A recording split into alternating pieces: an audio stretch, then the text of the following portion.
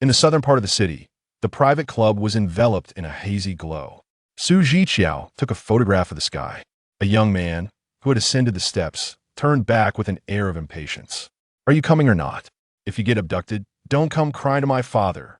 Zhiqiao paused, a playful smile gracing her lips as she climbed the steps. If I were to be abducted, how could I possibly complain?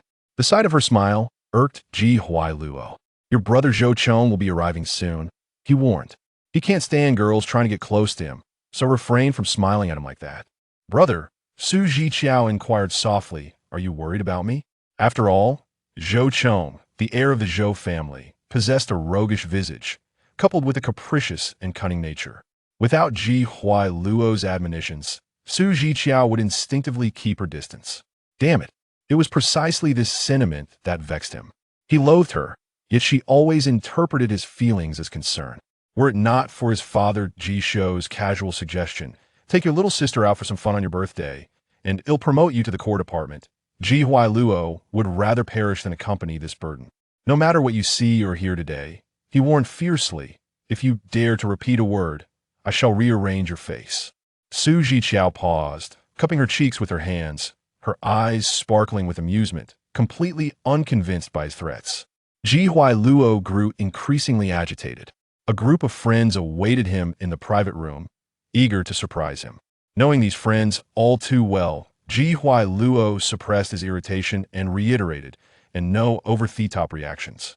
If you're going to act up, find somewhere else to amuse yourself. I'll come and fetch you once I'm done here. Zhiqiao simply turned and walked inside. My mother said, she replied languidly, as long as I obediently attend your birthday, she will allow me to stay on campus. She had just begun her freshman year. Damn, so she had her own agenda. It became clear to Ji Huailuo that she wasn't primarily interested in his birthday celebration. Realizing this, his face flushed with embarrassment as he strode past her.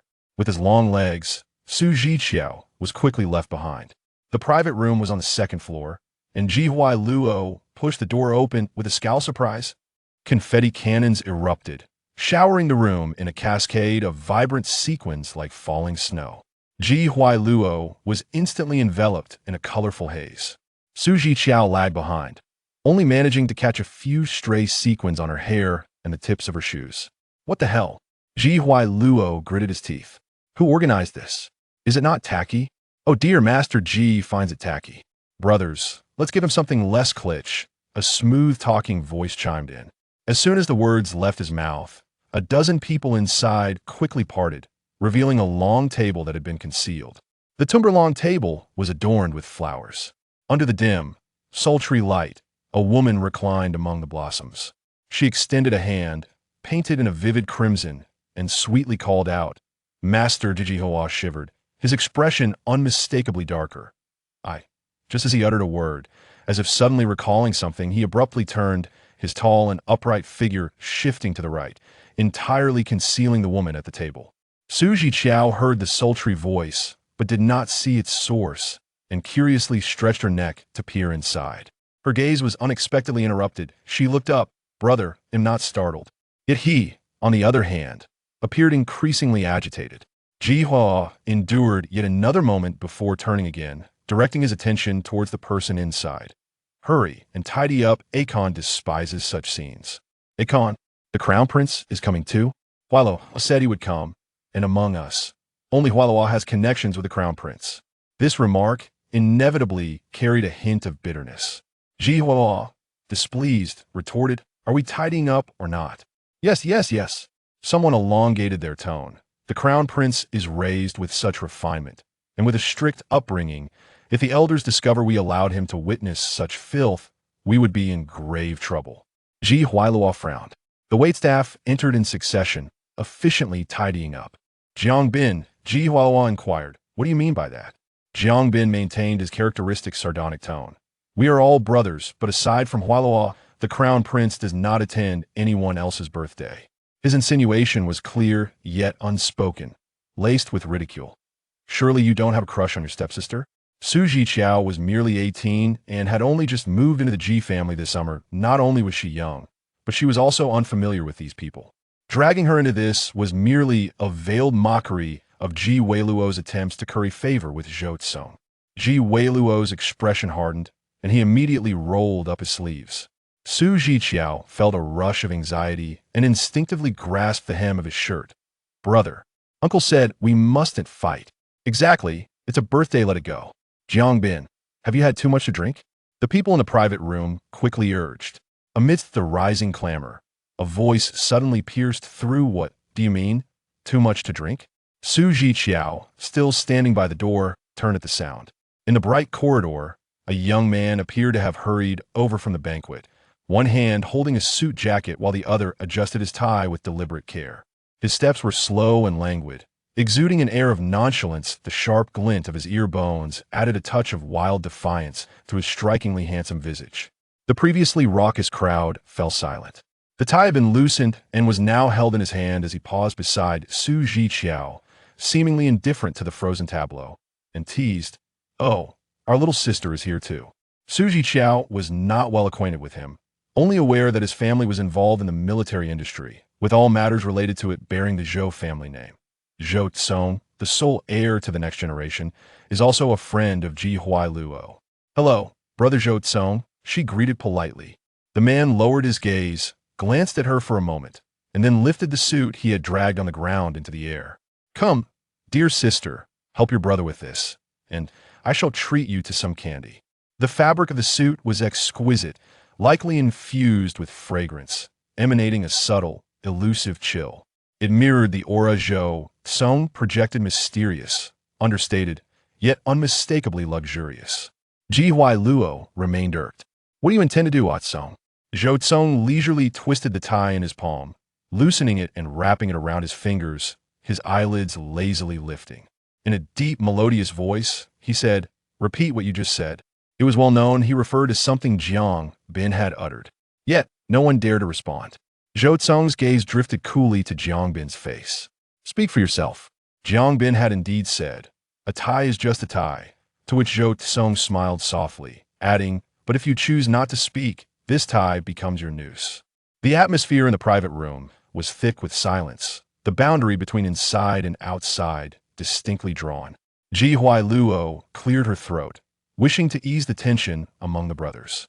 She took a step back. "Song, let it go.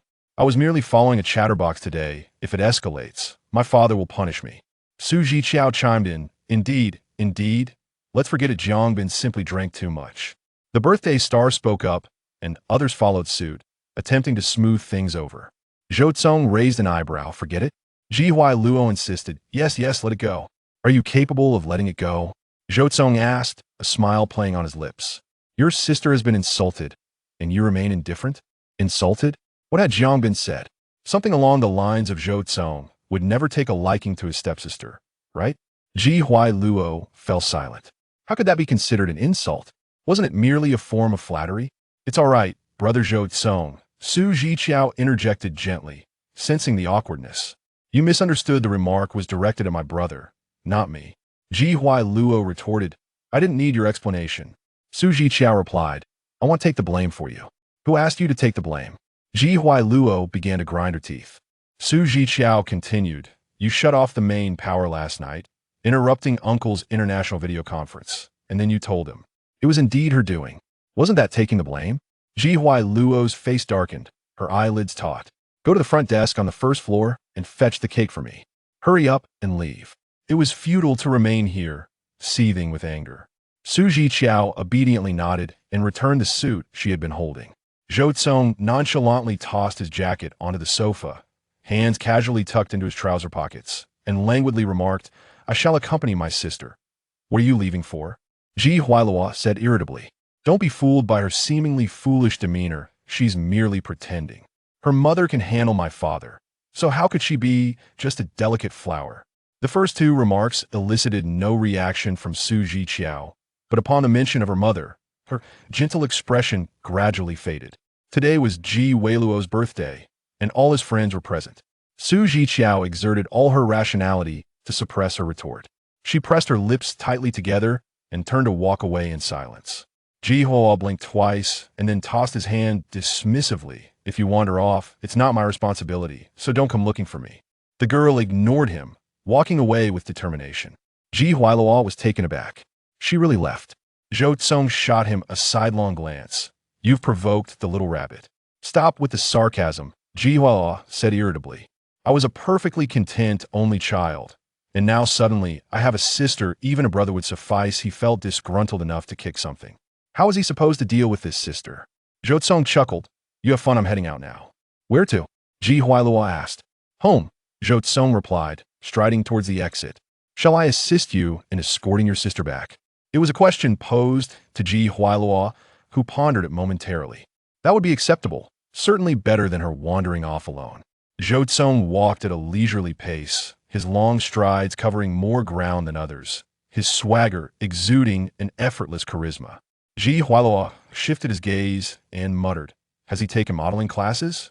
You wouldn't understand, the only girl present analyzed. The way he walks with his hands on his hips and swaying his hips indicates he has a good waist. What? My waist isn't good? The woman scrutinized him and commented, But your temperaments differ. You resemble a frizzy-haired lion dog, while the prince carries himself like a lion surveying his kingdom. You both share the lion trait. As Zhiqiao stepped out of the club, she received a call from her mother, Su Shu. Her mother always spoke to her in a soothing tone. Have you arrived at the club? Is it fun?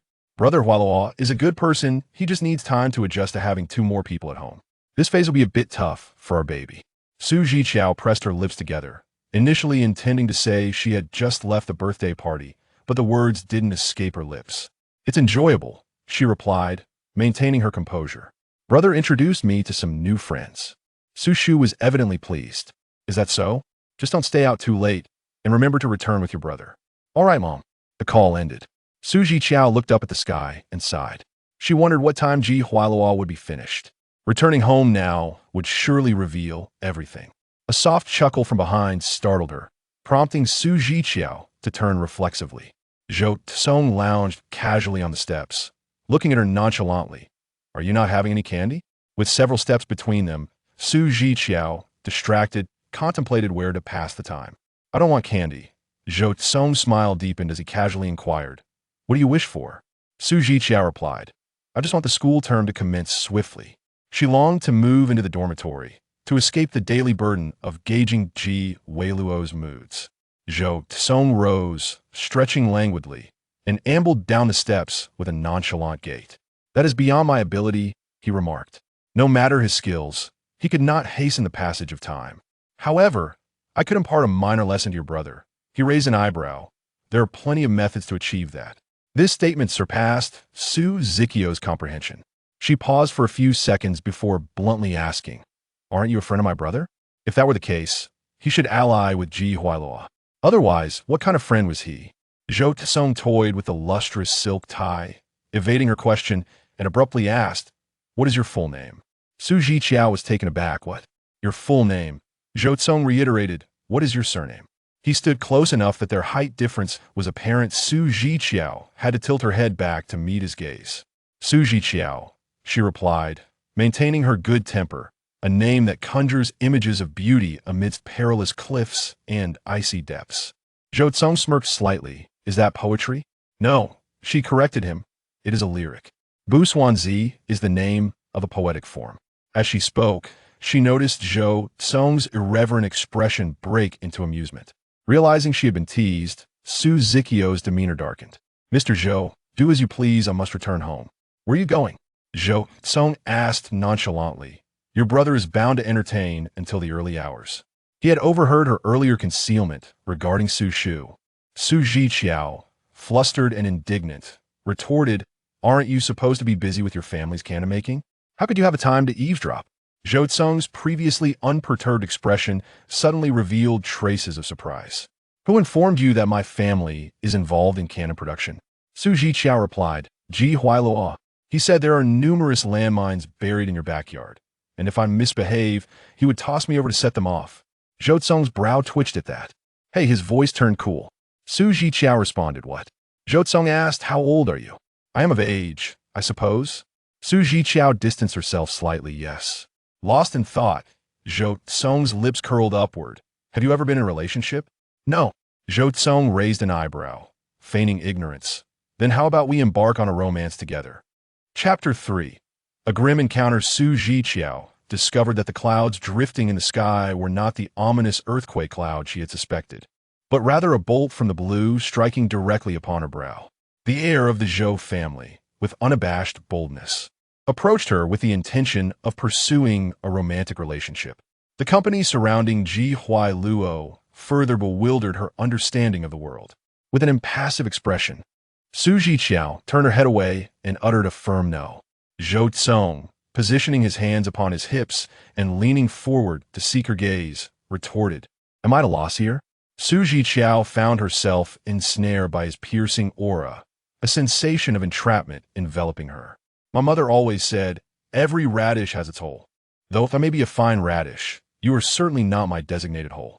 Zhiqiao continued, "You pursue your friend's younger sister, and you do not feel the slightest embarrassment?" Zhou Cong's brow twitched at the mention of old, as he was merely 22 years of age.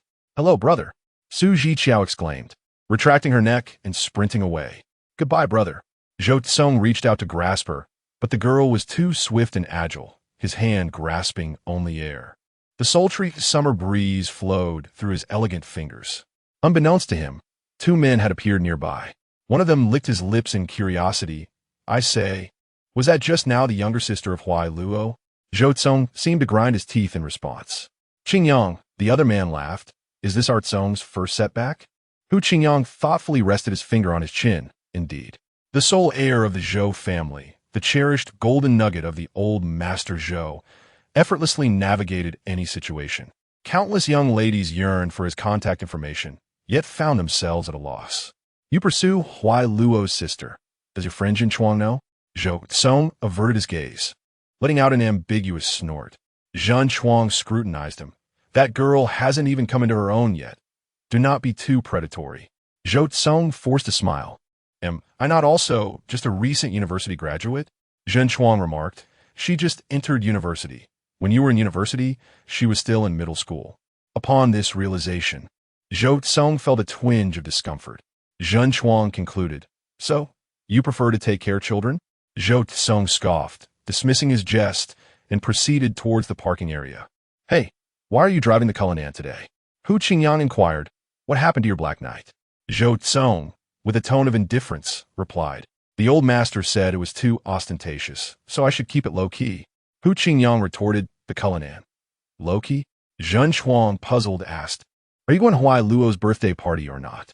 "Not anymore," Zhou Cong said as he opened the car door and bent down to take a seat. "They say she's just a child. How can I attend without an elder?" The vehicle sped away in a flash. Hu Qingyang clicked his tongue. Is he playing around, or is this for real? Regardless of whether it was a game or serious, Zhan Chuang pulled him toward the clubhouse. "Don't spend your life chasing after eagles, only to have one peck out your eyes in the end."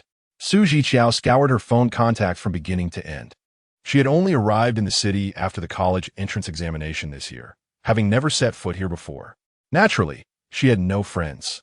Zhiqiao slumped her shoulders and walked several hundred meters along the greenway by the moat, contemplating whether she should spend some time at the near Starbucks.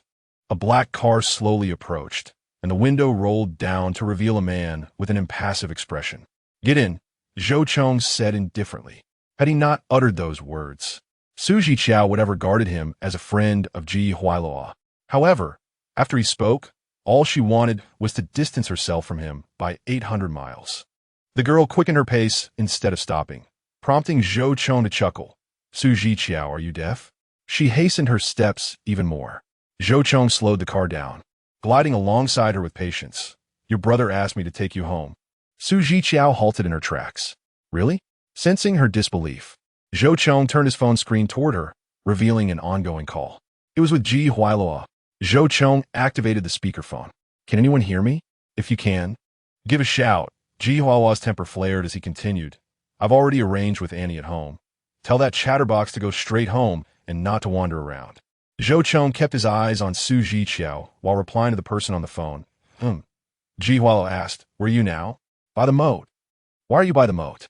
"I hope you Haven T failed to handle that girl. Get her to say something to me." Zhou Cong raised an eyebrow and held the phone up to Zhiqiao's face. Silence ensued. Zhiqiao finally managed to utter, "Brother." "Damn it," Ji Huailuo muttered under his breath before raising his voice again. "Are you still playing?" If so, come back. Zhiqiao had no intention of returning. With no one accepting his offer, Zhiqiao began to sound exasperated. Then let Zhou Cong take you home. My dad and your mom won't be back tonight. I'm staying up late. If you're scared, just sleep with Andy. I'm not scared, Zhiqiao retorted. Zhiqiao replied, whether you're scared or not. I've had enough of this father role. His tone was particularly irritable, prompting Zhiqiao to respond. Who do you think you are? I'd rather have a father like Zhou Cong than you. After saying this, she even forgot that it wasn't her phone and swiftly hung up. Zhiqiao's furious curses were abruptly silenced. The car, with its hazard lights flashing, stopped by the roadside, and the greenway was now dimming with the onset of evening. Dotted with joggers, Zhou Cong deftly toyed with his phone, casting a sidelong glance at her. You don't want a boyfriend, but you want a dad? Zhiqiao felt the heat rise in her ears and then to her cheeks, just as an example. Zhou Cong chuckled. Are you using your Zhou Cong brother as an example? Zhiqiao, momentarily stripped of her rationality by Zhiqiao's provocations, felt her embarrassment deepen, flooding her mind. I'm sorry, she murmured, lowering her head in a defeated manner. I just momentarily forgot, thinking to use a bad example to highlight another worse one. Zhou Cong, get in the car. Zhiqiao nervously pinched the hem of her clothes, realizing that speaking too much could lead to mistakes, and thus refrained from uttering another word as she opened the rear door of the driver's seat. Zhou Cong narrowed his eyes and promptly locked the car, declaring, front passenger. It seemed he genuinely regarded him as the chauffeur. Once she finally settled into her seat, a cold voice emanated from the left. Buckle up. Zhiqiao felt her mind clouding, akin to having committed a blunder, where every subsequent action seemed destined to be erroneous. The more she endeavored to rectify her actions, the greater her missteps became. After fastening her seatbelt, she turned her face towards the window. As they approached a red light at an intersection, Zhou Cong glanced at her and remarked, When I try to speak to you earnestly, you bolt. When I scold you, you sulk. Is it that you prefer someone like Zhiqiao? Zhiqiao met his gaze, her thoughts a jumbled mess, reminding herself that he was her brother. Moreover, Zhou Cong's tone was far too familiar, too presumptuous. Before she could articulate her thoughts, he interjected, How old are you to still be using reduplicated words? Just say brother. Chapter 4. He gave me the cold shoulder all the way. Zhiqiao felt as though she were nailed to her seat. In addressing others, she habitually employed reduplicative terms, such as mama, uncle, and brother, without sensing any oddity or awkwardness. Su Shu had never corrected her. In fact, when conversing with colleagues and friends, she took pride in her daughter's affectionate nature, boasting that despite her age, she still called her mama every day. Zhiqiao perceived no issue at all. However, reluctant to engage in prolonged debate with Zhou Cong, she readily acquiesced, saying, Oh, understand now, brother Zhou Cong. Zhou Cong's eyelids noticeably twitched as he responded, I mean, you should call him Zhiqiao. Is he not accustomed to it? Zhiqiao inquit. Her brow furrowed in confusion. If Zhiqiao truly despised it, with his irritable temperament, he would have pointed a finger at her and threatened her to cease the term of endearment long ago. Nonetheless, thank you, brother Zhou Cong, Zhiqiao said amiably. When my brother brings it up again, I shall be prepared. She called out, brother Zhou Cong, causing Zhou Cong's brow to furrow slightly. What do you need to prepare for? He asked. Zhiqiao, drawing out a softum, carefully considered her words. I thought it was quite endearing. If he dislikes it, I might feel a bit hurt. After tightening his eyelids, Zhou Cong's jaw clenched. You're not that young anymore. Call him however you wish. He seemed to be caught in a perplexing cycle of insistence. Just revert my title back to what it was, Zhou Cong commanded. Zhiqiao remained silent. Zhou Cong appeared quite familiar with the Ji family. The car drove along the broad main road, leading toward the cluster of villas that marked the Ji residence. Are you not a bit more familiar with it? Zhiqiao blinked in confusion. What? Zhou Cong reiterated, your brother Zhou Cong. He emphasized the word brother. Are you not more familiar with me? Zhiqiao hestita. Not yet familiar. A glance at her expression prompted Zhou Cong to click his tongue in discontent. You and Zhiqiao became acquainted the day we met. You're familiar with him, yet not with me? Silence was her only response. In truth, she was not particularly close to Zhiqiao either. Their parents had orchestrated their interactions, and they lived under the same roof daily, having quarreled enough to feel somewhat acquainted. Zhiqiao suppressed a retort. Why must you insist on being familiar with me? I've never raised a girl of such tender age. I wish to raise her.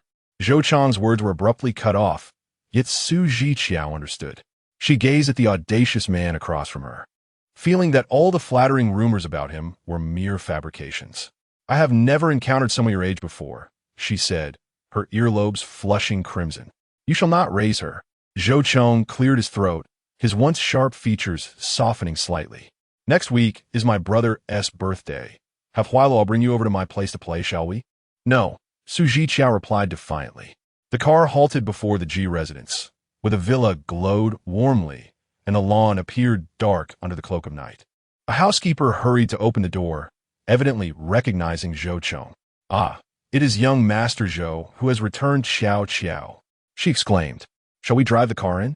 No, sisterly. Zhou Cong smirked, speaking in a cordial manner. Your young lady is yet to have her meal. Please prepare something for her. It's already on the way. Zhiqiao exited the vehicle without a word, not glancing back as she strode into the courtyard. Sisterly looked around, feeling awkward. What on earth is happening? Zhiqiao usually has such a pleasant demeanor. Zhou Cong raised an eyebrow, a playful glint in his eyes. Pleasant? She has been giving me the cold shoulder all this way. Surely not, Sisterly replied skeptically. Hualuo teases her daily, almost deliberately, yet I see Zhiqiao thriving. So, it seems she only takes issue with him? Zhou Cong's gaze sharpened as he focused on a figure that had already distanced itself, calling out coolly, Zhiqiao. Zhiqiao ignored him, continuing her forward march. As she approached the brass pumpkin night lamp, that relentless voice echoed once more, Zhiqiao. Ultimately, still haunted by the rumors, Zhiqiao reluctantly halted, turning back. Thank you, Brother Zhou, for seeing me home. Zhou Cong's expression darkened. The address has changed. Zhiqiao merely wished to hasten his departure. Thank you, big brother. Zhou Cong nodded in satisfaction. On your birthday. I have prior engagements. Zhiqiao interjected. I must attend the full-month banquet for my 7th uncle's second daughter's puppy. Inside the door, the girl nearly fled in panic, vanishing in the blink of an eye from the light. Zhou Cong paused, his fingers stilled on the steering wheel. After a moment, he let out a soft, low chuckle, tinged with irritation. He had merely mentioned the following week, without specifying a day. One had never encountered such illogical excuses before. Sisterly fell silent for a while, murmuring to herself, Zhiqiao has respiratory issues. She shouldn't be around dogs. I must discuss this with Mr. and Mrs. Zhou. Cong lowered his gaze, pondering. Respiratory issues? Sisterly continued. Yes, allergic asthma, though it's not severe or frequent. The lady does not permit her to interact with cats or dogs. Zhou Cong said nothing, nodding politely as he started the car and drove away. Midway, Ji Huiluo called, inquiring if he had delivered her safely. Zhou Cong replied with a nonchalant Ji Huiluo seemed to be in high spirits, slurring his words as he said, Brother, tomorrow, I shall come to your house and bring back that retired dog. Zhou Cong raised an eyebrow, casually glancing in the rearview mirror. Can your family even keep a dog? Why not? Zhou Cong replied, Your sister. Oh, you mean her asthma, right? Ji Huiluo dismissed the concern, but she applied for this dog before she arrived. It should be first come, first served. Zhou Cong's expression remained inscrutable as he slightly curled his lips. In the background, someone called for Ji Huiluo, who rambled on, I'm hanging up. I had no expectation you'd come. Didn't you say you'd accompany your grandfather to meet old comrades? And yet, here you are, just leaving. Ji Huiluo ignored his drunken ramblings, but Zhou Cong called out to him. Huh, did you call me? 2 virtues belong to you, Zhou Cong replied, his lips barely moving, but your sister remains mine. Erda is that retired military dog. Ji Huiluo did not quite catch it, asking, What treasure? Zhou Cong continued, seemingly lost in his own thoughts. Well, I've given a heads up.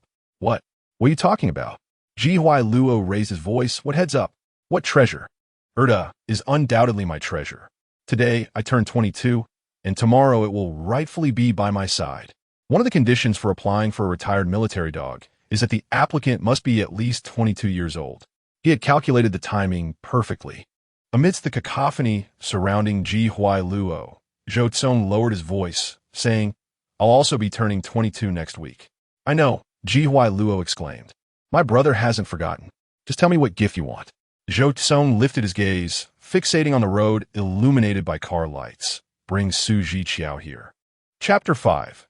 Unity of Words and Actions. The Ji family villa features a sunken entrance, where Zhiqiao delights in leisurely sitting on the steps, slowly removing her shoes and replacing them, wiping the discarded pair with a damp cloth. "Leave them here. I shall clean them for you," Li Jie coaxed. "No need," Zhiqiao replied with a radiant smile. "I just want to sit here and unwind for a moment." Sitting at the entrance and cleaning shoes were not her primary intentions. She simply had a habit of spending a few minutes unwinding upon returning home. "You should eat something," Li Jie urged. Huai Luo specifically called to request a more sumptuous meal. Zhiqiao was well aware. "Li Jie, I want to report anything to uncle." Jisho's approach to educating Huai Luo had always been strict, employing a philosophy of discipline to cultivate filial piety, with the ultimate threat being the withdrawal of resources. It was no wonder that even after graduating from university, Huai Luo could still be intimidated. Li Jie had raised Huai Luo with great care, and it was unquestionable that she would advocate for him. Zhiqiao, often occupying his space, was willing to concede to him, dutifully taking the blame whenever Huai Luo needed her to. "By the way," Li Jie awkwardly shifted the subject. "How did you come back with young Master Zhou?" Zhiqiao replied, "My brother asked him." "Is that so?" Li Jie exclaimed, "That truly does not sound like him."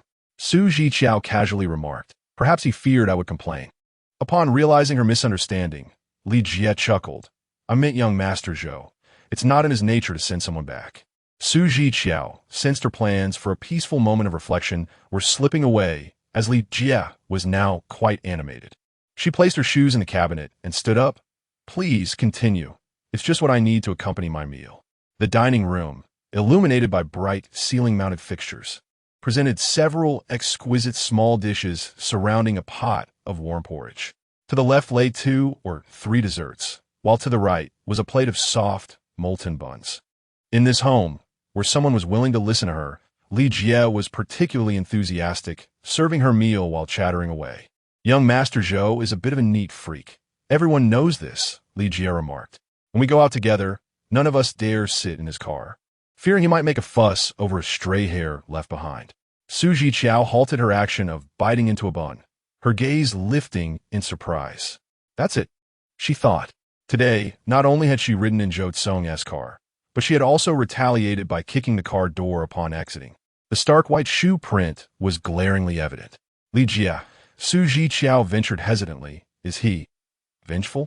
The moment she spoke, she recalled the scene of him threatening to strangle Jiangbin with Tai. Who would dare offend him?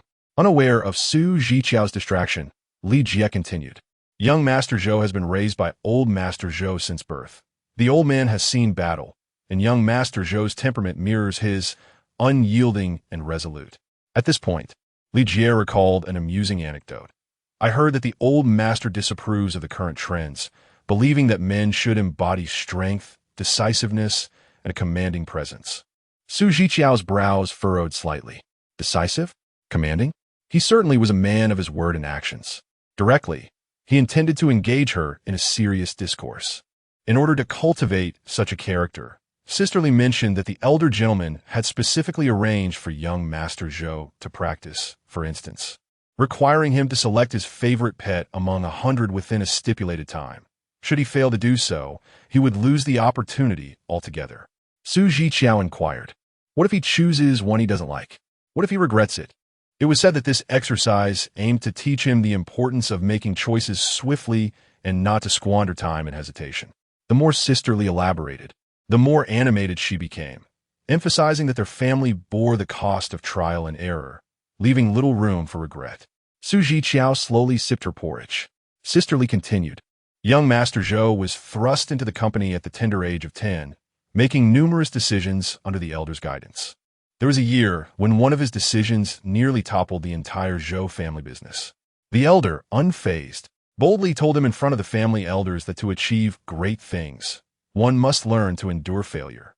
Zhiqiao felt a lump in her throat, sensing that Sister Li was becoming increasingly dramatic. Indeed, Sister Li dabbed at her eyes, her tone filled with compassion. Because of this incident, your brother was reprimanded by the teacher. Zhiqiao was baffled. What did Guan Jihua have to do with this? Sister Li sighed, explaining that ever since then, young Master Zhou's demeanor had become more meticulous and rigorous. The teacher scolded your brother, saying that his failures could sustain an entire brick factory, and aside from fortifying his resilience, they served little other purpose. With a twinge of sympathy for Jihua, Zhiqiao ascended to the second floor. The bedrooms of Zhiqiao and Su Shu were on the first floor, while the second floor featured a well-lit living room. Flanked by the bedrooms of Zhiqiao and Jihuailuo. Before bed, Zhiqiao received a message from Su Shu, urging her not to stay up too late or overeat, lest her stomach suffer. She also reminded her to return home with Jihuailuo and not to wander too much. Zhiqiao replied with an enthusiastic hug emoji. After concluding her chat with Su Shu and exiting the conversation window, she noticed a new friend request in her contacts. The profile picture depicted a silver-gray headset, and the name bore just 2 letters, ZC. Even in her naivety, Zhiqiao recognized who it was. Given Zhou Cong's unyielding personality, he would undoubtedly insist on an introduction that left no doubt in her mind. Zhiqiao chose to ignore it. If she clicked to decline, it would imply she had seen the request. The following day, Zhiqiao arose in accordance with her biological clock. As she descended after freshening up, she unexpectedly encountered Jihuailuo, who had just returned home. The scent of alcohol lingered in the air as Sister Li busily opened windows and activated the ventilation system, muttering, "Why drink so much? If the teacher finds out, he'll be furious." "Don't mention him," Jihuailuo replied impatiently. "I'm going upstairs for a nap." "All right." Zhiqiao quickly stepped aside to clear the path to the stairs. As he passed by her, Jihuailuo glanced her way, saying, "I want to get a dog." "Oh," she responded, "this is my house. Are you a wooden block?" Zhiqiao, feeling slighted, paused before responding, "I'll be leaving for school soon. So feel free to get whatever dog you want.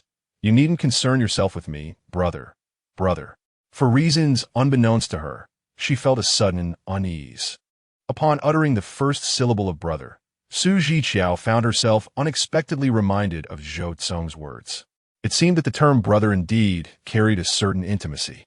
Therefore, Zhiqiao hastily halted her speech, swallowing back the second utterance of the word. Jihuailuo grasped the handrail, pausing for a moment as his eyes, reddened from sleeplessness, reflected his confusion. "Brother? What do you mean?" "Oh, nothing," Zhiqiao replied thoughtfully. "You should head upstairs and catch some sleep." "Brother?" Jihuailuo, his mind clouded by alcohol, sensed an incongruity, as if something were amiss. "Brother?" It feels incomplete, like a dog missing its tail. His thoughts were muddled. Repeating the notion of sleep, Jihuailuo did not linger, taking one step after another up the staircase. By the way, without turning back, he groggily recited a series of numbers. "This is your brother Zhou Cong's phone number. Add it, otherwise he will come over as a guest today." Chapter 6. Indifference. Zhiqiao felt as if she had been struck by lightning, frozen in place in a daze. She could scarcely fathom the audacity of the Zhou family's dog. Although she did not know Zhou Cong well, she inexplicably believed Jihuailuo's assertion that if she did not accept Zhou Cong's friend request, he would undoubtedly come to her door in person. With no appetite for breakfast, Zhiqiao sank into the sofa, muttering incomprehensibly, venting her frustrations to no one in particular. Li Jie, amused, inquired what's wrong. How can one get angry while watching television? Zhiqiao kicked her legs out on the sofa, straightened her back defiantly, and declared, "I don't want to add him." Li Jie was taken aback. "Missing home? Is it Jindong? That's too far. Wait until your husband has time." Feeling misunderstood, Zhiqiao turned away and buried herself deeper into the sofa, sniffling softly. Li Jie thought to herself that this child must be feeling so homesick that it was affecting her health. Should she call the couple? "Are you bored?" Li Jie asked with concern. "You'll make a few friends in no time." At this, Zhiqiao lifted her head. her hair a chaotic mess. But what if I don't like this friend? Zhiqiao was once again perplexed. If you don't like them, then don't befriend them. Zhiqiao pondered deeply, choosing her words carefully. It's just, I don't like him, I don't want to befriend him, but I must. Realization dawned on Zhiqiao. Ah, that is akin to your husband conducting business. He doesn't engage with clients out of fondness. He must maintain appearances. Zhiqiao comforted her. So, it's just a matter of being polite and courteous, right? Zhiqiao seemed to reflect deeply. Indeed, like the great you managing the flood, one must divert rather than obstruct. Although she was uncertain what Zhou Cong saw in her, she feared that the more she resisted, the more he would react, igniting his competitive spirit. A young master like Zhou, accustomed to success, likely encountered little adversity, especially in matters of romance. Coming to this understanding, Zhiqiao ceased her struggle and accepted the friend request. She then pretended to type. Sorry, Zhou Cong Gij, I just saw your message. Zhou Cong replied with a smiling emoji. Zhiqiao thought, does he not realize that such a smile may be interpreted as mockery? No, perhaps he was indeed mocking her. Support her head with her hand. The more she stared, the more it seemed true, as if he were saying, go ahead, pretend. I see through your act. You dare to leave me hanging, and you expect me to respond with what? After a moment of silence, Zhiqiao exited the chat and tucked her phone into the crevice of the leather sofa, as if it had been lost. Liya, I'll help you pick vegetables from the backyard, she exclaimed cheerfully. Oh wait, don't run off, the madam doesn't allow running. Meanwhile, preoccupied with thoughts of that military dog, Zhiqiao forced himself to sleep until evening. As he sat at the dining table, dark circles under his eyes betrayed his lack of rest. Zhiqiao, nibbling on a bag of yogurt, sat in the living room, watching snowy ridge bear wind. Zhiqiao disdainfully remarked about the film's absurdity. Can you turn down the volume? Zhiqiao silently switched off the television. The flames of Zhiqiao's fury intensified. I told you to turn it down, not to switch it off entirely. Why do you present yourself as a victim? Zhiqiao found the yogurt in her mouth devoid of sweetness. Surrounded by disdain, she retrieved her phone from the crevice of the sofa, contemplating retreating upstairs to her bedroom. Are you a rodent? Zhiqiao exclaimed in disbelief. Just days prior, she had fished out candy and nuts from that very gap. Was there something amiss with her? Zhiqiao.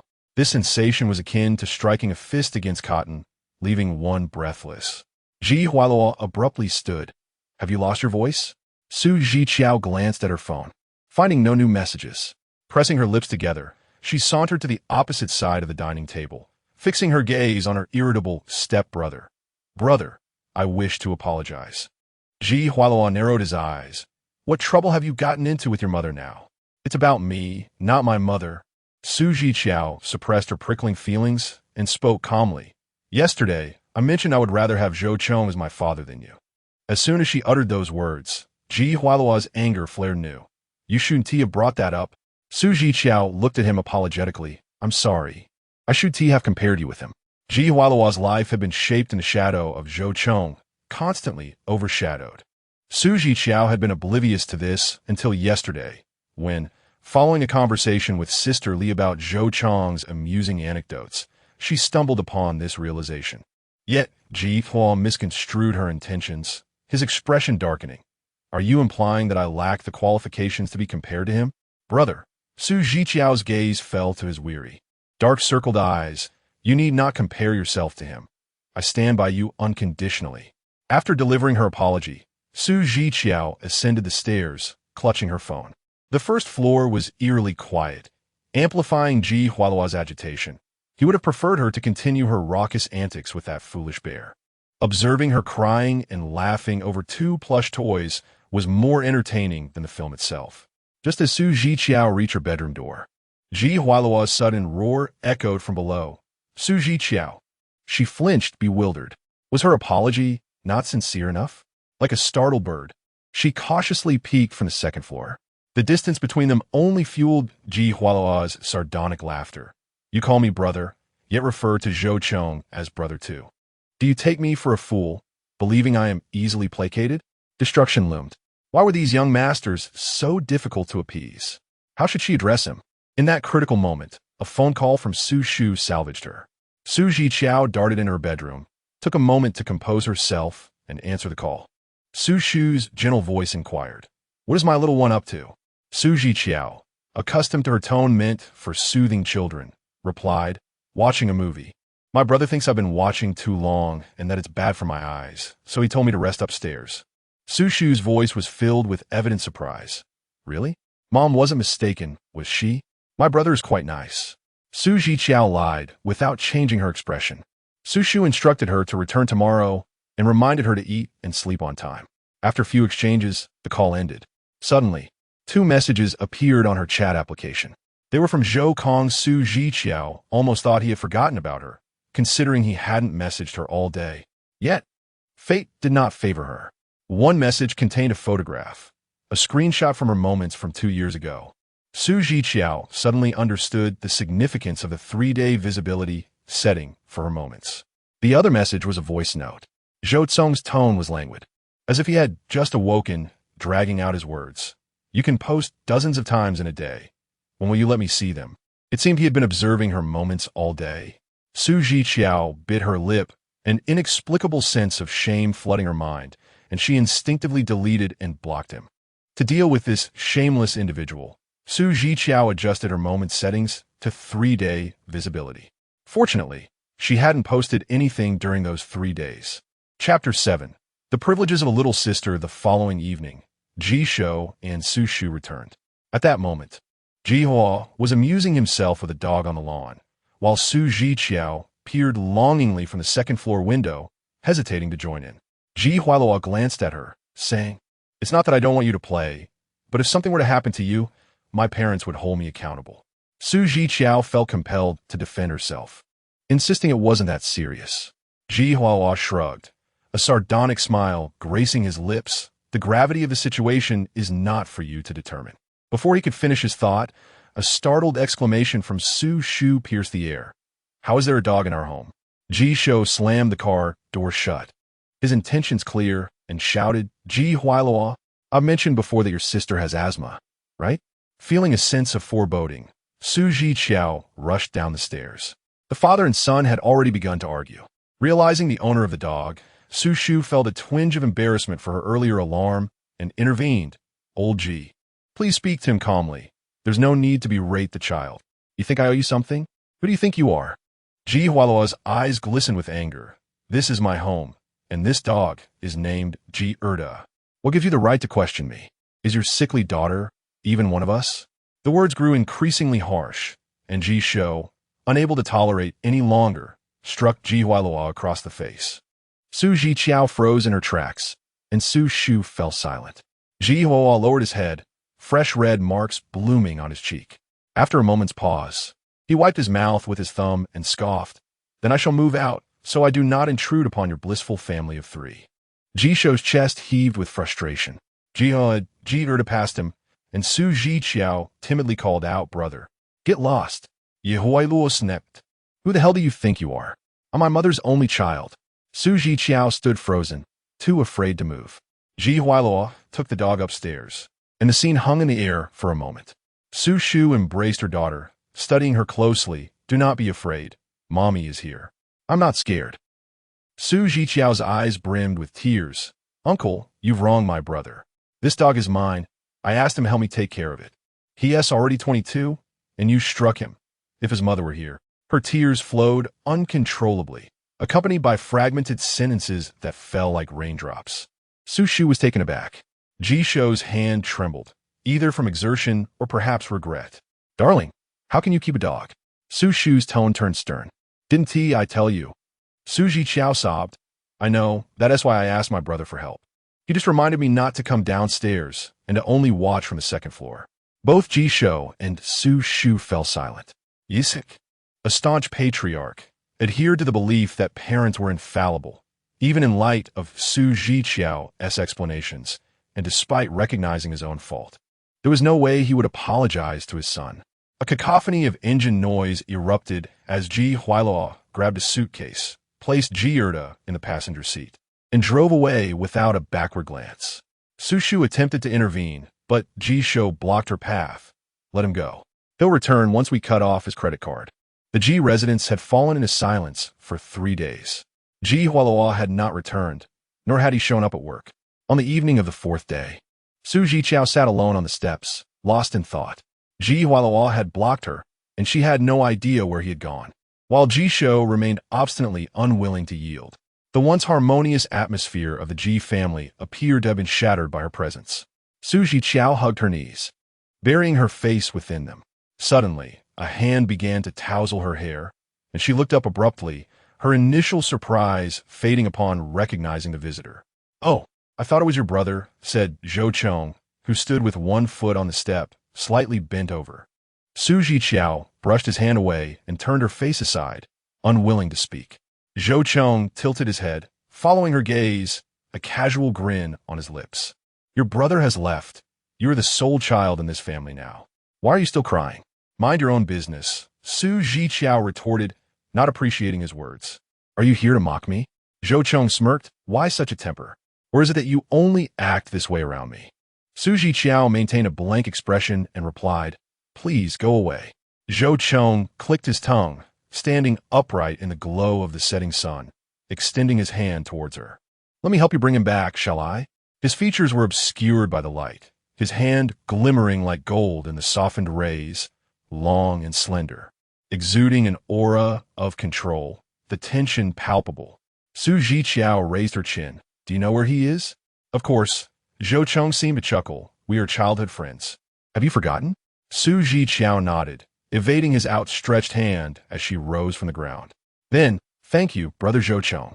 At that moment, standing on the steps while Zhou Cong remained below, she finally met his gaze at eye level, clearly observing the smile etched on his lips. Zhou Cong closed the distance. "Is that all you're going to say?" Catching the guarded look on her face, he laughed with interest. "What are you so afraid of? Just take me off your blacklist, all right? It's not too much to ask, is it?" "Zhiqiao, not that." Zhou Cong scrutinized her, "Now do in front of me. Who knows if you're just being perfunctory?" With a tight-lipped expression, Zhiqiao pulled out her phone and removed him from her blacklist. "Oh, you know, blocking me was pointless," Zhou Cong remarked playfully. "I only read everything before telling you." She felt an urge to reprimand him. Discussing social media in public was no different from exposing oneself in public. Zhou Cong chuckled with delight. "On September 3rd last year, you swore on your social media that you would never forget this matter. What was it?" Zhiqiao struggled to remember, having difficulty recalling even last month's events. Back in high school, she often succumbed to bouts of teenage angst, making promises and setting goals, only to look back and realize she had forgotten what they were about. Embarrassed and infuriated, she shoved him away, exclaiming, "Get lost." She took a few steps down the stairs, approached Zhou Cong's idling car, and kicked it, leaving a smudged shoe print behind. The man, with his hands casually tucked into his pockets, exuded an air of nonchalance, enhanced by the way his ear cartilage framed his features. He strolled forward with a languid grace, remarking that if it were anyone else, he would have made them grovel. Suddenly, Zhiqiao recalled his obsession with cleanliness. Zhou Cong cast a sidelong glance at her and added nonchalantly that their little sister enjoyed certain privileges. Zhiqiao felt a surge of indignation at his audacity. "Brother," she hesitated, wanting to express that while a 4-year age difference may seem insignificant, in reality, it was quite pronounced. Zhou Cong's shoulders shook with laughter, his charm palpable as he recounted a moment from July 6th of last year, when someone had proclaimed on social media that age differences were inconsequential, merely a matter of timing in life. Before he could finish, Zhiqiao's mind was abruptly transported back to that embarrassing post, inspired by her thoughts while watching a romantic drama. At that moment, all she wanted to do was bite him. With her reason abandoned, Zhiqiao delivered a sharp kick to Zhou Cong's black trousers, exclaiming that his obsession with cleanliness could go to the cleaners. Chapter 8 unveils a personal narrative. The vehicle remains that same Cullinan from before, yet the imprint left by her shoe has vanished. Zhou Cong calmly accelerates, interjecting with a light-hearted jest, "Do not take advantage of your brother's good temper. He can indeed be quite formidable." Zhiqiao turns her face towards the window, remaining silent. The car navigates into a residential area, adorned with garden villas from the 1990s. Their exteriors aged and weathered, exuding a profound sense of history. Su Zhiqiao rests her hands on the windowsill, gazing curiously. This place was left to me by Hua Luo's mother, Zhou Cong explains. Whenever one of our childhood friends runs away from home, this is where we come. It serves as our secret base. Su Zhiqiao glances back, her eyes brimming with the unspoken question of whether he too would ever flee home. Zhou Cong halts the car outside a villa, conveniently shaded by a towering orange tree, providing respite from the summer heat. Amidst the dappled shadows, he reaches out, affectionately ruffling her hair without preamble. I have my own secret base, one that your brother and the others do not know about. I wish to share it only with you, if that is agreeable. The gesture, laden with ambiguity, provokes a strong resistance in Su Zhiqiao, who instinctively pushes open the car door. Zhou Cong's hand hovers in the air, unperturbed, a soft chuckle escaping his lips. This is a first for me. The girl stands beneath the verdant shadows, her pure cotton dress with ruffled edges resembling the delicate pinkish white of early summer lotus blossoms. Zhou Cong chuckles again, his long legs descending to the ground as he stretches, revealing a well-defined abdomen. Let us go, he beckons, leading the way into the courtyard. The villa's first barrier is an ornate iron gate, followed by a fingerprint recognition system. Zhou Cong, assuming a host demeanor, inputs his fingerprint to gain entry. As the door swings open, the voices of men within spill forth. At our age, we shouldn't be seeking death in anger. Hua Luo, with a raspy voice, retorts lethargically, all of you, just get the hell out. Erda, the first to hear the door open, lets out a couple of huffs. The three men inside promptly turn their gaze towards them. Zhou Cong glances around, frowning, and instructs, we shall enter shortly. Su Zhiqiao halts her steps. Who are you speaking to? Zhan Chuang inquires suspiciously, taking a few steps outside, and then raising his voice, Oh, Hua Luo, the instigator has arrived. Hua Qingyang, brimming with enthusiasm, calls out, Sister, come on in. Zhou Cong, not bothering to change his shoes, first opens a window to allow a cross breeze to disperse the smoky air within. Please refrain from smoking, he remarks nonchalantly. I'll end up smelling like smoke. And when I return home, my father will think it's me. Hua Luo, vexed, extinguishes his half-burned cigarette, fixing his gaze on the girl by the entrance. Who permitted you to bring her here? Among the four men in the room, aside from Zhou Cong, the other three appear rather disdainful of her presence, a sentiment Su Zhiqiao easily discerns. After all, in their eyes, she resembles the wicked stepsister brought forth by an evil stepmother, usurping the affection that rightfully belonged to another. Particularly for those within affluent families, it is all too easy to empathize with the feelings of a mother whose position has been usurped by a mistress. Zhou Cong gives Erda a nudge. Go play inside. Erda seems to understand, wagging his tail as he disappears. After a brief pause, Zhou Cong lowered his gaze towards Zhihua and remarked, If you wish to eliminate her, now is your opportunity. Su Zhiqiao interjected, Damn it. Zhihua half sat up, visibly agitated. What the hell, she is under my care. Zhou Cong replied nonchalantly, If she dies, it's on me. You needn't worry about it. Su Zhiqiao thought to herself, See, he is so kind-hearted. What a wicked dog he is. Zhihualuo, filled with irritation, yearned for a cigarette, but found himself scrutinized by Zhou Cong. He felt the urge to curse, but was at a loss for whom to direct his ire. Su Zhiqiao cautiously inched closer, her gaze roaming over his face. Zhishou had struck him hard, and it was evident that Zhihualuo had not dealt with it properly. Even after several days, the swelling persisted. Su Zhiqiao's nose suddenly flushed red, and before she could utter a word, her voice trembled with emotion. I've spoken to Uncle. He wants to prevent you from raising heir to damn it. I'm not dead yet. Zhihualuo nearly leapt up. Why are you crying at me? Su Zhiqiao rubbed her eyes, attempting to suppress her emotions. I'm sorry, Zhou Cong. Zhihua became increasingly agitated, shouting, I don't care how you brought her here. Just take her back. Right now. Immediately. Su Zhiqiao shrank into the opposite sofa. I'm not going back. Zhihualuo was taken aback. You're not going to cling to me, are you? Upon hearing this, Zhou Cong frowned slightly. I will take her back. Who is clinging to you? Su Zhiqiao Zaitet? I'm not going back. An eerie silence enveloped the room. After a while, Zhihua absurdly inquired, This place is filled with men. What do you intend to do? You actually want to stay amidst them? Your father-uncle is quite fierce. Zhiqiao stammered. I'm scared. The atmosphere fell silent once more. After a few seconds, Zhi Hualuo stood up, his expression inscrutable. He is fierce. Isn't he?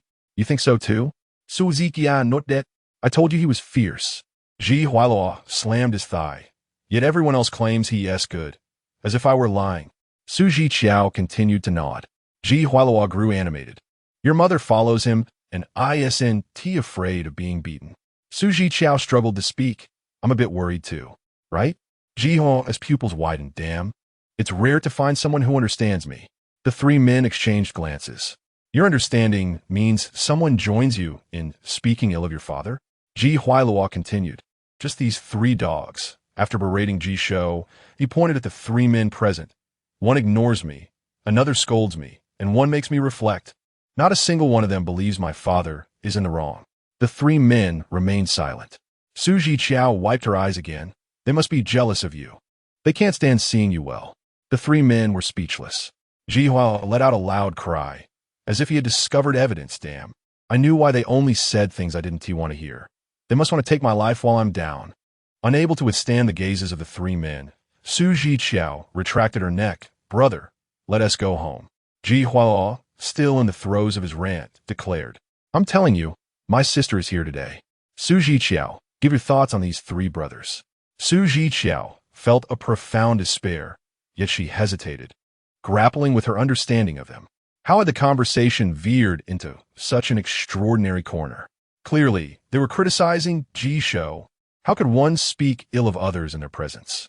It was nothing to Zhou Cong, who stood with his hands resting on his hips, his gaze lowered, exuding an air of disdain. Yet, she found herself unwilling to succumb to despair. Zhi Hualuo propped himself up and urged, Zhiqiao, speak. Curse you. Zhiqiao lamented, tears welling in her eyes. For men stared intently at her, leaving her no refuge. With a timid glance, she met the gaze of the first man. Zhen Shuang immediately straightened his posture. Zhiqiao stammered, you possess a strong sense of logic. Your scientific acumen is impressive. For instance, just now, you could readily deduce that she was the instigator. Zhen Shuang responded, that hardly seems like a compliment. She then turned her attention to Hua Qingyang, stating, you are warm-hearted towards friends, embracing all aspects of them. For example, just a moment ago, you welcomed her into your home with an air of amusement. Hua Qingyang replied, I feel as though I am being scolded without the ability to retaliate. Finally, Zhiqiao shifted her gaze to Zhou Cong. The man's eyes were cool, and a humorless smirk played upon his lips. After a few seconds of silence, she stiffly averted her gaze, muttering, you are indeed a person. Chapter 9. The Joy of Raising Oneself. The atmosphere was momentarily subdued. At an unexpected moment, Zhi Hualuo slapped his thigh and erupted in laughter. What audacity! How dare you describe him that way? Though I concur, oh my goodness. Suddenly, a solid wooden tissue box struck him squarely in the face. Zhi Hualuo lamented, don't be so embarrassed. Wasn't it you who prompted her to give that assessment? I prompted her. Zhou Cong raised an eyebrow, questioning if it was indeed his suggestion. Zhen Shuang, perplexed, nudged Hua Qingyang. Did we just get insulted? Hua Qingyang, relishing the spectacle, remarked, compared to Zhou Cong, we've essentially received a compliment. Zhou Cong, both exasperated and amused, directed his gaze towards a certain young lady. I assumed my current persona resembled that of a brute, yet you seem to hold a rather favorable impression of me. It seems that with Zhou Cong's demeanor, I might still have room for improvement. The word improvement was articulated through clenched teeth. Zhiqiao felt a chill run down her spine, wishing to silence her troublesome tongue. Brother, shall we return home? Zhi Hualuo glanced at the time. Are your parents at home? They are not. Zhiqiao replied eagerly. It's just me and sisterly. All right. Zhi Hualuo grunted. That's my home. I must return. Zhiqiao fell silent, as if to soothe him. It is your home. I 1T intrude. I'll be moving out soon. Zhi Hualuo briefly furrowed his brow, then returned to normal. Don't adopt such a pitiful expression. Zhiqiao not that. Brother, observe their interactions. Zhen Shuang licked his lips, unable to restrain himself. This conversation is best kept among the brothers. After all, your sister is still a lady. Zhiqiao's remark was rather harsh. It was fortunate that Zhiqiao could endure it without a change in her demeanor. Zhiqiao, unperturbed, she worries about her mother's standing. Before he could finish, Zhou Cong interjected calmly, "That's enough." Upon hearing this, Zhiqiao paused, ultimately refraining from continuing.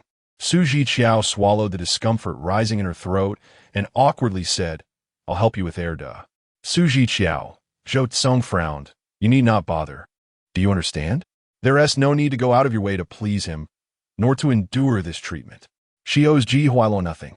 If she fears that Su Shu cannot secure her position in the Ji family, then it is Su Shu's responsibility to find a solution." Noticing the peculiar ambience, Hua Qingyang hurriedly intervened. "Sister, aren't you afraid of dogs? Let Huailua handle it himself." Zhiqiao remained silent. Zhiqiao began to grow irritated, utterly disliking her expression. "Why are you being so servile? What is done is done." With that, he stormed off. Zhen Chuang and Hua Qingyang chimed in, "Sister, you and Zhou Cong should head back. We'll keep an eye on your brother, rest assured." The spacious villa, long unoccupied, had acquired a hint of mustiness. The sky had darkened, leaving only a sliver of dusky orange light filtering through the window. Zhou Cong lowered his gaze, observing the restless girl before him, suddenly filled with helplessness. The stability of your mother's relationship with Uncle Ji is not something you can influence merely by trying to win over Huai Luo. I did not seek to please him, Zhiqiao interrupted.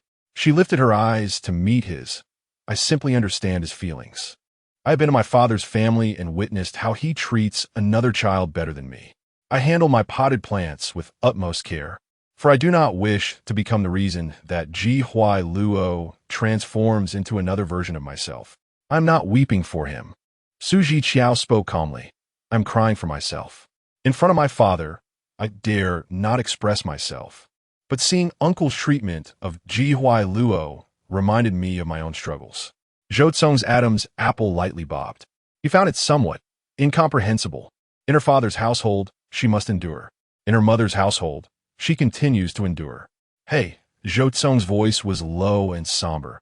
Are you coming to my secret hideout? It is a place known only to you. No, please don't be so heartless. Zhiqiao waved her hands dismissively. Heading for the door. I'll take the bus home.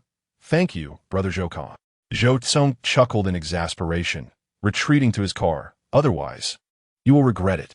Zhiqiao's feet moved quickly, displaying a clear desire to avoid sharing the same space with him. Zhou Cong could have never imagined such a day would come. He, indeed, had become a source of dread for a young girl. Just outside the community, there was a bus stop, and by sheer coincidence, a bus had just arrived. Zhiqiao boarded swiftly, scanning her phone for the QR code. It was rush hour, and the bus was crowded. She grasped the handrail, swaying slightly, and through the slowly retreating scenery, she caught a glimpse of Zhou Cong driving behind her. Passengers on the bus were chatting, likely a few high school students returning from tutoring. I heard this year's millet is fantastic. I want to go. My mom wouldn't allow it, saying it would disrupt my studies. It's not far, just one stop to the cultural street from your home. Are you going? If you go, I'll sneak out too. We can keep each other company. All right, I'll go. Zhiqiao blinked and asked quietly, Is it a real-life comic convention? Yes. Zhiqiao glanced once more at the car following closely behind. When the bus arrived at the cultural station, she skillfully slipped out among a group of girls. Zhou Cong trailed her one stop further to the Ji family villa area, parking his car at the side, waiting for someone to emerge and face the music. There were few people at this stop, just a couple scattered about. After disembarking, the bus swayed and shut its doors. Zhou Cong squinted, suddenly unbuckling his seatbelt, his long legs propelling him forward like the wind as he quickly pursued the front door of the bus, thinking he intended to board. The driver opened the door again. Hurry up. Zhou Cong took 3 steps at a time, bracing himself against the door, his eyes sharp and hawk-like as he scanned the interior. Nothing. Only 2 passengers remained in the back. The rest of the seats were empty. The driver was growing impatient. I said, before he could utter a word of reproach. Zhou Cong's expression darkened to an ominous degree. Suddenly, he spun around, his shirt billowing in the wind, betraying the uncontrollable fury that propelled him out of the vehicle. Zhiqiao's phone was unreachable. Zhou Cong clenched his teeth, the nonchalant demeanor of a privileged youth dissipating entirely as he furiously typed a message. Zhiqiao, you refuse to learn, don't you? Where have you gone? Call me back.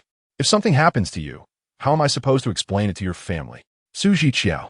As night fell heavily, Ji Huailuo should have been home by now, and Zhou Cong felt his heart plummet. He made a call, his voice curt. Help me check the surveillance footage of every stop along Bus 25 from Huayuan Community to Kuning Villa. I need it immediately. He was irate, insisting.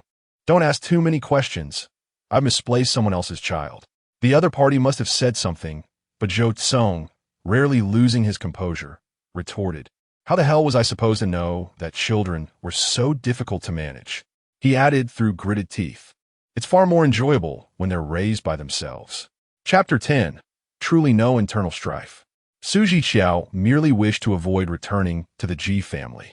She secretly envied Zhou Cong for having his own clandestine sanctuary, a place known only to him.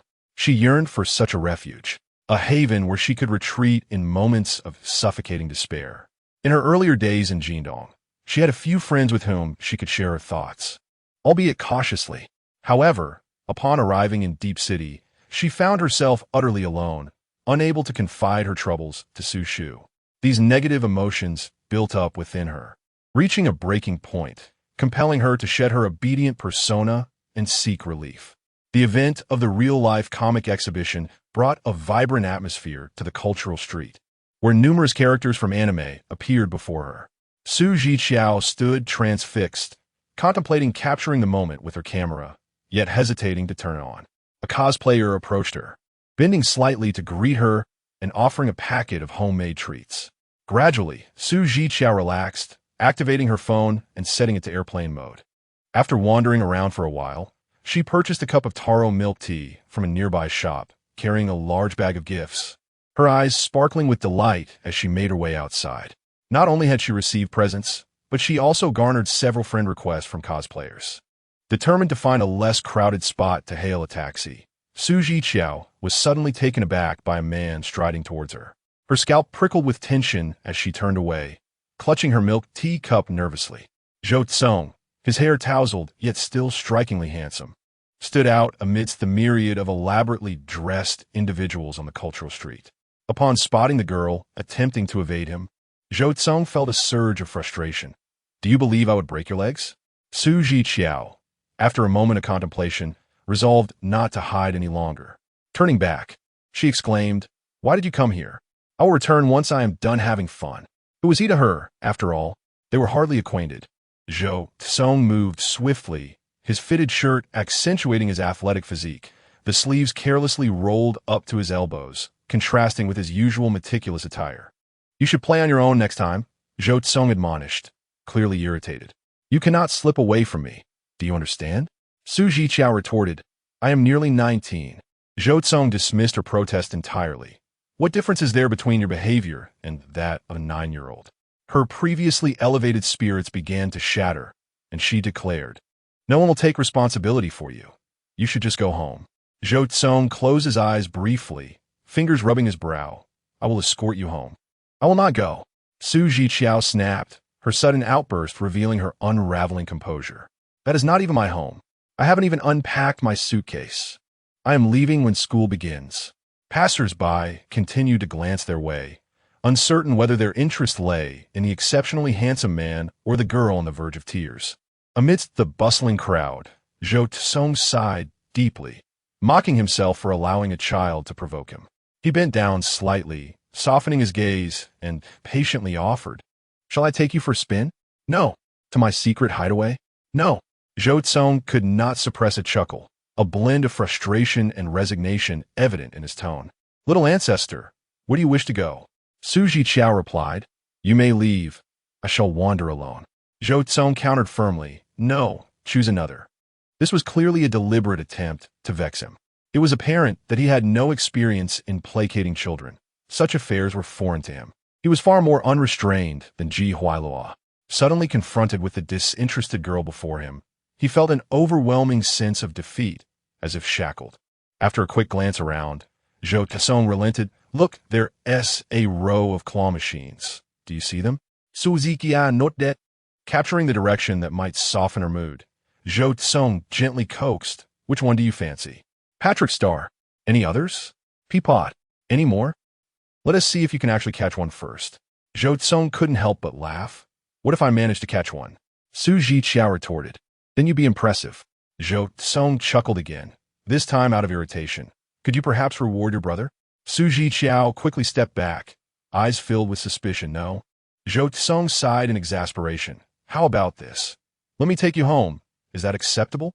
Zhou Cong, resembling a wealthy patron, purchased an ample supply of tokens. The claw machines on the cultural street seemed to conspire against him, as each attempt resulted in the prizes slipping away. Zhou Cong clicked his tongue. This feels akin to muscular weakness. They need to earn money, Zhiqiao mumbled, her focus on the dolls. And you're too hasty. Each drop costs money. Can't you aim more carefully before you press the lever? Zhou Cong remained unconcerned. My eyes are my measure. Zhiqiao countered. Then your measure has a significant margin of error.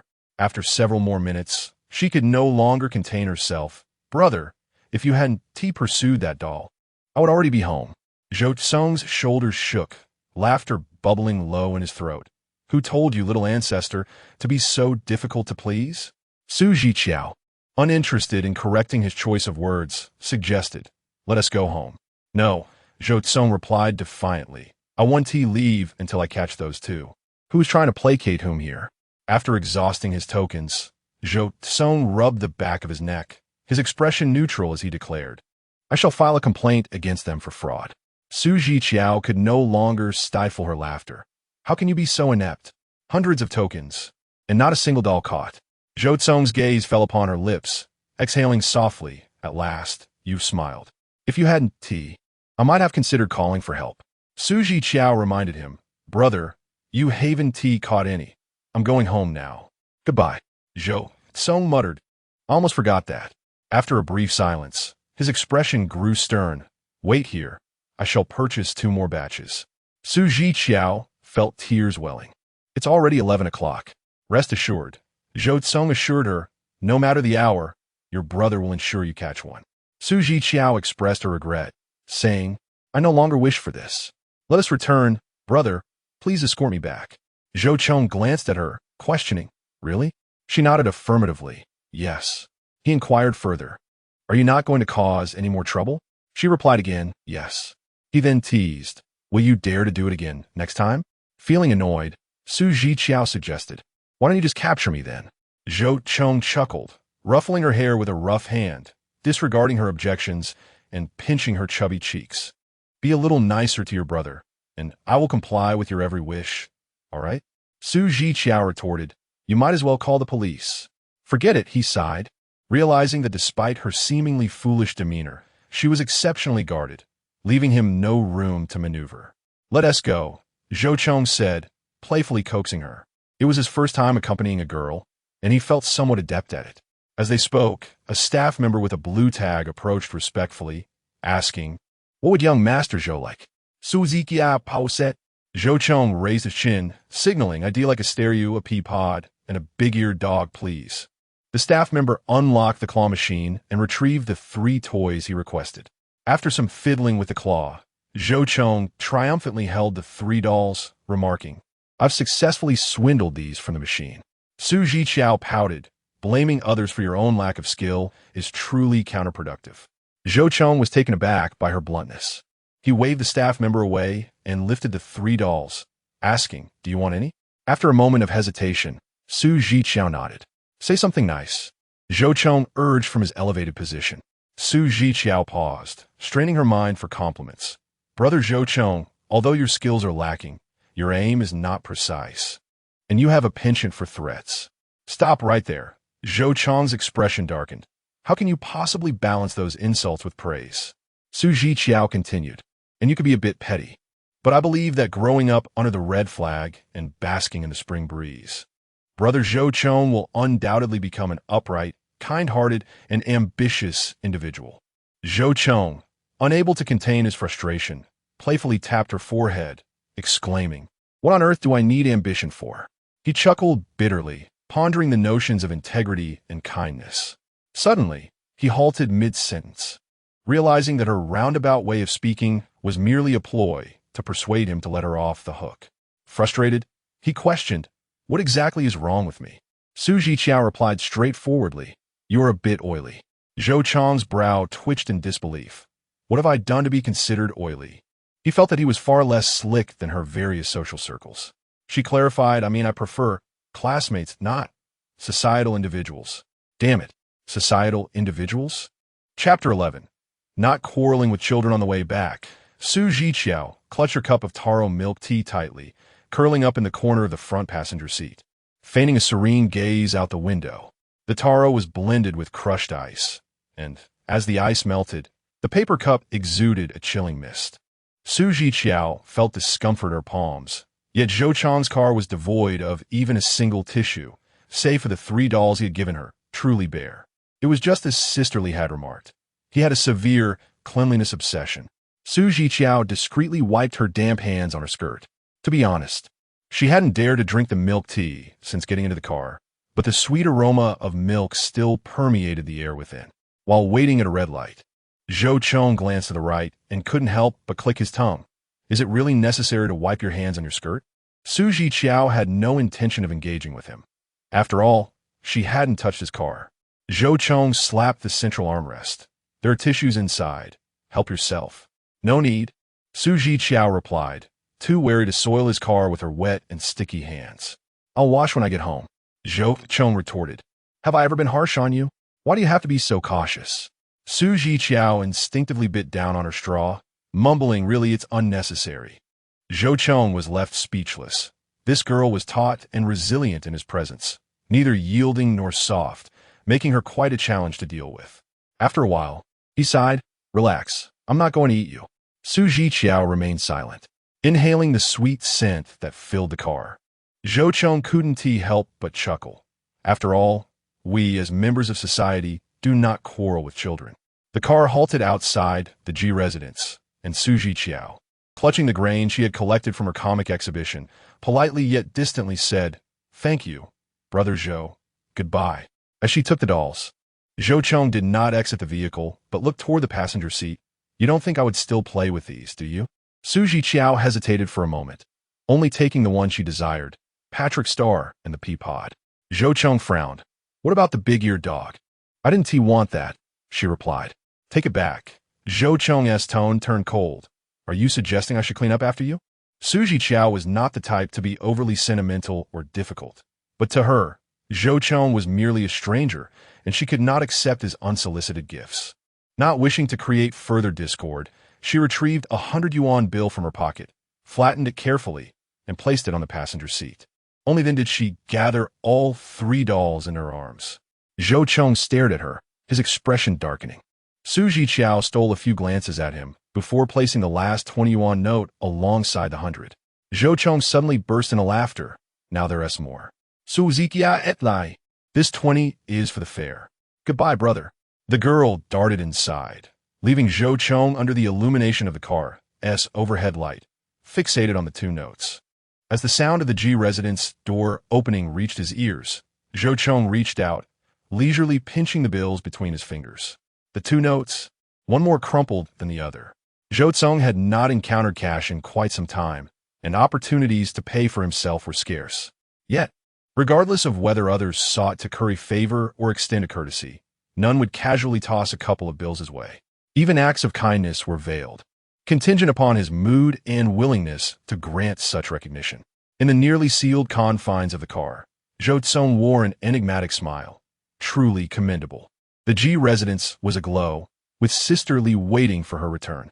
Zhiqiao greeted her and presented a pod of peas, ascending the stairs with a cheerful demeanor. Sisterly followed closely, offering reminders. Your brother is back. Make sure to get along and avoid quarrels, all right? On the 2nd floor, the lights were off, relying on the illumination from the 1st floor to vaguely outline the layout. Zhiqiao tread lightly, concerned about disturbing Erda, and equally apprehensive about Erda waking Ji Huai Luo, which might lead to unnecessary complications. As she traversed from the living room to her bedroom, a tall, slender figure unexpectedly emerged around the corner, causing Zhiqiao to gasp and hastily retreat. The figure took 2 steps closer, a familiar cold smirk gracing its features. "What time is it?" Recognizing Ji Huailuo's voice sent Zhiqiao's heart racing with fright. "Brother, what are you doing here? Why haven't you turned on the lights? Why speak so suddenly?" No sooner had she finished speaking than a sharp sound echoed, and the lights on the second floor flickered to life. Ji Huailuo, clad in loose loungewear, evidently prepared for bed after washing up, stood before her. Still shaken, Zhiqiao questioned, "Why do you have to scare me?" "I scare you?" Ji Huailuo replied, his expression impassive. "Am I frightening you, or are you frightening me?" He gestured toward the wall clock. "What time is it?" Zhiqiao stammered, "It's 11 o'clock." With a tone laced with sarcasm, Ji Huailuo retorted, "Didn't your mother set a curfew for you?" Zhiqiao, unwilling to hear him mention Su Shu, felt a surge of irritation. "I'm going to sleep now, brother. Good night." Ji Huailuo stretched out his arm, blocking her path. His gaze swept over the doll in her arms. "Who did you go play with? Wasn't he Zhou Cong the one who brought you back?" Zhiqiao stood there, momentarily stunned. "Why don't you consider that I might have been playing with him?" Ji Huailuo dismissed her thoughts with a nonchalant attitude. "He has no interest in you. Don't delude yourself," he continued. "Perhaps he has been kind to you out of respect for me, but he detests mistresses and their offspring." Zhiqiao's head snapped up. "My mother is not a mistress." Ji Huailuo locked eyes with her. Erda was requested through him. Zhiqiao stared defiantly, perplexed as to why he would bring this up. "If Song truly cared," Ji Huailuo stated, "knowing your allergies, he would never have allowed this dog to come into my possession." Zhiqiao, Ji Huailuo's voice turned icy, markedly different from his usual impatience. "Warned, do not covet what is not rightfully yours, nor the people associated with it." Zhiqiao remained silent, her slender shadow cast against the polished wooden railing, fragmented and shapeless. Her understanding of human relationships and incidents is rather limited, yet she realizes that genuine affection is often characterized by certain delicacy. She is acutely aware that Zhou Cong regards her much like a pet, indulging in her presence only when the whim strikes, merely to alleviate the ennui of his extravagant lifestyle. However, Ji Huailuo's tone suggests that she shamelessly clings to these affluent young men. "Rest assured," Zhiqiao softly reassured, "I shall not take a single penny from your family. I would not even consider mingling with individuals of your social circle." Upon concluding her statement, her eyes glistened with unshed tears as she emphasized, "But my mother is not a mistress, and I am not the child of a mistress." Ji Huailuo frowned and retorted, "Speak plainly, but dare to shed tears, and I wonder if your mother employs such tactics." Before she could finish, the thread of Zhiqiao's composure snapped. In a fit of anger, she hurled the object in her hand, exclaiming, "What makes your father so special? He is both unattractive and aged, and with a son as detestable as you, had he not relentlessly pursued my mother. Even a dog beneath her skirt would be more admirable than he." Chapter 12. Your father no longer wants you. After uttering those harsh words, Zhiqiao immediately regretted it. She should not have lashed out at Zhiqiao. Zhiqiao, being an elder, treated her with more kindness than her own father. Regardless of her anger and frustration, it was inappropriate to direct her ire at him. Zhiqiao was taken aback, exclaiming in disbelief, "What the hell? How could you say that?" Drawing upon the remnants of her anger, Zhiqiao wiped away her tears and retorted, "Instead of targeting me, you should pray that your parents don't have a second child. Otherwise, that child would be a member of the Ji family, and your father might just abandon you." Ji Huailuo struggled to articulate his thoughts, replying, "Then your mother might not want you either." Zhiqiao boldly declared, "I'm not afraid. I've grown up." Ji Huailuo, feeling a mix of irritation and amusement, asked, "Am I not grown up?" Zhiqiao scoffed derisively, "You act like a fool every single day." She picked up her belongings from the floor, turned, and slammed the bedroom door shut. The sweet sin in the girl's room seemed to slap Ji Huailuo across the face. The places where Zhiqiao had struck him throbbed with a dull ache. Ji Huailuo bit his tongue, feeling both irritated and amused. As he turned to return to his room, something caught his eye, causing him to halt. In the shadowy corner of the wall, a character pin from an anime lay quietly, likely dropped by Zhiqiao when she had tried to throw it at him. Zhi Huailua picked up the pin, chuckling to himself, before slipping it into his pocket. Watching bears on the loose, hiding snacks in the sofa, collecting merchandise, and crying at the drop of a hat. Who was the real fool here? The following afternoon, Zhiqiao and Su Shu returned home together. It was a rare occasion for the family to gather around the dining table. Erdo was tethered in the backyard, and Zhiqiao reluctantly conceded. Just keep it away from your sister. Don't worry, Uncle, Su Zhiqiao interjected, eager to avoid complications. Erda is very well behaved. He is a retired military dog. How cool is that? Zhiqiao smiled affectionately. Zhi Huailua scoffed. You certainly know how to charm people. Halfway through the meal, Su Zhiqiao lifted her head from her bowl, hesitated for a few seconds, and softly said, Mom, Uncle, I found a part-time job. Upon hearing this, everyone in the dining room paused, their chopsticks suspended midair. Su Shu frowned, asking, what is going on? Is money tight? No. Su Zhiqiao quickly waved her hands. I met 2 new friends at the comic convention. Isn't it a coincidence that they are also freshmen at Shin University? Before she could finish, Su Shu firmly rejected her proposal. No way. Your mother will increase your allowance each month. You don't need to earn your own money. Su Zhiqiao's lips moved silently. Dear, you are still young, Zhiqiao gently interjected. What if those friends turn out to be bad influences? But Su Zhiqiao was unwilling to spend all her days at the Ji household. I've already promised them. She tried to persuade. It's just a milk tea shop next to Shin University, and they pay by the hour. Su Shu replied, There's nothing to discuss. Silence. Yet, I have finally made a new friend. Su Zhiqiao lowered her head, tears cascading silently down her cheeks. They were willing to include me as well. Zhi Huailua's lips twitched. Su Shu, with a sense of helplessness, asked, Which shop? Take me to see it. Mother must converse with the owner personally to ensure safety. Upon noticing her softened stance, Su Zhiqiao quickly wiped away her tears, her glistening eyes shining brightly. All right. Zhi Huailua was astounded. The owner of the milk tea shop was a graduate of Shenzhen University. With the school year approaching, business gradually became busier, necessitating a few students from Shenzhen University to work part-time. The work was not demanding, with a rotation of 3 hours each day, earning 15 yuan per hour. Such a trivial sum was insignificant to Su Shu, yet Su Zhiqiao persisted, arguing that earning money was not her primary goal. She required both experience and social interaction. Su Shu sighed deeply, concerned for her health. Su Zhiqiao repeatedly assured her, and Su Shu gently patted her head, feeling a mix of emotions. If you suffer any grievances at Ji's home, I could consider discussing it with your Uncle Ji. No grievances. Su Zhiqiao tensed, exclaiming.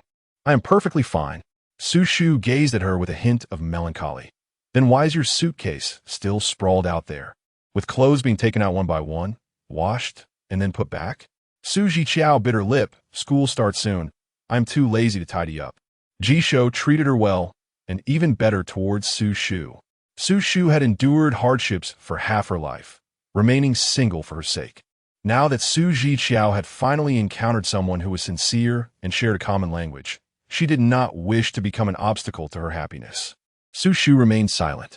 After a moment, her expression was inscrutable. Mother has purchased a small apartment for you here. If you feel down, come here, and I will come to accompany you, ensuring no one else intrudes. Is that all right? At this point, Su Shu added, I did not use Ji's family's money. This was saved by your mother before marrying your Uncle Ji. Su Zhiqiao felt a warmth around her eyes, nodding through her choked sobs. The 22nd birthday of the heir of the Zhou family was a significant occasion, yet the elder Zhou despised extravagance and ostentation, thus forbidding grand celebrations. The Zhou family gathered for a meal at noon, and the evening was reserved for Zhou Cong himself. Zhou Cong usually lived alone in a residence at Kiliguang, located in the heart of Shenzhen CBD, an area where every inch was precious, providing convenience in both life and transportation. Despite the elder Zhou's frugality, his affection for his grandson was genuine. A group of friends arrived, exclaiming, The horse ranch your grandfather gifted you is his cherished possession. Do take the brothers for a ride when you have time. With the door ajar, Zhou Cong glanced outside. Whereas Huailua, who knows? His father just transferred him. He must be busy with work, someone replied. The horse ranch was fine, as Zhou Cong had his own, but the highlight was a majestic mountain within the ranch, known as Zhiqiao Mountain, where the wild sea eagles roamed. If he could tame them, it would be quite the amusement. Huaqing Yang played with a gem-encrusted dagger. Why are there two cakes? The elder had one sent over, Zhun Chuang explained, and Annie sent another. The auntie in Zhun Chuang's words referred to Zhou Cong's mother, Wu Shoufang. As they spoke, the elevator to the foyer opened, and Ji Hualua stepped inside. Huaqing Yang raised an eyebrow. We had planned to visit Zhiqiao racecourse together. Are you coming? Ji Huo replied, slightly fatigued. I'd rather not. I could use the time to rest. Oh, come on. Zhun Chuang is dissatisfied. At the age of 22, if you don't enjoy life now, when will you? Amidst the clamor, Zhou Cong cast a cold glance at the closing elevator doors. His gaze fell upon Ji Hualua, his emotions concealed. Is it just you? I'm here solely out of consideration for you. You know how busy I am with work. Ye Hualua responded nonchalantly. Where's your sister? Zhou Cong sureli intezet. At the mention of this, Ji Hualua grew irritated. She is off to work for a wage of $15 an hour. Zhun Chuang and Huaqing Yang echoed in unison. Work? The term was utterly foreign to them. Ji Hualua fumed. I leave early and return late. And on a good day, I barely earn $50. Zhou Cong interrupted him again. Isn't that what you wanted? Ji Hualua fell silent. After a moment of commotion, Zhun Chuang exclaimed, Ah Cong, where are you going? Zhou Cong, holding a cake. Only offered them his back. I'm off to spend Mother's Day with my mom. Remember to tidy up the room when you're done. Chapter 13. Is it too much to ask for you to simply blow out a candle? In recent days, Zhiqiao's shifts have been scheduled for the evening. However, due to a last-minute absence from a colleague, she found herself covering the shift. Regardless, she would still need to linger at the milk tea shop after her duties. The initial days were spent memorizing various recipe proportions. Thanks to her recent high school graduation, she picked things up swiftly, managing with ease. Occasional mistakes were hardly a concern. Her boss, Li Qi, had just carried a basket of mangoes to the kitchen for washing and emerged with a plate in hand. Take a break. Why are you exhausting yourself for a mere 15 yuan an hour? Zhiqiao looked up from the ingredient list. You know it's scarce, right? Li Qi was momentarily at a loss for words. I was just being polite, he replied. Your employees are working hard, Zhiqiao asserted. Can't you strive for a bit more progress too? Goodness, you're starting to manage upwards, Li Qi remarked. Zhiqiao continued. If you don't expand and strengthen the business, how will my salary ever reach 20 yuan? Li Qi chuckled. You certainly have aspirations. They both picked up a fruit fork and began to share the mango. Say, are you short on cash? Li Qi asked. What makes you say that? Zhiqiao inquired. Well, I notice you linger here even when there is nothing to do. And during this period, you aren't being compensated, which is a waste. Indeed, she replied. I have a job you could take on, Li Qi suggested. A relative of mine needs tutoring for their child. Having graduated from college, I find I am hardly more knowledgeable than the child. My relative is quite affluent. How about I bring the job to you, and we split the earnings 70-30 in your favor? Zhiqiao pondered for a moment. Make it 80-20. Deal, Li Qi agreed. I'll bring her here daily, and you can assist her with her studies. Perfect timing and circumstances. They leaned in, heads close together, murmuring details of their arrangement. Just then, the bell above the shop door chimed. Zhiqiao turned, welcome, as night descended upon the earth. The milk tea shop was illuminated by a few street lamps outside, casting shadows from the tall, dense trees. A man stood tall and upright, his features striking against the surrounding dimness, his casual attire lending him a touch of rebellious charm. Li Qi was taken aback, stuttering, welcome. No need. Zhou Cong replied directly. I'm looking for her. Zhiqiao withdrew her gaze. What is it? Zhou Cong clenched his jaw, a cold gleam in his eyes. His voice laced with frost. What have I done to offend you that you ignore my messages and calls? Li Qi interjected. Goodness gracious. Goodness. Zhou Cong, you've misunderstood. Zhiqiao said calmly. We aren't allowed to use our phones during work hours, right, boss? Li Qi muttered. Nonsense. Under the scrutiny of their gazes, he wiped his forehead. I still have mangoes to wash. I'll get back to it. You two carry on. With that, Li Qi exited swiftly, as quick as his name suggested. The small milk tea shop was quiet as snow, in stark contrast to the bright illumination within, resembling daylight. As Zhou Cong stood here, the store instantly felt crowded, the very air seemingly compressed. Zhiqiao approached the cashier, inquiring, "Brother, what would you like to drink?" Zhou Cong's gaze fixated on her as he replied, "I've purchased the remaining time. Accompany me for my birthday." Zhiqiao's eyes widened in unexpected astonishment, as if she could scarcely fathom someone being so audacious. "I refuse to sell," she asserted. "You have no choice," Zhou Cong retorted. Zhiqiao, eyes agape and in disbelief, questioned, "Can you not find someone else to play with?" Zhou Cong's jaw clenched slightly. "What is it about me that you disdain? And what is it about me that appeals to you?" Zhiqiao countered. Zhou Cong found himself momentarily speechless, uncertain of the answer. On the day Zhiqiao arrived at the Ji family, Zhou Cong happened to be present as well. She stood beside Su Shu, her cherubic face adorably round and delicate, donning a soft, pale yellow dress that made her resemble a sweet dumpling steeped in osmanthus syrup. At that moment, Zhou Cong's heart fluttered. He overheard Su Shu introducing her to Ji Huailuo, saying, "Baby, this is your brother. Make sure to get along with him." "Su Zhiqiao not that," her wispy bangs fluttering in the breeze, and Zhou Cong thought, how could anyone be so obedient? He felt an urge to pinch her cheeks. Later, when Su Zhiqiao called Ji Huailuo brother and chased after Su Shu, incessantly calling mama, Zhou Cong could hardly suppress his laughter. Despite her age, she still spoke like a toddler. When she stood before him and addressed him as Brother Zhou Cong, he let out an involuntary cough, his throat itching intensely, yearning to squeeze her cheeks. This sensation was akin to encountering an adorable pet, an irresistible urge to pet her. Zhou Cong had endured his share of setbacks, having been raised under the stern discipline of old Master Zhou, who was relentless in his training, and failure was a frequent companion.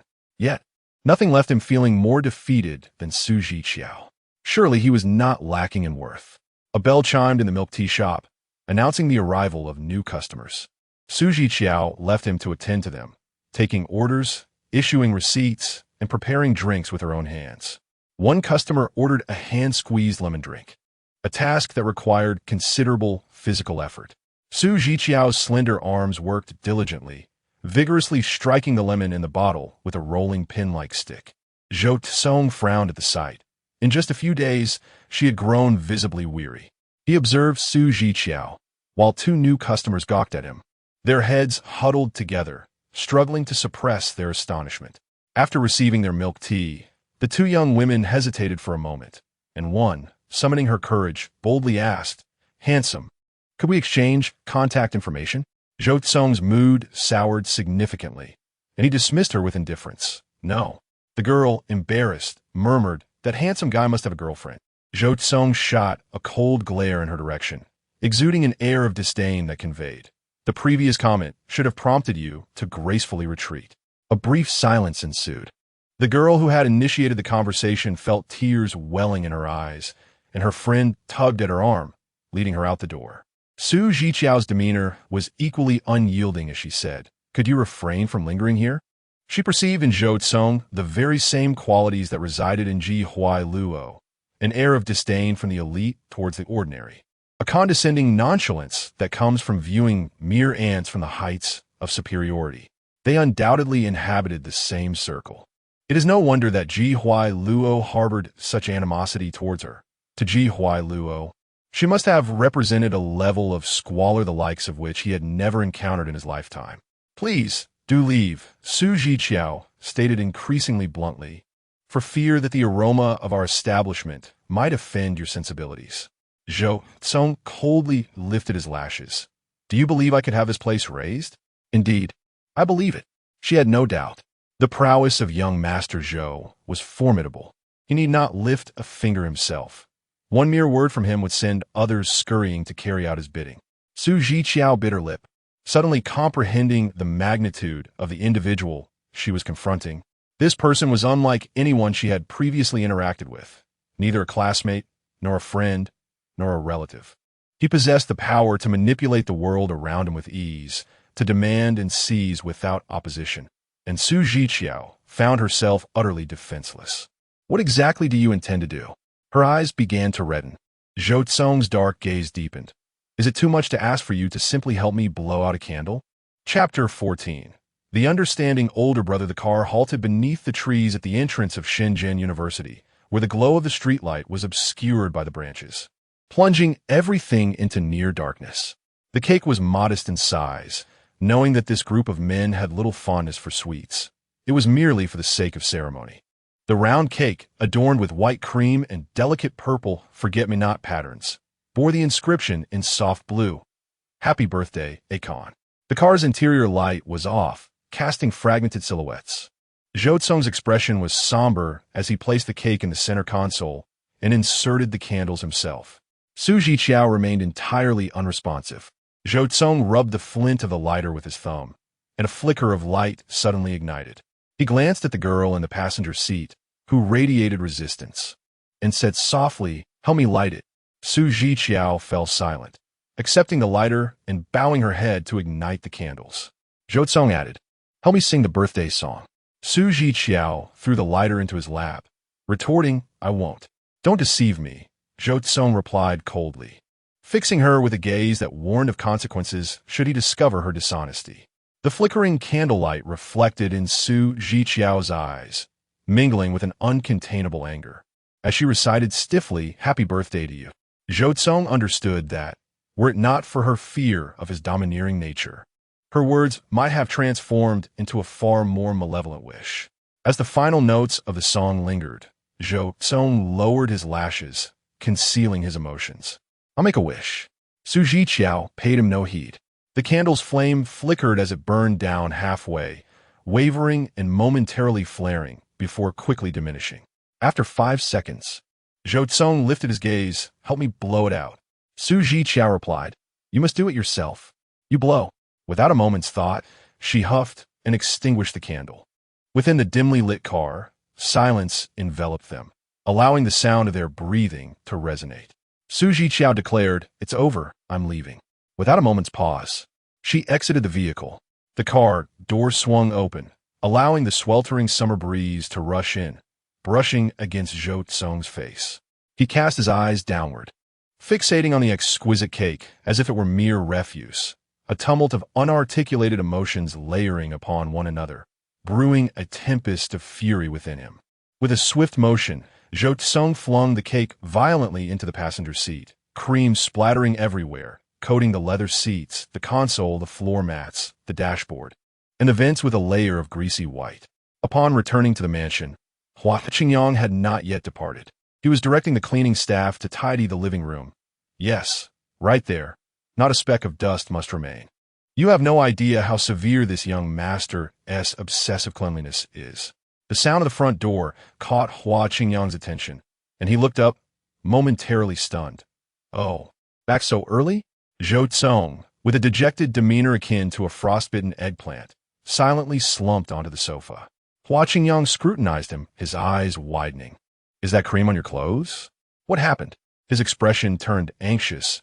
"You didn't have a quarrel with your mother, did you? She didn't hit you with a cake, did she? That would be absurd. If she had thrown an egg at you, I fear it would have left more than just a few stains." Zhou Cong shut his eyes, wishing to ignore everyone. "Those dogs ran too quickly," Hua Qingyang lamented. "No one is willing to clean up. I'm the only one suffering." Zhou Cong emitted a brief and ambiguous cold snort from his nostrils. Opposite him sat Hua Qingyang. "You look as if you've been dumped." Zhou Cong lifted his eyelashes slightly. "Is Huan Yunyo easy to manage?" Huan Yunyo was Hua Qingyang's biological sister. Hua Qingyang slapped his thigh. "You've asked the right person. My parents paid her no heed after bringing her into this world. Imagine, I was just 18 years old, and the first thing I did upon returning home each day was to feed the infant.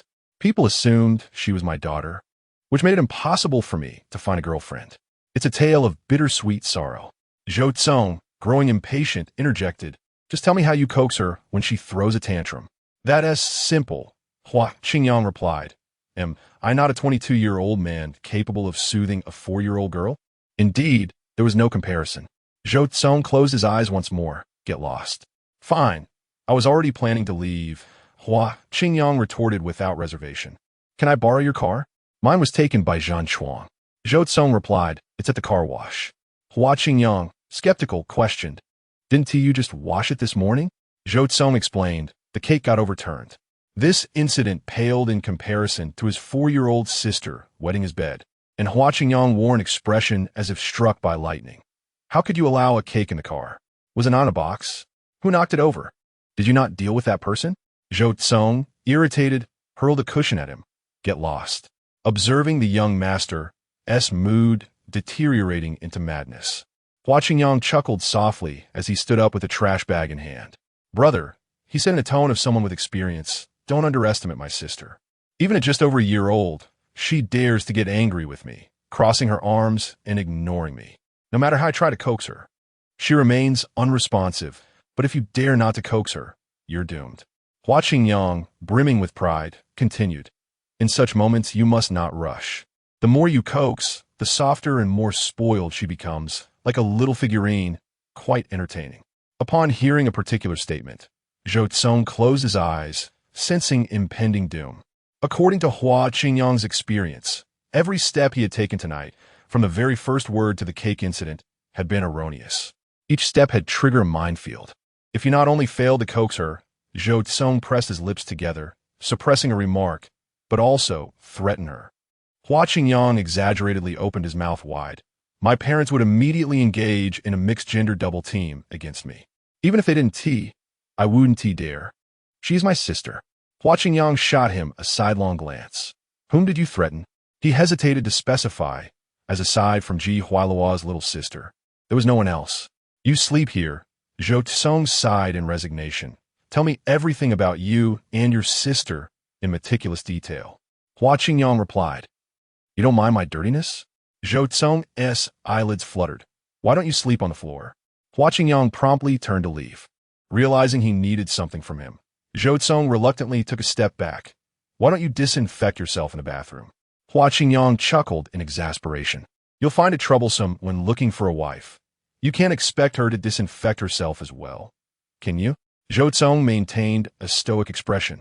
Hua Qingyang shook his head with a sigh. This young master has been accustomed to being pampered, and suddenly facing a cold shoulder. The disparity is too great for him to bear, both in terms of pride and psyche.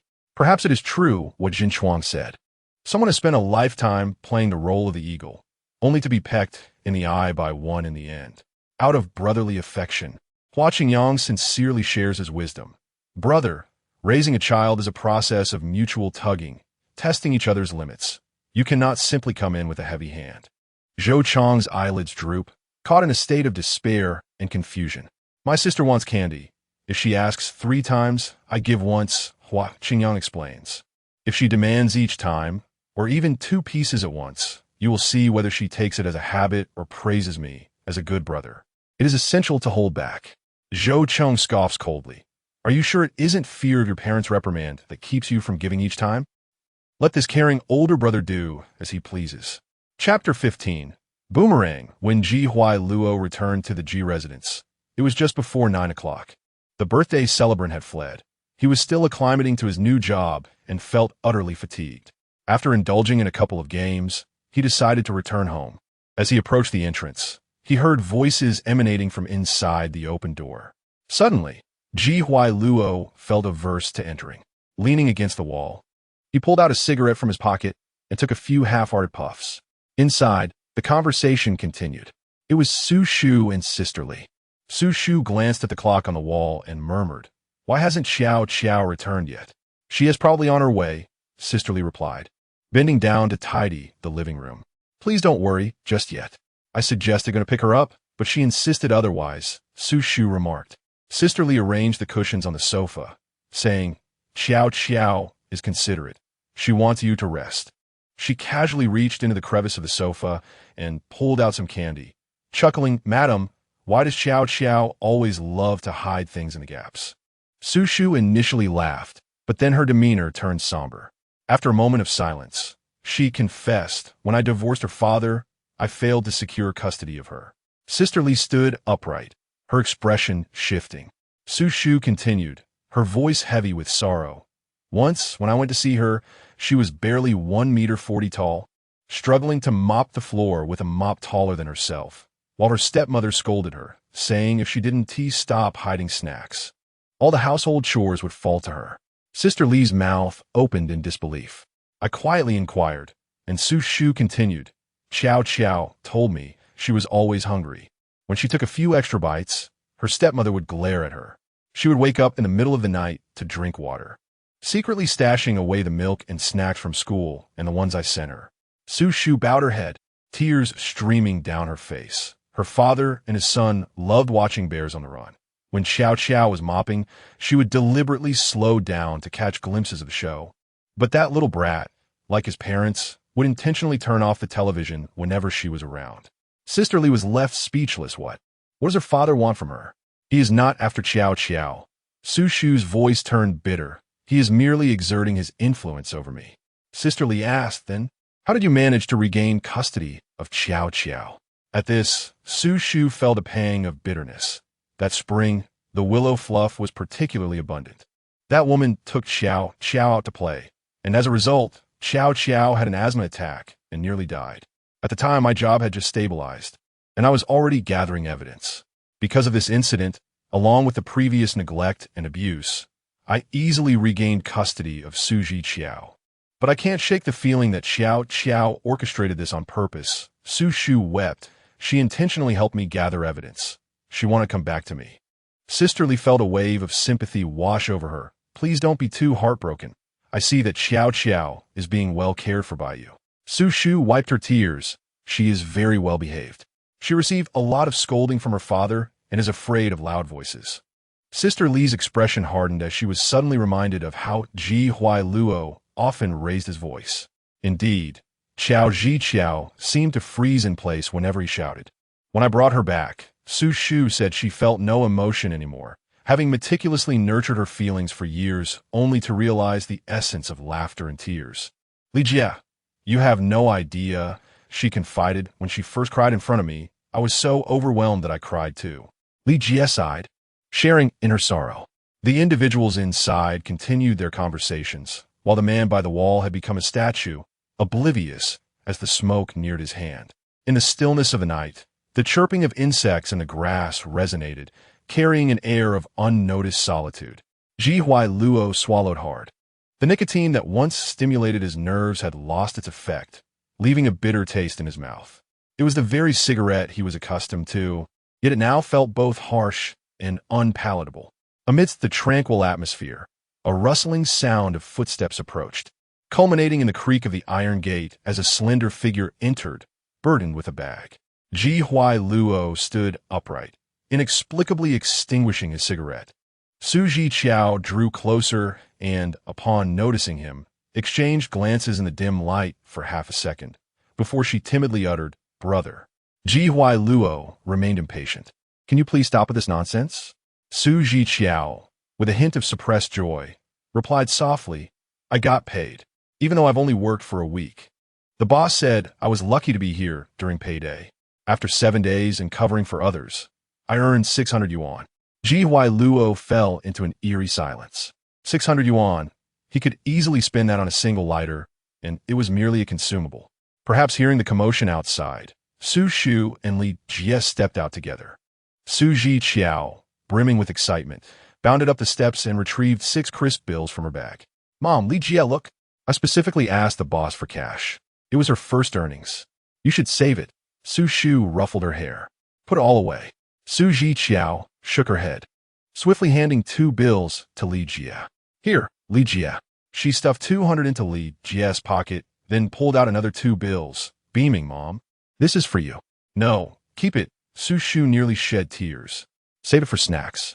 I still have 200 left, and I will earn more." As she spoke, one of the bills she clutched was suddenly snatched away by Ji Huailuo, who had appeared behind her without her noticing. When she turned in surprise, he coldly remarked, "A meeting demands a share. It's the rule of the road." Su Zhiqiao instantly protested, "No way. This isn't your share." Ji Huailuo stepped past her, striding towards the living room. "Try not giving it to me."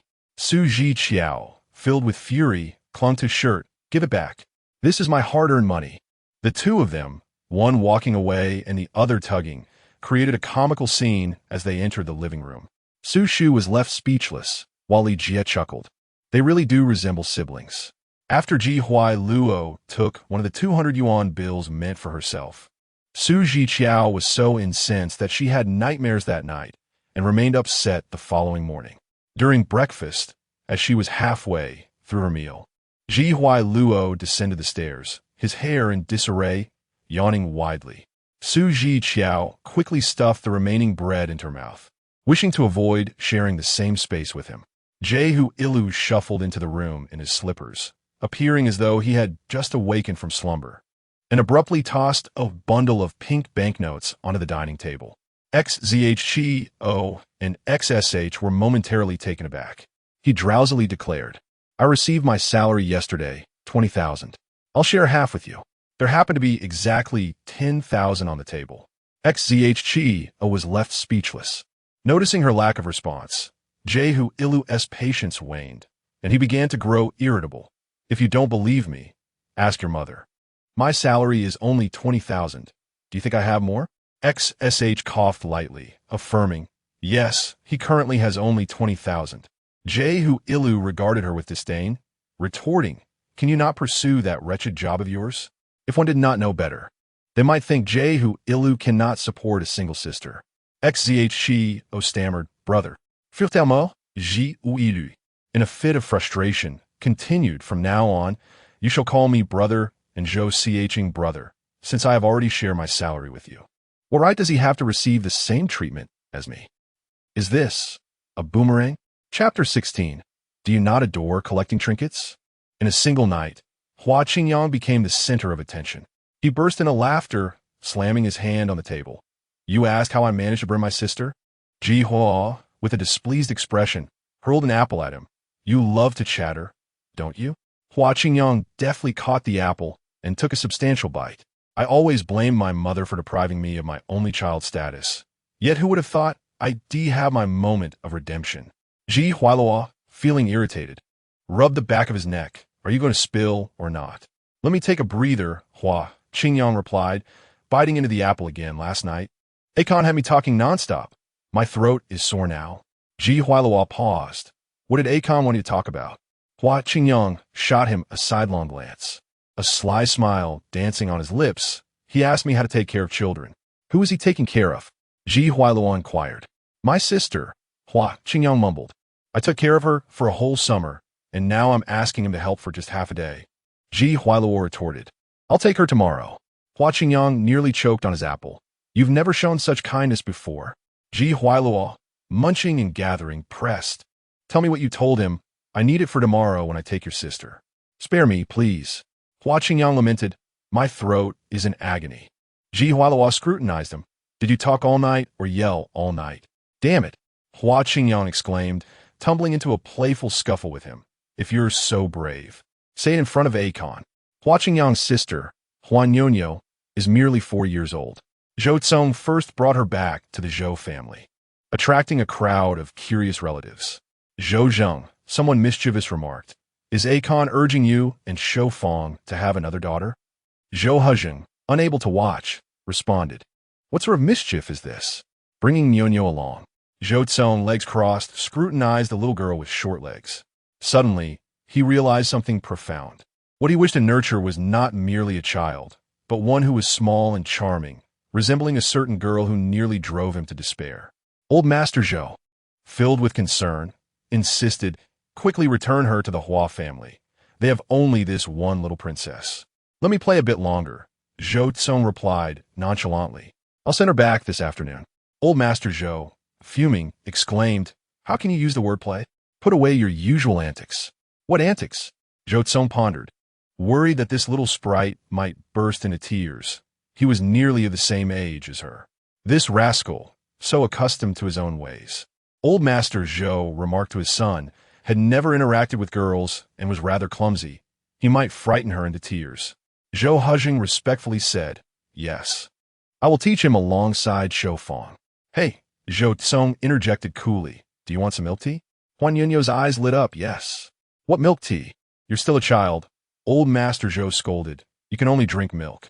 Zhou Cong fell silent for a moment. Then shall we play the claw machine? Huan Yunyo's eyes sparkled even brighter. Yes. The elder did not object. Go ahead, but remember to bring her back just as you took her out, understood? Zhou Cong, disinterested in such admonitions, bent down, seized Huan Yunyo by her collar with one hand, and dragged her outside. Zhou Leoi's voice boomed with anger. You must hold her properly. Do you think you're walking a dog? Zhou Hajing attempted to placate him, suggesting a gentler approach.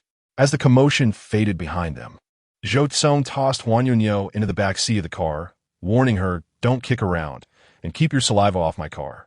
Though he struggled to secure the safety seat, Huan Yunyo managed to fasten herself with much effort. Zhou Cong pressed the accelerator, the vehicle gliding through the blinding summer light, navigating past several main streets before veering into the tranquil university town. Eventually, they halted beneath a tree at the entrance of Shenzhen University. In stark contrast to the coolness within the car, the air outside shimmered with heat. Through the gleaming window, Zhou Cong observed the hazy figures in the milk tea shop. His gaze momentarily lost. At this hour, the shop was not busy. Zhiqiao was seated in a corner on a sofa, her head leaning against that of a girl, pen in hand, seemingly scribbling something on paper. Zhou Cong felt some of his tension dissipate as he opened the door, stepped out, and approached the back seat. As he reached to lift Huan Yunyo, his eyes caught sight of two distinct dirty shoe prints on the back of the driver's seat. Zhou Cong shut his eyes briefly, suppressing his irritation. Zhiqiao put down her pen, pointing at the errors on the test paper, patiently saying, stop pretending. I know you did it on purpose. Li Qi swaggered over, playfully slapping the girl on the head. Do you still want the money? I take a cut of 20%, and I have to share a portion with you. If you don't study properly, you'll get nothing. Zhiqiao was momentarily speechless, astonished that such tactics were employed to entice someone to attend tutoring sessions. The doorbell chimed, announcing the arrival of customer. Zhiqiao rose. Welcome. Her gaze dropped, first landing on the petite girl, then shifting to the tall man behind her, her warm greeting abruptly stalling on her lips, her smile vanishing. Noticing her reaction, Zhou Cong smirked coldly. Place your order. Zhiqiao remained silent, walking to the register. What would you like to drink? Zhou Cong replied, milk. None available. No milk at the milk tea shop? Indeed, it was all milk mixed with tea. Do not deceive me, Zhou Cong said, lowering his eyelids. I don't want tea. I want milk. Not for sale. As the tension at the ordering station escalated, Li Qi hurried over. Well, you see, pure milk is not sold separately. Zhou Cong fixed him with a piercing gaze. Does the shop sell it or not? Zhiqiao tossed the ordering machine aside, unflinchingly stating, you. Her biting retort morphed into concern upon seeing Huan Yunyo in his grasp. Why are you holding her like that? She can barely breathe. With that, she dashed from the register, anxiously rescuing Huan Yunyo from his grip. The little girl coughed a few times, her chin marked with two faint impressions from the buttons. Zhiqiao exploded. Do you even know how to take care of her? Zhou Cong was momentarily taken aback by the scolding, as if such fragility were unfathomable. Zhiqiao meticulously assessed the young girl's condition, gently cupping her chin. Dear sister, are you a child of his family? Zhou Cong chuckled wryly, surely. I did not abduct her. Zhiqiao's expression was far from pleasant. Isn't it true that you have a penchant for collecting little things? The girl, it seemed, was steeped in mischief, making redemption appear quite elusive. Regarding this Hua Qingyang, Zhou Cong maintained a calm demeanor. Am I to be faulted for performing a good deed? Zhiqiao remained skeptical. What good deed could that possibly be? With an unperturbed countenance, Zhou Cong replied, she wet her brother's bed again, and Hua Qingyang discarded her. I cannot bear to witness it, so I brought her out to buy some milk. The little girl with a sweet voice chimed in, Sister, he is lying. A crack appeared in Zhou Cong's composed expression, and he stammered. You can articulate such a lengthy sentence? Chapter 17. Quite skilled with children. Zhiqiao's sense of humor was peculiar, often catching one off guard and eliciting sudden bursts of laughter. It was no great matter that Huan Yunyo publicly exposed a lie. What truly shattered Zhou Cong was her ability to articulate words. He held his phone to his ear. Why didn't you inform me that your sister could speak? On the other end, Hua Qingyang was exasperated, damn it. Why is it strange that my sister can talk? If she couldn't, then you should be puzzled. Sentences, actual sentences, Zhou Cong pressed on, struggling to comprehend that she was capable of more than just single words. Hua Qingyang exclaimed. She yes for years old. 50 months. Zhou Cong fell silent. Could a child of 50 months truly construct sentences? It would be more appropriate to say she was 4. 50 months sounded even younger. Are you all right, brother? Hua Qingyang shouted. This is a ready-made topic. Why aren't you discussing it with your child instead of calling me? Before he could finish, Zhou Cong seemed to grasp the situation and abruptly hung up the phone, leaving Hua Qingyang in a state of disbelief.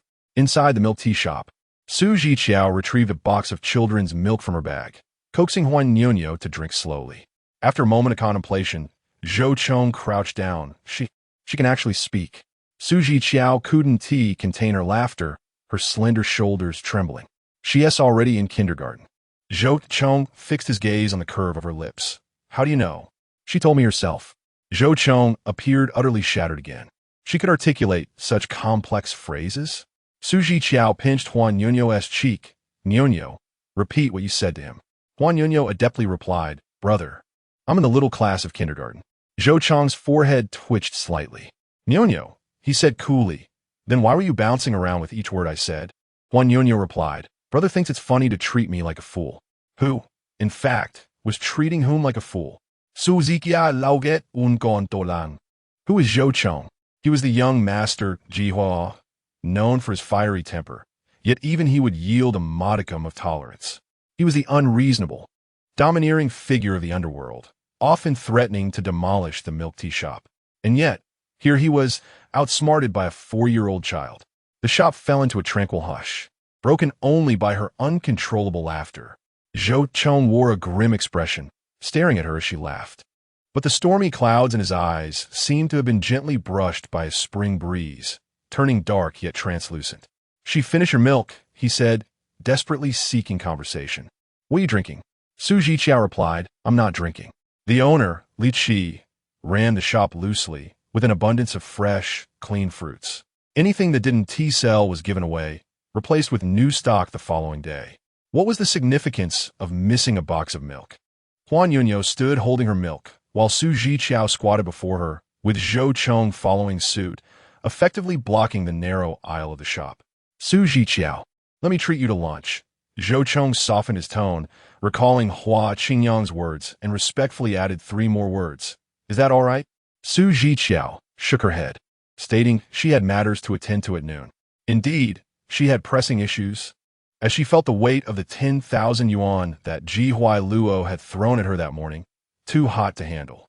However, Su Shu had encouraged her to accept it, reassuring her that it was from her brother, so there was nothing to fear. The subtle shift in Ji Huailuo's demeanor left Zhiqiao lost in thought for quite some time. Unlike Zhou Cong, Ji Huailuo was ultimately the son of her mother's husband, and he could always be considered family, regardless of the circumstances. Consequently, Zhiqiao accepted the money, planning to deposit it at the nearby bank at noon. At 11:30, Hua Qingyang took the initiative to visit the milk tea shop to pick up his sister, as he was genuinely concerned about leaving Huan Niunyou in Zhou Cong's care.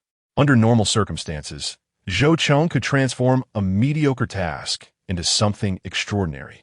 But when it came to looking after children, Hua Qingyang feared that if he arrived late, his sister might end up missing limbs. Zhou Cong had an oddly gentle temperament and even handed over a gift bag containing an exquisite diamond bracelet, stating it was for his sister to play with. Hua Qingyang rolled his eyes, questioning how a 4-year-old could possibly play with such an object. Zhou Cong, with a warm demeanor that sent shivers down one's spine, remarked, Don't underestimate her age. She can certainly speak ill of others. However, he added, I do not blame her. Who can fault her for lacking common sense? I once thought a 4-year-old only drank milk and wet the bed, never considering that her mind was as sharp as a beehive. Hua Qingyang could barely contain himself, inquiring, Then what are you so amused about? Zhou Cong rubbed his eyelids, feigning innocence. Am I laughing? Hua Qingyang retorted, You're not? Your usual air of superiority is completely replaced by this uncharacteristic joy. It's quite down to earth. Zhou Cong lifted his lips slightly, his voice resonating with a rich timbre. Though her mind may be sharp, it can also break the ice. I owe her my gratitude. Upon hearing this, Hua Qingyang understood that their relationship had improved. and he took the liberty of claiming the diamond bracelet. Outside the shop, the two men whispered, and through the door that shielded against the heat, Li Qi marveled. This is what the wealthy young masters of the capital look like on television. Zhiqiao grabbed her bag, declaring, "I'm leaving." She opted for the small path on the right, to which Li Qi eagerly advised, "It's both cool and short." "All right, thank you, Li Gu," she replied. As the glass door opened, the summer heat enveloped her face, causing a momentary sensation of suffocation, as though she had been thrust into a steam chamber. Hearing the commotion, Zhou Cong turned back, frowning. "Where are you going?" "I'll get the car." "No need, I can go myself. There's a shortcut." Zhou Cong, with his long legs, quickly caught up, asking where to.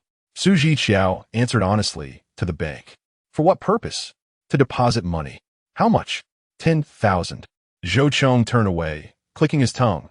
"Your salaries are quite generous." "It's for my brother." The path pointed out by Li Qi was shaded, flanked by dilapidated buildings awaiting demolition. Between the structures, wooden poles and bamboo rods were erected, displaying an array of colorful clothes and bed linens.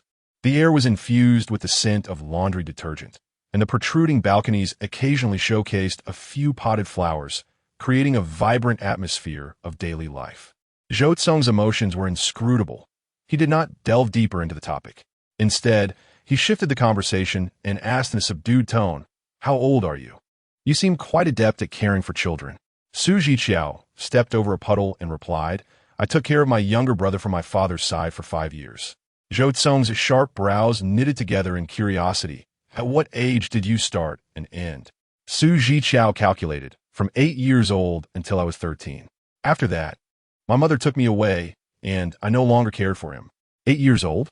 At that age, you were still a child yourself.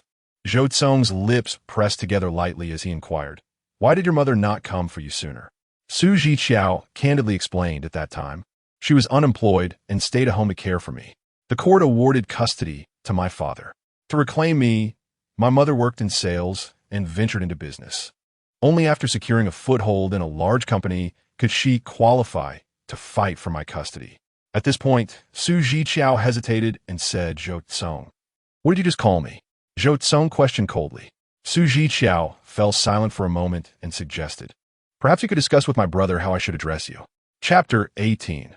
The nature of obsession. The alley was narrow and cramped, permeated by the persistent scent of dampness and mildew. Unable to fathom the connection to Ji Huailua, Zhou Cong furrowed his brow. "What did we agree upon earlier? Are you not going to change your words? You want me to call you brother?" Zhiqiao replied, exasperated. "My brother insists I call you brother. Perhaps you two should settle this with a duel." She felt quite put upon, like a sandwich caught between two layers. Zhou Cong blinked in disbelief, his lashes fluttering. "Your brother wants you to call me brother? Is he out his mind? Perhaps he simply finds you unappealing." Zhiqiao continued walking ahead. Zhou Cong stood still for a few seconds before hastily catching up. "Do you two gossip about me at home?" "No." Zhiqiao thought him narcissistic. "We mostly talk about Erda. You and T come up. Am I even inferior to Erda?" Zhiqiao quickened her pace. "Zhou Cong, you should head back." "Why are you following me?" With his hands tucked in his pockets, Zhou Cong bent slightly to avoid the row of sheets hanging overhead. "I'm treating you to lunch." Zhiqiao replied, "No, thank you. Aren't you having lunch? I can manage on my own." "Perfect then," Zhou Cong smiled. "I'm not familiar with this area. I'll accompany you." He was undoubtedly jesting. He had grown up in Deep City, but perhaps he truly was unfamiliar. This was an old renovation zone, still untouched by construction, crumbling and dilapidated. A young master like Zhou Cong, accustomed to high-end and private venues, likely had never set foot here. The bank was now within sight. With little to deposit, Zhiqiao didn't need to approach the counter. She could operate the self-service deposit machine. The machine, located at the back entrance, was as run down as the alley, its handle tarnished with chipped silver paint and marred by indiscernible dark stains. Zhou Cong clicked his tongue in disdain, swatting her hand away as she reached for the door. "It's filthy." Zhiqiao raised her chin defiantly. "Then why don't you just pass through the wall?" Detecting her sarcasm, Zhou Cong licked his lips, adopting a playful tone. "Do you have any paper? I truly cannot bear to touch it." Zhiqiao nearly exploded. "You don't need to touch it. Even if I did," Zhou Cong retorted, Wouldn't it be better if I did? Go to hell. Then doesn't that lead us to a stalemate?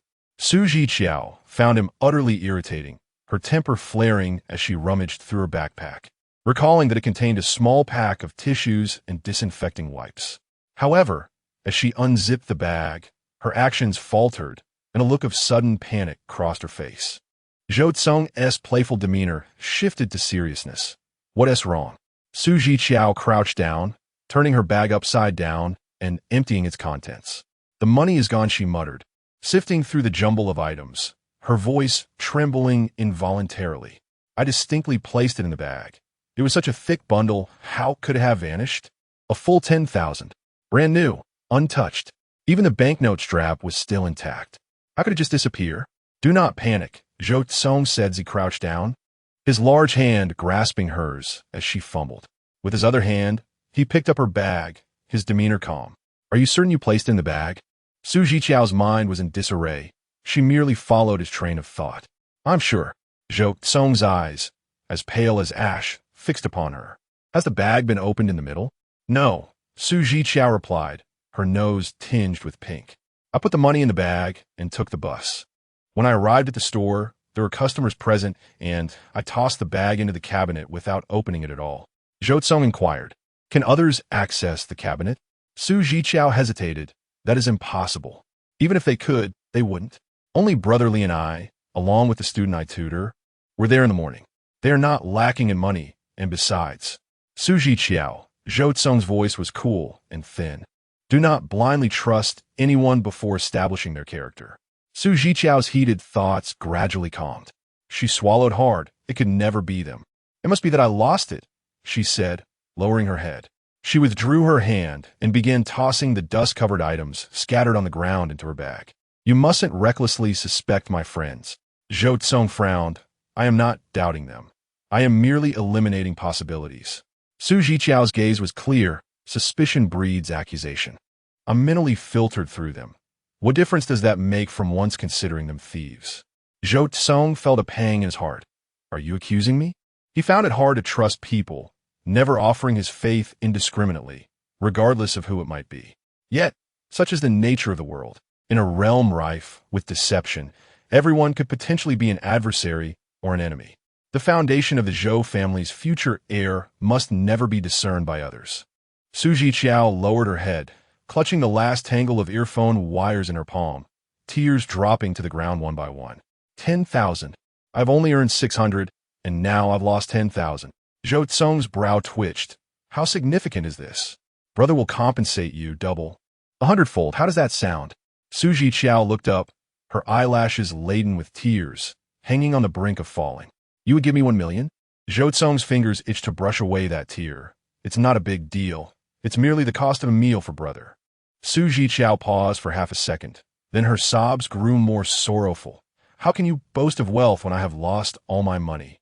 Zhou Cong watched as her tears soaked the earth, a mix of exasperation and amusement coursing through him. He crouched before her, speaking softly, ancestral spirit, dear one. Let us eat first, and I shall help you find it, shall we? Zhiqiao choked back her tears. What more can you do? You are certain you placed it in the bag and are convinced it has nothing to do with the people at the store. Zhou Cong patiently suggested. Perhaps it was stolen on the bus. Wouldn't you agree? I will assist you in reviewing the bus surveillance footage. Let's eat first, shall we? Zhiqiao found his reasoning quite sound. She wiped her tears with the back of her hand. All right. The girl's eyes were tinged with red, her black and white irises glistening with moisture.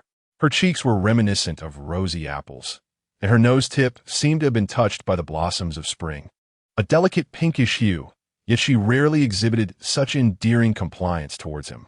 Zhou Cong's heart melted into a puddle of muddled emotions as he gently brushed away the damp traces from the corners of her eyes with his fingertip. It was hardly a significant matter. After all, it was far less crucial than ensuring that his little sister ate her meals on time. Surely, her brother would not neglect to transfer funds, would he? Zhiqiao swatted away his abrupt hand, saying, Don't speak of him. Zhou Cong, feeling a surge of irritation, licked his lips, contemplating whether to establish his presence here. Zhiqiao sniffled, gathering her bag and rising. Zhou Cong clicked his tongue in disdain. then reached out to tug her bag towards him. The backpack rolled across the ground, picking up dust along the way. He slapped off the dust a couple of times, sending the particles into the air, enveloping the dilapidated alley in a shroud of desolation. He lowered his gaze to his dusty shoes and pant legs, as well as his hands, now tinged with dirt. Sighing, he resigned himself to the situation. What did it matter about his cleanliness obsession? Nothing compared to the incessant antics of this girl. Chapter 19. Betrayal of Kindness. Considering that he was ultimately the one offering assistance, Zhiqiao took the initiative to invite Zhou Cong to dinner. She chose a clay pot restaurant with a decent flavor, reminiscent of those hidden eateries tucked away in narrow alleys. The restaurant's sign, red with black lettering, appeared aged, with parts of the name missing and the colors faded, a kind that would crumble if poked. Inside, for orange-red tables and greasy round stools created an uninviting atmosphere, while the walls bore the marks of time, adorned with various prices for clay pot dishes. Zhou Cong felt a headache coming on. He wanted to suggest a change of venue, but hesitated to voice his thoughts. Zhiqiao warmly urged him to sit down and turned to the owner to order 2 clay pots. "I'll have the seafood one," she said, her voice still tinged with the remnants of tears. "I'll take the vegetarian one." Zhou Cong had already lost the will to resist, staring at the round stool that seemed coated with a layer of grease, feeling somewhat reluctant to sit. Zhiqiao rested her elbows on the table. Looking up at him, "Please take a seat." Zhou Cong's thin lips moved slightly. "Is it too dirty?" Zhiqiao cradled her chin in her palm, her clear eyes conveying understanding. "But I'm just a student. This is all I can afford." Zhou Cong's brow furrowed, a sense of pressure washing over him. He was no fool. Zhiqiao was clearly doing this on purpose, attempting to drive him away, to remind him of their differences, to make him feel repulsed. With a dark gaze, Zhou Cong pulled out a few paper napkins leisurely, wiping down the stool before sitting down in silence. While waiting for their meal, he continued to clean the table and dialed a number to have someone check the bus surveillance footage. The 2 steaming clay pots arrived, the aroma of the sauce tantalizingly inviting.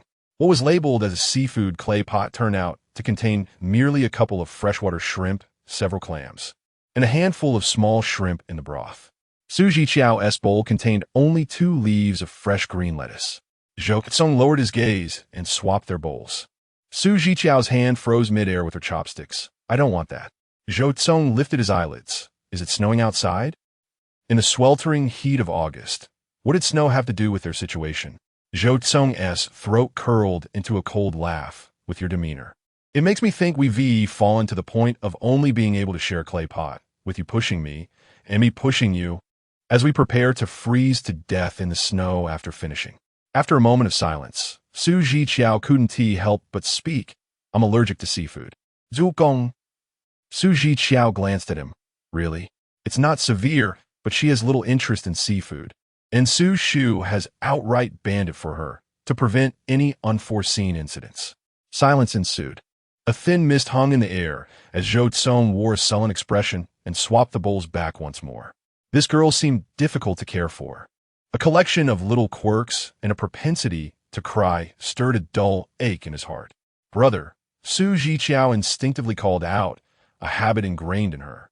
"Don't force yourself." Zhou Cong slowly sipped his soup. "Force myself to do what?" "Naturally, to consume this bowl of clay pot noodles.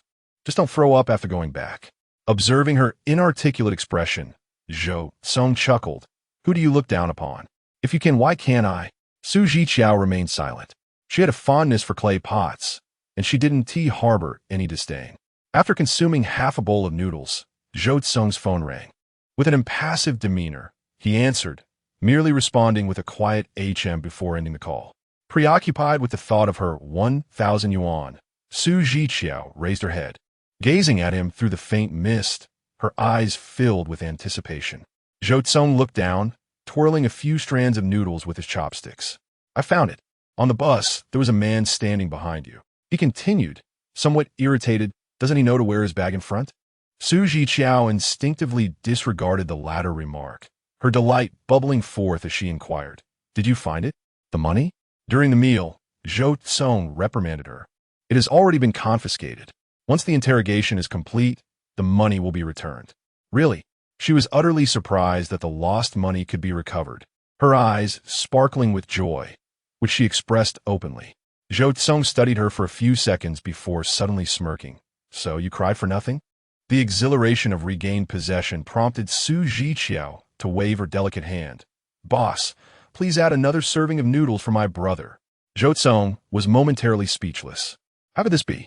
A case of repaying kindness with ingratitude. Yet, he decided to overlook it, charmed by the sudden affection that accompanied her happiness. It was merely an additional bowl of noodles. Upon returning to the milk tea shop, Zhou Cong transferred the 1,000 yuan to her using his own phone, stating, "They returned it to me, saving you another trip to the police station, which would inevitably alarm your mother." Zhiqiao nodded gratefully. "Thank you, brother." She indeed did not wish for Su Shu to find out. "Hey," Zhou Cong bent down, resting his hands on his thighs, meeting her gaze. "Are you sure you don't want to stop? Aren't you tired?" Zhou Cong asked. Zhiqiao shook her head. "How about this?" he suggested. Recalling her delicate arms squeezing lemons, "You could come to my company." Zhiqiao interrupted. "Goodbye, brother." Silence ensued. Zhou Cong, with a sigh of resignation, bent down once more. Then, "No more buses." Zhiqiao cheerfully replied, "Goodbye, Zhou Cong." Zhou Cong couldn't help but smile in exasperation. Don't use that trick too often. He decided it was futile to pursue her further. Without saying more, he took advantage of her momentary distraction and affectionately ruffled her hair. "Go on, I'll head back." Zhiqiao quietly exhaled, taking a few steps into the shop. Zhou Cong rubbed the back of his neck, finding humor in the situation. This girl's disdain for him was unmistakably evident.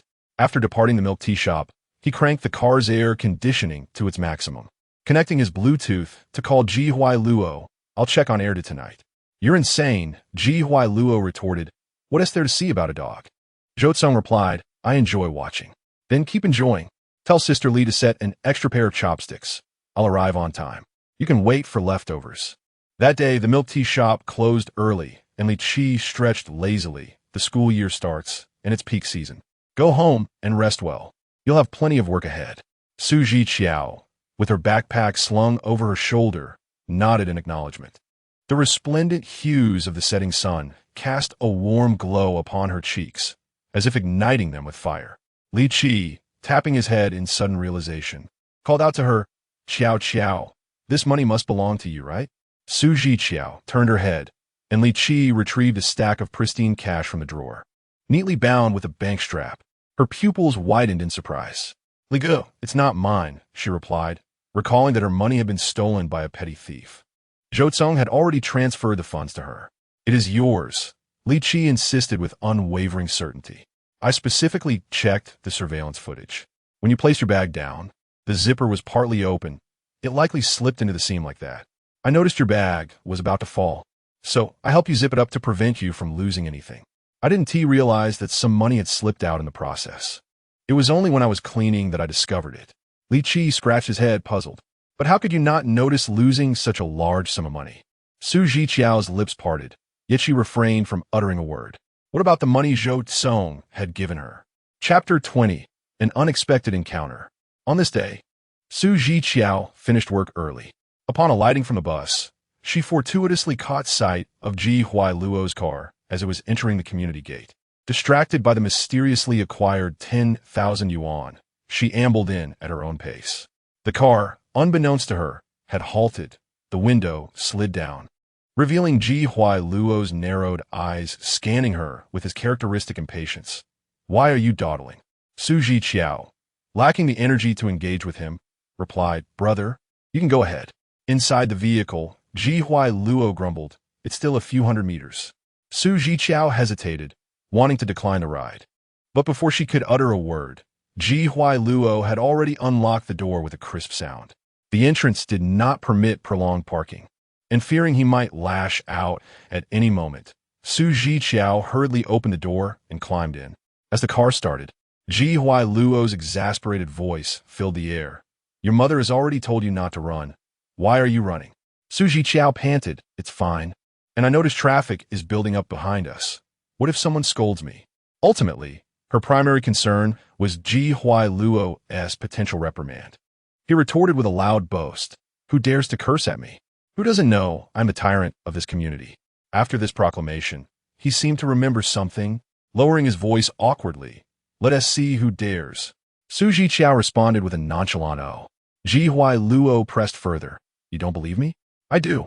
Su Zhiqiao zipli. You only seem suited for watching bears unleashed. As the car turned onto the road, leading to the Ji residence, flanked by flourishing osmanthus trees, Su Zhiqiao fell silent for a moment before softly countering. How can you say what suits me if you haven't seen it? Ji Huai-luo was momentarily taken aback. Indeed, if he had never watched it, how could he possibly know its content or deem it suitable for her? If he had watched, it would only serve to insult himself. He parked the car and scrutinized her. Why are you home so early today? With the school term approaching, Su Zhiqiao candidly explained that she would be busy, and their boss had advised them to rest well. Ji Huai-luo interjected. Can you please quit that miserable job? Even if I want to keep it, he continued, his expression growing colder. Don't mention my name to anyone outside. I cannot afford such disgrace. Did working part-time at a milk tea shop bring shame?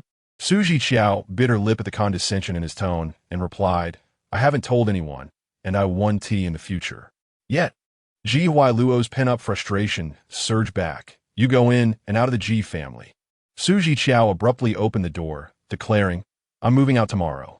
Ji Huai-luo's face darkened to an inky hue. Don't you dare complain it's me who chased you away. Without glancing back, Su Zhiqiao retorted, I said I'm a dog.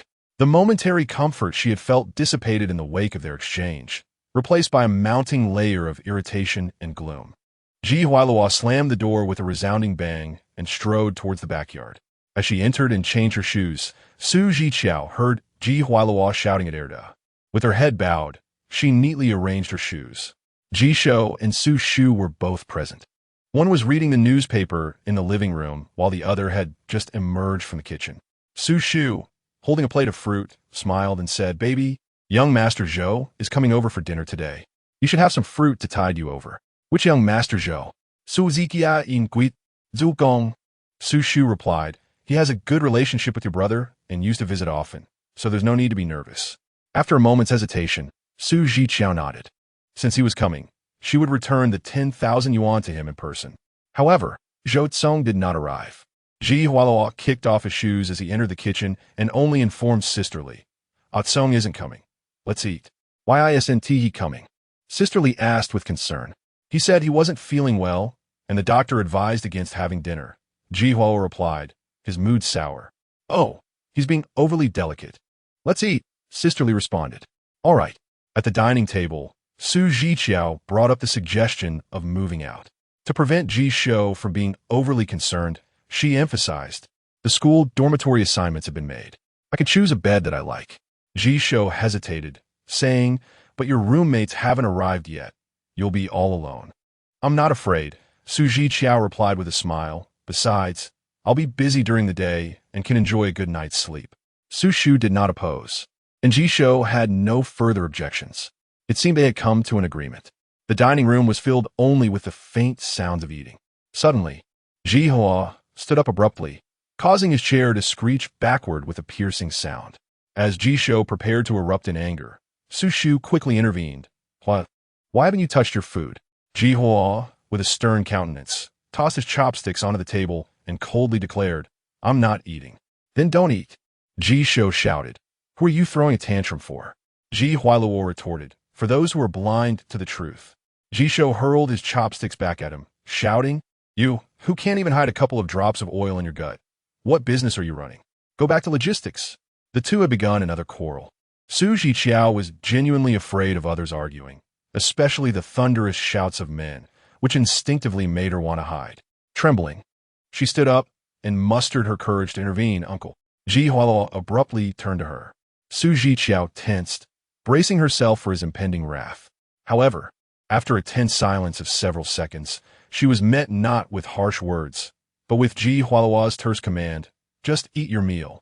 With that, Ji Huai-luo forcefully pushed aside the obstructive chair and exited the room. His boots, suspended in mid-air, landed unexpectedly softly.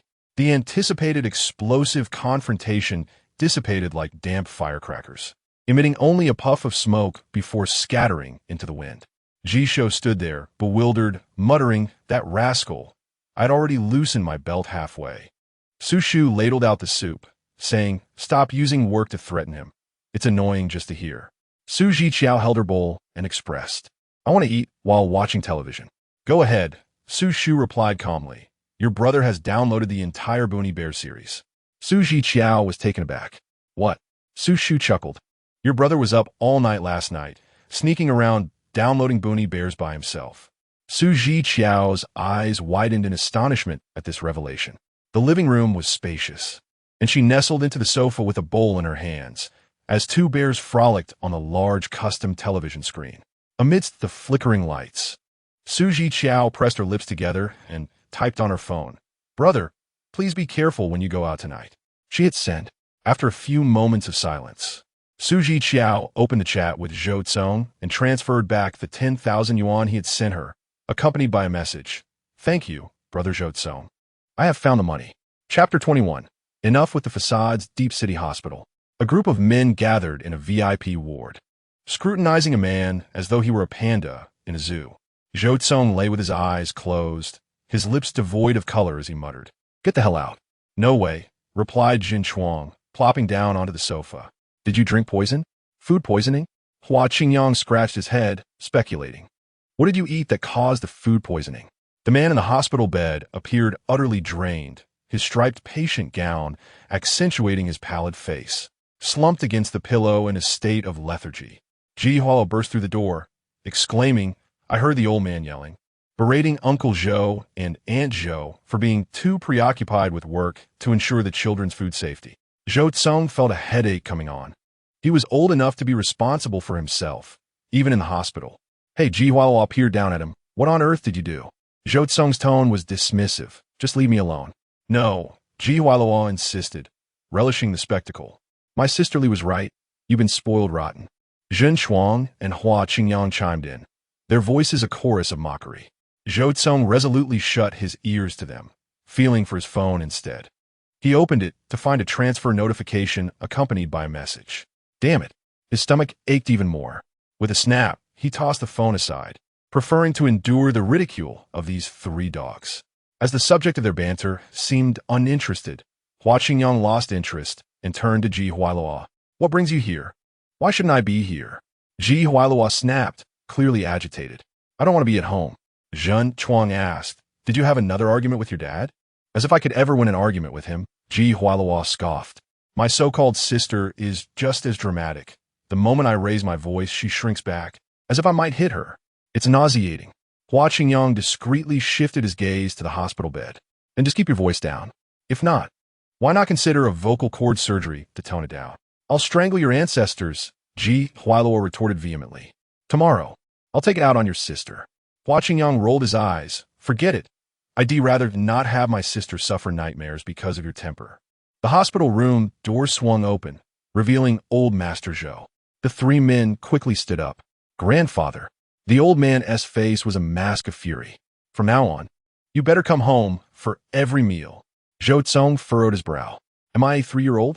You're 30, the old man asserted, "and you'll come home for every meal." Zhou Cong closed his eyes momentarily. "This was just an accident." The old man, exuding a battle-ready aura, declared, "The Zhou family has dwindled down to just you. Can you endure such accidents?" Zhou Cong felt utterly helpless. "You may go now. I will definitely urge your son and daughter-in-law to have a second child." The old man huffed in response. "At least your grandmother and I managed to have two. If your parents want tea, then you must." The other three men, observing the exchange, burst into muffled laughter.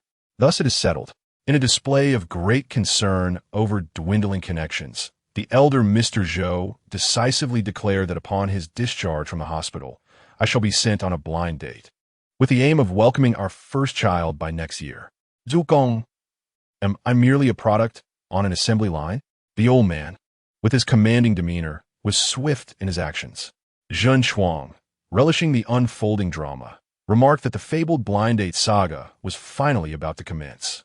How swiftly it had arrived. Ji Hualo clicked his tongue, assuming there would at least be a couple of years of leisure. Hua Qingyang inquired if his family had pressed him, to which he replied that his parents had mentioned it a couple of times, But luckily he was not an only child, as his sister could inherit the family legacy. Zhiqiao Luo raised an eyebrow. Well, I too have a sister to inherit. It's quite nice to have siblings, isn't it? Just moments ago, someone was boasting. The two proud individuals with sisters exchanged glances with the two who did not. Zhou Cong calmly brushed off his clothing. I have a girlfriend. We shall welcome our child tomorrow. The others were evidently unaware of his relationship status. However, such matters were of little consequence at the moment. The three turned their attention to the delicate patient in the hospital bed, who had neither a sister nor a girlfriend. Zhou Cong closed his eyes once more. Everyone, get lost. I need to return. Zhiqiao Luo adjusted his hair, while Zhiqiao seemed to be suffering from some ailment, preparing to move into the dormitory tomorrow. Her parents appeared equally unwell, having not intervened. Before he could finish, the gaze of the entire ward converged upon him, as if to say, "Did you not know?" Zhiqiao Luo withheld his response. "Should I have known?" His brother, Hua Qingyang, clicked his tongue. "Why do you suppose your sister is working?" "How on earth would I know?" Zhun Chuang, with a sarcastic tone, suggested. "If I were your father, I would hasten to have a second child. At least the Ji family would have a chance of survival." "Get lost," Zhiqiao Luo retorted. "You all know, so why not speak up?" Hua Qingyang, "Surely you don't believe your brothers can endure your incessant whining, just as your sister can?" Zhun Chuang, "They indulge you to preserve your status as the sole heir of the Ji family, and dare not spend an extra penny. I've already given her half my salary. What more does she want?" Zhiqiao Luo erupted in fury. "Should I just give her everything? Do I need to starve?" Hua Qingyang, TSK. Zhiqiao Luo, "Speak plainly." Zhun Chuang leisurely replied, "Come, let us eat." The man on the hospital bed finally interjected, his voice cold and detached. Moving out would be quite beneficial. Zhiqiao Luo suddenly recalled something, eager to regain the upper hand. "Do not feign ignorance here. You too." He pointed at Zhun Chuang and Hua Qingyang. "Do you think my sister cannot discern the disdain in your eyes when you first met her? The kind of contempt reserved for the offspring of a mistress." At this, he scoffed and turned to the patient. "And you, Zhou Cong, what about me?" "Huan Yonyo is allergic to mangoes," Zhiqiao Luo articulated with deliberate precision. "Qingyang would never allow mangoes to come before her. Erda, however, is something I obtained from your hands. You all claim my sister is intelligent. Do you believe she cannot perceive your insincerity?" Zhou Cong suddenly opened his eyes. "Everyone, cease the pretense," Zhiqiao Luo chuckled. "If we are not of the same world, we simply are not. As of now, we are brothers. Who knows what the future holds? Perhaps adversaries. In the marketplace, we may plot against one another, yet behind the scenes, we remain brothers. But can Zhiqiao manage this? She cannot. It seems she is unable to accept such a fractured relationship." Zhiqiao Luo continued, "Our self-important notions of respect are laced with condescension. Brothers, let us drop the charade. The elder does not need to speak for the younger." The room fell into silence. Time stretched indefinitely. Zhou Cong's voice was slightly hoarse as he asked, "What do you wish for us to do?" His gaze was icy as he added, "If she cannot remain in the Ji family, do you intend for us to join forces against her, forcing her out of Shenzhen?" Chapter 22. It pleases me to disgust you. The situation rapidly shifted in an unexpected direction. The sterile scent of antiseptic in the ward replaced by the acrid smell of smoke. Hua Qingyang furrowed his brow, urging, "That's enough, brothers. Let's not cause a ruckus among ourselves." "Indeed," Zhun Chuang chimed in, "it's merely a young girl. Our minds are elsewhere. It's just a moment of impatience." Zhiqiao Luo stood, casting a shadow with his back, gazing at the hospital bed with an ambiguous expression. "As for me, I am her brother. As long as our parents remain together, this sibling bond persists." Zhiqiao Luo remained unhurried, feigning concern out of necessity. "Yet you insist on calling me out for my insincerity. The true nature of insincerity is rather ambiguous. Isn't it?" Zhou Cong lay there, his previously subdued aura now replaced by an imposing presence akin to a strategist in command.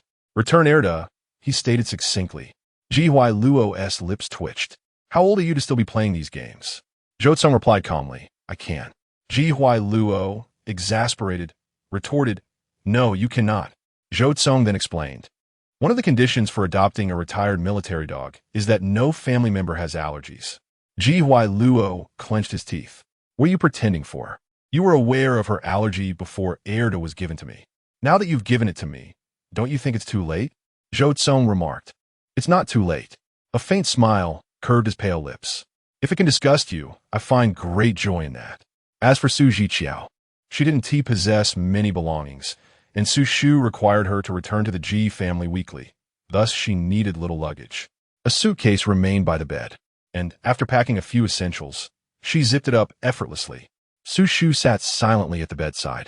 Mother, cheer up, Su Zhiqiao coaxed. I'm super excited to move into the dormitory. Su Shu sighed. At the time, I thought Huai Luo was grown, and, as a girl, you wouldn't pose a threat over his inheritance. I believe family dynamics would not be fraught with issues, which is why I agreed to your Uncle G's proposal. Who would have thought? The relationship remains discordant. Perhaps it would be better not to legalize it and simply live our lives with our respective children. What are you saying? Su Zhiqiao puffed her cheeks. You raised me until I was 18 before you started dating. I want to live my own life. I'm going to university, earn my own money, and make my own friends.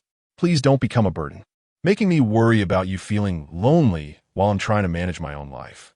Growing up signifies freedom. She can navigate her own course, albeit with some stumbling along the way, away from her mother's care.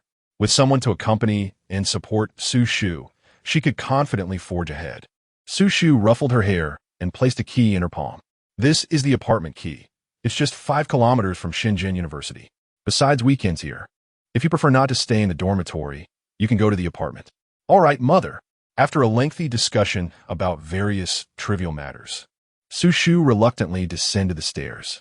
Su Zhiqiao tossed essential medications into her suitcase, pondered for a moment, and then added another bottle to her bag. The door was knocked twice from the outside, leading to the assumption that Su Shu had returned. Su Zhiqiao dragged her voice in a soft tone. I have packed the medicine. I assure you I won't run or come into contact with allergens. The last word lingered on her lips. The door swung open, revealing Ji Huailo leaning against the frame. Su Zhiqiao fell silent. Good evening, brother. In a dormitory of 4, Ji Huailo inexplicably spoke up. If you cannot get along with me, are you certain you can coexist harmoniously with him? Su Zhiqiao responded, You're being ridiculous. Ji Huailo crossed his arms. No one at school will look after you. Su Zhiqiao's lips moved, retorting to his previous statement. Brother, our discord stems from I believe it is your issue. Ji Huailo was taken aback. Su Zhiqiao continued earnestly, thus, your assertion that my inability to get along with you equates to my inability to get along with my roommates is fundamentally flawed. He couldn't comprehend. Oh, Ji Huailo raked his fingers through his hair, exasperated. Doesn't your mother worry about you? Thank you for your care these past 2 months, brother. I apologize for disrupting your previous tranquility. Su Zhiqiao gracefully concluded, Goodbye, brother. Good night. The door closed before her. Ji Huailo stepped into the shadows, feeling a wave of nausea wash over him. He was perturbed, as Su Zhiqiao's methods were evidently more sophisticated than Zhou Cong's. At the very least, he was puzzled as to why he felt this way. The following day, Zhiqiao and Su Shu had work commitments and arranged for the driver and sisterly to take Su Zhiqiao to school. Su Zhiqiao glanced at her phone, confirming that the money she had transferred to Zhou Cong had yet to be received. If he were to privately reimburse her, she doubted he would agree to such an arrangement. She contemplated asking Ji Huailo to return the money, but feared that his awareness would lead to complications, dragging in the issue of her lost funds. Sisterly urged from outside, insisting they leave early in case the mattress and blankets were unsuitable and needed exchanging. Su Zhiqiao sighed skyward, exasperated. She wasn't that delicate. Just as they were about to depart, Ji Huailo unexpectedly returned. Upon alighting from the car, he was cradling a familiar little girl. Su Zhiqiao was taken aback, having not anticipated seeing Huan Nyonyo again so soon after their encounter yesterday. What are you staring at? Ji Huailo lifted Huan Nyonyo higher. This is Hua Qingyang's sister. You can call her Nyonyo. She recognized her. Ji Huailo cast a disapproving glance at Su Zhiqiao. Where did you manage to acquire all this junk? Su Zhiqiao suppressed her irritation. Goodbye, brother. Wait. Ji Huailo replied curtly. Sisterly, please take the bags from my car. The trunk was ajar, revealing several shopping bags of various colors. Sisterly glanced over and chuckled. There's even a laptop. One bag contained clothes for girls, another miscellaneous items, and yet another held the latest model of a laptop. Zhiqiao pauset momentia. It's not necessary. Zhiqiao interrupted her once more, exclaiming, "How is it that even at university, you're not provided with a computer? How will you manage to stay up late and play games with your roommates?" In truth, Su Shu had arranged for one, but had already been sent to the apartment in advance. Before Su Zhiqiao could respond, Ji Hualua lifted Huan Yunyo's hand and asked, "Little mute, do you want to send your sister to school?" Su Zhiqiao's mouth moved. "Nyonyo, why aren't you speaking?" "Sister, hello." Huan Yunyo chimed in with her sweet, childlike voice. "Sister, I want to drink milk." As her words rang out, Su Zhiqiao witnessed Ji Hualua's pupils widen in astonishment. Almost immediately, a familiar scene unfolded. Ji Hualua's lips trembled as he exclaimed, "What? You're not mute?" "Huan Yunyo," Ji Hualua said, his frustration evident. "You can speak?" Su Zhiqiao Punda. Are they truly friends with Hua Qingyang? Chapter 23. The Non-Conflict Group of Wealthy Young Men. Yesterday's events were reenacted today by Su Zhiqiao. Huan Yunyo held the milk she was given, courteously saying, "Thank you, sister." Ji Hualua interjected, "Utter another word, and I shall sew your mouth shut."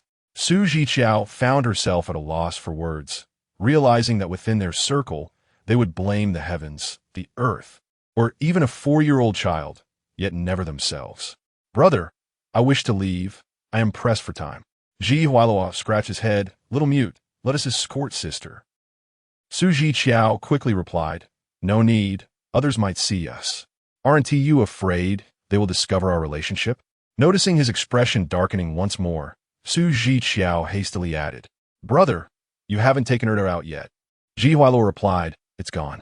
Su Zhiqiao, confused, asked, "Gone? Dead?"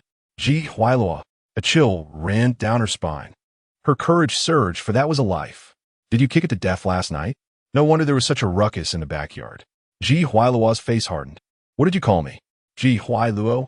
Su Zhiqiao retorted, "Calling you Ji Hualua is already a concession. You, a violent dog killer." Ji Hualua's neck tensed, veins bulging. "It was reported by that scoundrel Zhou Cong. He caught wind of your allergy, leading to my Erda being taken away. And now I bear the title of a violent man, a dog killer." Su Zhiqiao observed him. As Ji Hualua's jaw clenched, "Get out of here. I genuinely wish to bury someone in the backyard." Su Zhiqiao's previous fervor swiftly subsided, replaced by a rising guilt. She glanced at Ji Hualua, brother Zhou Cong. "How could he?" "Do not trouble yourself. He has already met his retribution." Ji Hualua flexed his wrist. "The esteemed heir of the Zhou family is hospitalized due to food poisoning. It's laughable."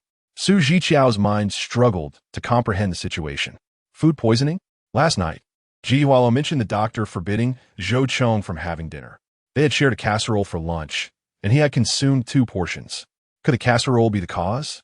Yet she felt perfectly fine. In a moment of confusion, Su Zhiqiao's guilt became indistinguishable.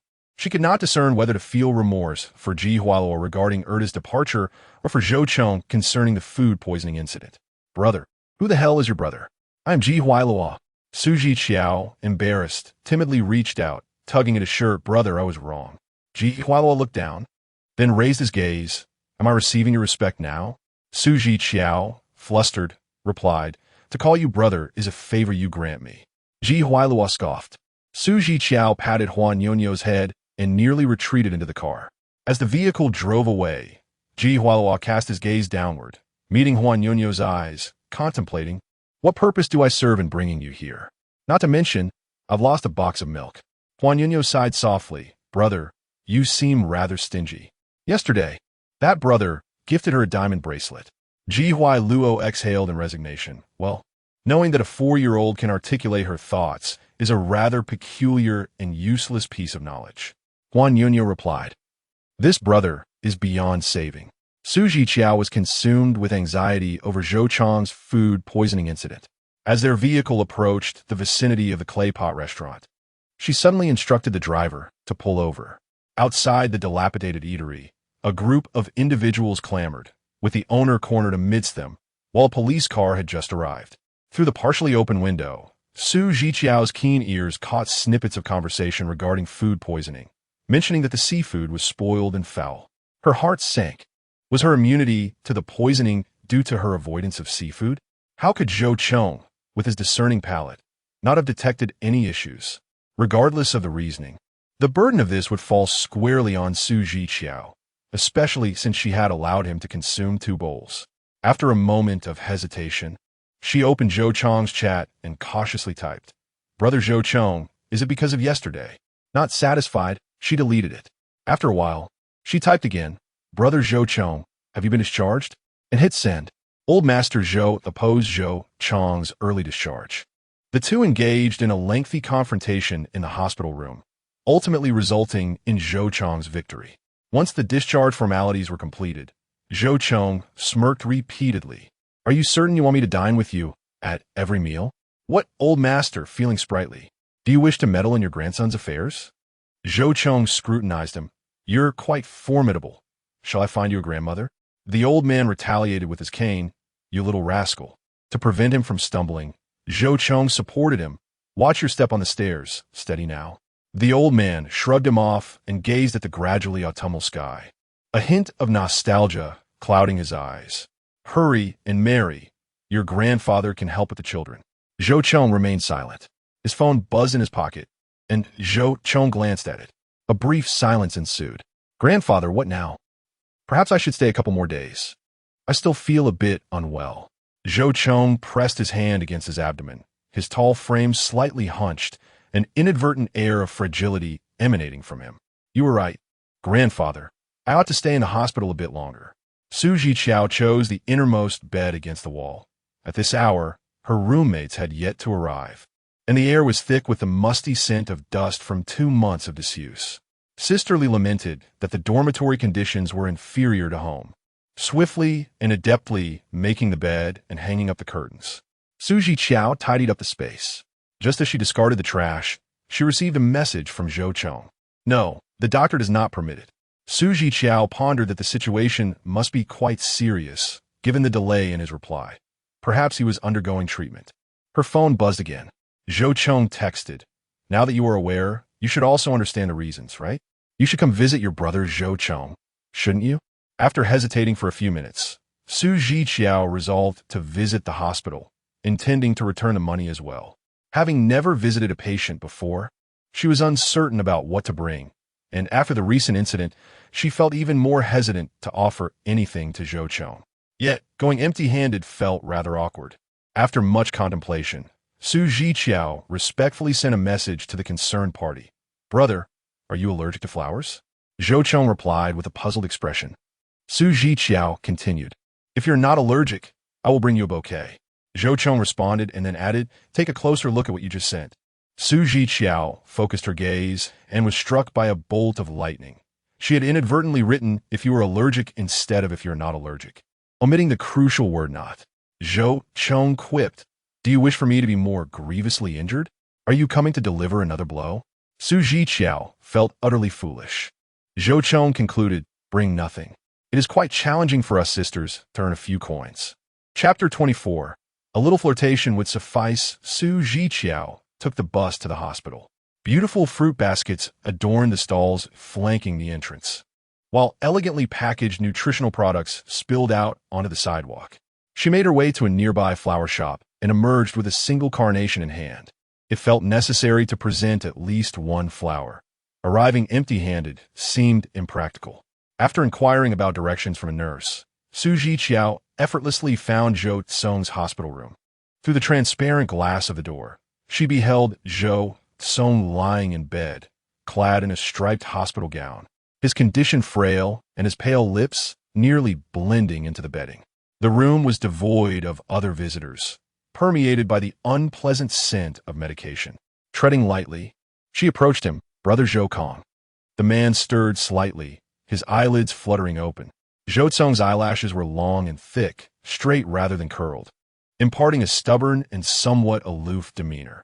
Zhiqiao, feeling somewhat awkward, extended the carnation toward him.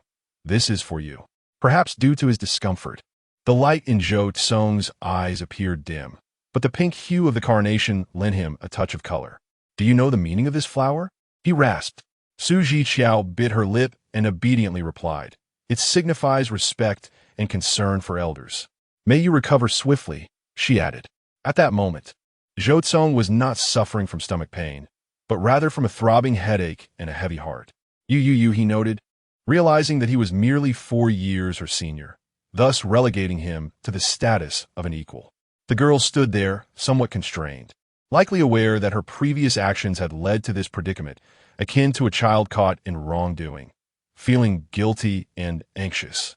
Suddenly, Zhou Cong exhaled deeply and extended his hand. "Help me sit up." Zhiqiao dared not speak further and obediently acted as a human crutch, aiding him into a seated position. Indeed, the fragrance emanating from her was as he had imagined, sweet and alluring, with the tips of her hair brushing against his skin inadvertently. Zhou Cong felt his throat constrict slightly. Once steady, Zhiqiao promptly withdrew, and with her departure, the enticing aroma faded. He nearly instinctively pulled her back, but managed to restrain himself. A moment of silence lingered. Zhou Cong tilted his chin to the left. "Candy, fruit, help yourself." No, Zhiqiao replied, her demeanor quite reserved. "I just came to see you. If you're all right, I'll take my leave." Zhou Cong retorted, "Stuff that you beneath your heart. If one eye isn't enough, I'll queue for an organ transplant for you." He fixed his gaze upon her. "Do you even have a heart?" Zhiqiao nervously fiddled with the stem of the carnation. Sorry. I don't know about the seafood." Zhou Cong frowned. "Look up at me," he commanded. The girl stiffened visibly at his tone. Zhou Cong softened his approach. "What about the flower you brought me? Will you give it to me or not?" Zhiqiao, realizing his intent, quickly handed him the flower. "Thank you." Zhou Cong's shoulder twitched slightly. "So, I must apologize to you?" Clad in a soft hospital gown, his shoulders were broad yet lean, the contours of his shoulder blades prominent. His arms muscular but not exaggerated.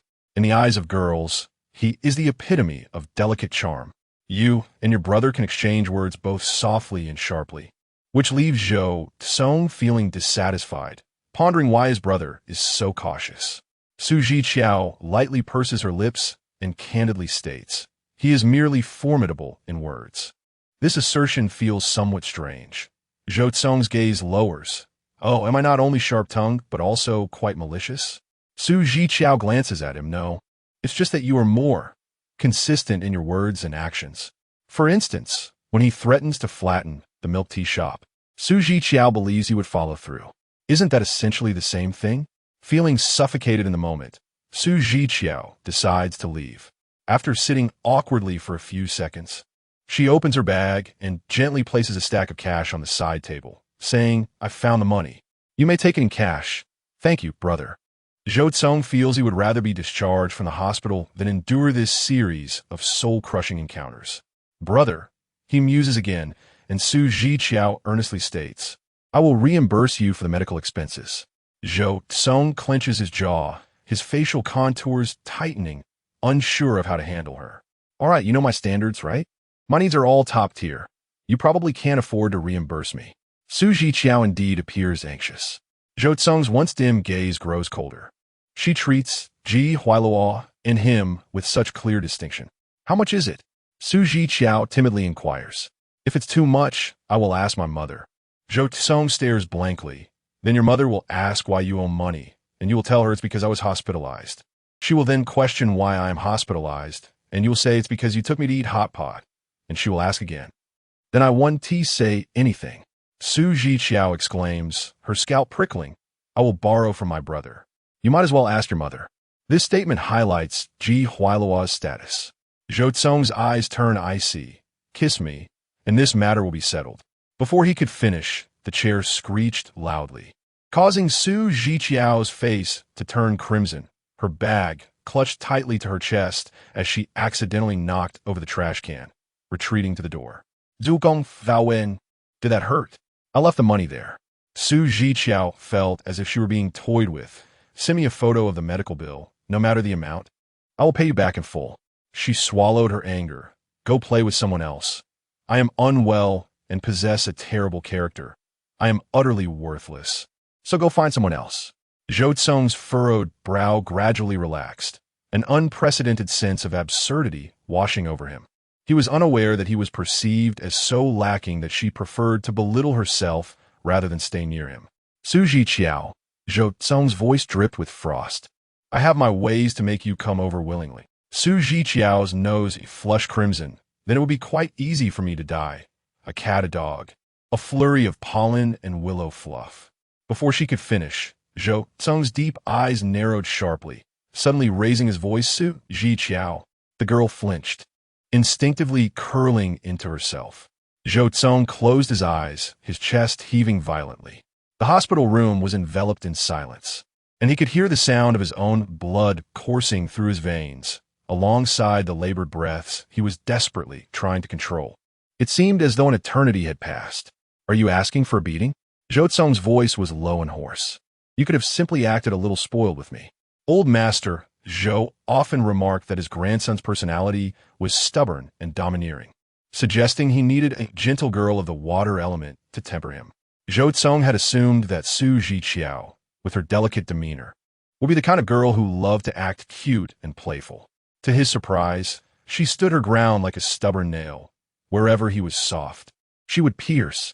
The girl in the corner resembled a frightened bird, and Zhou Cong felt as if she had hollowed out a desolate void within his heart. I can have someone escort you back to school, he began. No need, Zhiqiao quickly replied. I will return on my own. Thank you, young Master Zhou. In an instant, she was gone, as swift as a fleeting shadow, not even calling for her brother. The fragile ice that had been broken by Huan Yonyo was swiftly frozen once more and thicker than before. Chapter 25. Why are you so well-behaved on the day of the opening ceremony at Deep University? Zhiqiao's 3 roommates had all gathered. Among them, 2 were from out of town, their suitcases filled with numerous local delicacies, which they generously shared with Zhiqiao. Is your family from around here? Inquired the round-faced girl. Wang Miao Miao. Zhiqiao nibbled on a preserved duck foot, responding, no, I'm originally from Jindong. My mother married into this area. The relationship was somewhat complicated, and Wang Miao Miao felt hesitant to probe further. Let's go collect our military training uniforms, exclaimed the spirited girl, Zhou Qi, suggesting a smaller size to flatter her figure. Zhiqiao had never participated in military training, as her mother, Su Shu, never permitted her to engage in any athletic activities. Sitting at the table and applying makeup was Song Sighting, who called out, Qiao Qiao, come here, let me try these false eyelashes on you. Zhiqiao obediently leaned over. As Song Sighting applied the lashes, she lowered her voice. Your little face still has that baby fat. You look just like a little baby. Zhiqiao, isn't there a way to make me look a bit more mature? Song Sighting assessed her eyes, which were exaggeratedly enlarged by the false eyelashes, and remarked, if only you could open up a bit more. Zhiqiao replied, then perhaps I should skip it. Song Sighting helped her remove the lashes, saying, but there's a quick fix. What is it? Zhiqiao asked. Getting a perm. Anyone who gets one looks 10 years older. Zhou Qi and Wang Miao Miao quickly chimed in with their agreement. I've never had success with it. After my college entrance exams, I got a perm once and immediately filed a complaint. I cried all the way home, while my mother laughed for half a month. What about you, Qiao Qiao? Zhiqiao felt rather out of touch. I've never had a perm. My hair is too long, and my mother just helps me cut it. The 3 girls were taken aback. You've never even been to a hair salon? Zhiqiao noted that. For several years, her family's circumstances had not been favorable. Yet Su Shu had devoted her utmost efforts to raise her, shielding her from the outside world. Song Sighting twirled her fingers around her dyed curls. My hair has faded. I need to touch it up. With that, she playfully asked, Qiao Bao, would you like to get a hairstyle? Yes, do it. Zhou Qi urged. We all did something like that right after our exams. Why are you so well-behaved? Zhiqiao felt a stirring in her heart. Well, I suppose I could take a look. The hair salon was located on a street of small eateries just outside the university's walls, its decor exuding a charmingly upscale vibe. It was said that the owner of the salon was a relative of the principal, making it the only salon on the entire street, thus thriving in business. The young male hairstylists within wore Bluetooth headsets, maintaining a demeanor that was neither overly eager nor coldly indifferent, while Song Sighting sat nearby, getting her hair dyed. Su Zhiqiao flipped through a hairstyle reference book, struggling to make a decision, fearful of making a mistake. It was also rather expensive. One of the stylists pointed to a particular style. How about a perm with a suitable color? No. Su Zhiqiao shook her head. Just a trim, please. Thank you. The stylist glanced at her, his expression inscrutable. The haircut was completed swiftly, and in stark contrast to Song Sighting's exuberance, Su Zhiqiao's hairstylist remained silent, ultimately deciding unilaterally to curl her hair temporarily. Su Zhiqiao felt too shy to decline. During the process, someone approached to converse, and the stylist, dragging out her words, remarked, "Not today. Luck is not on my side. It's all just cuts." Su Zhiqiao felt a twinge of offense. As the stylist selected a strand from the top of her head and clamped it into the curling iron, Su Zhiqiao suddenly felt a sharp pain in her scalp. She winced, glancing at her reflection in the mirror. "You've burned me." The stylist, casting a fleeting glance back at her in the mirror, replied, "Oh, I'm sorry." The stylist then added, "I'll give you a discount later." Su Zhiqiao was at a loss for how to respond. It was her first visit to a hair salon, and they had both apologized and offered a discount. She thought this must be the standard way of handling such matters. It seemed there was no alternative. When Zhou Qi and Wang Miao returned after shopping, Su Zhiqiao's hair had been styled. She gazed at her reflection, seeing an aging hairstyle that nearly brought her to tears. As she walked toward the school, she touched her hair several times, feeling dissatisfied with her appearance. Sighting comforted her. "It's temporary. You can wash it out later." However, Su Zhiqiao's scalp throbbed. She hadn't felt much discomfort in the salon, but now the pain intensified. "Ting, can you check for me? Is my scalp damaged?" Yet the three girls beside her seemed entirely absorbed, their gazes fixated elsewhere as they excitedly tugged at each other's arms. "Is he from our school? So handsome, I'm swooning. Oh look, another one, two at once. Ah, this is my type. Don't fight me for him." Su Zhiqiao's hand still lingered on her head as she turned to look. In the next moment, she locked eyes with a striking young man, whom her roommates had been raving about. There was a brief pause, and Su Zhiqiao subtly lowered her lashes, as if encountering a stranger. Ji Huailuo, intrigued, nudged Zhou Cong with his elbow.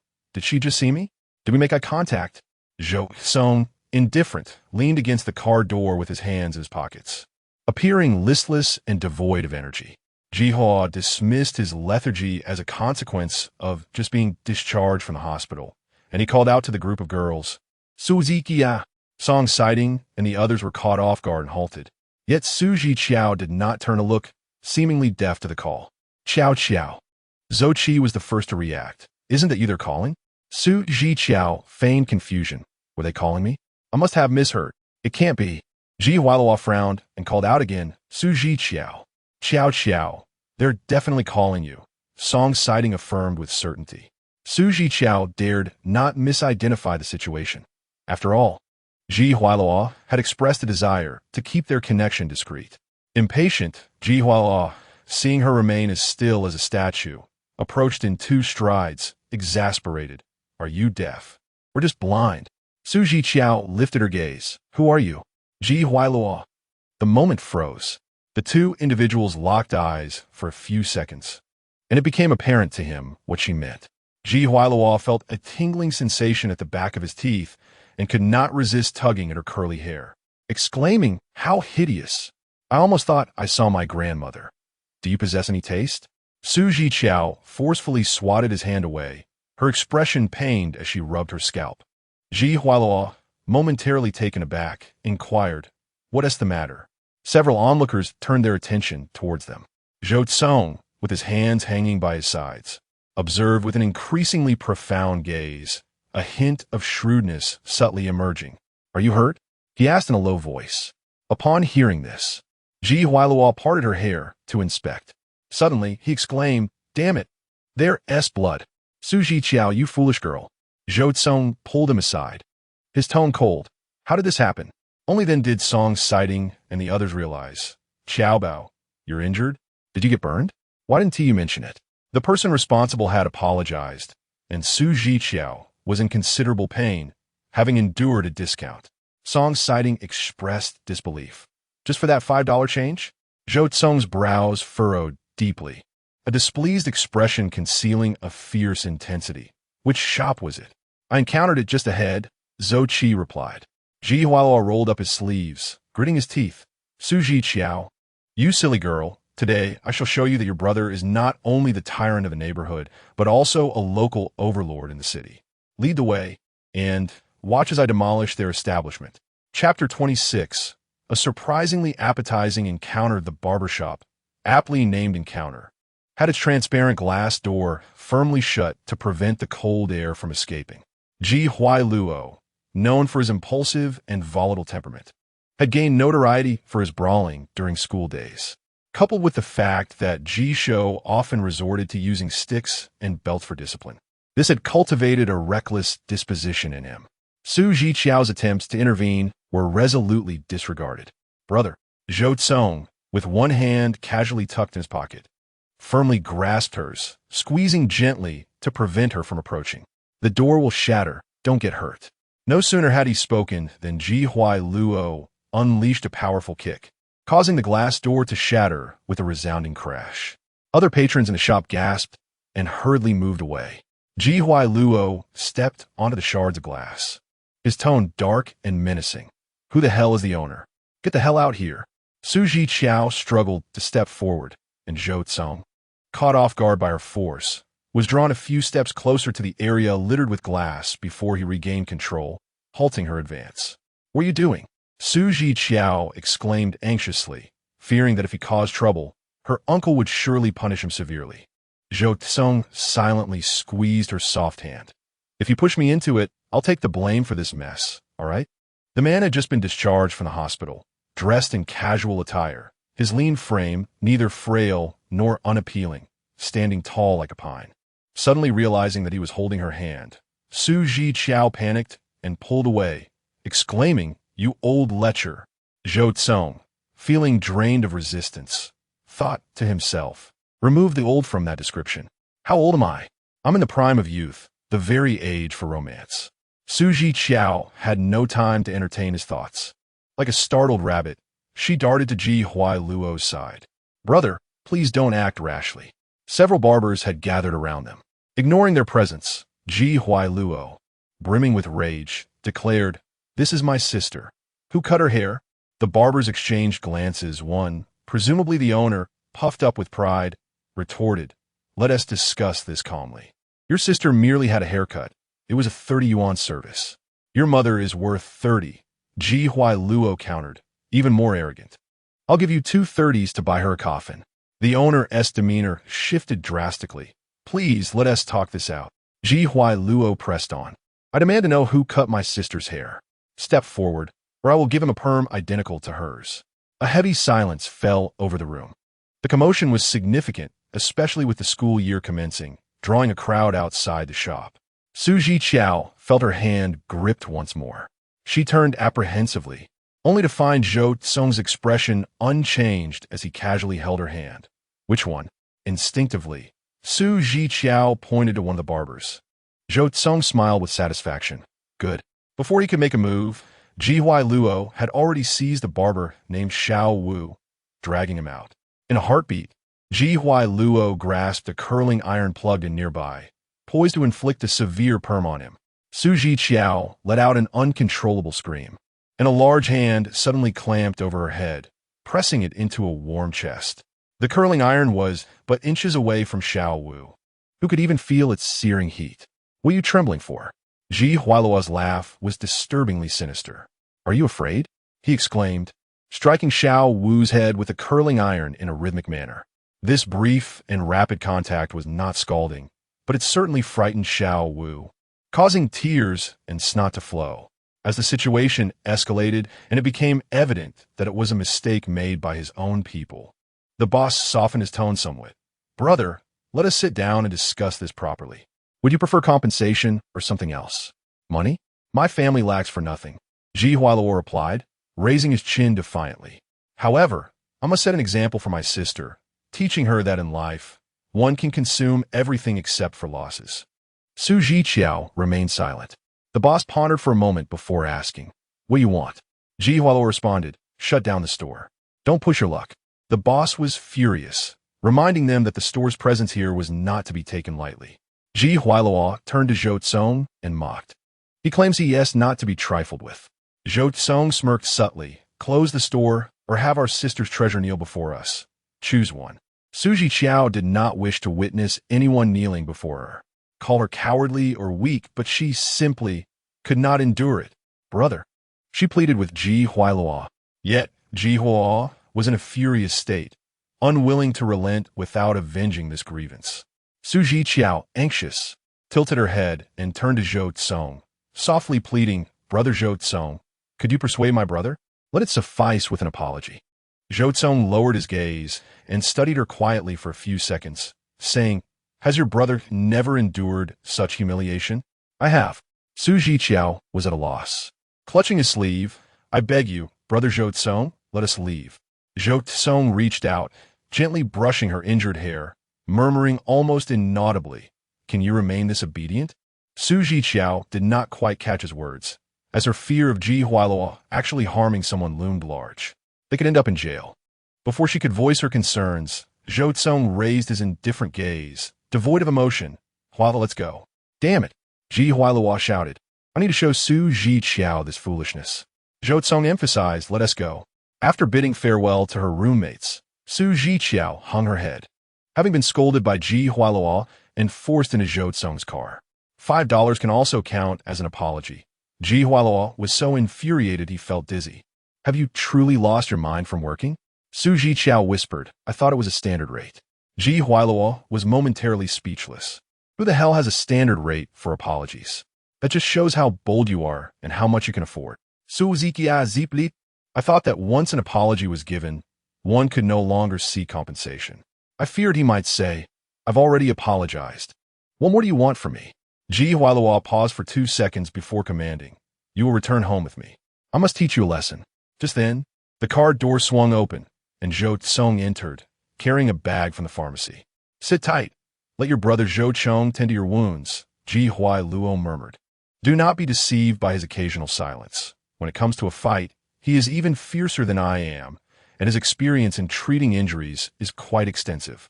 Zhiqiao, with a humble demeanor, lowered her head. Zhou Cong glanced at her, patiently brushing aside her hair to disinfect the injured area. Your brother Zhou Cong's car has also been tarnished by you, Ji Huailuo lamented. When did I ever permit anyone to bring medicine inside, let alone apply it? If any spills, the scent would surely provoke his ire. No one responded to him. Zhiqiao felt a cooling sensation on her scalp. The previous burning pain had subsided somewhat, yet she began to worry about other matters. Brother, am I going bald? Zhou Cong's brow twitched slightly. Not at all. Your cauliflower hairstyle conveniently conceals it. Ji Huailuo chuckled softly. Zhiqiao fell silent for a moment. I know I'm not pretty. I just didn't dare to say it. Not that it's ugly, Zhou Cong remarked as he put away the medicine. It simply looks rather appetizing. Chapter 27. Kneeling to accomplish her task. Throughout the journey, Ji Huailuo vented his frustrations, cursing the heavens, the earth, the barbershop owner, and finally directing his ire towards Zhiqiao. After a few rounds of this tirade, Zhiqiao could no longer contain herself. Brother, what brings you to our school? Your mother mentioned that the military training at Shanda begins tomorrow, but since you won't be participating, she instructed my father, who in turn directed me, to fetch you. On the way, I learned that Zhou Cong had been discharged from the hospital, so I went to see him. He complained about my car being dirty and opted to take his own instead. Zhiqiao felt overwhelmed. Brother, our classmates just saw you. Recalling this, Ji Huailuo remembered another matter. You did see me earlier, right? Zhiqiao remained silent. Ji Huailuo pressed. I called out to you. Do you dare pretend you didn't hear me? It was you who said not to let outsiders know of our connection, lest it tarnish your reputation, Zhiqiao retorted. Ji Huailuo paused momentarily. I called you. Couldn't you infer my intention? When I call, you should come running with enthusiasm. Zhiqiao replied, I wouldn't. Ji Huailuo shot back. Is it that you cannot infer, or that you cannot be enthusiastic? Zhiqiao simply stated, I wouldn't run. Silence enveloped them. At an unexpected moment, a brief, mocking laugh emanated from the driver's seat, tinged with amusement and derision. Ji Huailuo, incensed, exclaimed, Zhiqiao, do you seek death? I pose a yes or no question, and you responded with an er. Zhiqiao fell silent once more. Zhou Cong, what are you laughing at? You find it amusing to see me treated like a dog, don't you? Luo expanded his tirade. The driver, suppressing his mirth, replied nonchalantly, indeed. Another silence ensued. After a brief pause, Luo tugged at Zhiqiao's t-shirt, expressing his disdain. What are you wearing? Were those new clothes I bought? Why aren't you wearing them? Zhiqiao remained quiet and tucked the shirt away. Put it away? How absurd. Luo scolded. That's summer attire. If you don't wear it now, winter will arrive. Zhiqiao replied. I fear that one day, if you're in a foul mood, you might demand it back. Another silence hung between them. Luo had never endured such humiliation. While he possessed a fiery temper and could lash out in anger, he never reclaimed gifts once given. As the sole heir of the Ji family, raised in a world of abundance, he simply could not stoop to such a base act. Do you think I am Zhou Cong? Luo ground his teeth, enunciating each word. Do you think I would ask for back what I have given? Zhou Cong, observing, merely responded. Speaking of which, Zhiqiao remembered Erda and turned to the left. Zhou Cong, could you return the dog to my brother? Zhou Cong glanced at her. Wasn't there a mention of allergies? She resides in the backyard, never entering the house. Zhiqiao remarked. And my brother grooms her every day while I merely observe from the second floor. Luo forbids Erda from ascending the stairs, scolding him as he grooms, lamenting the presence of a whiny creature, a chatterbox, and claiming that this chatterbox's antics compel him, a dignified young master, to confine a dog to the backyard.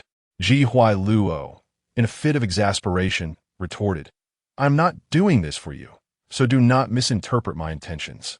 Zhiqiao turned back. Then do you still want her? Yes. Then refrain from speaking. After a brief moment, Luo suddenly realized. Wait a moment, if I do not want him, why is it that you desire him and he is given to you? Zhiqiao. Indeed, would he yield to her wishes simply because she desired Zhou Cong? Wasn't it primarily because I was taken away that Erdo was involved? Zhiqiao mused. As long as I prove I am not allergic, everything will be fine. Luo was swiftly convinced. It was indeed true. Brother Zhou Cong, Zhiqiao implored. Ever since Erda arrived, my brother's emotions have stabilized. You know? His energy is completely spent on Erda. Zhiqiao. The more he listened, the more Luo felt something was amiss, erupting. Are you implying that I am not raising the dog, but rather the dog is raising me? Is that right? Zhou Cong's shoulders quivered, a low chuckle resonating within the vehicle. All right, I shall have someone return her shortly. Luo's face flushed with indignation. I don't want her anymore. That is not an option. Zhou Cong teased. I made a promise to your sister, and I shall not renege. It must be said. Luo felt as though these two were playfully toying with him. After a moment of silence, Luo darkly inquired, I say, if you do not allow me to sit in the passenger seat, how is it that you permit my sister to sit there? Your sister is a girl. Zhou Cong replied calmly. Do you wish to be a girl? Still feeling something was off, Luo was momentarily bewildered. Is the passenger seat exclusively for females? Zhou Cong answered, It is my passenger seat.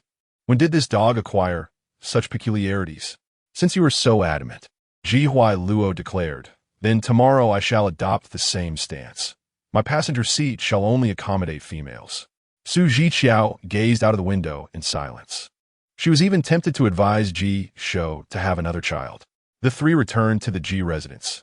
Making up for the meal Zhou Cong had previously missed, Sushu applied medicine to her once more, both angry and pained. What sort of barbershop is this? They clearly discriminate based on appearance. Zhiqiao reassured her. It's fine, mother. Brother kicked their door down. Do not be too accommodating. Sushu instructed. An apology reflects his attitude, while compensation signifies his sincerity. Lacking either suggests a refusal to take responsibility. Jisho's expression was grave as he stood by the window, making phone calls, seemingly investigating the background of the barbershop's owner. Such a considerable effort to seek justice for her stirred a sense of belonging within Zhiqiao, her nostrils tinged with warmth. Amidst Jisho's phone conversation, Zhou Cong, who had been engrossed in his phone across from her, suddenly looked up, seemingly meeting her gaze. In the midst of a captivated audience, Zhou Cong rose from his chair, leaning over the table to draw closer to her. Zhiqiao instinctively retracted her neck, nearly burying herself within Su Shu's embrace. The distance between them diminished to such an extent that Zhiqiao could behold the transformation of his pupils from ebony to amber, reflecting her tear-filled eyes. As the onlookers observed with curiosity, Zhou Cong playfully scraped his finger across the tip of her nose, teasingly remarking, "Huai Luo, you were right. My dear sister is indeed a weepy soul." At this, the crowd collectively exhaled, believing his words to be mere brotherly jest. Meanwhile, Huai Luo exclaimed, "Exactly. Finally, someone understands my sentiment. Every time she cries in front of me, I feel like I'm covered in goosebumps." Zhou Cong's gaze remained fixed on Zhiqiao, and with a penetrating look, he replied, "I understand." He felt not only goosebumps but a softness in his knees, as if he would be willing to kneel to fulfill any request she made while weeping. Chapter 28. Misguided Path. After finishing lunch, Zhou Cong did not return home immediately, but accompanied Huai Luo back to the room, where they engaged in a gaming session on the computer. Huai Luo was known for his reckless play style, unleashing powerful abilities at will and typing furiously on the keyboard when his skills were on cooldown. Faced with an opponent like Zhou Cong, who deployed each move at the opportune moment, defeat was inevitable. After losing several rounds, Huai Luo grew frustrated. "Can you not be so tense while playing a game? Your health bar remains intact, you kill with every step, and your attacks are always fully charged." "I'm quite relaxed," Zhou Cong replied, his voice teasing. "Watching you rage is more enjoyable than sealing a big deal." Thus, the outcome of the game did not bring Zhou Cong joy. Rather, it was the reaction following his friend's failures that delighted him. "The success of my adversaries does not dishearten me," Zhou Cong stated, "but the failures of my friends bring me joy." In exasperation, Huai Luo tossed aside the keyboard. "I'm done playing." Zhou Cong remained unfazed, turning his head slightly. "Hey, in a few days, once your sister has recovered, shall I take her for a haircut?" "Why should you take her? I can do it," Huai Luo retorted, displeased. Zhou Cong replied, "You know I am her stylist." Indeed, Huai Luo was aware of Zhou Cong's flamboyant nature. Being his exclusive hairstylist meant possessing both an eye for beauty and skill that had been proven. As she grows older and becomes more concerned with her appearance, Zhou Cong continued, "It is our duty as elders to guide her toward the right path." Huai Luo pondered for a moment. "That's true. Her current hairstyle is atrocious, and I wouldn't want her aesthetic to be spoiled by those shabby salons." Just as they reached a consensus, a knock echoed from the door. "Come in," Zhou Cong called. Zhiqiao cautiously peeked in. "Brother, there are visitors at home. Uncle wants you to come downstairs." Huai Luo rose. "Who is it?" "It seems," Zhiqiao replied, "it's the principal from our school. Along with that, hairstylist." Upon hearing this, Huai Luo exchanged a glance with Zhou Cong before striding purposefully towards the door. "You all stay here for now." With Huai Luo gone, the second floor was left with only Zhiqiao and Zhou Cong. The events from the hospital were still fresh in Zhiqiao's memory, and now, faced with him unexpectedly, her earlier timidity resurfaced. "Brother Zhou," Zhiqiao said, reaching into her pocket to retrieve something, "this is the medical fee. Please see if it's sufficient." The room was dim, without lights or drawn curtains. Zhou Cong slouched in a lazy chair, his body relaxed as he lounged, legs sprawled out. He fiddled with Huai Luo's lighter, his tone languid. "Why have you stopped calling me young Master Zhou?" Zhiqiao placed the money before him. "Young Master Zhou, please take a look." Zhou Cong's eyelid twitched as his gaze slowly drifted over. "Take it back. If it's insufficient, I plan to discuss it with my mother," Zhiqiao said earnestly, as young women often stray from the right path by hiding things from their parents. In any case, she would never consider compromising her principles for money, nor would she agree to any unreasonable demands he might make. Zhou Cong was utterly bewildered by the phrase "misled by her." Was he truly the one misled? How could he, of all people, be considered the one led astray? Moreover, this young lady had been bestowing money upon him from the very beginning. First 100, then 1,000, and then a stack. What did she take him for? Zhou Cong had never endured such humiliation in his life. Zhiqiao. The ominous name sent a chill down her spine. Fearing the resurgence of past troubles, she quickly retreated, saying, I need to check on my brother. Please, Mr. Zhou, make yourself comfortable. Zhou Cong ground his teeth in frustration. This girl was impervious to both soft and hard tactics. Her defenses against him were impenetrable. He found himself utterly at a loss. In the living room on the first floor, Zhiqiao sat composedly on the sofa, with Su Shu by his side, while Ji Huailua stood there like a lord. The visitors included the principal of Shun University and the owner of a hair salon, accompanied by a stylist named Xiao Wu. I sincerely apologize, the principal said. This young man is quite thoughtless, and I personally brought them here to apologize to your esteemed daughter. Ji Huailua scoffed dismissively. What a bunch of worthless scoundrels, daring to open a shop there and swindle students, am I right? Zhiqiao raised his eyes, speaking sternly. Huailua, do not lose your composure. What is wrong with that? Ji Huailua retorted defiantly. You have no idea how arrogant he was at the time. If it weren't for my sister, if it were another girl, would she have simply swallowed this insult? His words were not without merit. The hair salon had stood firm for many years, surviving not just through connections, but likely due to numerous customers' enduring grievances. The principal, sweating with embarrassment, conceded. Indeed, what young Master Ji says is quite logical. Zhiqiao interjected politely. Do not heed this reckless lad's nonsense. He knows nothing. Ji Huailua raised an eyebrow, ready to unleash his anger, but Zhiqiao's glance stilled him. Principal, please have some tea. Zhiqiao smiled. These matters are trivial. They will pass. Why trouble yourself to come here amidst your busy schedule? Certainly, certainly. I too wish to prevent the situation from escalating. That will not happen, Zhiqiao reassured him. The matter concerning the children can simply be discussed and resolved. My daughter will be studying at Shun University in the future, and we will rely on you and the esteemed teachers for her education. Ji Huailua fell silent, suddenly understanding the reason his father had forbade him from speaking. After some pleasantries, the principal set down the gifts he had brought, hesitating before broaching the subject. Could you possibly intercede on Mr. Zhou's behalf? This young man acted impulsively. Zhiqiao remained unfazed. Primarily, Atsung has a good relationship with my Huailua. My daughter has grown up under their watch, hence the heavy-handedness. I will do my best to mediate. Ah, please, you must assist with this. Otherwise, I truly cannot account for it. Certainly. After the guests departed, Ji Huailua scratched his head. Did you have him shut down his shop? Do you think I am someone of such influence? Zhiqiao huffed. Do you know who is behind that principal? Is that someone I can simply sway? Just speak plainly, Ji Huailua replied. Why use such harsh words? As the father and son conversed, the young Master Zhou, mentioned earlier by the principal, descended the stairs leisurely, a certain eavesdropping girl in tow. I can walk by myself. Su Zhiqiao protested as she struggled.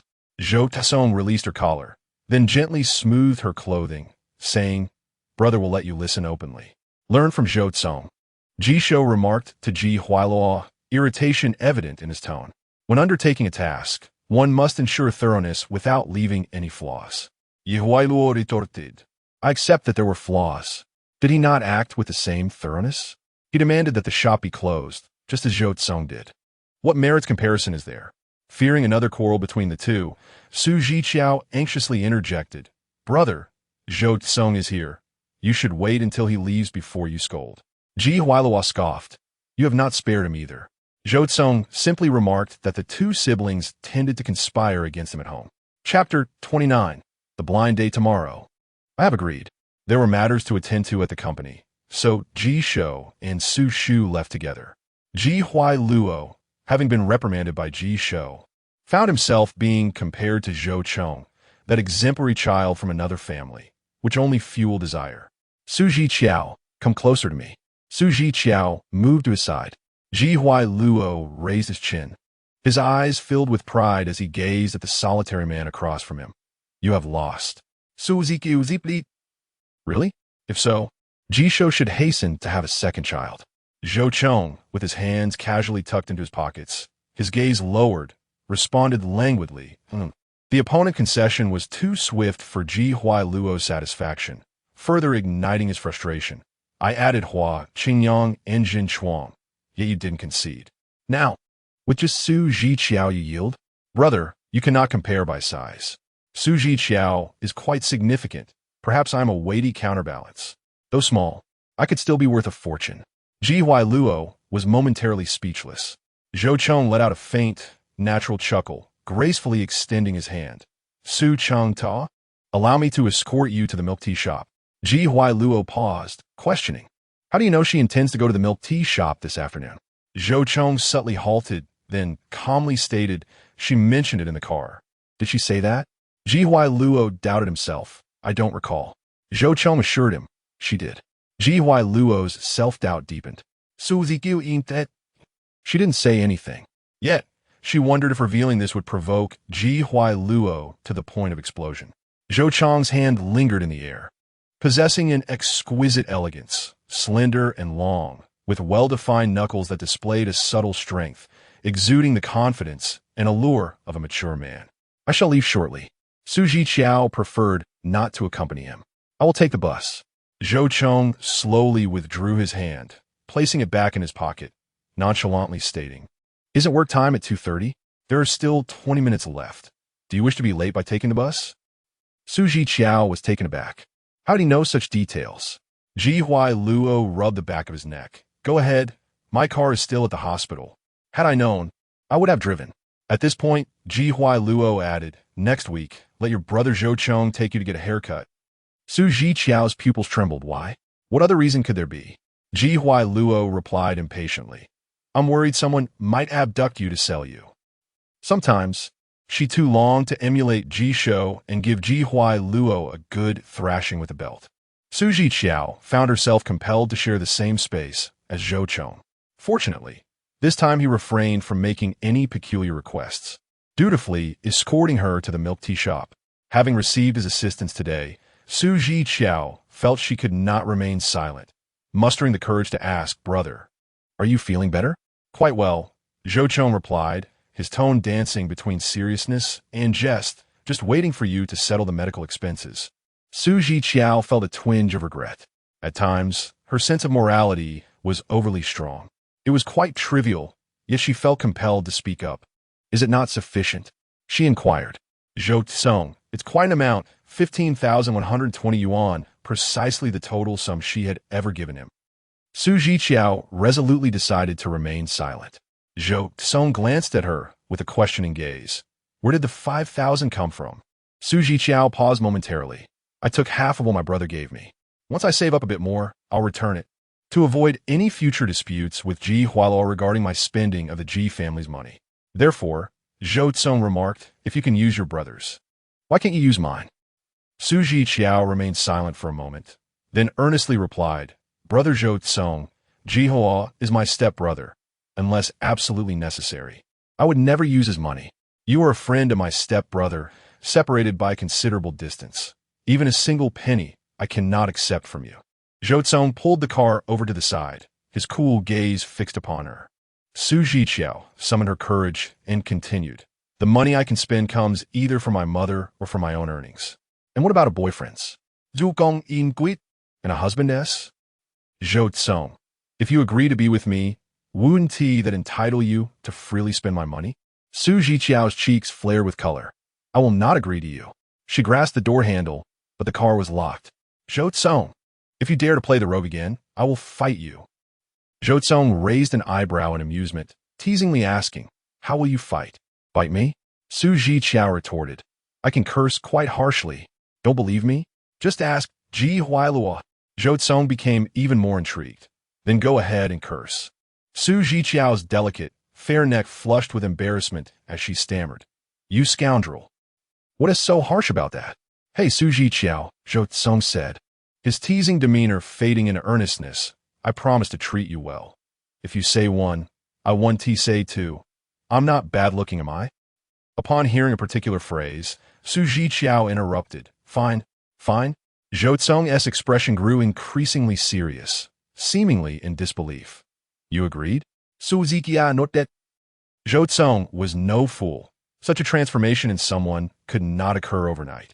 So what now? Su Zhiqiao replied. If I say one, You want to say to? Zhiqiao. Then I demand that you stop appearing. You see, Zhiqiao knew all too well that you simply cannot do that. Zhou Cong chuckled in frustration. In his life, he had only ever schemed against others. He had never been outmaneuvered by anyone else. Yet, he had fallen for this girl's tricks several times. Opening the door, Zhiqiao exclaimed in anger, "Want to get out?" Zhou Cong stared at her, unmoving, as though he had captured his prey. After a moment, he lowered his eyelashes, scoffing, "I truly am quite the fool." With that, the car door suddenly unlocked. Zhiqiao showed no signs of hesitation as she opened the door and stepped out. The wind from the closing door rushed in, carrying the sweltering heat of late summer, mingling with the unique sweetness of the girl, penetrating deep into his heart. After the initial self-mockery, a lingering, subtle pain emerged. This sensation felt exceedingly foreign, yet it has become increasingly pronounced of late, causing Zhou Cong to frown in discomfort. His initial interest upon first encountering Zhiqiao gradually morphed into an insatiable yearning, culminating in the present moment's palpitation of his heart. Something has begun to spiral out of control, slipping from his grasp. This is the instinctive alertness of a hunter in the face of peril, a warning born from the accumulation of past experiences. Zhou Cong harbors a vague premonition. Either he must forcibly keep her by his side, or he must seize the opportunity to let go. Otherwise, he risks plunging into an unforeseen abyss from which he may never escape. Time passed, though how long he could not ascertain. Long enough for Zhiqiao's presence to vanish entirely. Within the confines of the car, Zhou Cong forcibly suppressed the tumultuous emotions, dialed a number, and coldly stated, "Tell grandfather that I have agreed to the blind date the day after tomorrow." Chapter 30. The charming playboy at the cash register of the milk tea shop was surrounded by Song Sighting and her two friends. Zhiqiao had just completed 2 cups of milk tea and was meticulously packaging them for the delivery person. "Are those 2 your brothers?" Zhou Qi asked eagerly. "Why are you pretending not to know them?" Wang Miao Miao rested her chin on her hand. "Your brothers are incredibly handsome. I noticed each of them on the day of the new student registration. The boys at our school pale in comparison." Song Sighting remarked, "I saw a transfer notice posted at the barber shop. Your brother must have done that, right?" The 3 girls exchanged words, and Zhiqiao was at a loss for whom to respond to first. Gathering her thoughts, she felt the need to clarify things to avoid any misunderstandings in their future interactions. "The one in the floral shirt is my stepbrother," she emphasized, "and the one in black is his childhood friend. My mother asked them to pick me up." "What is your relationship with them?" they inquired. "It's ordinary." Zhiqiao carefully chose her words. "This is my mother's circle, and I just happened to pass the exam. Well, I'm me, and my relationship with my mother's family is... How should I put it?" Zhiqiao furrowed her brow, striving to find the right words. The 3 pairs of eyes were fixated on her. After a moment of mutual staring, realizing she struggled to articulate her thoughts, Song Sighting was the first to laugh. "It's okay, we understand." Zhou Qi and Wang Miao Miao nodded in agreement. Zhiqiao sighed in relief. Perhaps it was best to leave it at that. However, Song Sighting changed the subject. "So, does your brother in black like you?" "Don't be shy," Zhou Qi chimed in excitedly. "We could tell when he held your hand. He was so cautious." Wang Miao Miao added, "He originally had a serious expression, but as soon as he held your hand, his lips curled into a smile." Thinking of Zhou Cong, Zhiqiao couldn't help but recall the earlier scene in the car, and her mood plummeted. "Don't mention him. P.S. Just a friend of my brother's. It's nothing significant." Song Sighting tapped the table. "I see your brother is quite assertive," Zhou Qi remarked, given his looks. "Can't you give him a chance?" Zhiqiao's lashes fluttered. "I have someone I like." "Who?" Zhiqiao pressed her lips together. "Andy Lau." "I like that kind," Zhiqiao said softly. "He just seems so reassuring." Wang Miao Miao interjected, "Like a father figure?" "That is quite a difference," Song Sighting mused. "Your brother in black has a flirtatious demeanor. He is strikingly handsome, but he doesn't inspire much trust." Zhou Qi patted her shoulder. "I understand now. Our dear Qiao Bao prefers someone steady, refined, reserved, and gentle." Zhiqiao waved her hand. "You all should head back. Don't block my customers. During military training, you want to be going back to the dorm, right? What is up?" "Day after tomorrow is Miao Miao's birthday," Song Sighting said. "We want to celebrate it." Su Zhiqiao replied cheerfully, sure. Don't order a cake. I'll make one and bring it over. All right. The fatigue from military training was hardly felt, yet each day, new students frequented the nearby milk tea shop, their skin darkened by the sun and their camouflage uniforms loosely tucked into their waistbands, languidly seeking refuge in the cool air of the shop. Occasionally, someone would recognize her as the girl from the barber shop, and the more outgoing among them would inquire about the two young men beside her. The barber shop was rented out the following day. It remained a barber shop, but every staff member, from the owner to the employees, had been replaced, forsaking the gimmicky outfits and Bluetooth headsets. The price of a haircut was reduced from $35 to $15 per person. A group of 4 was formed in the dormitory, led by Song Sighting, who selected the food court on the 5th floor of the city center mall as their dining venue. The mall boasted 6 floors, with the 5th and 6th dedicated to restaurants. However, despite their proximity, the target demographics differed drastically. Among the 4 girls, 2 were on diets, prompting Su Zhiqiao to bake a 6-inch cake. Upon arriving at the reserved hot pot restaurant, the dishes had just been served. Add a bit more, called Wang Miao Miao. My parents specially transferred me some birthday money, so don't hold back. Su Zhiqiao handed the cake to her and casually added 2 more dishes. I'll go wash my hands. They feel a bit sticky. Be quick. The mall's restrooms were located in a unified area and being directionally challenged. Su Zhiqiao wandered in circles without locating it. A staff member directed her to the 6th floor, stating that the 5th was currently overcrowded. Su Zhiqiao took the escalator to the 6th floor, which indeed proved to be serene, the tiles shining brighter and cleaner than those on the 5th. The expansive restroom sign glowed green as she approached. However, the next moment, she halted abruptly. At the ventilation opening of the restroom stood a man leaning against the window, a cigarette unlit between his lips, their gazes colliding. It was Zhou Cong, clad in a black hoodie with the zipper pulled low, revealing his pale collarbone, and wearing loose white pants adorned with a black and white satin belt draping down to his legs. He exuded an aura that was both alluring and intimidating. After locking eyes for a brief moment, Su Zhiqiao swiftly averted her gaze, feigning ignorance as she entered the restroom. A chic young woman was retouching her makeup in front of the mirror, glancing at her as she entered. After washing her hands, Su Zhiqiao exited, only to hear a female voice behind her. Would you accompany me to the jewelry store? I've had someone hold a bracelet for me, and your taste is impeccable, so I could use your opinion. Following that, Zhou Cong's indifferent voice responded, sure. Su Zhiqiao did not pause her steps, taking the escalator back down to re-enter the hot pot restaurant. After their meal, Song Sighting suggested they browse the 1st floor, expressing a desire to purchase a lipstick. The 1st floor was home to a cosmetic store, flanked by a few milk tea shops and Lego and figurine stores. Since they were already there, the group decided to meander about, burning off some calories. Zhou Qi and Wang Miao Miao headed off to buy figurines, while Su Zhiqiao accompanied Song Sighting to the cosmetics shop. By a twist of fate, they encountered Zhou Cong once more within the store. Song Sighting was momentarily taken aback, casting a curious glance in his direction. Su Zhiqiao remained unfazed, linking arms with her as they entered. 2 sales associates were attending to a young woman, one applying makeup while the other held a mirror, exuding a keen eagerness. Miss Zhao, this foundation is most suitable for you. Song Sighting furrowed her brow and said, please hand me a lipstick. The sales associate, appearing somewhat indifferent, replied, please wait a moment. We are quite busy. You may try the samples over there.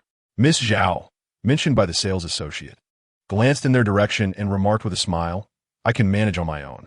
The sales associate, recognizing Miss Zhao as a valued black card customer, shifted her gaze to the man engrossed in his phone, adding, your experience is of utmost importance. An awkward silence enveloped the scene. Suddenly, Miss Zhao broke the stillness, asking, Song, how does this makeup look? The man, addressed by name, lifted his gaze from his phone, his eyes wandering aimlessly, and replied, just buy it all. Song Sighting, now infuriated, decided she would no longer patronize this brand, and, gripping Su Zhiqiao's hand, attempted to leave. Are you not taking the lipstick? A deep voice halted their steps. Song Sighting realized the question was not directed at her. Indeed, the man stood upright, his tone icy as he said, Su Zhiqiao. Chapter 31. Hanging on him.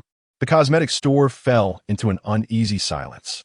Zhiqiao, with a polite yet distant demeanor, expressed her reluctance. I do not wish to. I am merely accompanying a friend to choose. Since the attendants here exude an air of aloof elegance, let us seek another shop. The two attendants exchanged glances. Zhou Cong's voice was calm. Come here. Zhiqiao silenti decolin. Zhou Cong continued. Let me help you choose a shade, shall I? Li Ruo, seated on a stool, paused in silence before smiling. Do you know each other? At this, the two attendants displayed a flicker of tension in their eyes. Before Zhou Cong could speak, seemingly fearing he might say something amiss, Zhiqiao flashed a smile. My brother is Ji Huailuo, a friend of Zhou Cong. Oh, Li Ruo exclaimed in realization. So you're the younger sister of young Master Ji. Zhiqiao nodded. This makeup looks lovely. Goodbye, sister. Li Ruo smiled warmly. Don't leave just yet. Come here. Let me assist you in choosing. No need. Zhiqiao started to refuse, but before she could finish, a large hand unexpectedly grasped her collar, pulling her away from Li Ruo and the attendants. You all attend to this young lady, Zhou Cong stated with an impassive expression. I will help my sister choose. Li Ruo stood frozen. She had spent an hour trying on makeup in the store, and Zhou Cong had not once lifted his head. Each time she sought his opinion, he merely responded lazily, just buy them all. Now, as if fearing the young girl might slip away, he firmly held her wrist, leaning down to scrutinize various lipstick shades with earnest intent. Goodness, Zhou Cong mused, bewildered by the array of options. Aren't they all quite similar? Zhiqiao tugged her hand away. I will choose myself. Zhou Cong did not insist, casually placing his hands in his pockets and slouching beside her. Zhiqiao genuinely intended to purchase one for herself. However, she admittedly lacked the skill to select, so she held her phone and initiated a video call with Su Shu, softly asking, Mom, which one looks better? Zhou Cong. Laughter echoed from the phone speaker as Su Shu responded, choose a daily shade. If you don't wear makeup, highly saturated colors are too striking. Honestly, my little one would look best with just a lip gloss. Zhiqiao glanced at the array of lip glosses. So many colors, which one should I pick? Try a few, Su Shu suggested, then send a picture to Mom, and I will help you decide. Okay. After ending the video call, Zhou Cong's chest heaved slightly as he chuckled. How old are you? Shopping still requires a video call to Mom? None of your business, Zhiqiao retorted, holding a tester. Step away. Zhou Cong replied, I want tea. Zhiqiao turned her back, adjusting the mirror's angle to apply a bit of lip gloss. Song sighting, having completed her selections, approached to offer her opinion. How about this one? It suits you. All right. In the next moment, someone grasped Zhiqiao's shoulder, turning her around. Zhou Cong bent slightly, scrutinizing her lips, not appealing. In a crowd, Zhiqiao was unsure whether to feel anger or shame, her ears suddenly flushing with color as she stammered. You're insane. Zhou Cong wiped away the lipstick smudged at the corner of her mouth with his fingertip. Truly, you should consider a different shade. Zhiqiao swatted his hand away, retreating like a startled rabbit. Ting Ting, let us go. Sensing the awkwardness, Song sighting abandoned her lipstick and took her hand to leave. The shop fell silent in an instant. Li Ruo wore a complex expression. Is she the sister of young Master Ji? Miss Li, Zhou Cong withdrew his gaze from the entrance and said coolly, take a look and see if there is anything else you fancy. It's on me. Zhou Cong, I apologize for the inconvenience of your trip. Li Ruo felt a mix of emotions. It's that little girl from earlier. I hope Miss Li can keep this confidential, as Zhou Cong displayed no emotion. Aware of her timid nature, it was imperative that she kept her lips sealed and refrained from mentioning anything to the old Master Zhou. Li Ruo, perfectly made up, but I actually quite like you, Zhou Cong. I'm sorry. Li Ruo had heard much about the personality of the Zhou family's heir, but witnessing it firsthand was a revelation. The rumors paled in comparison to reality. He always spoke in the briefest manner, exuding impatience and indifference. He offered no glimmer of hope to the other party, disregarding their dignity and pride. His coldness was strikingly appalling, despite possessing a face that seemed welcoming. Zhou Cong's eyes scanned the counter, and he gestured, wrap these up for me. Certainly, young Master Zhou. Oh, and that one too, Zhou Cong recalled. The one belonging to my sister's classmate. Included as well. Very well. In the dormitory, silence reigned. Zhiqiao found herself encircled once again by 3 girls. She buried her head in her blanket, rigid as a wooden plank. Don't suffocate yourself, Song sighing chuckled. What is the big deal? It's just a little brush of the lips. Zhiqiao suddenly lifted her head, her face flushed. Is he out of his mind? When he asks with other sisters. It's obvious he is courting them. Is he insane? Zhou reassured her. Perhaps he was merely being polite. Zhiqiao replied, I don't care what he is doing. Don't you think it's creepy how he touches me? A collective silence ensued. Realizing their stance, Zhiqiao widened her eyes. You all can't be feeling indifferent, can you? Wang Miao Miao cleared her throat. Apologies, but we don't have such sweet troubles. Zhou. Thankfully, he didn't pursue me. Otherwise, I might not have been able to resist. Song citing. I could compromise for the sake of appearance. Zhiqiao. Well, you could do this. Song citing cleared her throat, offering advice. You've already rejected him. That didn't work, did it? Zhiqiao nodded. Song citing. Accepting him is unbearable for you as well. I offer you 2 suggestions. Firstly, keep him in suspense. Neither accept nor reject him, allowing him to grow weary and abandon the pursuit on his own. Zhiqiao, feeling constrained, retorted, Do you believe I possess such capabilities? Song citing replied. Then you might as well engage in a romantic relationship, prompting him to withdraw. Zhiqiao mused. That seems to be rather a poor suggestion. Before any resolution could be reached, Zhiqiao's phone chimed with a message. It was from Zhou Cong. Come out. I've purchased everything you tried earlier. Zhiqiao, feeling flustered, merely wished to dismiss him and without much thought replied, I'm busy. I have a date with my boyfriend. Upon reading her message, Zhou Cong's lips curled slightly, yet his eyes betrayed no warmth. Calmly, he dialed the number. Ji Huai Luo, are you aware that your sister is in a relationship? Chapter 32.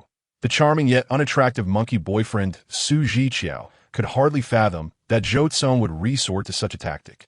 Ji Huailuo arrived at Shenzhen University in a mere 20 minutes, brusquely pulling her out. Upon returning home, both her father and mother were present.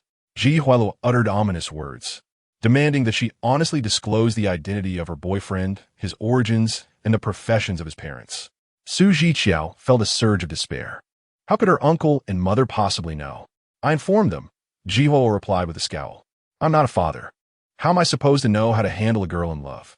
Zhou Cong remained remarkably composed, extending a shopping bag towards her. You dropped this when I caught you. You don't need it anymore.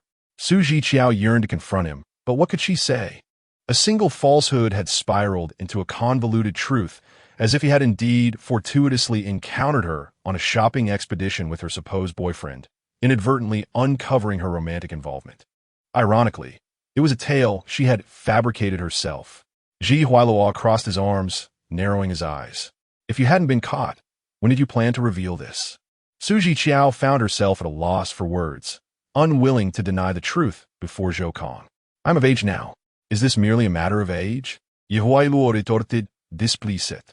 You occupy the lowest position in the Ji family. Everyone here is your elder, and you are subject to their authority. Get lost. Zhiqiao refused to take the shopping bag, which Ji Huailuo retrieved for her. Let's go. Zhiqiao desperately protested. I want to stay in the dormitory. You can stay there tomorrow. For now, we're going home to address this matter, Ji Huailuo insisted, leaving no room for argument. As he spoke, his gaze swept the surroundings. Where's that dog? Why doesn't he step forward to admit it? Zhiqiao felt tears prick her eyes. In a fit of anger, she slammed her head into Zhou Cong's chest, forcing him to stumble back a step. Ji Huailuo was taken aback. Why did you hit him? You certainly have some nerve. Before he could finish, Zhiqiao charged at him again. Equal treatment. Afterward, rubbing her forehead with reddened eyes, she exclaimed, You two peas in a pod. After venting her frustration, Zhiqiao stormed into the car, slamming the door with force. Ji Huailuo clutched his chest in bewilderment, utterly confused. Why did she scold me? Zhou Cong replied. Am I not the more wronged one here? Indeed, Ji Huailuo was perplexed. After all, he was her brother. She could vent her frustrations, but why did she scold Zhou Cong? Not only did she insult him, but she also dared to strike. strike with her head, to be precise. Thus, in pursuit of justice, Zhou Cong, devoid of emotion, declared, I shall accompany you to your home. Zhiqiao responded, get in the car. Stop wasting time. In the Ji family's living room, a long table separated Su Shu and Ji Shou on one side, while Ji Huailua and Zhou Cong occupied the opposite ends. Only Su Zhiqiao sat alone across from them. Under the oppressive atmosphere, Su Shu slowly inquired, when you video called your mother, was that boy by your side? Su Zhiqiao instinctively glanced at Zhou Cong, who surprisingly wore a composed smile. Mom, I haven't actually dated anyone. I was just deceiving you, she admitted, unable to withstand the pressure. Ji Huailua interjected, who deceived? Your brother Zhou Cong deceived me, and I in turn deceived your father and your mother? Panic set in. If she claimed that Zhou Cong was the one deceiving them, they would inevitably question him about his motives, thus exposing his pursuit of her. Su Zhiqiao's face flushed, and she felt awkward and rigid, unsure of how to navigate the ensuing situation. Chong, why don't you speak? Ji Huailua suggested. What does that man look like? Zhou Cong replied nonchalantly. Ugly as a monkey.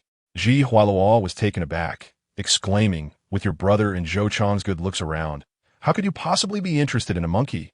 Su Zhiqiao chimed in. I told you her taste has been skewed. Ji Huailua retorted angrily. Hurry up and show me a photo of you and your brother Zhou Cong. Or at least a picture of Hua Qingyang and Jun Chuang to cleanse your eyes. Sweetheart, Su Shu patiently encouraged, please tell me about him. As long as he has good character, I won't object. Yet, how could Su Zhiqiao fabricate a decent character for a monkey? Ji Huailua, impatient, pressed, speak up. Have you lost your voice? Faced with no other option, Su Zhiqiao turned her gaze to the uninvolved man. Let Zhou Cong speak. He knows better. Ji Huailua questioned. Why would he know? Zhou Cong replied coolly, because I confronted him directly when I caught him. Su Zhiqiao exclaimed, why does every lie come with its own trap? Ji Huailua seemed to breathe a sigh of relief. Then just say it. Is he ugly? Zhou Cong raised an eyebrow, a bit petty, and I mainly feared he might swindle my sister out of her money. At this, the room fell into a tense silence. Ji Huailua glared, and then, you didn't beat him? After all, he is my sister's boyfriend, Zhou Cong replied. How could I act rashly? I had to leave it to you family members. Ji Huailua raised her voice. Su Zhiqiao, I need to check your bank balance. Su Shu and Ji Shou remained silent, seemingly acquiescing to his approach. Su Zhiqiao suddenly screamed, you're so annoying. Why should I let you check? Ji Huailua smirked. See, you're feeling guilty. Su Zhiqiao pouted and hit him twice. Zhou Cong observed with a cold gaze, his heart aching. At least she could express her anger towards Ji Huailua, yet she always donned a fade of false sweetness towards him. Though Ji Huailua was rather thick-skinned, she excelled at scrutinizing accounts, and with Su Shu's assistance, they swiftly uncovered an anomaly in Su Zhiqiao's balance. Where did that 5,000 go? Su Zhiqiao felt as if struck by lightning. That 5,000 had been given to Zhou Cong as medical expenses. In that moment, her dulled senses suddenly awakened, hazily realizing that everything was a web intricately spun by Zhou Cong long ago. Each link connected seamlessly, culminating in this explosive revelation. His intentions were deliberate. His logic, marked by an extraordinary meticulousness, had long ceased to desire her repayment, compounded by her evasion and deceit. This was Zhou Cong's lesson for her, a reminder to obey without question. Su Zhiqiao felt a chill surge through her limbs, freezing her in place. Darling. Su Shu furrowed her brow. You haven't had any significant expenses lately. Where has this 5,000 gone? Su Zhiqiao's lips trembled, yearning to unveil the truth, yet unable to articulate it clearly. Her instinct warned her that once spoken, all her careful concealments would unravel, rendering her efforts futile. Moreover, following this incident, she feared that even if she confessed, Zhou Cong would have other schemes waiting for her. He remained so composed, as if orchestrating the course of events like a deity. Su Shu, growing anxious, asked, is it something to do with your father? No, mother, Su Zhiqiao replied, her voice suddenly soft and devoid of strength. It's my boyfriend. He borrowed 5,000 from me, promising to repay it soon. Chapter 33. Already entangled, Su Zhiqiao felt lightheaded and powerless. I was wrong, Mom. I understand my mistake, and I will break up with him. Su Shu's eyes were shrouded in clouds of concern. You must remember, anyone who borrows money from you during a relationship is not worth keeping. I understand. Su Zhiqiao choked back tears. I'm sorry, Mom. Su Shu, both worried and angry, insisted. You should come home for a while. Do not contact that boy again. All right. Hua Luo spoke up. Jisho, during this time, you should pick up your sister whenever you can. If not, send a driver. Jisho nodded, appreciating the rare compliance. The living room gradually fell silent. With Su Shu and Jisho gone, Su Zhiqiao, feeling troubled, retreated to the backyard for a smoke. As night descended, the lights remained off, and everything was cloaked in shadowy outlines. Su Zhiqiao hung her head, drained of energy, sitting there listlessly. An uncertain moment, a large hand ruffled her hair, and a low, slightly husky voice murmured, "Do not lie to me again, or this will be your lesson." Su Zhiqiao froze like a statue. "And do not oppose me," Zhou Cong said, his fingers entwining in her hair. "You cannot win." Slowly, Su Zhiqiao raised her gaze, meeting his dark, profound eyes. Zhou Cong held her gaze, saying, "Be obedient. I do not wish to bully you." In the dim light, a silver chain hung from his collarbone, glinting coldly. Though it was a fashionable piece, its brilliance was almost blinding. A surge of defiance welled up within Su Zhiqiao as she grasped the silver chain and yanked it off with force. Zhou Cong's neck was likely scratched, yet he remained unfazed, gently ruffling her hair and murmuring, "If you like it, take it. I have plenty." Su Zhiqiao's eyes reddened. "You are such a bad person. Do not avoid me," Zhou Cong sighed. "I am good to you, all right?" Su Zhiqiao sniffled, mumbling, "I like Andy Lau."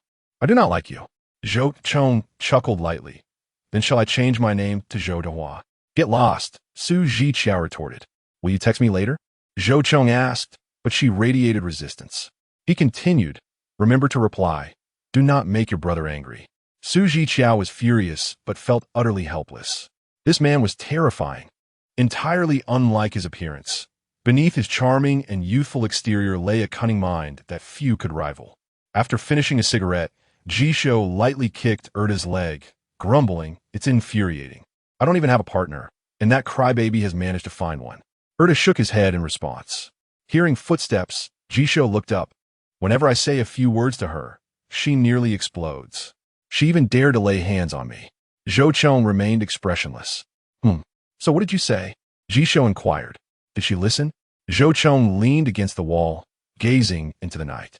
"I assured her that next time she wishes to talk, she must seek your permission first." Jisho raised an eyebrow. "Really?" Zhou Cong did not answer, but reached for him. "Cigarette.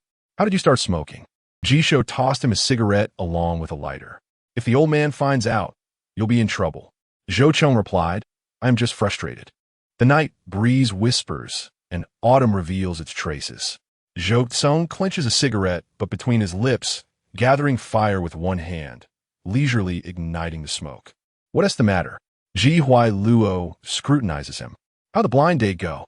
Zhou Cong slowly exhales a plume of smoke, his chiseled features half illuminated. The contours sharp and clean. "I felt nothing." "What sort of feeling do you desire?" Hua Luo scoffs. "Isn't it the essence of a blind date?" Zhou Cong lowers his gaze, flicking the ash from the cigarette. "I want someone who can bicker with me, to make life a bit livelier." "You're just asking for trouble," Hua Luo retorts. He clicks his tongue. "Su Zhiqiao does possess that temperament, but I fear you may not be able to handle it." "What do you mean?" Zhou Cong inquires. Hua Luo gives him a sidelong glance. "Can the esteemed Zhou truly charm a girl?" "It depends on who," Zhou Cong replies. "Who have you charmed?" Hua Luo lists. "That girl from middle school who pursued you ended up in tears. And in high school, when someone confessed to you, you said you had to go home for dinner. Countless girls in college were practically queuing at your door. In short, Zhou Cong has never charmed anyone. He has never bent for anyone. He finds it tiresome to appease girls, and their tempers irk him." After stating this, Hua Luo sighs dramatically. "Don't be deceived by Su Zhiqiao's fiery temper. I've heard she has endured quite a bit from her father. In the future, I must find a brother-in-law who can truly care for her." Zhou Cong succinctly remarks, "Fools have their blessings. She is not foolish. There are those more cunning than she." "Like you?" "The one who borrowed 5,000 from her. Ji Huai Luo bristles. Should I confront that man? I should, right? Ji Huai Luo pauses you. Zhou Cong chuckles lightly. I know someone on the board at Xin University. It'll be easy to investigate. Ji Huai Luo trusts him implicitly. Make sure to ascertain the facts and sever their ties directly. All right. By the way, what do you think of my sister? What do you mean? Let him act out in frustration and go on a blind date, thinking he can live without her. But when she appears, he will inexplicably forgive everything. Since the second option is blocked, let us choose the first. He is already ensnared. There is no turning back. Zhiqiao couldn't return to school. Back in her second-floor bedroom, several shopping bags lay neatly on the table. With an expressionless face, she appends the bags. Besides a few lipsticks and glosses, there was a sealed brown paper envelope. Upon opening it, she discovers money inside. It's the sum she had given Zhou Cong, now returned to her. This man possesses remarkable cunning. He is not someone she can contend with. Sitting cross-legged on the floor, her shoulders slump in confusion and helplessness. The attempt to concoct a boyfriend story had nearly resulted in catastrophe. There is only one alternative left: to dangle him in uncertainty, to neither accept nor reject. Zhiqiao did not wish to overestimate herself. What capabilities did she possess to captivate Zhou Cong? Her trivial thoughts paled in comparison to his presence. Yet, it appeared she found herself at an impasse. There was but one Ludahua. Irritated, she gathered her belongings, and her phone buzzed with several notifications. They were from Zhou Cong home. Did you check the bag? That pomegranate red suits you. Were it next time for brother to see. Zhiqiao refrained from replying and deleted all messages. After a while, another message from Zhou Cong arrived. Baby, say good night to brother.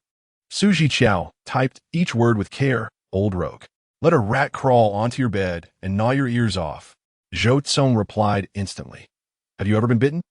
Within 5 seconds, a voice message from Zhou Cong came through. Upon opening it, the man's voice was chillingly cold. Who threw you into such a place? I shall avenge you. Zhiqiao thought. This man is terrifying, utterly fearsome. His vigilance was sharper than that of any ordinary person. Zhiqiao responded, I am tired, good night. Chapter 34. Don't mess around, brother. I'll take you out to play. Upon receiving this good night message, a shadow lingered in Zhou Cong's eyes. This girl was inept at cursing, incapable of fighting. When pushed to her limits, she would merely scream, and her only retort was a curse about being bitten by a mouse, which suggested that she had likely experienced such a fright herself. At the very least, she had been startled. This girl was still young, unaware that her words could reflect the fears nestled deep within her heart. She was afraid of mice. Zhou Cong felt a sense of helplessness. What was to be done? She was delicate and fragile, easily overwhelmed by empathy, and trusted others without reason. It was evident that remaining close to someone as ruthless as him was the most suitable arrangement. For the following 2 weeks, Ji Huai Luo would consistently pick Zhiqiao up from the milk tea shop every day. However, after that night, Zhou Cong became significantly quieter, refraining from insisting on meeting her and sending only a scant few messages. Zhiqiao hoped he would no longer appear. For reasons unknown, Ji Huai Luo had also refrained from scolding her these past few days and had not commented on her secretive entanglement with a certain boy. He contentedly played the role of chauffeur. One day, as they left the milk tea shop, Ji Huai Luo abruptly stopped his car beside a candied chestnut stall. Do you want some? Zhiqiao snapped out of a reverie. Huh, are you deaf? I asked if you want some. Ji Huai Luo snapped back, chestnuts. Do you want them or not? With a forceful motion, he kicked open the car door and exclaimed, Why ask? You're as unresponsive as a block of wood. Buy them and eat. Though the calendar had turned to autumn, the weather in Deep City remained warm, unfit for indulging in roasted chestnuts. Ji Huai Luo shoved a paper bag of chestnuts into her arms with a brusque demeanor. Is that better? Can you stop moping now? Zhiqiao, taken aback, asked, Am I moping? Ji Huai Luo retorted, What do you think? His irritation was palpable. It's just a broken heart. There are plenty of men out there. Is it really that serious? The stunned expression on Zhiqiao's face began to crack. So he thought she was heartbroken and was feeling down about it. No wonder T scolded her during this time and had been so kind in picking her up every day, even buying her candied chestnuts. Yet, Su Zhiqiao found herself at a loss for words. However, the cautiousness that seeped through Ji Huailuo's words and actions suddenly brought tears to her eyes. Having developed a slight sense of belonging towards the Ji family, she also began to feel a genuine connection with her brother, Ji Huailuo. Damn it! Ji Huailuo's eyes widened, nearly exploding. If you dare to cry, I'll throw you out of the car immediately. Su Zhiqiao broke into a smile through her tears, reaching into the paper bag to pull out a few steaming chestnuts. Here. Ji Huailuo paused for a moment and asked, "Do you want me to peel them for you?" Su Zhiqiao replied, "No." She extended her hand again. "Here. You eat." Ji Huailuo scrutinized her for a moment, then snorted, slapping her palm and sending the chestnuts tumbling into his hand. The confined space was filled with the warm, sweet aroma of the chestnuts.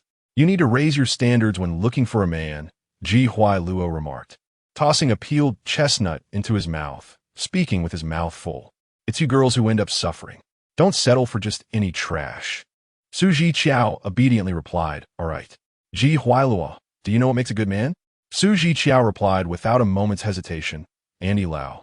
Ji Huailuo was taken aback, pondering how she could admire Andy Lau yet still have affections for a monkey. Su Zhiqiao was left speechless. The one from a May mountain? Ji Huailuo was at a loss for words, still referring to the golden, snub-nosed monkey. "If you were a golden, snub-nosed monkey, I wouldn't say anything. But how could it be a golden monkey when it's an ugly one?" Ji Huailuo sighed, feeling as though she had aged a few years. Indeed. Taking care of children makes one feel older. Su Zhiqiao pouted slightly and bit into a chestnut. "Let me tell you, that monkey of yours is not a good man," Ji Huailuo said earnestly. "Someone like Zhou Cong is also not." Upon hearing a certain name, Su Zhiqiao instinctively reacted. "Brother." Ji Huailuo's train of thought was interrupted. "Go on." "The military training at school has concluded," Su Zhiqiao said in a soft tone. "Next week, there is a performance. And since I didn't participate in the training, the instructor want me to sing a song on stage to familiarize myself with everyone." "Sing? A lamentation?"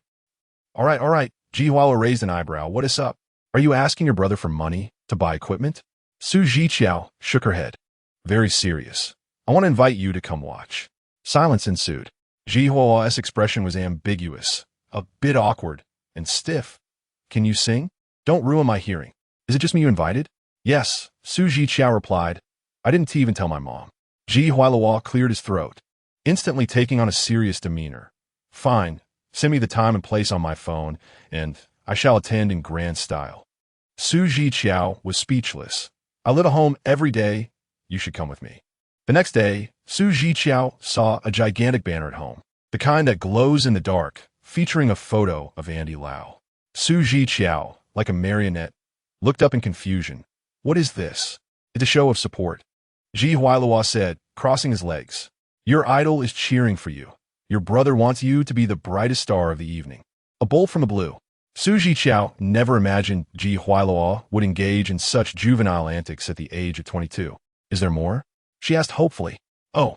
Ji Huailuo held up his phone screen for her to see. "I posted it on Moments. Look, everyone is liking it." "Encouraging your foolish behavior?" Su Zhiqiao felt like dying. What had possessed her to impulsively invite him? Ji Huailuo hissed. "Your brother Zhou Cong is on his way. He said he'd take you to get a haircut just in time for the stage." Su Zhiqiao felt utterly overwhelmed. "Ji Huailuo, are you trying to get yourself killed?" Ji Huailuo paused for a moment, then exploded. "Are you still a child or not?" Su Zhiqiao was truly anxious, heedlessly tugging at his hair. Ji Huailuo's reclining position on the sofa was perfectly suited for her actions. Su Zhiqiao exclaimed, "You're done for." "Hiss! Let go of me. If you pull my hair out, I'll make you pay." Su Zhiqiao was engulfed in the depths of despair, her fingers tugging at her hair before they found their way to his face. The living room was in disarray, accompanied by Ji Huailuo's anguished cries. Sisterly cleared her throat, offering a gentle reminder. "Young Master Zhou has arrived." Su Zhiqiao felt as if struck by lightning, freezing instantly in place. Ji Huailuo, rubbing his face, rose and exclaimed, "Hurry up. I cannot bear to strike him. On you come." The man named stood at the entrance, backlit, his tall silhouette casting a long shadow on the floor, his expression obscured as he gazed in their direction. After a prolonged moment, he began to move, his long legs clad in tailored trousers advancing slowly. An inexplicable sense of pressure surged forth, causing Zhiqiao's breath to catch. Her hand instinctively clenched the hem of her clothing, nerves rendering her immobile. It was not until that slender, elegant hand rested upon her hair, gently tousling it, that a voice, rich and resonant yet softened by a hint of warmth, murmured, "Do not cause trouble for your brother. I shall take you out for some fun." Chapter 35. Neither accepting nor rejecting. Zhiqiao, with a forlorn expression, was led outside. The co-pilot tossed 2 shopping bags onto the dashboard, and Zhou Cong remarked indifferently, "I've been abroad lately. These are gifts." Zhiqiao protested, "No need." Suddenly, the man called her name.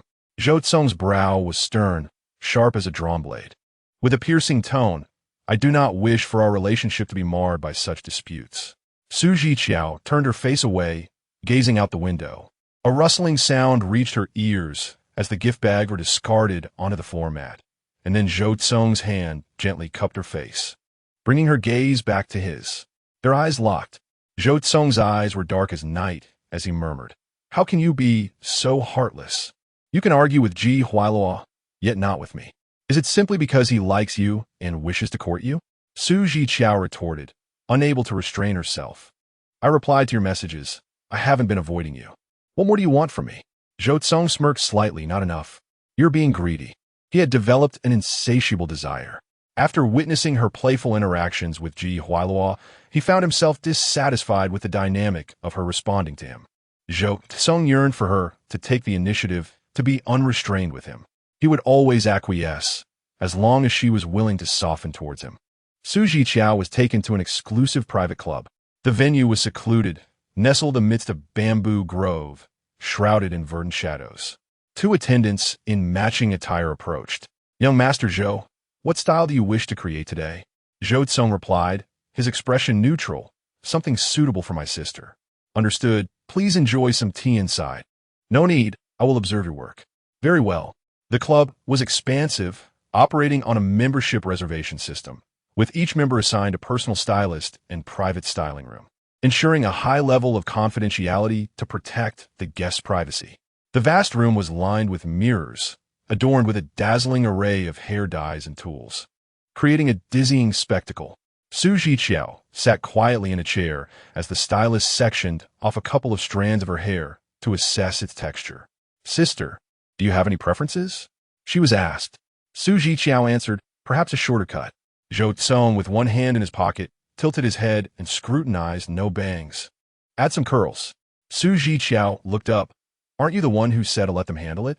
Then you should step aside." The stylist dared not speak. He had served this young master of the Zhou family for 4 or 5 years and had witnessed his interactions with friends and acquaintances.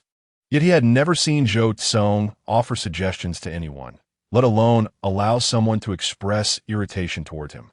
Zhou Cong cleared his throat lightly, leaning over the table with patience. "Last time you were experimenting aimlessly. Didn't you want to appear more mature? Isn't it good for your brother to offer some advice?" Zhiqiao maintained a stiff expression. "In any case, you should move aside." Zhou Cong chuckled softly, indulgently pinching her round cheeks. "I shall remain here. Promise not to speak." "All right." With that, Zhou Cong signaled, prompting the stylist to clear his throat and reiterate his suggestions according to Zhou Cong's vision. Zhiqiao's forehead was smooth and full, presenting an exquisite appearance. However, at that moment, Su Shu felt she was still young and did not deliberately embellish her. Zhiqiao's hair cascaded down to her shoulders, styled by a hairdresser who created layers and added soft curls, finishing with a delicate warm chestnut hue derived from natural plant extracts. Without bangs, her entire face was exposed, showcasing her bright eyes and a slightly rounded chin that hinted at a burgeoning allure. The tousled, naturally curly locks enveloped her petite face, and Zhou Cong suddenly experienced a pang of regret for not adhering to Su Shu's approach in dressing her up, fearing others' gazes. Gazing into the mirror, Zhiqiao assessed her now somewhat matured self with great satisfaction. "Thank you. How much do I owe?" The stylist struggled to find the words. How should I put this? Can I even charge for this?" Zhou Cong replied nonchalantly, 200. The stylist was taken aback. Not even enough if I added a zero. Zhiqiao pulled out her phone and inquired, if I burn my classmates next time, can I still come to you? Do I need to make an appointment? The stylist, bewildered, stammered, of course, that would be wonderful. Zhiqiao completed her payment, leaving the stylist almost trembling with excitement. Having just received a new hairstyle, Zhiqiao felt elated. As she walked, her wavy curls bounced playfully, her steps light and buoyant. She paused to catch a whiff of the fragrance lingering in her hair. Zhou Cong chuckled, let's grab a meal. After watching the stylist for so long, he hadn't even touched his phone. It was already dinner time, and Zhiqiao felt an urge to evade him ungratefully. Meeting Zhou Cong's gaze, she swallowed her words. She wanted to keep him in suspense, neither accepting nor rejecting his offer. Always refusing would only incite his irritation, and when he was angry, he would take it out on her. After a brief silence, Zhiqiao finally said, brother, let me treat you to dinner. Zhou Cong raised an eyebrow. A playful. Seeing her momentarily at a loss for words, he smiled again, casually tucking a loose strand of her hair behind her ear. I'll treat you. My dear sister has done a splendid job with her hair. Let me celebrate with you, shall we? Zhiqiao replied, what should we eat? Zhou Cong pondered for a moment. Western cuisine? Not fond of it, she retorted.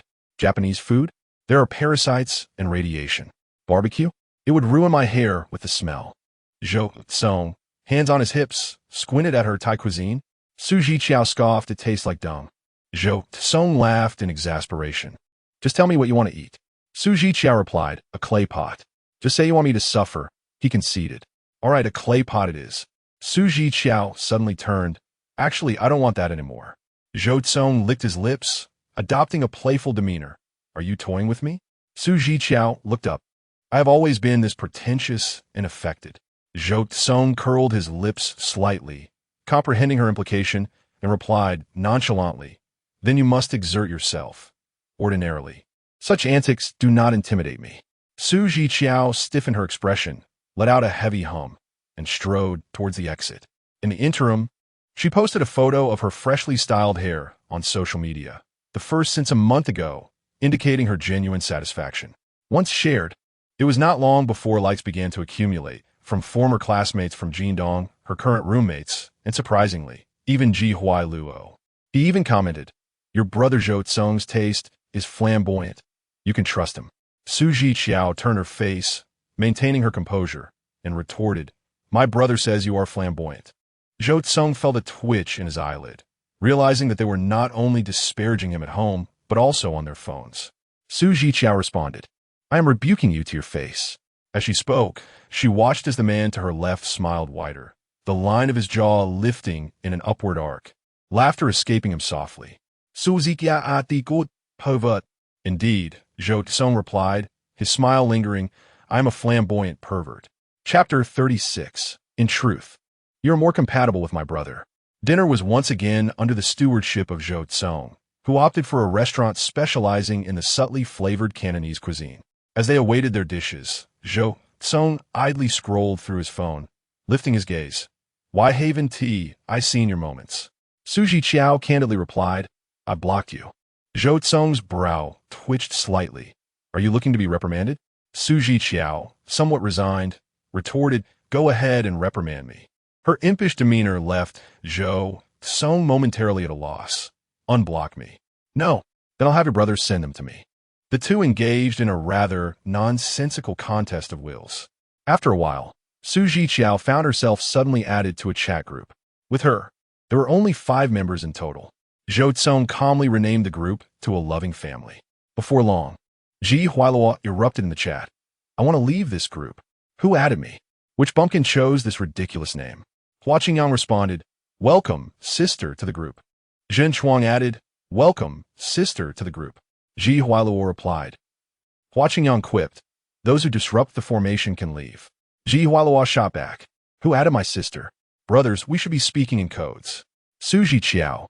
In the next moment, Zhiqiao realized she had been appointed as the group administrator of this loving family. She lifted her gaze towards a man beside her. What are you doing?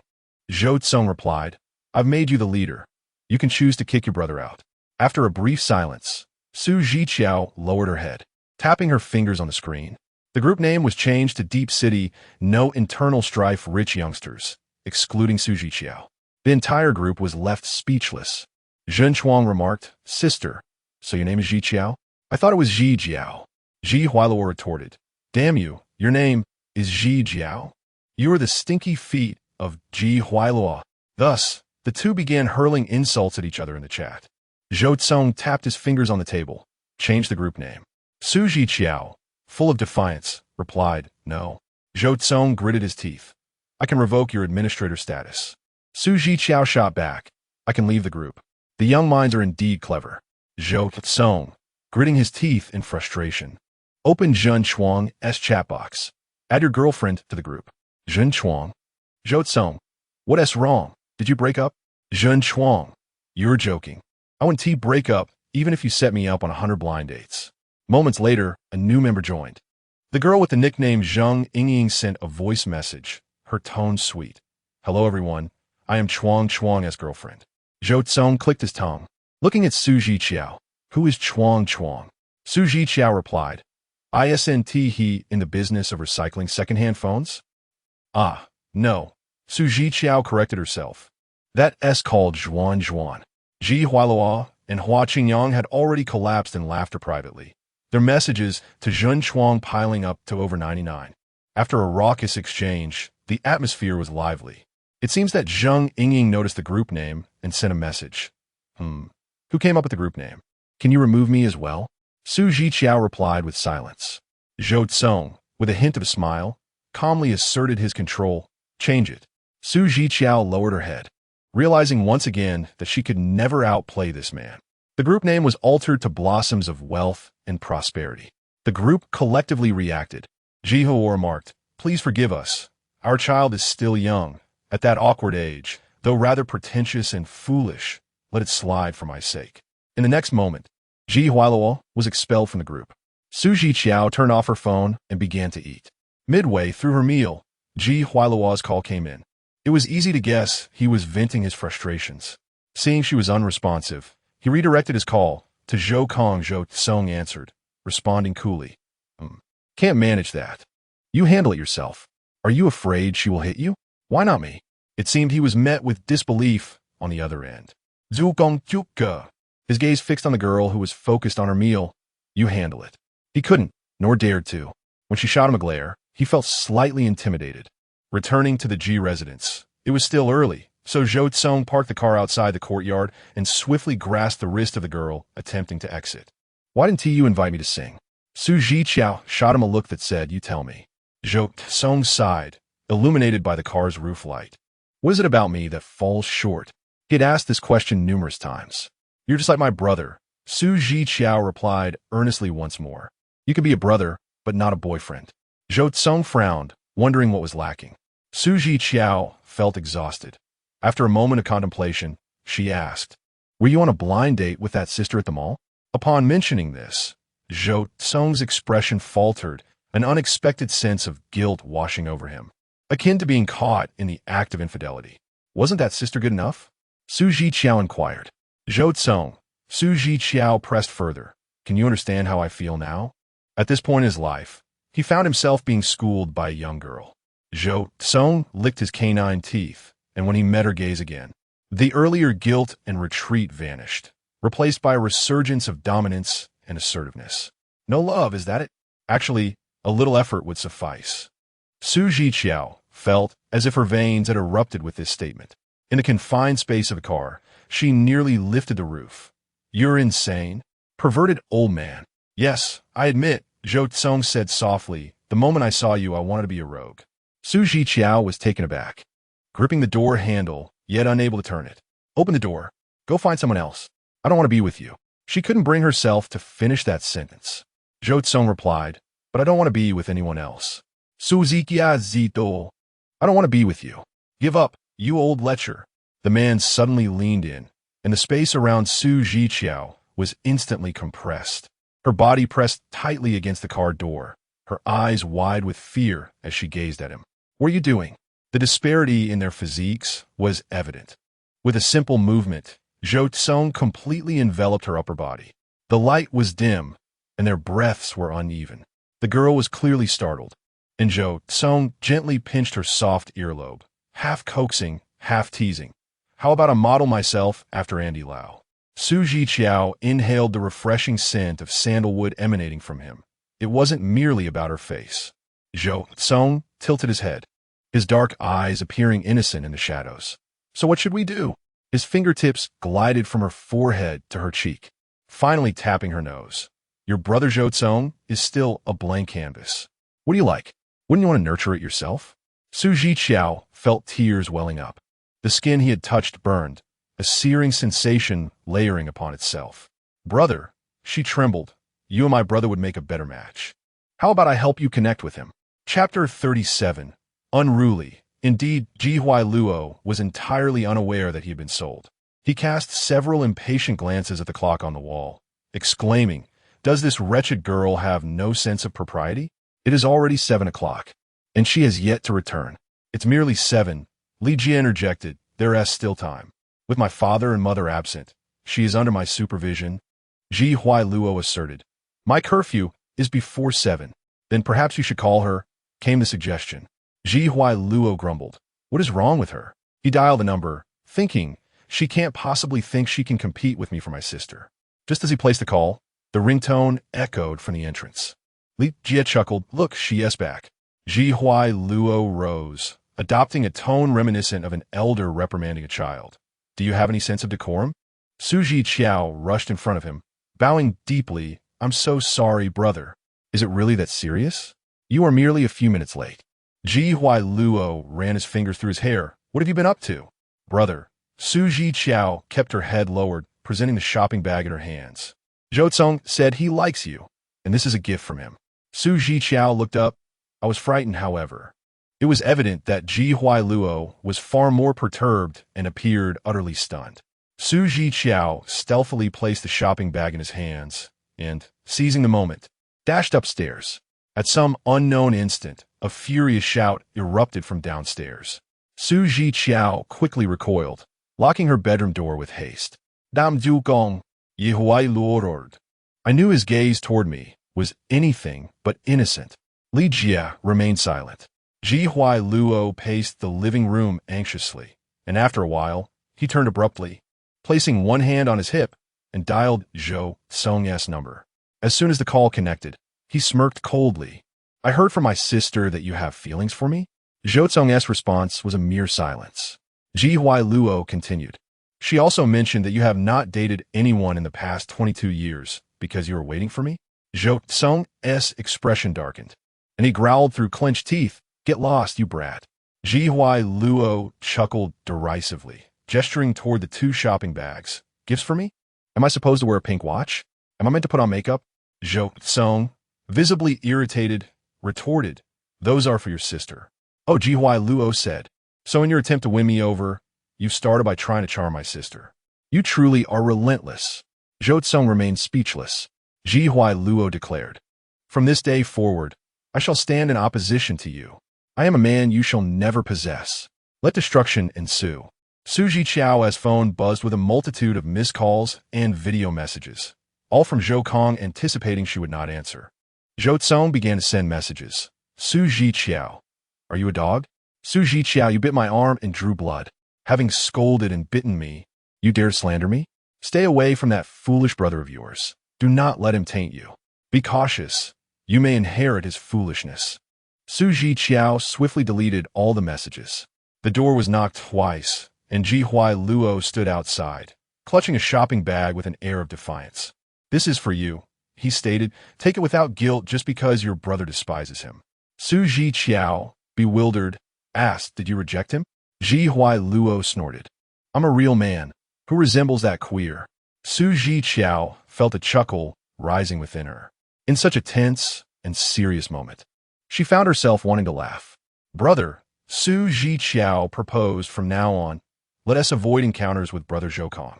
What if he becomes more entangled?" Zhiqiao Luo's eyelids flickered. "Though I loathe to admit it, your brother is no match for him. While others fight, recklessly fueled by adrenaline, he employs strategy. Even your brother fears him." Zhiqiao inquired, "Brother, do you actually like him?" "Nonsense." Zhiqiao Luo exploded. I am a straight man. From that moment onward, Zhou Cong shall not set foot into the Ji household. I mean what I say. Zhiqiao discreetly exhaled in relief. Then I will undoubtedly support you, brother. I'll block him and ensure he cannot approach you again. Ji Luo sensed something amiss. It need not be so extreme. You may associate as you wish. Zhiqiao reasoned. What if I am swayed by sweet words and betray you? That is a valid point. This girl appeared quite easy to manipulate. Zhou Cong merely sought to approach her to indirectly reach Ji Luo. That night, Ji Luo solemnly announced his severance with Zhou Cong in the group chat. Subsequently, he left the group. Following suit, Zhiqiao exited the group to support her brother, leaving the remaining members in utter confusion. Zhou Cong emerged from the bathroom, casually draped in a bathrobe, towel in hand, drying his hair. His phone incessantly buzzed. Upon glancing at it, he froze. Group messages had surged to over 99, lacking the patience to sift through them. He swiftly opened Zhiqiao's dialogue. Are you seeking death? The next moment, a notification appeared. XXX has enabled friend verification. You are not yet their friend. Blah, blah, blah. Zhou Cong's eyelashes cast a shadow over his eyes, forming a small, dark cluster. The group messages continued to accumulate, while Zhen Chuang and Hua Qingyang desperately called him, demanding to know what had transpired. Zhou Cong slowly raised his gaze and turned off his phone. Well done, Zhiqiao. It seems you are simply incorrigible. On the day of the performance, Zhiqiao fervently instructed Ji Luo not to bring that support banner for Lu Dehua. The three girls in the dormitory were exceedingly curious about her new hairstyle, chattering away about the price, the name of the salon, and its location. Perms can be tricky. Yours is simply stunning. What did you say the salon was called? Zhiqiao pondered briefly before replying. It has an English name. I believe it's called Clouds. This name sounded familiar. Song Si-ting, who usually kept up with fashion trends, inquired, is it on Hung Shun Road, with white walls and black tiles, completely unlike a hair salon? Zhiqiao nodded. Song Si-ting clapped her hands.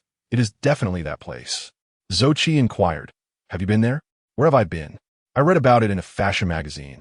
Song Si-ting replied, they do not cater to customers who are not members. It is not merely a hair salon. Its target clientele includes prominent celebrities and affluent ladies, with hairstyling being just one of their services. Zhiqiao interjected. Song Si-ting continued, how much do you think that hairstyle cost? Zhiqiao, now lacking confidence, responded, 200.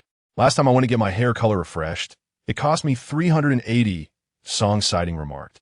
200 is hardly enough for a tip to even open the door. Zhiqiao felt her ears burning at her words. How foolish she had been to boast about giving them 200 while inquiring if she could bring a classmate along. Had she unwittingly accrued another debt to Zhou Cong? Chapter 38. The Art of Deception. The performance commenced at 7 in the evening. In contrast to the bustling chaos surrounding her classmates, Zhiqiao merely needed to take the stage and sing a song, without any extravagant preparations or costume changes. The counselor suggested she simply wear her own attire. Thus, Zhiqiao donned her unaccustomed military training uniform, aptly fitting for the occasion.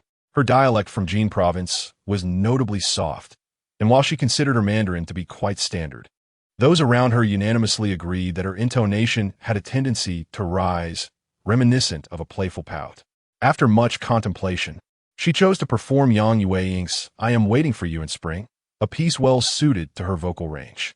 As the preceding acts featured lively songs and energetic dances, a profound silence enveloped the auditorium when it was Zhiqiao's turn to perform. The ethereal mist swirling on stage created an atmosphere akin to a serene fairyland, allowing both her and the audience to relax.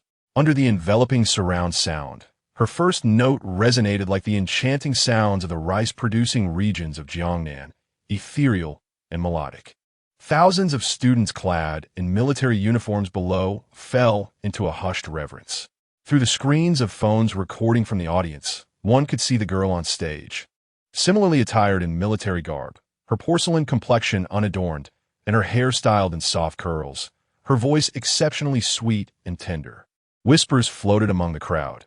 It truly evokes the feeling of arriving in Jiangnan for the first time.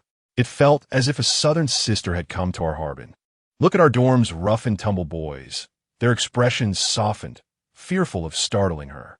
As she concluded her song with a graceful bow, two boys unexpectedly bounded onto the stage, presenting her with two bouquets of fresh flowers.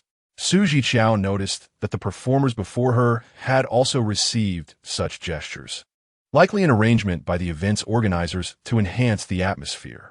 However, before she could exit the stage, a banner was unfurled at the entrance of the auditorium, shimmering in the dim light, with the soulful gaze of Andy loud directed at her. The scene spread like wildfire, capturing the attention of thousands of teachers and students present. Zhiqiao was taken aback. In quick succession, Zhiqiao raised a loudspeaker. Owu alongside him, Hua Qingyang and Zhen Chuang chimed in with their enthusiastic Owu, forming a trio of male voices. Zhiqiao felt utterly mortified, wishing for nothing more than to vanish. Hastily, she handed the microphone and flowers to the host, burying her head as she made her way off the stage, weaving through the crowd with her face concealed until she collided, like a cannonball, into Ji Huailuo's embrace. "You're insane." Her cheeks flushed crimson as she snatched the loudspeaker from him, her voice barely contained. "I'll take you on." Ji Huailuo laughed while dodging her advances. "How does it feel to be the brightest star of the night?" Zhiqiao pressed the loudspeaker to her lips, her anger boiling over. Ji Huailuo is a great fool. The sound effects from the loudspeaker were impeccable, echoing throughout the auditorium. Suddenly, a hush fell over the hall. Zhiqiao felt tears welling up in her eyes. Zhen Chuang and Hua Qingyang approached her, coaxing, "Sister, your singing was beautiful. Let's treat you to dinner. We've already made reservations." Mortified, Zhiqiao no longer wished to stay for the remaining performances and, with her head hung low, exited the venue. Ji Huailuo and the others were busy wrapping up, unable to follow her immediately. As the night breeze rustled through the treetops, faint melodies from the ongoing program drifted from the auditorium behind her. Zhiqiao exhaled deeply and turned back. Suddenly, she froze. Against the backdrop of the dimly lit auditorium, Zhou Cong leaned against the wall. A half-burnt cigarette casually perched at the corner of his lips, one long leg bent, his gaze profoundly fixated on her. Zhiqiao felt a surge of anxiety. Hadn't Ji Huailuo severed ties with him? Why was Zhou Cong here? She had taken such drastic measures, relying on Ji Huailuo's assistance. And now? What now? A sardonic curve appeared at the corner of Zhou Cong's lips, exuding a reckless charm. Was he truly disappointed? The faint light cast shadows of tree branches upon the ground, creating a mottled and obscure pattern, as if some indistinct creature was traversing through the night. Zhiqiao felt a chill run down her spine, her throat parched and unable to produce a sound. The man, pinching the cigarette between his fingers, extinguished it against the wall and slowly rose. Dressed casually, his stature appeared even more imposing, prompting Zhiqiao to instinctively retreat. "What are you afraid of?" Zhou Cong's gaze descended, then met her eyes. "The little sister sings beautifully. I have recorded it." Zhiqiao's heart sank, an inexplicable fear gripping her. "Zhou Cong, brother." The man replied lazily, "You still wish to acknowledge me?" Zhiqiao lowered her head, her fingers nervously twisting together. A gust of wind carried the scent of smoke, causing her throat to itch, and she turned her face away. Stifling a soft cough, Zhou Cong paused in his steps, a mere meter apart, his voice low and husky. "Are you trying to drive me to my demise?" Soft methods failed, and harsh ones too. Neither coaxing nor scolding worked. Zhiqiao's nostrils flared, overwhelmed by an unidentifiable emotion. Tears streamed down uncontrollably. "Can you, please, stop bullying me?" Zhou Cong's heart twisted painfully. "I wish to treat you well, yet you refuse." The girl sobbed intermittently, seemingly bearing immense grievances, while Zhou Cong's throat tightened, using his palm to wipe away her tears. "Baby." Zhiqiao looked up, her nose reddened pitifully. "You must not call me baby." Zhou Cong's lips pressed into a flat line. "Then tell me, what should I do?" Zhiqiao replied, "Just go away like Qingyang Ge and Zhen Chuang Ge. Don't cling to me." Zhou Cong chuckled bitterly. "I have tried, but I cannot." Zhiqiao's lips quivered, fresh tears welling up. "In any case, I don't want this." Have mercy, Zhou Cong pleaded weakly. Be kind to me, will you? Stay away from her. Had he not tried? Yet, 2 days without seeing her felt like a void in his heart. She sang in the auditorium while he stood outside, the night wind whipping around him. And Zhou Cong absurdly realized that the emptiness felt even more profound. It was akin to a traveler in a foreign land suddenly hearing a familiar dialect. An overwhelming sense of homesickness flooding in. However, Zhou Cong was not missing home. He abruptly recognized that the void within him was an emotional loss. He had lost something precious. Work, wealth, power, family, friends. None could fill this chasm. Only Zhiqiao. Just her alone. What could Zhou Cong do? He is not adept at interacting with young women and will go to great lengths to obtain what he desires. Zhou Cong believes he has never truly exerted himself with her. He has always held back, fearing that he might inadvertently hurt her. Yet she is so fragile. He has scarcely done anything, and she's already in tears. What more can he do? I do not wish to pressure you, Zhou Cong said in a hushed tone, but consider the actions you have taken, spreading rumors, blocking me, being capricious, and yet you do not permit me to feel anger. It seems I'm only meant to endure your bullying without reprisal. Is that correct? Zhiqiao choked on her words. Who told you to say that? Zhou Cong grasped her chin, compelling her to meet his gaze. Add me back, and do not repeat this mistake. This time I shall let it pass, understood? This was his concession, a departure from his initial intention to teach her a proper lesson. Zhiqiao instintivamente fled sob. Cease your tears, Zhou Cong said softly. Employing such tactics is akin to playing dirty. Do you understand? Chapter 39. Enough of this nonsense. I shall not provoke it any further. Ji Huai Luo and the others tidied themselves up, emerging with exuberance akin to that of a playful husky. Brother, you truly ought to witness my sister's reaction. Ji Huai Luo boasted. She berated me as a fool before the entire school. Zhen Chuang remarked. Even after being scolded, you still find it amusing. Ji Huai Luo snorted lightly. You wouldn't understand. When she sings, she flaunts like a peacock, and who knows which monkey might take a fancy to her. I shall cut off her paths. Zhiqiao was once again determined to confront him, exclaiming, Why do you have to be so cunning? Am I? Ji Huai Luo retorted dismissively. I have been learning the art of subtlety lately, and I find it quite effective. Hua Qingyang shook his head. I have never seen a shrewd person declare themselves as such. Zhen Chuang added, You're like a shrewd fool who cannot grasp their own schemes. Zhiqiao felt disheartened, believing their words were a jab at her.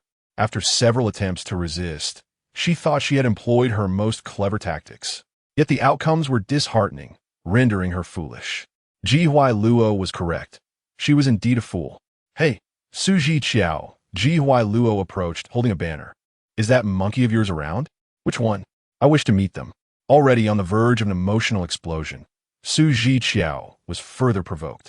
She immediately crouched down, burying her head in her knees, sobbing quietly. Ji Huai Luo's hair stood on end, both anxious and furious. Is this necessary? Is it necessary? I can simply not show up. Who would want to meet an ugly monkey? Hurry up and dry your tears. Zhen Chuang and Hua Qingyang exchanged glances, discreetly observing the silent man nearby. The atmosphere grew tense and still, the only sound being the girl's sorrowful cries. Hua Qingyang cleared his throat, crouched down, and drew upon his experience of comforting Hua Nyo. Are you upset because the brothers made you feel embarrassed in front of your classmates? It's not embarrassing. Zhen Chuang interjected from the other side. What embarrassment? I can assure you, however, as they spoke, Zhiqiao recalled a series of foolish things she had done recently. Losing money, causing Zhou Cong to suffer from food poisoning, the non-existent ugly monkey suitor. Falsely accusing Zhou Cong of liking Ji Huai Luo, among others. How could she have committed so many blunders? Had any one of them succeeded, she would not feel this defeated. I am a fool. Ji Huai Luo paused, suddenly jumping up. I am foolish, and so are you. You just have to insult our family repeatedly, don't you? If not, why not take a jab at these three? Hua Qingyang s leaps twichet. Oh, my heart. Ji Huai Luo lamented. No wonder Qingyang looks the most worn out among the four of us. Who wouldn't he appear aged when raising a child? Hua Qingyang gritted his teeth. Get lost. Zhen Chuang glanced upward before quickly averting his gaze. ambiguously suggesting, if we cannot console her, perhaps we should let Ah Chong give it a try. He has plenty of ideas. Fine, Ji Huai Luo declared. The three of us will wait at the hotel. You have 5 minutes to make her laugh. Hua Qingyang followed suit. You are rather impolite. There was no alternative. Ji Huai Luo let out a cold snort, for he had committed an offense against his elder. What offense? The two of you actually harbored a secret from us. Oh, just go away. The three individuals vanished with remarkable swiftness. In the distance, the foliage of the flower bed rustled, enhancing the tranquility of the setting. Zhou Cong lowered his gaze, fixating on the shadow that had curled up.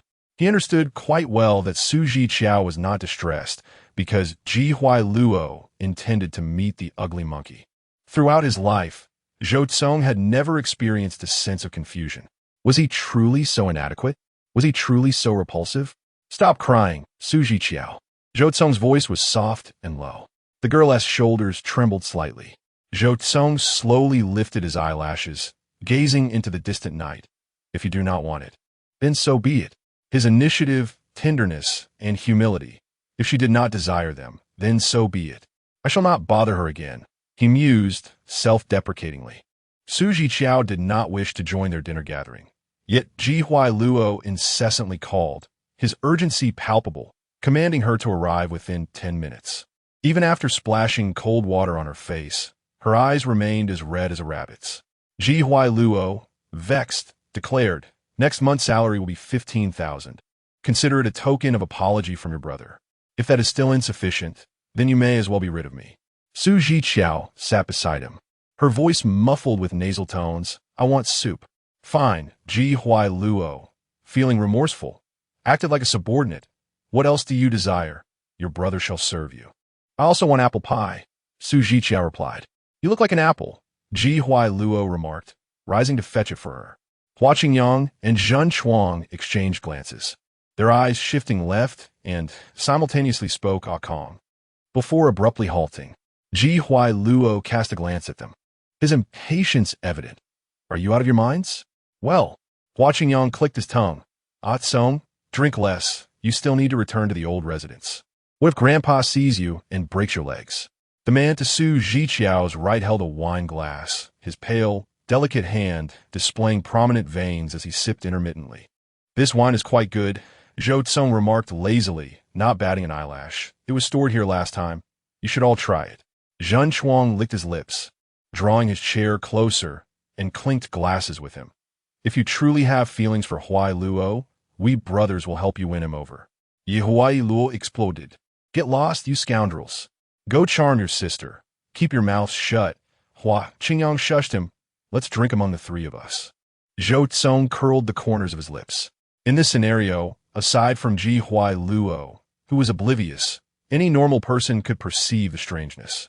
The youthful exuberance led them to casually exchange a few words, and soon a bottle of high-proof liquor was drained.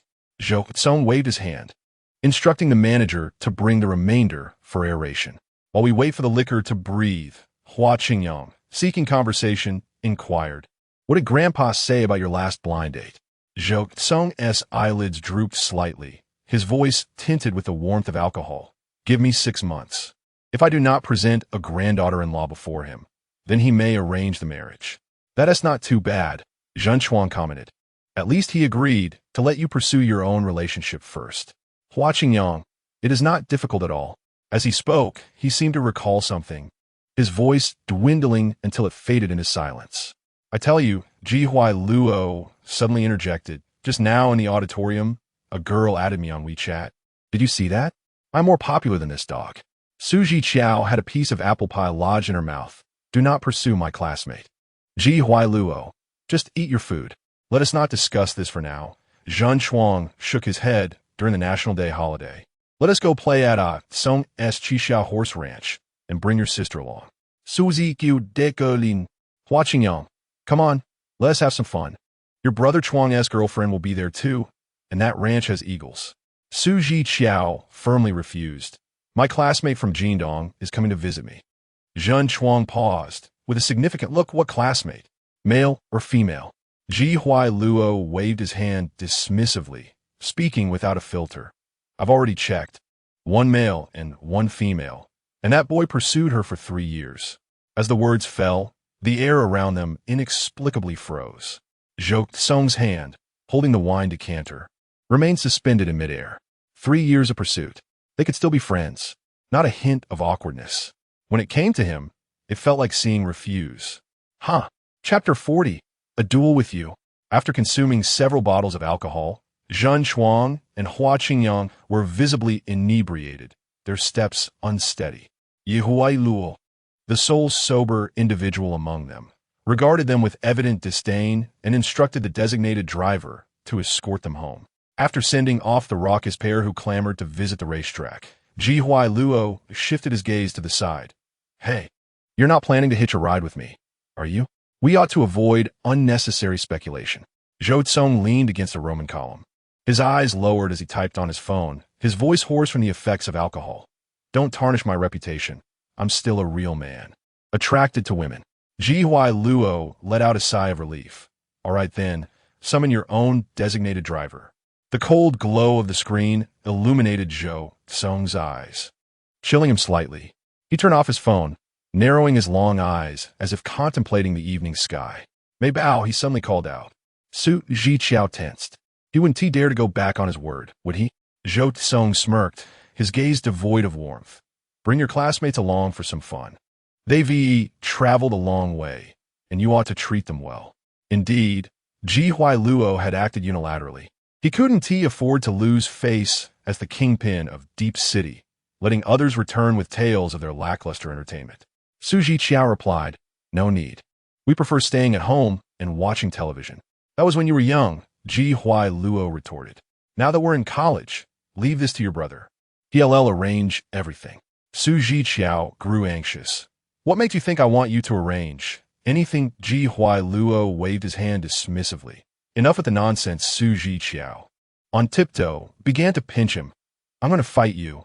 This arrogant creature who couldn't comprehend simple words. Their playful banter filled the air. And Ji Huai Luo, thoroughly amused, enjoyed the exchange as if teasing a kitten. With one hand, he could easily subdue her, boasting with pride. Song, hurry and persuade your parents to have another child. It's more fun than raising a dog. Zhiqiao Vito. Go to hell. Zhou Cong watched them coolly. Hey, Zhiqiao. Ji Huai Luo chuckled. Go challenge your brother Zhou Cong. Zhiqiao stormed off. Who wants this stepbrother anyway? She felt outnumbered, unable to win any card game. As she stormed away in a huff, Ji Huai Luo scratched his face, pondering. I can't shake the feeling that she harbors a particular grudge against you. Zhou Cong straightened up, his body swaying slightly, betraying a hint of drunkenness. Having inadvertently underestimated her idol, Zhou Cong remarked nonchalantly, she bit me hard enough to draw blood. With the aid of the hotel as streetlight, Ji Huai Luo noticed the small, scabbed bite marks adorning his arm. Damn, Ji Huai Luo thought, her bite is sharper than that of a dog. I can't jest about her idol again. A hint of amusement escaped Zhou Cong's nostrils.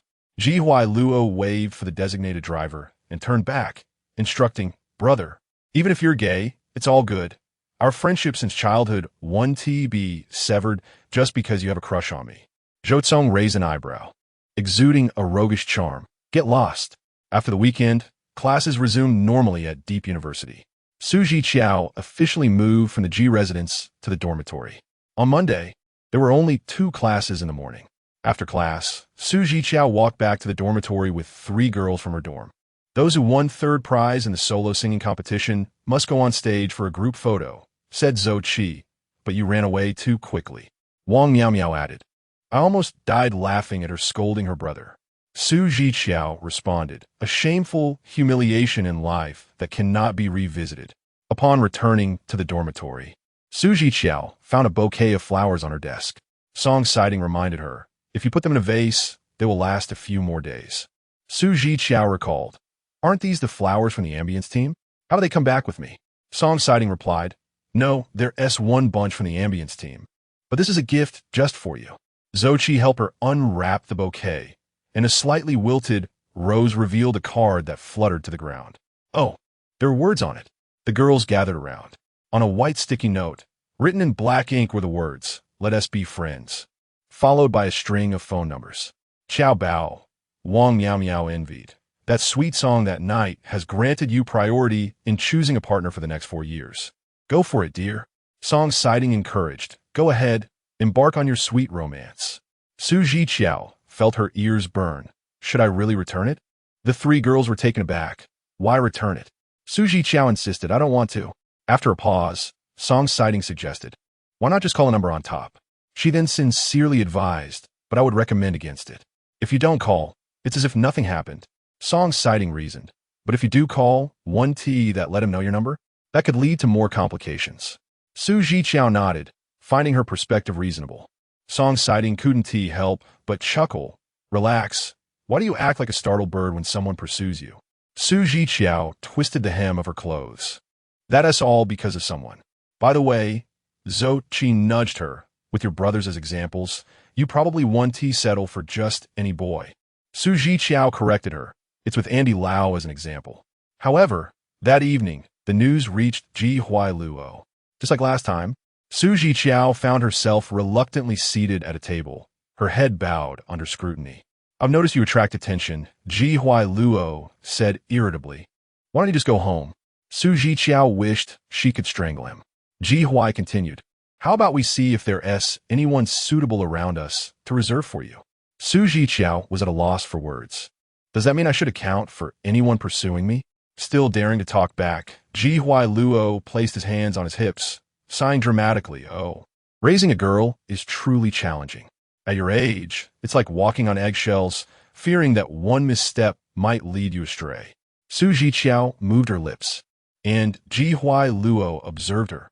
Are you going to argue with me again? Zhiqiao concluded, I've already posted about this on my social media. Zhiqiao stood up abruptly, her lips trembling. Why did you post on Moments? What if you end up killing me? Zhiqiao replied, I must preserve my innocence in this world. Zhiqiao retorted, I will fight you to the bitter end. Oh, by the way, Zhiqiao smiled triumphantly. Your brother Zhou was the first to like my post. Silence ensued. 5 seconds later, Zhiqiao, like a wandering soul, ascended to the second floor and silently pushed open Zhiqiao's bedroom door. 5 minutes later, Zhiqiao, heartbroken, cradled the dismembered remains of his cherished figurines and roared. Zhiqiao, I'm going to settle this with you. Su was left speechless. Isn't his room always locked? Who could have known? Zhiqiao slowly sipped his tea and remarked, he doesn't let us or sisterly in, only allowing the little sister to enter. Chapter 41. Afraid of disturbing her romance upon learning that Zhiqiao's friend Jindong was coming over, Zhiqiao deliberately kept the driver available for her and instructed Sister Li to prepare the guest room. Su shook her head, saying, you needn't worry. She has her own plans. It's stifling for them to stay at home. After a moment's contemplation, Zhiqiao consented. All right, if you need anything, just let me know.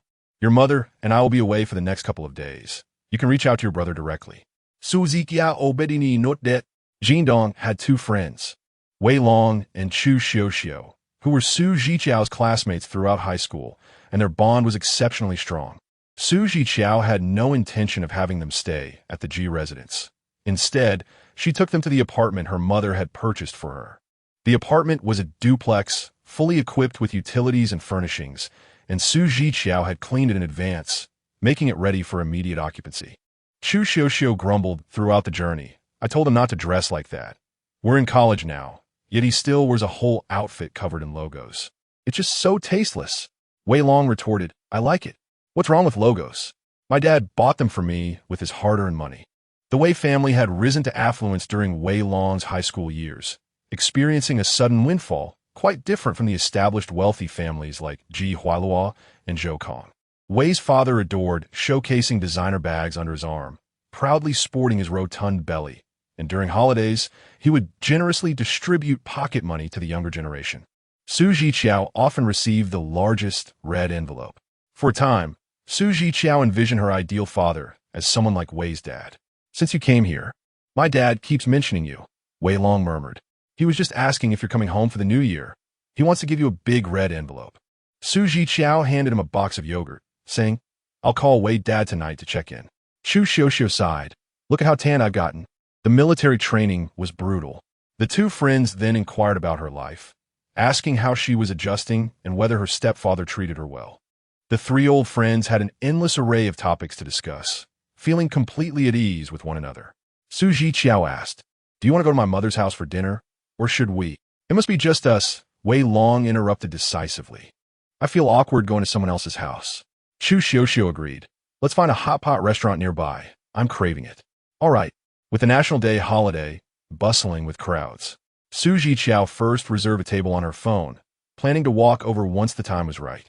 Just after securing the reservation, a call from Ji Huailuo came in, questioning her absence from home. Zhiqiao replied, "I won't be going back for the next few days." "Where are you?" Ji Huailuo's tone turned icy. "You dare stay out? I'll break your legs." Zhiqiao felt he was increasingly resembling a strict school administrator. "I won't tell you. My mother has already consented." The apartment was her secret refuge, and she wished to keep it concealed from others. Ji Huailuo raised his voice. "Do you think I want to control you? Your parents entrusted you to me. You vanished for days with a male classmate. It seems you're courting disaster." Zhiqiao, feeling frustrated, responded, "There are three of us.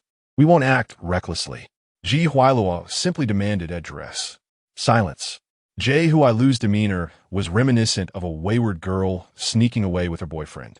A rebellious spirit determined to achieve her aims without compromise. Xzhqiao. Jie Huailu's voice was cold as ice. "I can ascertain everything with a mere phone call. It would be wise for you to confess." Xzhqiao, feeling vexed, replied, "Shall we meet at Haidaleo in West City Garden? Is that acceptable? We can dine there." "Just wait," Jie Huailu responded. As soon as the call ended, Xzhqiao was met with two pairs of scrutinizing eyes. "Is this your brother? Why does he resemble a boyfriend?" Xzhqiao muttered, "Don't speak recklessly. He's always been a bit dim-witted." Chu Shishi linked arms with her, "And you're no different." Wiling chimed in, "You both share that trait." Xzhqiao retorted, "The biggest fool here is you." Jie Huailu arrived before her. Xzhqiao glanced at the group seated beside him, straining to maintain her composure. "Sister, you really ought to be more considerate." Chu Ing lamented, "You should at least introduce your friends to your brothers. They ought to treat your companions to a meal." Chu Ing's girlfriend, Ying, who was also present, delivered a playful punch to him. "Speak properly." Hu Ying cleared his throat. "Your brother has reserved a large table. After we dine, we shall head to Chi Racecourse." Jie Huailu discreetly assessed the situation and then politely said, "Xzhqiao, please escort your friends inside. Your brother's Ing is preoccupied. I shall step outside to urge him along."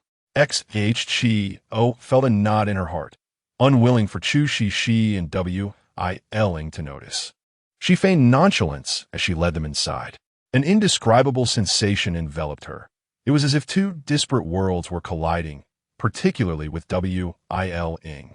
He, typically boisterous, could not help but fidget with his logo-adorned clothing and remove his similarly branded cap, his discomfort evident. Xzhqiao furrowed her brow and, linking her arm through his, whispered, "What are you doing?" Wiling replied in kind, "That watch on your brother's wrist is worth 17 million. The lighter on the left is over 10,000, and on the right. Why do you care about them?" Xzhqiao murmured, "We will eat and then leave." Moreover, she couldn't discern the brands, having little understanding of them. Wiling sighed deeply. "Those brands are not widely available. If I weren't knowledgeable, I wouldn't recognize them." Chu Shishi leaned closer. "I told you not to wear anything with logos. A 50 yuan promotional item would suffice." The three of them huddled together, with Xzhqiao linking arms with each of them. Suddenly, a cold voice broke through from behind. "Xzhqiao, release your hold." It was Jie Huailu returning. They all turned to face her. Jie Huailu stood beside Zhuqiao, who had appeared from nowhere, dressed in formal attire, a crisp white shirt, black trousers, and a blazer casually draped over his arm. To Jie Huailu's right stood a young woman. Xzhqiao was perplexed. She merely wished to enjoy a meal with her friends. Yet the gathering had grown unexpectedly large. "Brother, I made a reservation. Let us sit separately," she suggested. Try to maintain her composure. Ji Huailuo scrutinized Wei Long and inquired, "Why aren't you introducing us?" Su Zhiqiao replied, because I perceive it as unnecessary. Her words were laced with tension.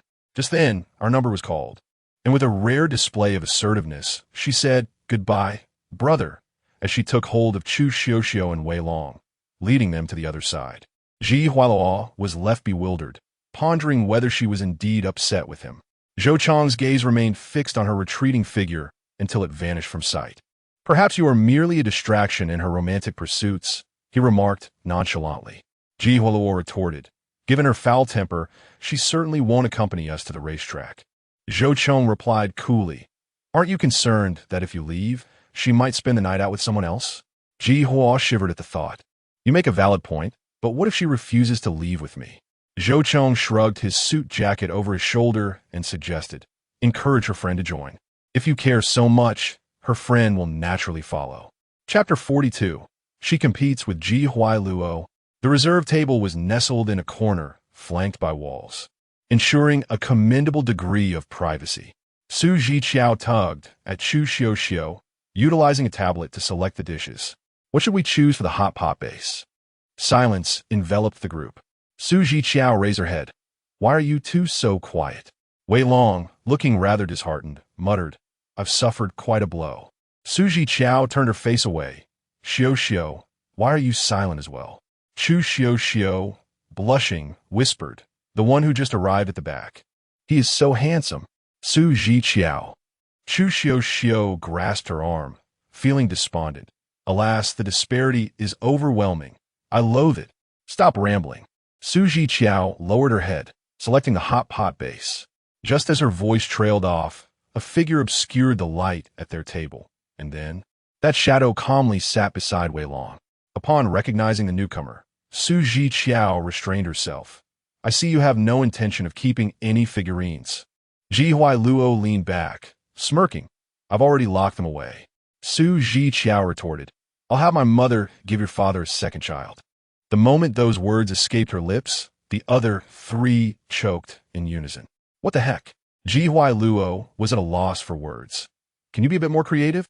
Chu Xiuxiu chuckled with her head down. "What are you doing? If your brother wants to sit, let him." Ji Hualuo's expression relaxed.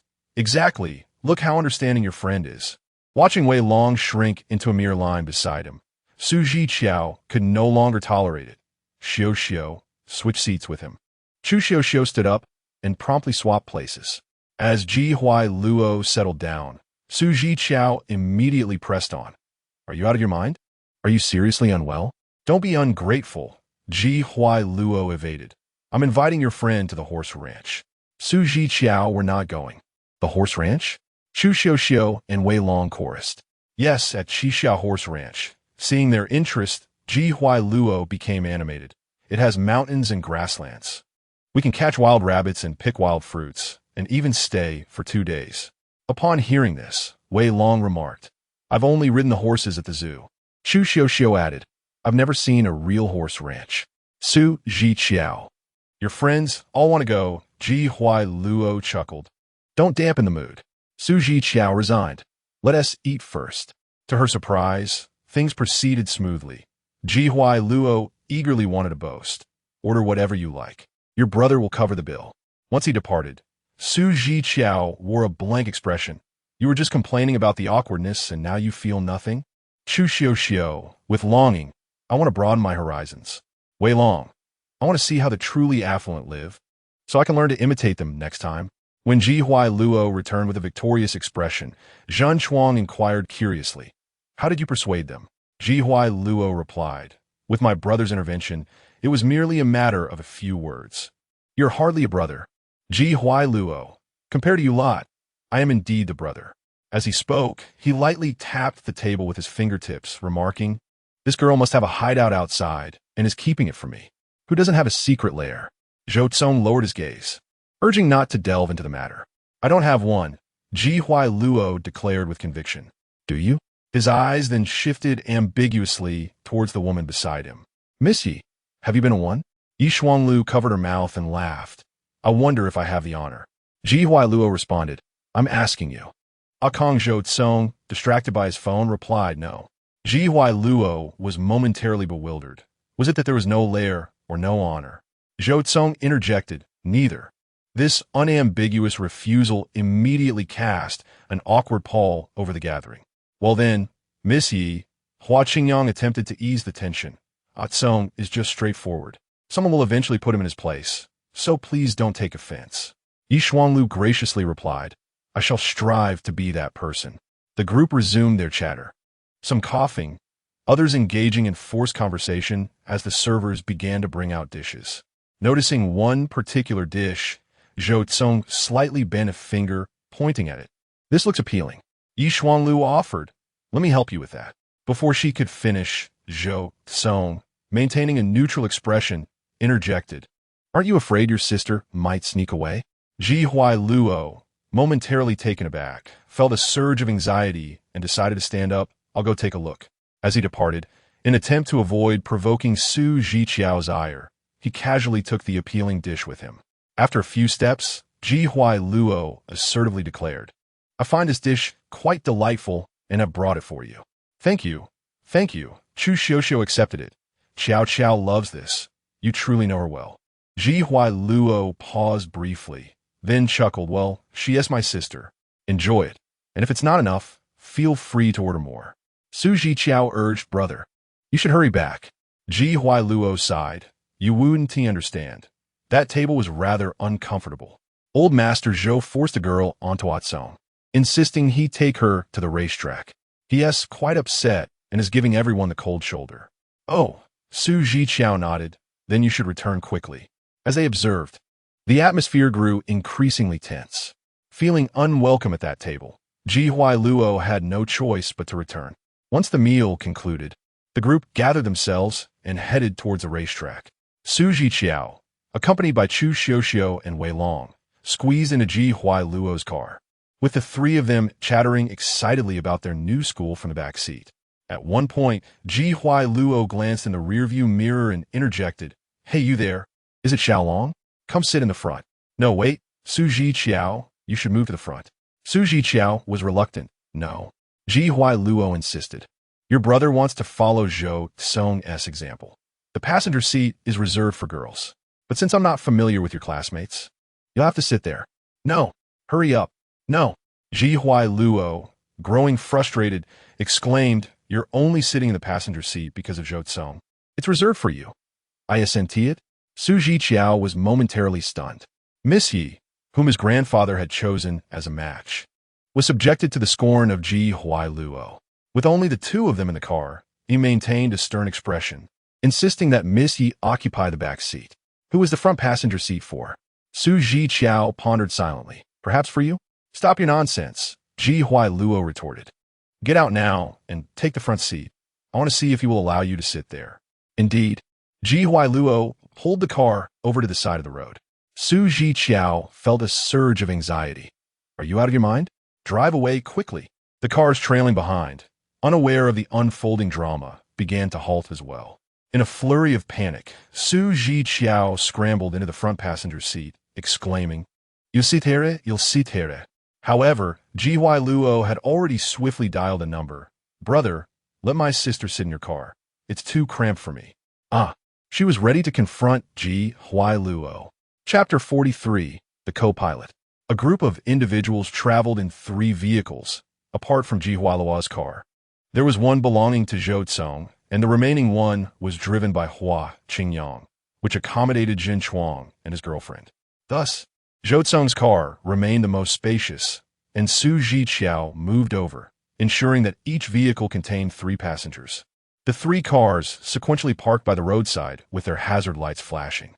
Su Zhiqiao's face flushed crimson, her rationality abandoned. My friend is here. Where else can I go? If not, you can leave, and I'll drive. Her agitation was palpable as she unleashed a torrent of words. Ji Huailuo crossed his arms and scoffed coldly. Get out. The 2 passengers in the back leaned over the seat, resembling 2 eager huskies, their gazes fixed upon her. Before she could finish her tirade, someone suddenly rapped on the window from outside. Zhou Cong, with one hand in his pocket, cast an emotionless glance at her, uttering 3 curt words. Stop dawdling. Su Zhiqiao, in a desperate struggle, insisted, Isn't there ample space? I'll just sit in the co-pilot's seat. Ji Huailuo retorted. I'm not in the mood to accommodate you. Su Zhiqiao clenched her teeth tightly. I wish you a lifetime of never achieving sophistication. Ji Huailuo, at a loss for words, remarked that she couldn't even insult properly and urged her to leave quickly. At this juncture, Ji Huailuo glanced out the window, his expression oddly contemplative. She desires to sit in the co-pilot's seat. Su Zhiqiao exclaimed, I do not. Zhou Cong suggested, let her play rock, paper, scissors with Miss Yi. Whoever wins gets to sit. A silence ensued. The flicker of doubt in Ji Huailuo's eyes dissipated, returning to a neutral expression. He casually remarked, your Miss Yi seems to be quite understanding. Zhou Cong, with his hands in his pockets, exuded an aura of chill as he turned to walk away gracefully.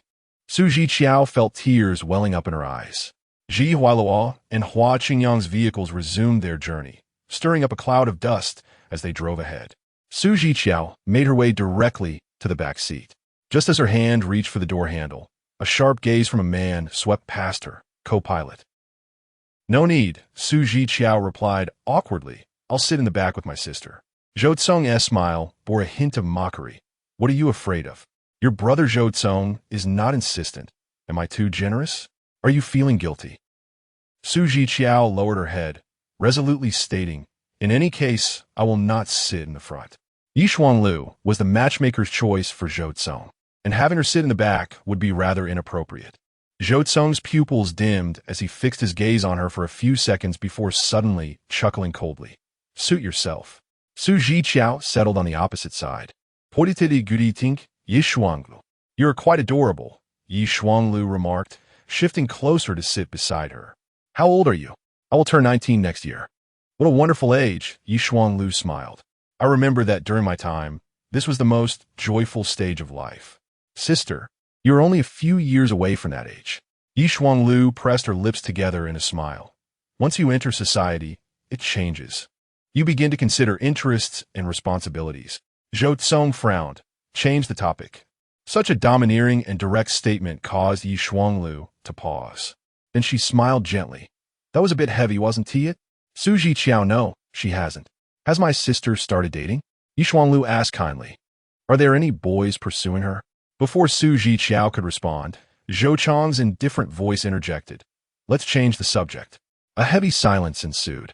Repeatedly urging someone to change the topic felt no different from commanding them to be silent. Su Zhiqiao once again wished to strangle Ji Huailuo for bringing her into this car. After a pause, Yi Shuanglu remarked, your hairstyle looks lovely. Where did you get it done?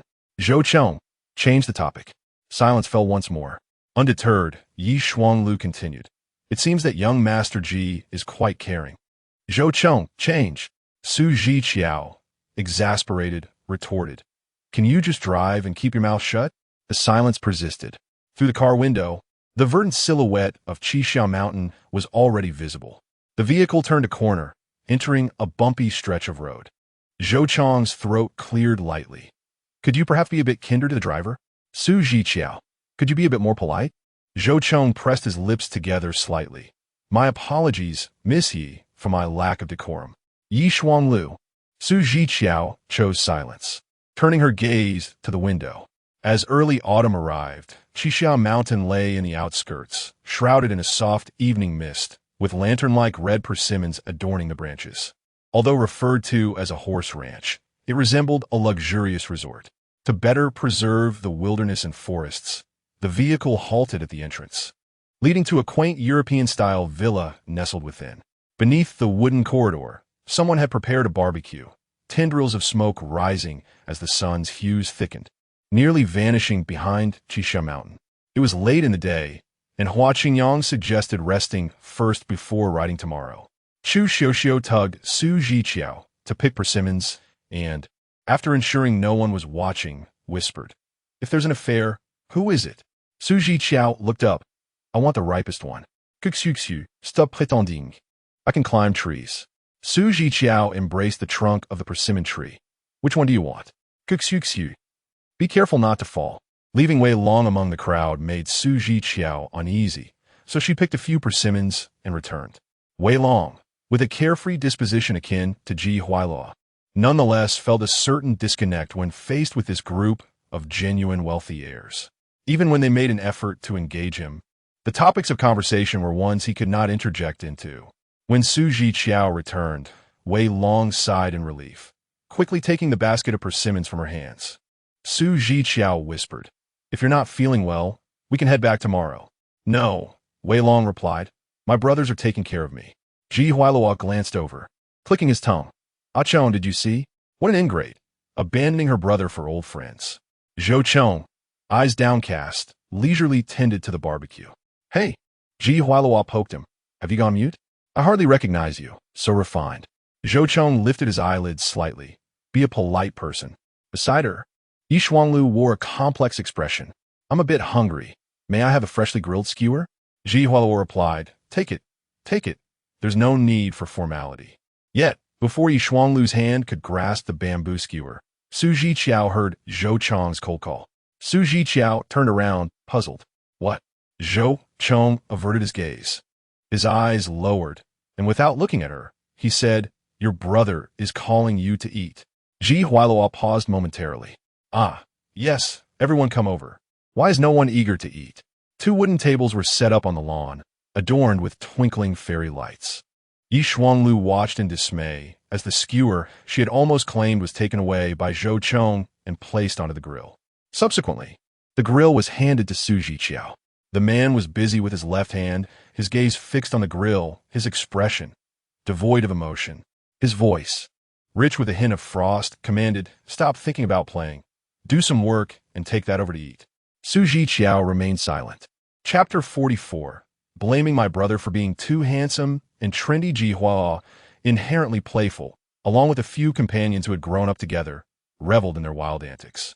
However, today, mindful of the presence of a lady, he restrained himself somewhat, opting to engage in a couple of rounds of dodiju.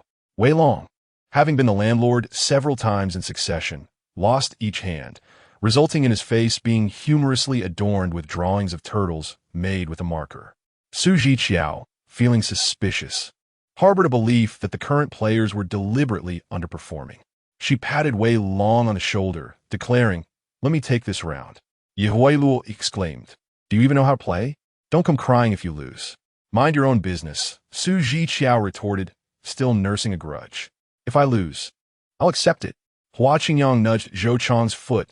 "Be gentle. It's hard to console him once he starts crying." Zhou Cong smiled wryly, his lips curving slightly. It was Zhiqiao's turn to be the landlord. She had a promising hand, starting with a sequence. Unless the opponents had a bomb, the next round would still be hers. Ji Huailua and Hua Qingyang declined to play. Zhou Cong lazily said, "Pass." Zhiqiao discarded a 3. Ji Hua followed with a 5. Hua Qingyang played AJ, and Zhou Cong nonchalantly revealed for a success. A bomb, in common parlance. Ji Huailua's mouth twitched in disbelief. "Are you out of your mind? You play a bomb against a single 3? Zhou Cong replied, "I'm entitled to do as I please." Zhiqiao lowered her eyelashes. Her lips unconsciously pressed together. She sensed Zhou Cong's intent was deliberate. Earlier, he could have played a bomb, yet he chose to hold back. Now, it was Zhou Cong's turn to play. He casually tossed out a 3. Zhiqiao thought to herself that she could easily play her 5. Ji Huailua scolded again. "You're the goalkeeper. Could you please play a significant card?" Zhou Cong retorted, "I'm entitled to do as I please." After a round, Zhiqiao played a big joker. Unless the opponents had a bomb, she would lead the next round. All 3 declined to play. Zhiqiao had 5 cards remaining. According to the rules, when holding 2 cards or fewer, one must declare their count. After careful consideration, she discarded a pair, ending with Zhou Cong's pair of 2s as the highest. It was Zhou Cong's turn to play. A 3. Ji Huailua, unable to contain himself, nearly overturned the table, exclaiming, "Damn it, are you out of your mind? Didn't you just play a 3? Why did you split it?" Zhou Cong replied, "I'm entitled to do as I please." "What nonsense! Are you deliberately throwing the game? It's like you're causing a flood." Zhou Cong raised an eyebrow. "The game isn't over yet. What's the rush?" Hua Qingyang kicked Ji Huailua's leg. "Quiet now. Let us continue." Zhiqiao played AJ, and when it was Zhou Cong's turn, he played a small joker. With the big joker already out, nothing surpassed the small joker at that moment. Zhou Cong led again, seemingly smiling as he tossed out a 3. At this point, if Su Zhiqiao still failed to comprehend his intentions, it would indeed be a shame. He was clearly toying with her, much like a cat playing with a mouse, savoring the sport before delivering the final blow. Frustrated, Su Zhiqiao cast her cards down, declaring, "I concede." Ji Huai Luo was displeased. "What is the matter with you, Tsong? I can't let it slide, can I? Is it not permissible to play the cards normally?" Zhou Cong replied with a half-smile. Ji Huai Luo retorted, "Why would you split the 3 3s in 3 separate plays?" "Because I want to," Zhou Cong replied nonchalantly. Ji Huai Luo found it absurd. "Surely you do not intend to draw a turtle on my sister's face?" Zhou Cong remained unfazed, indeed. Su Zhiqiao, unfazed by the loss, gathered her disheveled hair with a hair tie and lifted her chin defiantly. "Bring it on." "Careful." "Qiao Bao, Weilong caution, let me do it. After all, I've already drawn so much." "No need." The smile at Zhou Cong's lips momentarily vanished like an illusion, only to be restored shortly after. His elegantly rugged hand grasped a marker as he leaned forward, effortlessly steadying her head with his other hand. "Don't move. I shall make it beautiful for you." The cool marker sent a tingling sensation across her skin, and the familiar warmth of the man's breath enveloped her, prompting Su Zhiqiao to involuntarily close her eyes. Zhou Cong's gaze remained fixed on her face, his movements continuing, but at a much slower pace. The onlookers assumed he was merely being meticulous for the girl's sake, yet only Zhou Cong knew how much he longed to kiss her. The softness of her skin contrasted starkly with his slightly calloused hand, and he yearned to caress it gently. He did not dare. His brazen observation culminated in the final stroke. Zhou Cong withdrew his hand and tilted his head to assess his work. His demeanor softened under the warm orange light, radiating a youthful charm unlike his usual aloofness. "May I take a photo? I want to post it on WeChat." "I want to take one too." Ji Huai Luo chimed in eagerly. "I must let everyone know my sister is lost." Zhiqiao. As night fell, the forest turned cold, and Su Zhiqiao could no longer endure. "You all continue playing. We shall return to our room." Ji Huai Luo waved her hand. "Off you go. The girls' room is on the 2nd floor. We'll be on the 1st. Call out if you need anything." "All right." Su Zhiqiao shared a bed with Chu Xiao, while Yishuang Lu stayed in the adjacent room. Once they entered their room, Chu Xiao immediately took out her phone. "Qiao Bao, come look at this." On the screen was a photograph. The dim lighting captured Zhou Cong's hand enveloping her head, his other hand raised to her forehead, but his gaze lingered below her brow. "This is the most evocative photo I have ever taken," Chu Xiao remarked, a well of deep affection, yearning unfulfilled, finding brief indulgence through the game. Not only was Chu Xiao satisfied with the photo, but she was also pleased with her poetic reflection. "He likes you," she asserted with certainty. Su Zhiqiao began to feel exasperated. "I do not understand what liking someone means. I do not want it, I do not desire it. You simply have not realized it yet. Did you not acknowledge your fondness for Lu Dehua?" Su Zhiqiao fell silent for a moment. "I also know I have a fondness for Wei Ba." Chu Xiao commented, "You have an Oedipal complex." Chu Xiao remarked on the allure of a paternal essence, prompting a chuckle from Su Zhiqiao. "What on earth is paternal essence?" she questioned, attributing it to her brother's striking handsomeness and stylish demeanor, which momentarily eclipsed any paternal qualities. Su Zhiqiao decided to take a shower first. After rinsing her hair, she felt a sudden coolness in her lower abdomen, reminiscent of an unexpected visit from her monthly cycle. Once dressed in her sleepwear, she gently rubbed her belly and inquired, Xiao, do you have any sanitary pads?" "No, que you replié. I'm due for mine in the middle of the month." "Are you starting?" "Yes," Su Zhiqiao confirmed. Chu Xiao rummaged around the room, saying, "I'll go downstairs. You can wash up first." After a moment's thought, Su Zhiqiao recalled having seen some at Sister Ye's place when she accompanied Yi Shuanglu to the restroom. "All right, hurry along," she urged. Knocking on Yi Shuanglu's door, Su Zhiqiao explained her predicament. There was a brief pause in the conversation. Yi Shuanglu's freshly dried hair was voluminous, framing her serene face as she replied, "I don't have any either. Perhaps you could ask your brothers for some?" Chapter 45. Next time, just keep it in your pocket. Yi Shuanglu held no obligation to assist her, a fact Xu Zhijiao was acutely aware of. Yet, from Yi Shuanglu's indifferent demeanor and veiled remarks. She discerned a palpable disdain and malice. Their dinner had seemingly unfolded without incident, or perhaps the discord had already taken root, unnoticed by her at the time. With her head bowed, her damp hair dripping, Zhiqiao aimlessly made her way downstairs. The servants had already departed, not to return until the following morning. She rummaged through the living room and cabinets, but to no avail. Just then, the grand European doors swung open, revealing a tall, slender figure. Their eyes locked. The raucous sounds of drinking and card games from outside flooded in. Zhou Cong furrowed his brow and quickly approached her. "What are you doing awake?" He reached out to touch her hair, a hint of irritation evident. "You didn't tea dry or blow dry your hair?" Zhiqiao bit her lip, hesitating. "Brother, have you been drinking?" "No," Zhou Cong replied, wrapping his jacket around her. "What's the matter? Why are you concerned about my drinking?" Zhiqiao stammered, feeling embarrassed. It seems my brother and the others have been drinking." Zhiqiao continued. "Though I have a driver's license, I've never actually driven." Zhiqiao added, "For now, you're the only one who can drive out." Zhou Cong licked his lips, amused. "Just tell me what you need."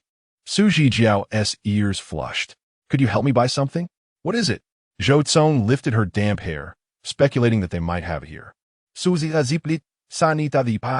her surprise, the villa had none. Zhou Cong cleared his throat. "Have you checked upstairs?" Zhiqiao lowered her lashes. "Yes." Zhou Cong scrutinized her for a moment before saying, "Come here, first dry your hair." Zhiqiao stammered, I'm a bit anxious." Zhou Cong said, momentarily perplexed by her urgency.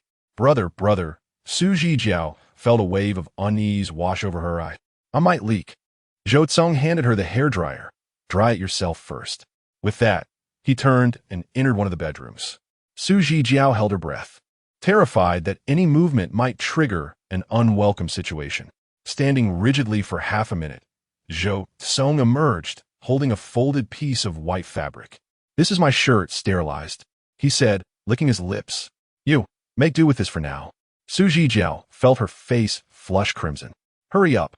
Zhiqiao hurried to the downstairs restroom. The white fabric, a folded short-sleeved shirt, was a testament to Zhou Cong's obsessive cleanliness. He never wore clothes twice without washing them, and all new garments were sterilized before use. Although it was a temporary solution, the thought that it was his shirt filled her with a profound sense of embarrassment. After finishing, she emerged, her eyes darting aimlessly, unwilling to confront the situation. Zhou Cong's expression was serene as he said, "Come here, your hair needs drying." The humidity here was already heavier than in the city. Her carelessness was baffling, as she didn't even bother to wipe it with a towel. "I can dry it myself." "Don't move," Zhou Cong said, lightly flicking her forehead. "It'll be done soon." A faint trace of her little turtle design remained on her forehead. Zhiqiao dared not move again, standing obediently as Zhou Cong's hands wove through her hair. Zhou Cong was tall, while Zhiqiao barely reached his shoulder. From behind, she appeared completely enveloped in his embrace. A suffocating kind of warmth. The masculine scent emanating from him boldly invaded her nostrils. At an unexpected moment, Zhiqiao looked up, only to be caught off guard by the depth of his gaze. The hairdryer hummed on, yet remained stationary. Their eyes locked for a brief moment before Zhiqiao averted her gaze. "That's enough. It should be fine now." Zhou Cong turned off the dryer, his fingertips imbued with the fragrance of her hair. "Let's head back. I'll go buy something." "Thank you, brother." However, after taking just a couple of steps, Zhou Cong halted, a rare hesitation flickering across his face. "How about we go together?" Zhiqiao pondered that he likely had never bought anything before and wouldn't he understand. It was indeed more convenient for her to go alone. The car headed toward the city. Zhiqiao sent a message to Zhiqiao, telling her to sleep first and not wait for her. The remote location of Zhiqiao Mountain meant that even errands were unlikely to be fulfilled. Otherwise, she could at least have someone to courier through an app. Zhou Cong glanced at her. "If you're tired, just sleep." Zhiqiao rubbed her eyes, straightened her back, and forced herself to stay alert. The stretch of suburban road was devoid of streetlights, with only the car's headlights illuminating the sporadic path ahead. "How's your stomach?" Zhou Cong attempted to strike up a conversation.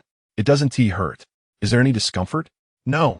Zhou Cong's lips were pressed in a straight line as he released the tension. Can't remember your own cycle? Zhiqiao, immersed in the darkness, was reluctant to discuss such matters with a man. Her periods were irregular, and she usually prepared sanitary pads when the time approached.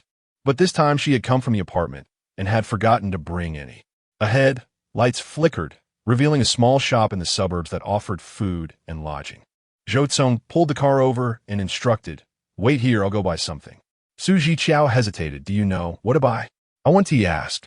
Zhou Cong replied, leaning over to ruffle her hair, a gesture that seemed overly naive for someone his age. Occasionally, containers and trucks on the main road honked as they passed, raising clouds of dust. The bright lights outside the shop cast eerie shadows across the surrounding wilderness.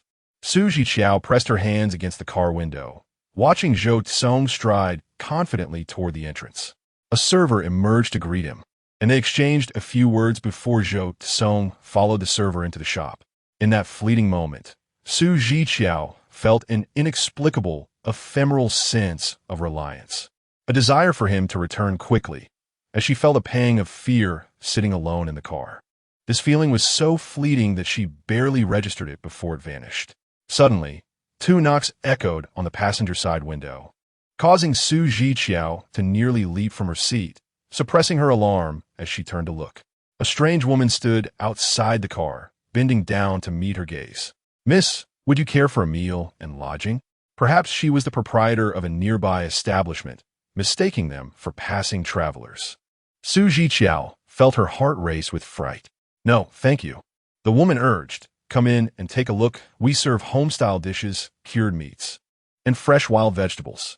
Suddenly, the other door of the car swung open, and the night breeze wafted in, carrying with it the refreshing scent of the man.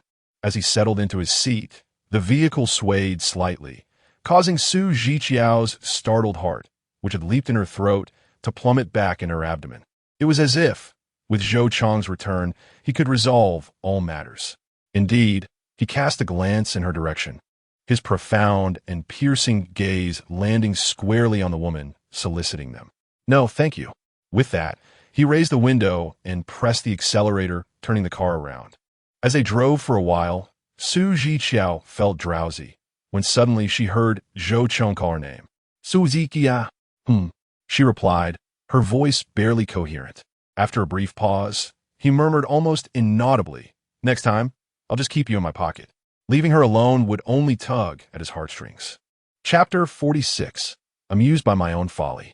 Upon returning to the second floor with a plastic bag in hand, Chu Xiuxiu found that Zhiqiao was still awake, anxiously waiting for her. "Why did it take you so long? I was worried something might have happened to you." It took a considerable distance for Zhiqiao to locate the shop.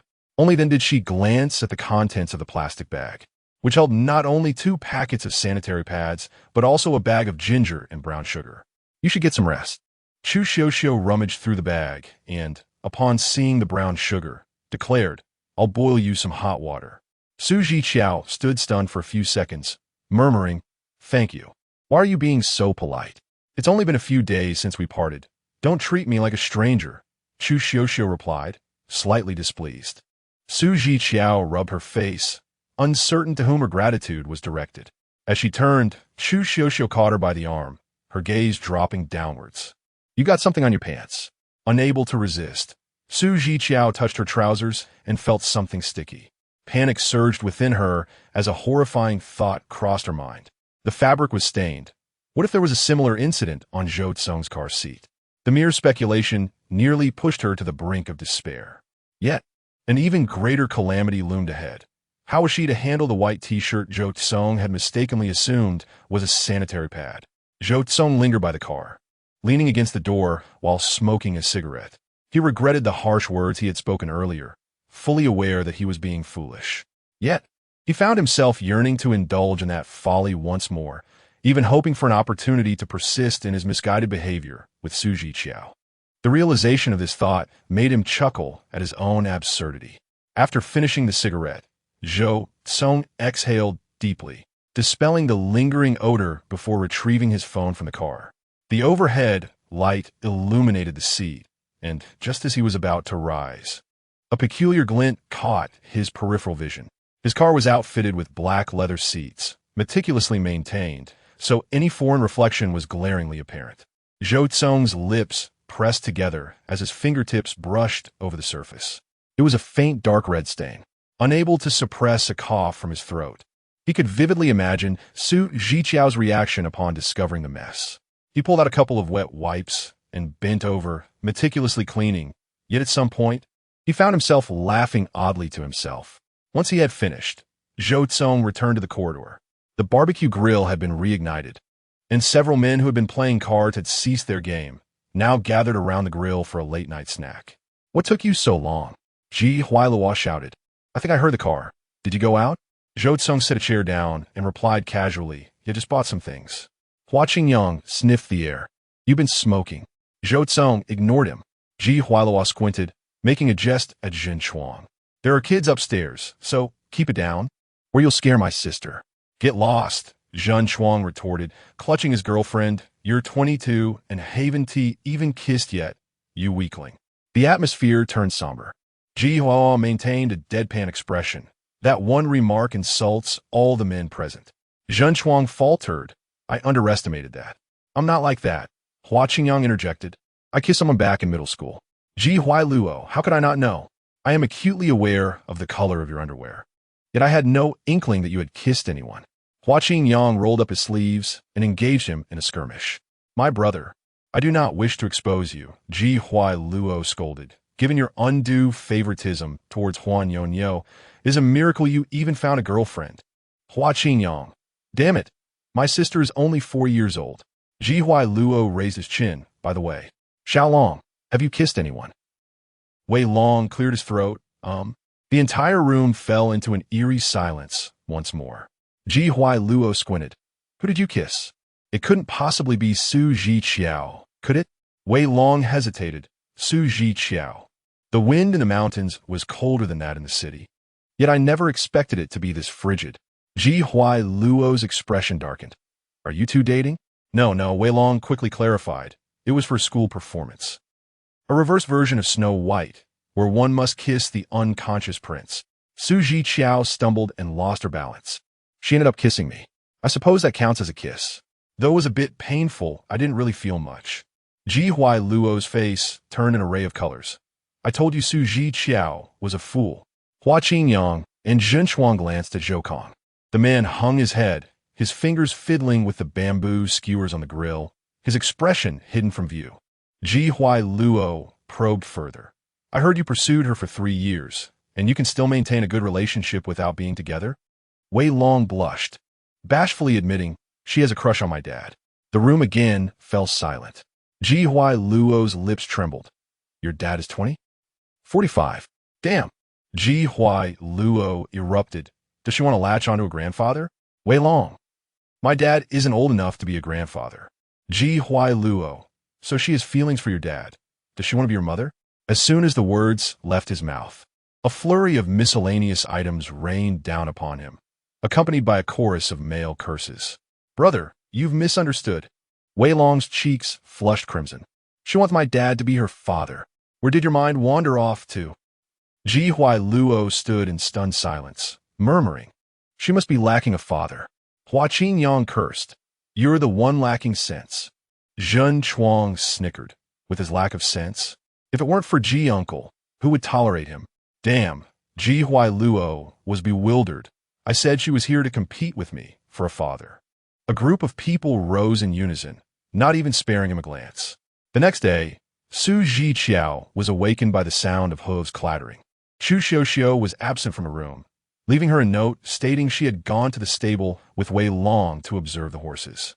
After washing up and changing her clothes, Zhiqiao took her phone, intending to find them. As she opened the door, she collided with Yishuang Lu. Zhiqiao nodded. "Good morning, sister."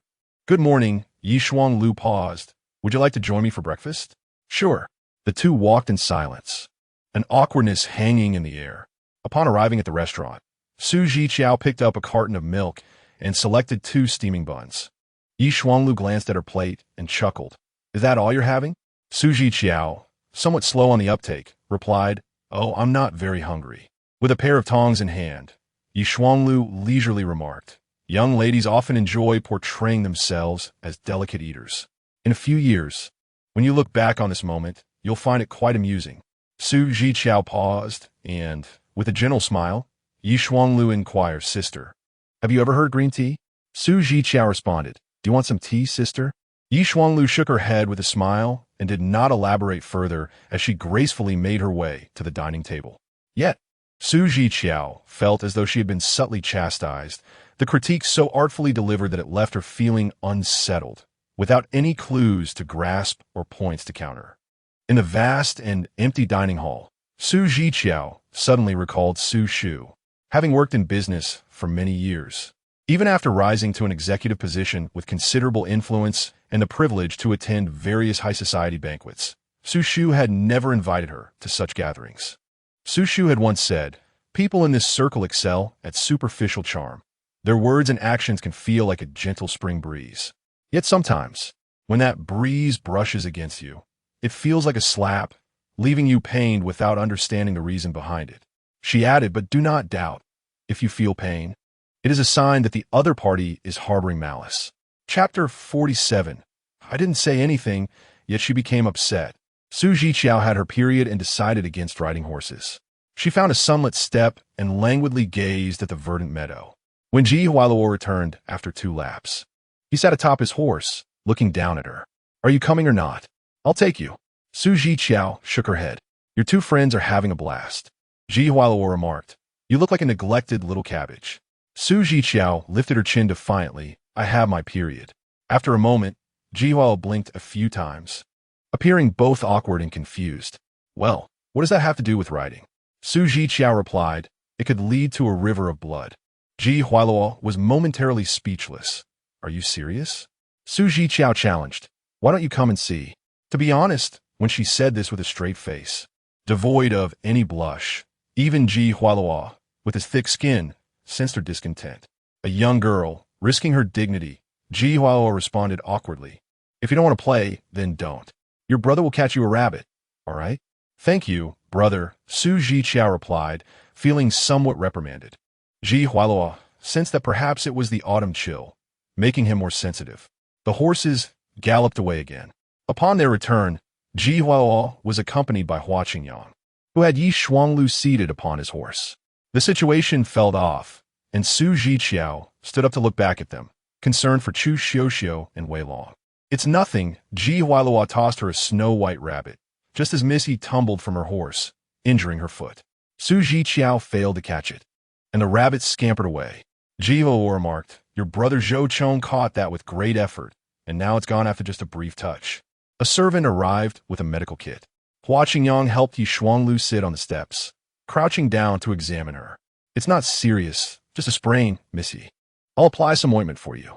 Yi Shuanglu's expression was inscrutable. "Thank you. It's all Zhou Cong's fault," Zhiqiao complained. "I could see he could have pulled her back, and Missy wouldn't have fallen." Hua Qingyang coughed, but remained silent. Zhiqiao continued, "Fortunately, the grass is thick. Otherwise, it wouldn't be just a sprain."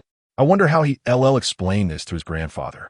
The crisp morning air carried the scent of a medicinal concoction for blood circulation. "Please don't take offense, Miss Yi," Hua Qingyang couldn't help but explain. "Zhou Cong hasn't interacted much with girls, so you might not be comfortable with physical contact." Oh dear, he thought. It would have been better to remain silent. The more he spoke, the more it sounded like nonsense. The young master of the Zhou family hardly resembled someone who couldn't engage in physical interaction with girls. Hua Qingyang decided to keep his mouth shut. Yi Shuanglu gazed into the distance, a hint of sarcasm tugging at the corners of her lips. "However, Miss Yi, you too," Zhiqiao remarked with an air of nonchalance, managing to trip over flat ground. "If you stumbled beside me, I would certainly lend you a hand, yet you fell next to Kong." His words were abundant, yet devoid of deeper intent, merely emphasizing his puzzlement. Yi Shuanglu turned her gaze towards him. "Are you implying that I did it on purpose?" Zhiqiao halted. "Did I convey such a notion?" Yi Shuanglu's tone thickened with tension. "I did it intentionally." Hua Qingyang, who was applying medicine to her, paused as well. Silence enveloped the surroundings, punctuated only by the chirping of birds perched on the persimmon tree. I assumed he preferred green tea, Yishuang Lu remarked, following that path, believing he would lead me to his steed. Yishuang Lu rose. It is I who am unworthy. The raw resentment in her words was palpable. Ji Huai Luo frowned, unable to endure any longer. Miss Yi, you must comprehend one thing. You and Song share no relationship whatsoever. Hua Qingyang coughed softly, signaling him to refrain from further commentary. It was Grandfather Zhou who arranged for your presence, and you consented to it yourself. Ji Huai Luo disregarded the matter, noting Song's attitude, and yet you still wish to complain about his demeanor? Yishuang Lu's complexion gradually darkened. Ji Huai Luo exclaimed, what is this nonsense about green tea? I fail to comprehend. Hua Qingyang. You don't understand, yet feel so brazen to proclaim it? Yishuang Lu. I shall take my leave now. Thank you for the hospitality. Ji Huai Luo decisively declared. See her out. Hua Qingyang. What business is it of yours to see her off? Such a fool. Yishuang Lu was picked up by the driver, and an inexplicable anger simmered within Ji Huai Luo, leading him to kick over a chair. Can we refrain from bringing outsiders next time we go out? Hua Qingyang cleared his throat and turned back. Ji Huai Luo obediently followed suit. Upon seeing Su Zhiqiao, he felt an epiphany. Were you not said to be a friend of hers? Su Zhiqiao chose to ignore him, returning to her spot on the steps to bask in the sun. Hey, Ji Huai Luo coldly remarked. What does that green tea mean? Su Zhiqiao, green tea. Ji Huai Luo was taken aback. Song enjoys green tea? Then she ought to brew it herself. Why is she pretending? What she makes is called bok cut tea. Su Zhiqiao. Hua Qingyang. Ji Huai Luo, feeling increasingly vexed, declared, I shall call Song and inform him that I frightened away the match his grandfather introduced. Hua Qingyang patted his shoulder, indicating his return. In the distance, the rhythmic sound of hooves approached as several horses sauntered back. Chu Xiao and Wei Long waved enthusiastically. Su Zhiqiao waved her arm in response. Ji Huai Luo couldn't shake the feeling that something was amiss. I am your brother. It should be my duty to entertain your friends. Yet I feel as though my identity has been usurped by a Khan. However, such matters are trivial.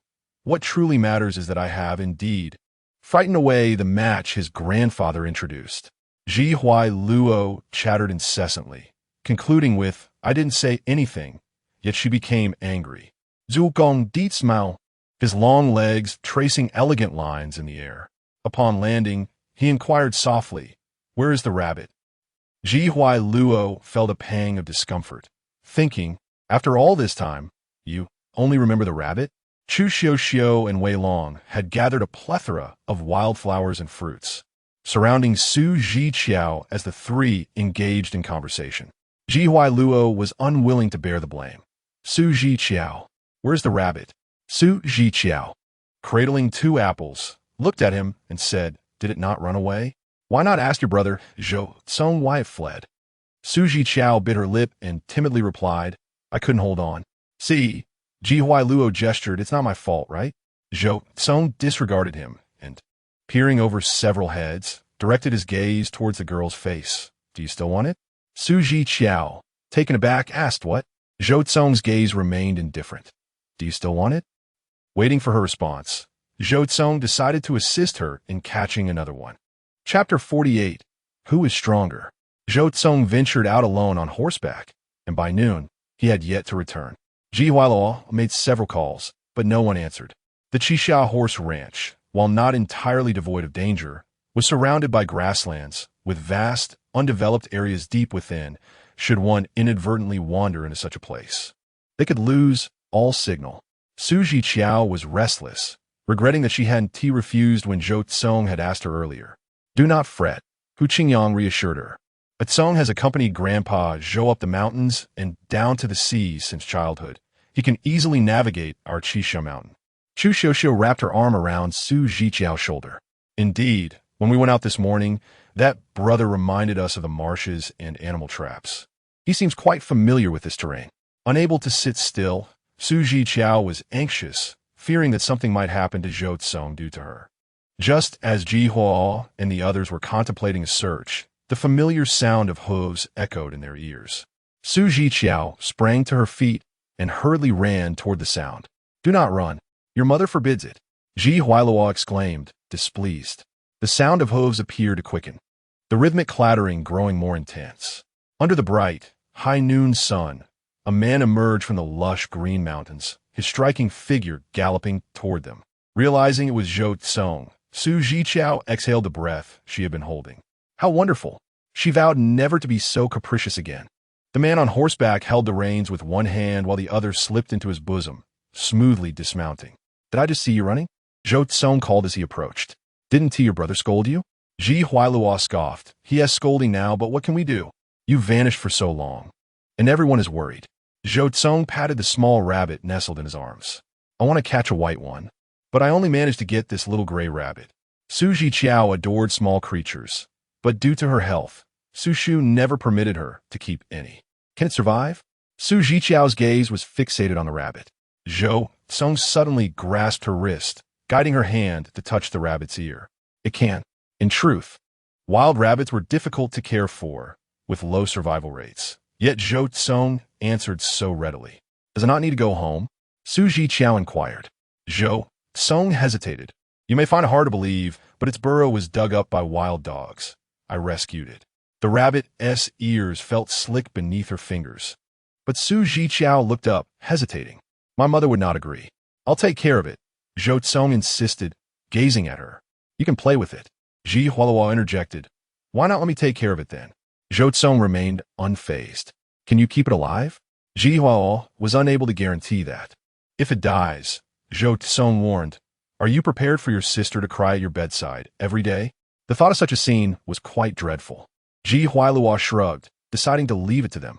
Zhiqiao gently caressed the rabbit when her gaze suddenly caught something, halting her movement. "Zhou Cong, you're injured?" The bloodstains on his arm, partially concealed by his sleeve, became visible as he reached out. "It's nothing," Zhou Cong replied nonchalantly. "I just scraped it accidentally." Zhiqiao hesitantly said, "You should apply some medicine." Zhou Cong replied, "It is unnecessary." Zhiqiao responded with an "oh," cautioning, "Don't get infected." Zhou Cong raised an eyebrow. "Is this wound larger than the one you bit last time?" He sighed, "Forget it. Whether to fall in love or not." Zhiqiao, with a drawn-out tone, remarked, "So, are you implying that the wound you inflicted is fine, but others might become infected?" Zhiqiao turned away, cradling a rabbit, unwilling to engage with such banter. Though Yi Shuanglu had departed, the remaining guests were not yet satiated with the evening's revelry and decided to stay at the horse ranch. Chu Xiuxiu poked the rabbit's head with her fingertip, exclaiming, "What a wonderfully fragrant and spicy little head." Zhiqiao maintained a stoic expression. "Its name is Chu Biexing." Chu Xiuxiu protested, "Don't associate it with my surname." Zhiqiao clarified, "It is named after Chu in Chu Biexing." Zhiqiao suppressed a chuckle. "All right. Shall we call it Su Biexing then?" Chu Xiuxiu conceded, "That's more acceptable."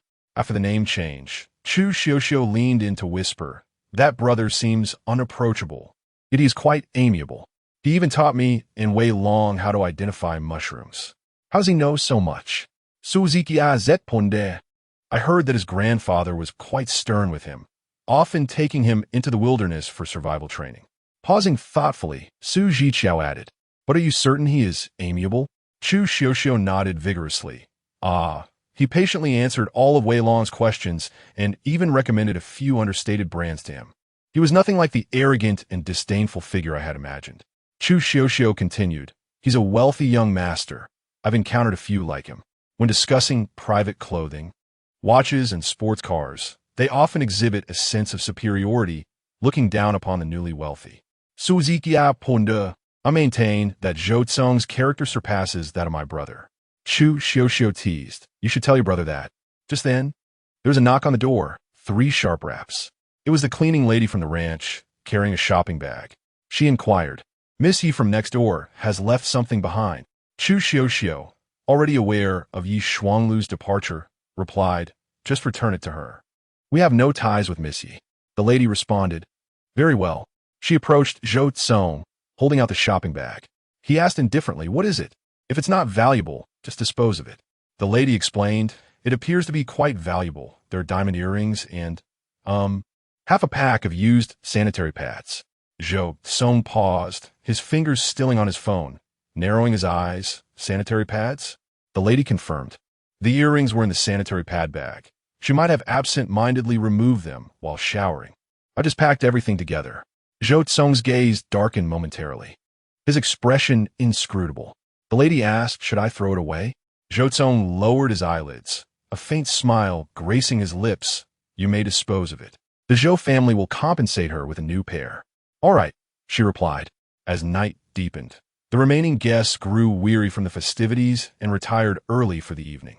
Zhou Cong rose to open the window, allowing the wind to disperse the stifling atmosphere that had settled in the room. The cacophony of insects in the wild grass resonated outside, and he exhaled deeply, sending a message on his phone. Zhiqiao, come downstairs. Upon hitting send, a glaring exclamation mark appeared immediately. He had forgotten. Ever since he had been blocked last time, Zhiqiao had not released him from her confines. Zhou Cong felt a pang of frustration in his chest and proceeded directly to the neighboring room, entering without knocking. The room was engulfed in darkness, where Zhiqiao Luo and Hua Qinyang were sleeping. Zhiqiao Luo's phone rested on the bedside table. Without hesitation, Zhou Cong used his phone to send a message to Zhiqiao. As he placed the phone back on the table, Zhiqiao Luo stirred slightly, sensing the commotion, and opened his eyes a crack. In the next moment, what the hell? What do you think you're doing? Waiting until I fell asleep to barge in? I'll fight you. Zhiqiao Luo sprang up, alarmed. Hua Qinyang, startled out of his wits, rolled off the bed, clutching the blanket. Who's fighting whom? Zhou Cong. Chapter 49. Is Zhiqiao Luo in your head? The commotion persisted for quite some time, even startling the onlooker, Zhan Chuang. Zhou Cong felt a throbbing headache, exerting considerable effort to shake off Zhiqiao Luo. As he returned to his room, he had to pass the wooden staircase leading to the second floor, and his gaze was drawn to a girl huddled in the shadowy corner. Zhou Cong couldn't help but chuckle in frustration at the sight. Why hide? Zhiqiao trembled slightly. My brother texted me to come, and I heard you two fighting.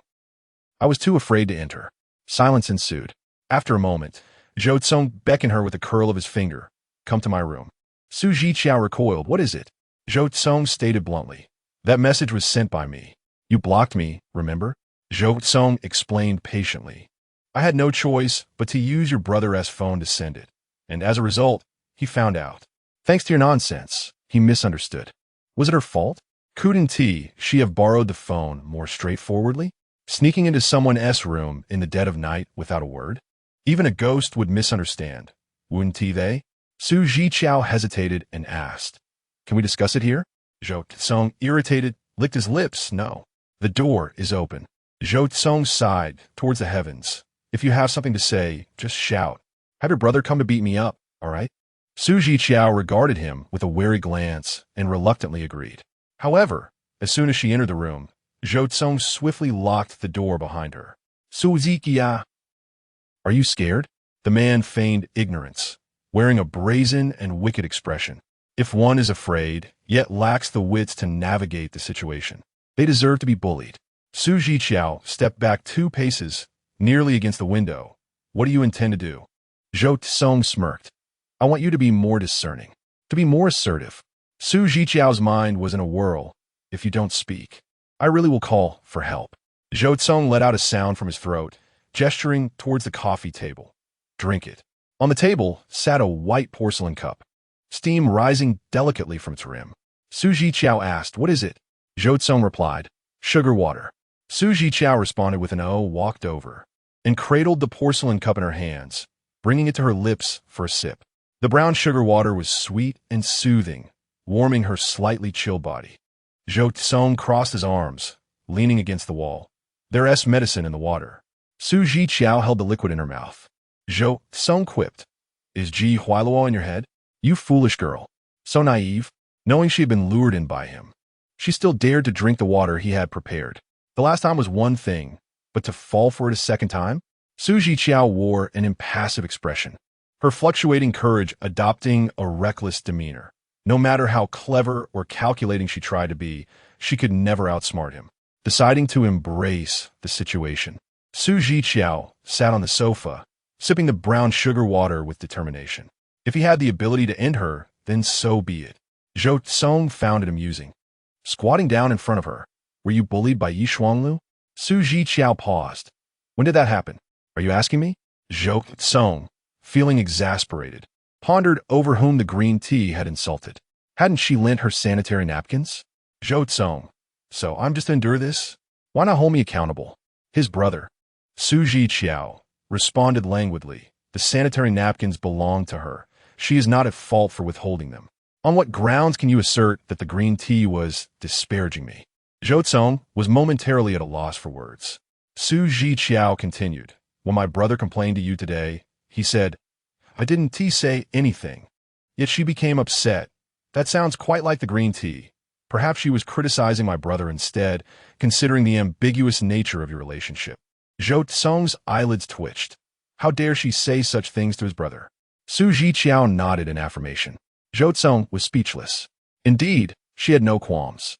She was bold enough to play matchmaker for the two of them. Why would she fear mere words? It was astonishing how her courage had blossomed. Just 3 months ago, she had been meek and submissive, yet now she had blossomed into someone so audacious. Su Zhiqiao, he called out softly. The girl's delicate lips glistened with moisture, fresh and tender. Zhou Cong involuntarily recalled Wei Long's words. My father is quite good, he suddenly interjected. What? Su Zhiqiao replied, bewildered. Zhou Cong felt he was losing his mind. Quite good indeed. Then you should cherish him. Zhou Cong swallowed hard. Don't you want him? Su Zhiqiao's pupils widened in shock. Are you selling your father? Zhou Cong, what nonsense am I speaking? He chuckled at his own absurdity. I must return now. Su Zhiqiao said as she set the porcelain cup on the coffee table. I need to soothe the little one to sleep. With an air of calm, Su Zhiqiao opened the door and departed. The bedroom fell silent once more, the aroma of the girl's milk scent lingering in the air. Zhou Cong felt as if he were losing his sanity. In the dead of night, he had gone through such a tumultuous ordeal, seemingly achieving nothing. Half the sweetened water remained in the porcelain cup, which he held effortlessly while staring at the rippling surface. At an uncertain moment, his phone buzzed. It was the old Master Zhou. Zhou Cong calmly settled onto the sofa, gripping the porcelain cup with one hand, leisurely bringing it to his lips for a sip. Too sweet. Why are you still awake at this hour? Are you trying to find a grandmother for me? The old man was enraged over the matter concerning Yi Shuanglu, his fury palpable over the phone. Zhou Cong took another sip of the sweetened water, unfazed. The person you paired me with was rejected by me. You must take responsibility for your own choices. An onslaught of curses erupted from the phone. Zhou Cong chuckled. I'm only 22. Why are you so anxious for me to produce a great-grandson? What if I end up preferring men? Your judgment this time is rather lacking. Just wait. I will prompt your son and daughter-in-law to have a second child right away. After a convoluted exchange, the old master, fuming, ended the call abruptly. Zhou Cong kept his word, dialing Zhou Huzheng. Are you busy? Zhou Huzheng replied. What on earth is going on? Are you capable? Zhou Cong, with a somewhat roguish demeanor, remarks that the night is fleeting and still finds time to take my call. Zhou Cong urges, hurry up. I hope my mother, Ms. Wu, will bring good news tomorrow.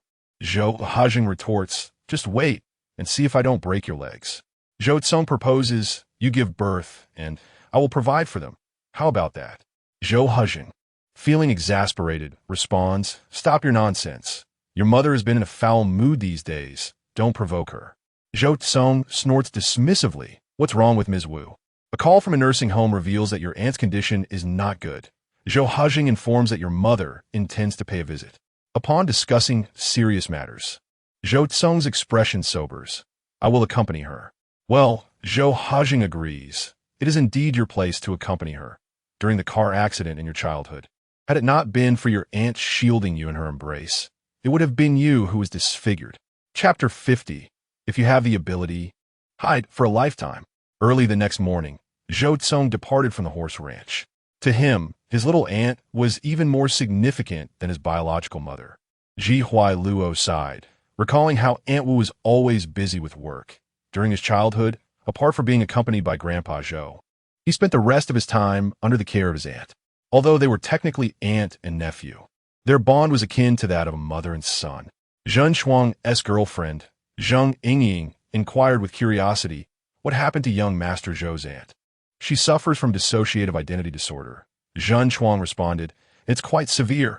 Often, she cannot recognize those around her. Chu Xiuxiu asked, is this condition hereditary? Or does it have some triggers? Aunt's affliction is acquired, Ji Huai Luo explained.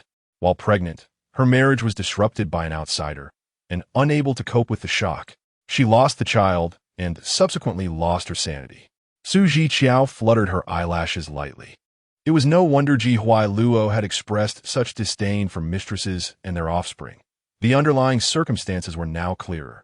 Aunt's condition fluctuates between stable and unstable, Ji Huai Luo remarked. But regardless of her state, she only remembers Song, perhaps perceiving him as the child she was unable to bring into the world. The gravity of this topic weighed heavily upon them, and with the host's departure, their interest waned, leading them to return directly to Deep City. The National Day holiday was still in its early days, and Chu Xiuxiu and Wei Long had their return tickets booked for the day after tomorrow. Yet Su Zhiqiao still wished to take them back to the apartment. Ji Huai Luo grew irate. Is there no room for you in the Ji household, or what? Where exactly is your little nest? Su Zhiqiao fell silent momentarily, pondering, what is wrong with us wanting to live independently? Nothing at all. Ji Huai Luo replied with an air of arrogance, but that includes me as well. In order to conceal their secret base, Su Zhiqiao conferred with Chu Xiuxiu and Wei Long, and the three of them eventually returned to the Ji residence. Ji Huai Luo, stifling his anger, declared, hide then. If you have the ability, hide for a lifetime. Su Zhiqiao chose to ignore him. The moment she saw Erda, she felt a pang of longing for her pet.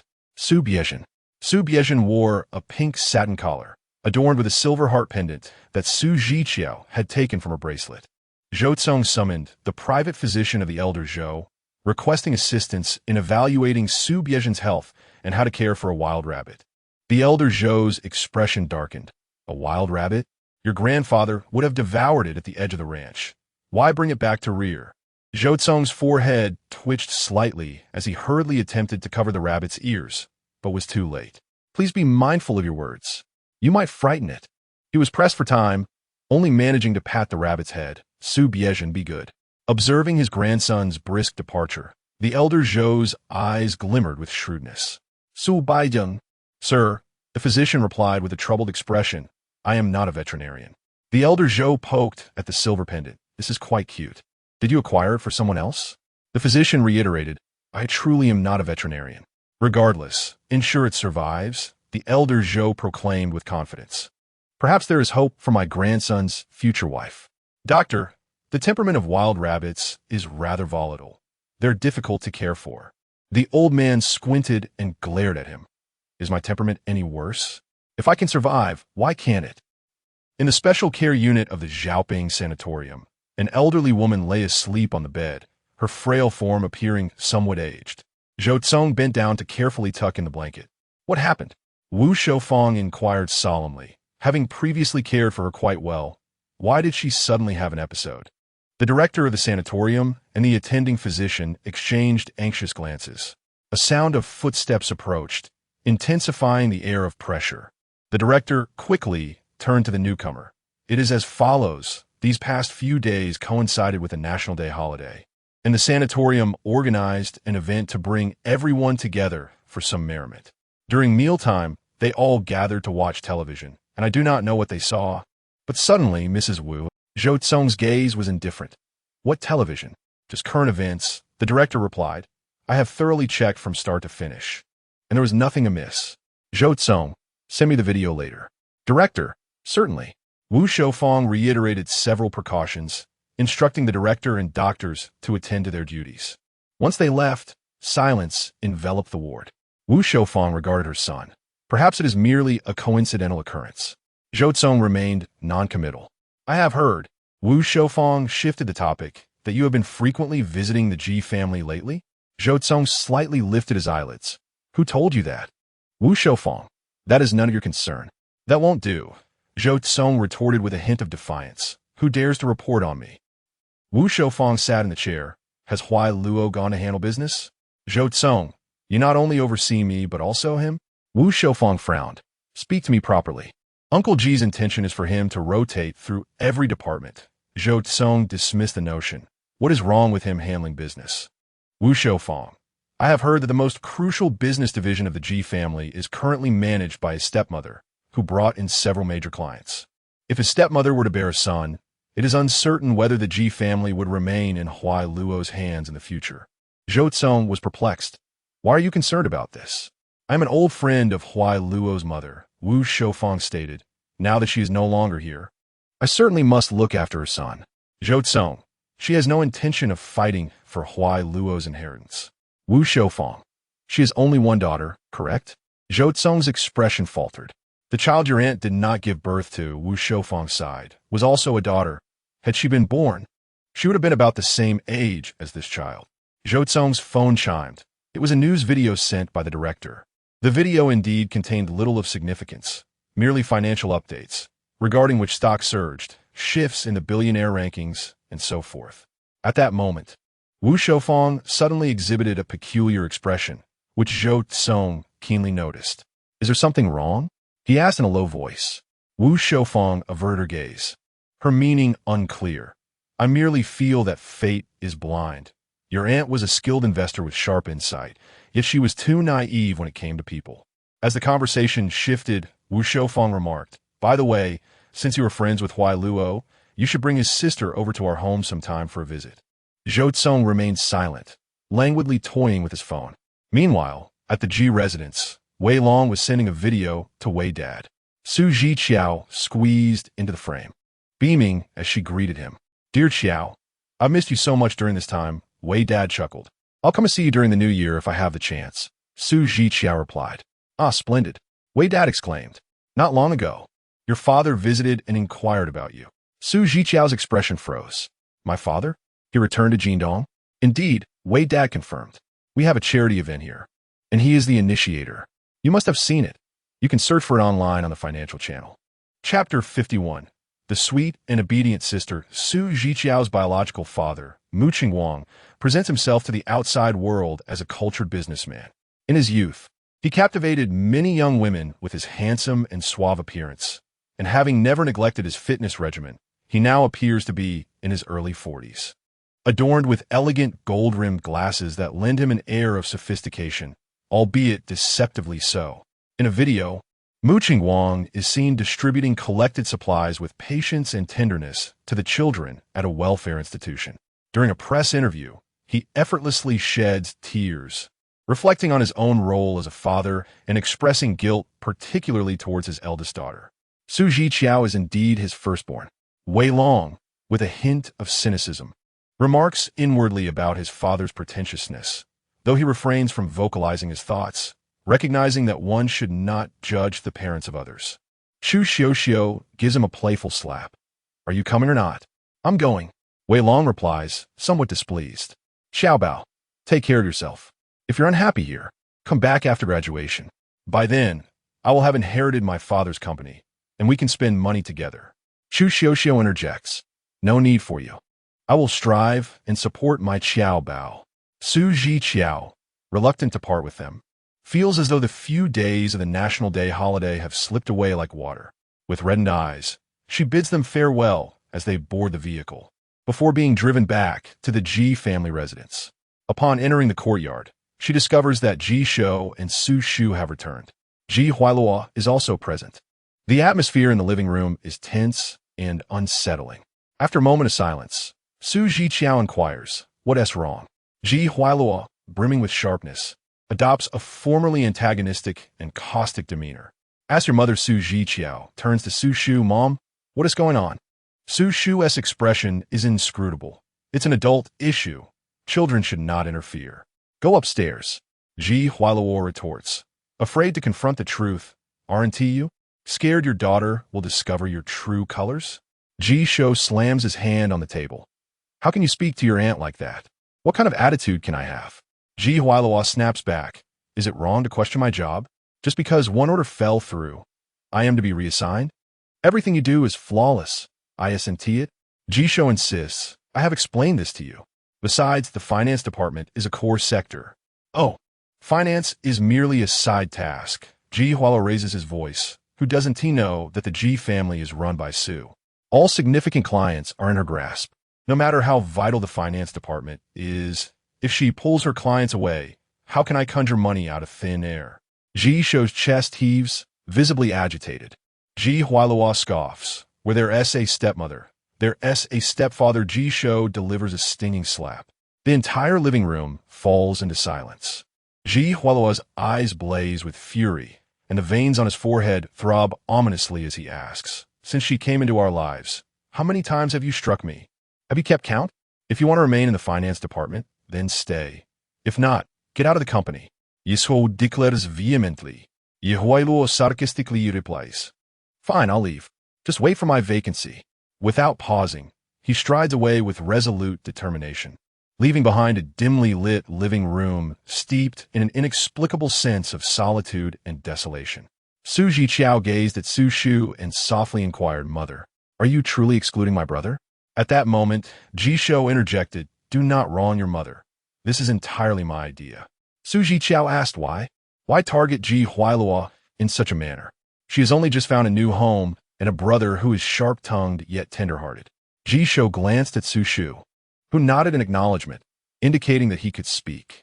"It is the Ji family." Ji Shou sighed. "There is a mole in the finances, and apart from Huailua, there is no one else I can trust." Fearing that the mole may become aware, "I can only have your mother point out Huailua's mistakes under the pretext of transferring him to a position with lesser responsibility." Su Zhiqiao questioned, "Then why not simply inform my brother?" Ji Shou rubbed his temples. With his temperament, a single drink could lead to indiscretions. The finance department is filled with entrenched old foxes, who would dare to explain things to him clearly. "Sweetheart," Su Shu said calmly, "you should persuade your brother to return." But how could Su Zhiqiao convince him? This situation was unlike any before. From Ji Huailua's perspective, it indeed appeared as though Su Shu was forcing him to leave. Everyone knew that business was the lifeblood of a company. Su Shu urged, "Try to convince him. Do not let him be taken advantage of in a moment of impulsiveness." Su Zhiqiao was uncertain of Ji Huailua's whereabouts and decided to search for him at the previous garden villa. Just as she stepped outside, a familiar black car approached. The window rolled down, revealing a strikingly handsome man. "Where are you headed?" Su Zhiqiao was taken aback. "Brother Zhou Cong, what brings you here? You seem quite bold." Zhou Cong remarked with displeasure, "You no longer want the Su pin?" The car door unlocked as Zhou Cong raised his chin. "Get in. I will take you wherever you wish to go." Su Zhiqiao believed Zhou Cong might have better means of locating Ji Huailua. She entered the car, cradling the Su pin, and pleaded, "Can you contact my brother?" Zhou Cong paused for a moment. "He has run away from home again?" Su Zhiqiao nodded hesitantly, "Yes." Zhou Cong continued, "This incident must be quite significant." "How'd he know?" Zhou Cong chuckled. "Your brother didn't he inform us? It seems he is quite flustered." Su Zhiqiao pressed her lips together. "Can you find him?" Zhou Cong replied, "Change you to her. Can you locate him?" Zhou Cong insisted, "Release me from your blacklist. Allow my circle of friends to be open to me." He added. Zhou Cong first took her to the garden villa, which was devoid of any presence. After a moment of contemplation, he made a call, speaking softly, "A reward is offered. Anyone who finds Ji Huailua shall receive 2 tickets to the A-Level World Cup." Within 2 minutes, Ji Huailua's whereabouts were relayed. The group chat was inundated with messages, questioning what Ji Huailua had done to warrant such severity. Zhou Cong disregarded these messages and drove straight to a bar. The bar was sparsely populated during the day, exuding a tranquil ambience where soft melodies flowed gently in the background. Zhou Cong cast a fleeting glance at the girl beside him and instructed, "Stay close to me." Were it not for the pursuit of Ji Huailuo, he would not have brought her to this establishment. The duo ascended to the 2nd floor. Upon reaching the final step, Zhou Cong narrowed his eyes, surveying the individuals seated in the booth. Simultaneously, Su Zhiqiao caught sight of them as well. Within the booth sat not only Ji Huailuo, but also 2 men and a young woman. The woman nestled against Ji Huailuo, her charming smile illuminating the act of pouring him a drink. Su Zhiqiao's lips moved. "Brother." Suddenly, a large hand unexpectedly grasped her wrist, halting her words. Zhou Cong lowered his gaze, his expression inscrutable yet tinged with a hint of menace. "Do not speak. Leave it to me." Su Zhiqiao was taken aback, questioning their identities. With no time for explanations, Zhou Cong curled his lips into a smirk, his demeanor nonchalant yet suggestive. Do you trust your brother? After a moment's hesitation, Zhiqiao nodded. Zhou Cong affectionately ruffled her hair. Good girl, my dear sister. Chapter 52. Do you desire such a husband? Upon catching sight of Zhou Cong's figure, everyone in the booth, except for Jihua Luo, rose to their feet. What brings young Master Zhou to this place? Inquired a middle-aged man, older than the rest, with a smile. Zhou Cong responded, Uncle Yin, what a surprise to see you here. The man, Yin Tai, chuckled. I came to discuss some matters, and I did not expect to run into Huai Luo. Beside him, a younger man named He Si Ming asked, Is young Master Zhou here to see Ji Gongzi as well? Indeed, Zhou Cong replied nonchalantly. I came to the Ji residence to find Huai Luo, and coincidentally met his sister. I heard that Huai Luo had a fierce argument with his father and aunt, and out of concern for his well-being, she asked me to look for him. Ah, Yin Tai interjected, with me around, what trouble could arise? Zhou Cong remarked, that is something we were unaware of earlier. Uncle Yin, you have watched over Huai Luo since he was young. You will certainly take good care of him. He Si Ming urged, young Master Zhou. Please have a seat. Zhiqiao squeezed between Jihua Luo and a young woman, snatching Jihua Luo's drink from him. Stop drinking. Jihua Luo, inebriated and dazed, slurred. Who are you? Your sister. Yin Tai laughed. You don't even recognize your own sister? Jihua Luo waved his hand dismissively. I have no sister. My mother only gave birth to me. Yin Tai replied, Your father has found an aunt to care for you, and she is your aunt's daughter. Upon hearing this, Jihua Luo's fury flared. Don't mention her. She wants to seize control of the Ji family business, and dares to send me to the finance department to do menial tasks. What's wrong with working in finance? Yin Tai feigned a reprimand. With an uncle backing you up, it will eventually be yours. A brief ripple of understanding crossed Zhiqiao's eyes as she suddenly comprehended why Zhou Cong had silenced her. Zhou Cong ordered 2 glasses of water. Speaking in a casual tone, Sister, you should also advise your aunt. The Ji family ultimately belongs to Huai Luo. Zhiqiao remained silent. Young Master Zhou, please do not put the little girl in a difficult position. Yin Tai said, she is quite caught in the middle. Zhou Cong raised an eyebrow. Uncle Yin, do you have any good solutions? At the very least, let us ensure Huai Luo stops causing trouble with his father.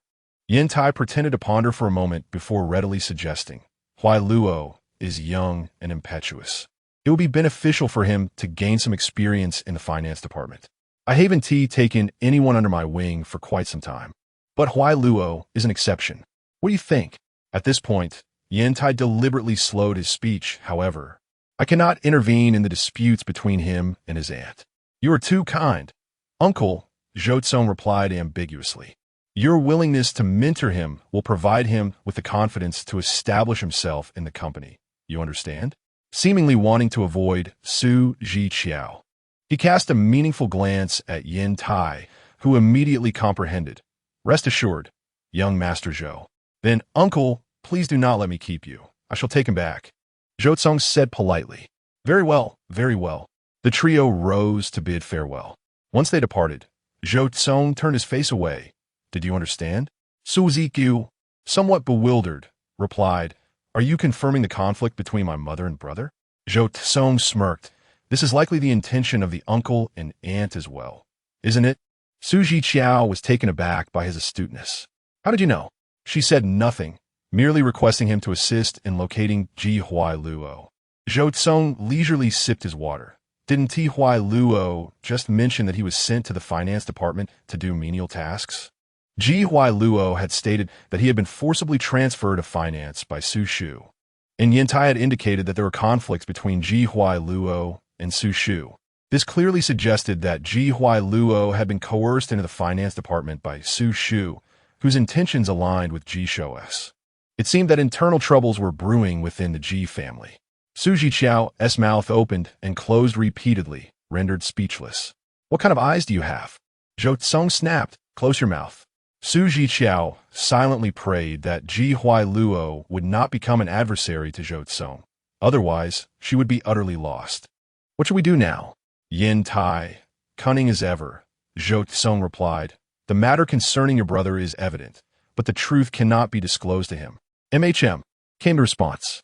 Zhou Cong continued. In the future, the Ji family will divide into two factions, one led by your mother and Uncle Ji, and the other by Yin Tai and your brother. The glance he had just exchanged with Yin Tai conveyed this very sentiment. He was subtly guiding Yin Tai to win Ji Huai Luo over to oppose Su Shu. Only by magnifying the conflict and gaining Yin Tai's trust could Ji Huai Luo delve into the core financial documents of the Ji family. A war was about to erupt between the Ji family heir and the stepmother. We cannot speak plainly. Zhou Cong fixed his gaze upon her. You must guide your brother to discover the discrepancies himself. Do you understand? Once Ji Huai Luo uncovers something, it will indicate that certain evidence is already apparent, thus fulfilling the objectives of Ji Shou and Su Shu.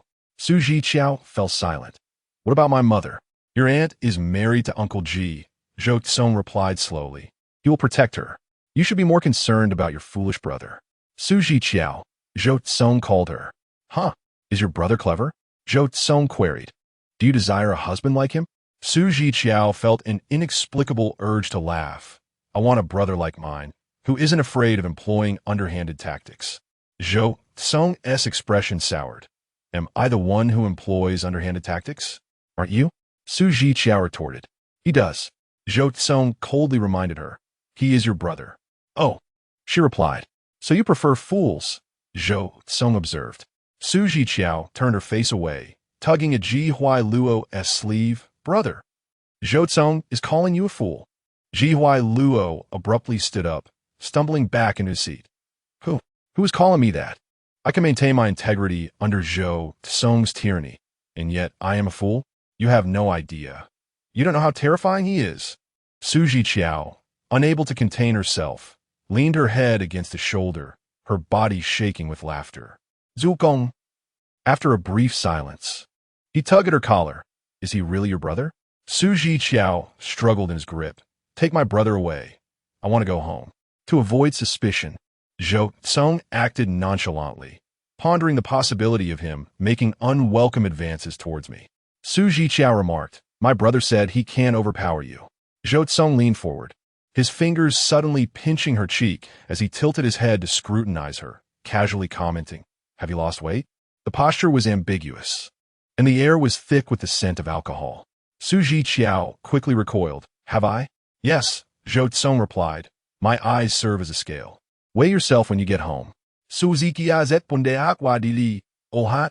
Zhou Cong gazed at her for a moment, seemingly lost in thought, before breaking into a smile. Perhaps you are growing. The statement felt peculiar. Zhou Cong pressed his lips together, adding it would be even better if you could grow a bit more sense.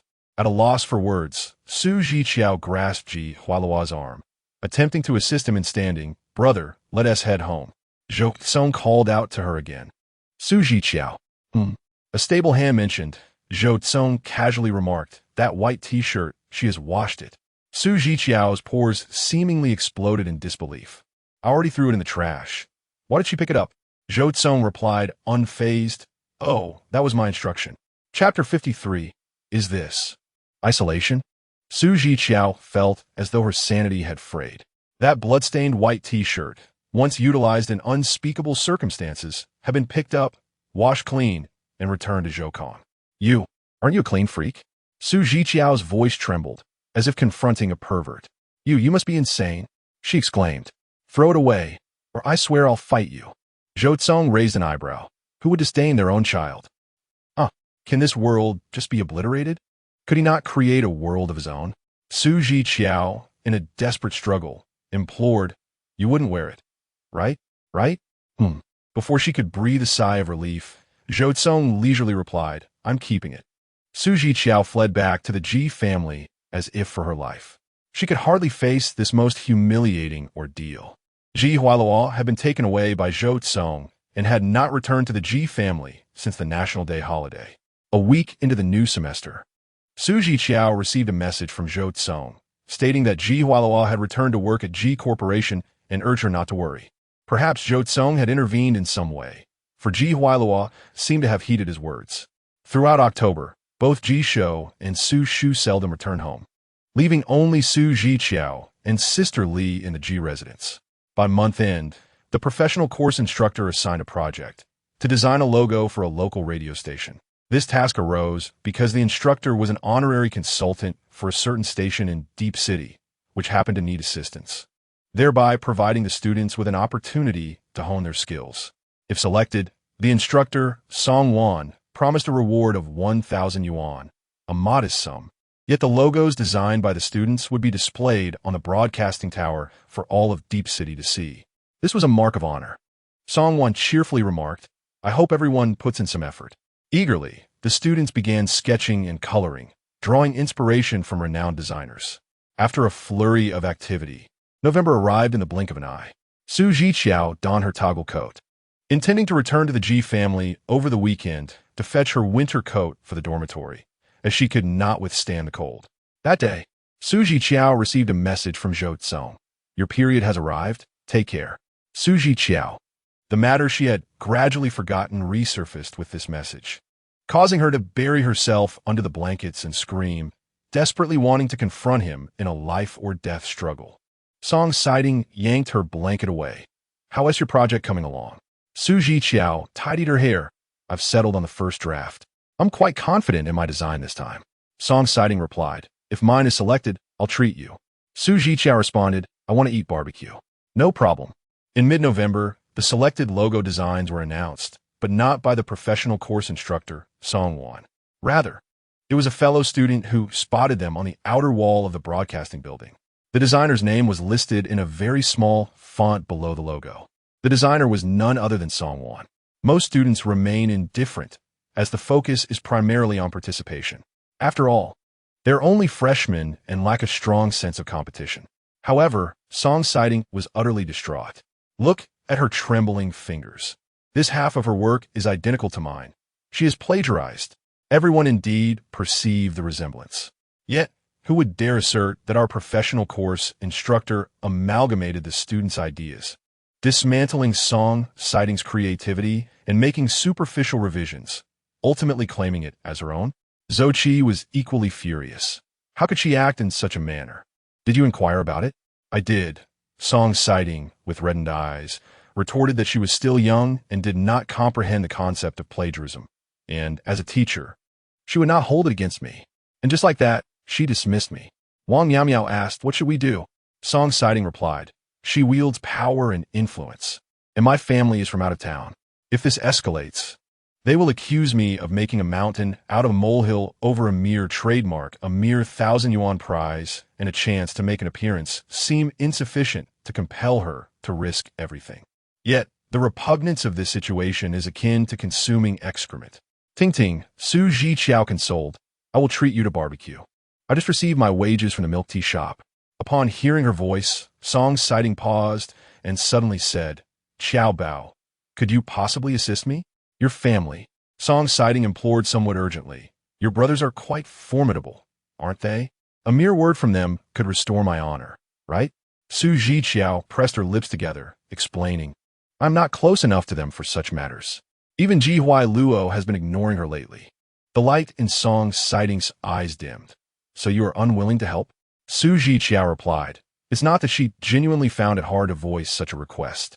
Even if this situation had befallen her, she would have silently endured, refraining from seeking assistance." Song sighting fell silent. That evening, however, she dragged Zhou Qi and Wang Miao to the cafeteria, not inviting Zhiqiao. The latter felt bewildered and helpless, reflecting multiple times on whether she had erred. Realizing she should have at least attempted to help, given how kind Song sighting had always been to her. As 7 o'clock approached, Zhiqiao received a call from Zhou Cong, asking her to come downstairs. He mentioned he had brought Su Biezhen along, having not seen the rabbit for nearly a month. Zhiqiao changed her clothes and went downstairs. Zhou Cong stood tall beneath a mimosa tree, one arm wrapped around Su Biezhen. Zhou Cong gently caressed the rabbit's ears. "She has babies now." Zhiqiao was taken aback. "What babies?" "Su Biezhen," Zhou Cong chuckled, "has babies in her belly." "Su Biezhen can have babies?" Zhiqiao's lips twitched. "Who is her husband?" Zhou Cong replied, "A certain male rabbit from the pet shop." Zhou Cong continued, "So I brought her to show you." The satin collar still adorned Su Biezhen's neck, but in addition to the silver heart pendant, there was now a golden one. I mustn't let this slip, Zhiqiao thought anxiously. If Xiao finds out, she will surely drool. Suddenly, an abundance of fragrant, spicy rabbit heads appeared. Zhou Cong felt a flutter in his eyelids. He was hungry. Zhiqiao raised her eyelashes in surprise. Are you hungry? Zhou Cong deeply. I rushed over and had no time to eat. Zhiqiao touched her stomach. I haven't eaten either. Zhou Cong squinted, his gaze scrutinizing. It seems you had no classes this afternoon. Why have you delayed your meal until now? How do you know my schedule? She retorted. Have you forgotten? Zhou Cong replied. The chairman of the university is a friend of my brother. At this mention, recalling Song's sighting, Zhiqiao felt her heart sink. Just then, 3 girls passed by, and Zhou Qi glanced at her. Qiao Bao, your brother's here to see you. After saying this, the trio did not linger and directly entered the girls' dormitory. For some reason, Zhiqiao detected a hint of mockery in that statement, as if they were ridiculing her for previously lying about her close relationship with her brother while stubbornly insisting they were not familiar. Zhou Cong's gaze swept indifferently over her before finally resting on her face. Is this a form of isolation? Chapter 54. The matters of my sister's treasure are not a business transaction. With Zhou Cong's astuteness and keen perception, Zhiqiao was acutely aware that she could not conceal the truth from him. However, feeling despondent, she was disinclined to elaborate further. After placing the rabbit back into its pet carrier, Zhou Cong urged her to the cafeteria for a meal. They ordered 2 bowls of clay pot rice noodles. Zhiqiao's was enriched with a double portion of tomato bone soup, its rich, sweet, and sour broth steaming gently in the air. After coaxing her to share her concerns, Zhou Cong remained unfazed, stirring the soup with his chopsticks, undisturbed. It is merely a matter of my word. Zhiqiao, instinctively looking up, retorted, why should that be? Zhou Cong responded, She continued, slightly vexed, why should it? Song-Wan is being evaluated for a professorship, and, if she succeeds, she will attain a senior position. Song Sighting knows she cannot afford to offend her. She herself has not put in the effort. So why should I be the one to risk everything for her? If she wishes to solicit assistance, she must be prepared to owe a debt of gratitude, as well as face the repercussions of alienating Song-Wan. If Song-Wan has powerful allies, Zhiqiao would also bear the risk. Should her actions jeopardize those she seeks help from, she would find herself in deep trouble. The stakes are too high, and perhaps Song Sighting understands this, which is why she is so dazed, expecting Zhiqiao to intervene. Zhou Cong merely smirked, saying nothing. The more Zhiqiao contemplated, the more agitated she became. Even if my own ideas were to be plagiarized, I would endure it. After all, the cost of seeking justice rarely equates to the rewards. We are roommates and friends, capable of offering mutual assistance, but there must be some boundaries. Zhou Cong's shoulders trembled as he chuckled softly. What are you laughing at? Zhiqiao exclaimed in frustration. If I were you, I would feign ignorance and let it pass rather than accept such a burden. He, being a businessman, should prioritize the ratio of investment to return. Her inexplicable anger stemmed from his reckless endorsement of the situation. Zhou Cong continued to smile until she had vented her frustrations, then leaned over and affectionately ruffled her hair. Isn't this quite clear to you? Unbeknownst to her, Zhiqiao had grown accustomed to his affectionate gestures, no longer flinching away. What? She paused, perplexed. Zhou Cong curled the corner of his lip. Then why do you feel guilty or uneasy? She felt that Song Sighting had treated her well. And now, faced with adversity, it seemed she could have done her utmost, but chose not to. Zhou Cong probed. Do you believe you were in the wrong? No. Zhiqiao retorted, her temper flaring for the reasons I just articulated. If Song Sighting were to fight for justice, unafraid to offend an associate professor or risk expulsion, then perhaps I could assist her from the sidelines. However, her intent is clearly to have me take the lead. Zhou Cong inquired, then why do you feel guilty? His gaze deep and penetrating, he encouraged her gently. Your guilt is akin to an admission of wrongdoing. The more guilty you feel, Zhou Cong continued slowly, the more they will perceive you as someone they can manipulate. In the end, she will not blame the professor for taking away her honor, but rather you for failing to assist her. Zhiqiao's lips moved, but no words escaped. Zhou Cong, just now. When the three of them saw you standing next to me, they assumed you were lying, right? Zhiqiao choked on her words, whatever. Zhou Cong chuckled. Shall I resolve this? Zhiqiao, no. Zhou Cong, it really is just a matter of my word. I said no. Zhiqiao stubbornly replied. Why should she placate her? As the words fell, Zhou Cong suddenly leaned in, narrowing the distance between them, and lowered his voice. I make my dear sister happy. Who is trying to curry favor with her? The man's long eyelashes framed alluring eyes, captivating in their charm. In that fleeting moment of breath mingling, Zhiqiao's heart skipped a beat, and her body instinctively wanted to retreat, but was hindered by the back of the chair.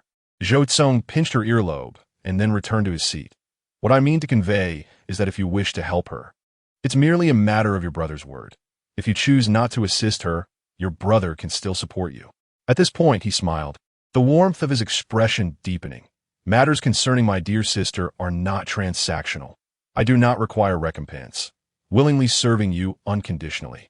After leaving the cafeteria, Zhiqiao's mind was muddled, her heart distracted as she walked towards the girls' dormitory. Zhou Cong, hands in his pockets, followed her for a while, unable to resist stealing glances at her. After a moment, he could not help but laugh. Has your period arrived yet? Zhiqiao's face threatened to explode. When you asked me before, I wanted to hit you, and now you dare to ask me to my face. Zhou Cong laughed heartily. Then go ahead and hit me. I want to retaliate. Zhiqiao immediately kicked him, leaving a gray footprint on his black trousers. Aren't you ashamed? She fumed like a popping bean, you a grown man. Zhou Cong bent down, meeting her gaze. Oh, little old-fashioned. Zhiqiao's still racing heart began to flutter again. Zhou Cong's fingertip swiftly brushed across her nose. I ascend to it good that I help you keep track of your days. It saves you from overexerting your brain cells. Zhiqiao hurriedly turned her face away, shameless. Zhou Cong gazed at her reddening earlobes, a smile spreading across his face. Heading back to the dormitory? Aren't you afraid they isolate you? Not afraid, Zhiqiao retorted angrily. I fear nothing. Zhou Cong chuckled. I'm worried. Zhiqiao walked ahead towards the dormitory. Her head down. What are you worried about? Zhou Cong caught her arm, his laughter fading, and said earnestly, just send me a message. Zhou Cong, let me know you're doing well. Even after walking a considerable distance, far enough for her to ascend 4 flights of stairs, the racing of her heart and the warmth in her cheeks had yet to dissipate. Zhiqiao stood by the stairwell vent, hand pressed against her chest, feeling a blend of discomfort and shyness. The discomfort was likely due to her rapid heartbeat. Shyness? Whenever Zhou Cong spoke in ambiguous terms, she instinctively averted her gaze, as if afraid he might discover her embarrassment. The cold wind blew against her flushed face, and Zhiqiao shook her hands as she headed towards the 5th floor. The dormitory door stood ajar, and within, Song Sighting and her companions were engaged in lively conversation. Upon her entrance, they immediately dispersed and fell silent. Zhiqiao remained unfazed, opening her wardrobe to pack her thin clothes into a bag, intending to take them back to the Ji family for the weekend. Wang Miao leaned closer, whispering, Xiao Bao, why not have a proper conversation with Tingting? This silence is rather awkward for everyone. No sooner had she spoken than Song Sighting's voice rang out. Miao Miao, what are you doing? Wang Miao stiffened, feeling guilty, and shifted away slightly. Zhiqiao had reached her limit. With a flick of her wrist, she tossed her clothes aside and turned around. If your intention to isolate her stems from a mere word exchange with me, then it is truly you who ought to be cast aside. She exclaimed. What is it? Song Sighting? You wield harsh words, hoping your brother will confront me? Yet, when faced with true injustice, you only dare to target someone insignificant like me. Zhiqiao continued. I had no idea I possessed a brother, but it seems you cannot forget about them. Stop pretending, Song Sighting retorted, her anger rising. I simply lack your talent for seducing men. Zhiqiao felt that Zhou Cong's words held truth. Song Sighting bore no grudge against the teacher who had usurped her creative idea. Instead, she redirected all her frustration onto this innocent individual. Zhiqiao chose not to engage further in the argument. She calmly dialed a number, stating, Teacher Song, Could you and the counselor please come to female dormitory room 502? Chapter 55, Attempting to Soothe You. A throng had gathered at the entrance of room 502. Witnessing the escalation of the situation, Wang Miao Miao grew anxious. Xiao Bao, why are you calling for the teacher? She stammered. Isn't she the one seeking justice? Zhiqiao retorted, she can pursue her own justice. All I desire is mine. I simply wish to understand how this matter pertains to me. As tensions heightened, she felt no fear. Song Siding's gaze flickered, betraying a hint of trepidation. Do not lose your composure. Once Song 1 arrives, this affair will inevitably spiral out of control. She holds little influence, and it will be impossible to contain the fallout. I do not require my brother's assistance, Zhiqiao declared. I can advocate for myself. I fear neither punishment nor expulsion, but if someone seeks to offend me, that is intolerable. Outside the door pressed a multitude of onlookers, some from the same department and others from different classes. Xiao Bao, Zhou Qi said cautiously, let it go. We're all just caught up in our emotions. Zhiqiao's eyes narrowed. She misdirects her anger. She is responsible for my frustration. Let us not confuse cause and effect. The atmosphere grew tense, silence enveloping the scene. Song Siding bit her lip, releasing it to reveal a pallid hue. Enough, enough. This matter is not solely yours to dictate, Zhiqiao asserted. I am willing to risk everything for my own justice. Are you? You cannot. Zhiqiao continued. You merely wish for me to bear the brunt of your consequences. You are acutely aware that you cannot emerge unscathed from this, and you want me to shoulder the risks. Am I your mother? Are you finished? Song Siding snapped. Not at all. Zhiqiao's eyes glistened with unshed tears. Are you planning to spread rumors of my supposed aggressiveness again? To rally the entire class and department against me, as if that would validate your stance and condemn mine? I will not allow this to go unchallenged. Zhou Qi and Wang Miao Miao frantically tugged at Song Siding's hand, urging her to apologize. After a prolonged silence, Song Siding finally relented. I'm sorry, this was my fault.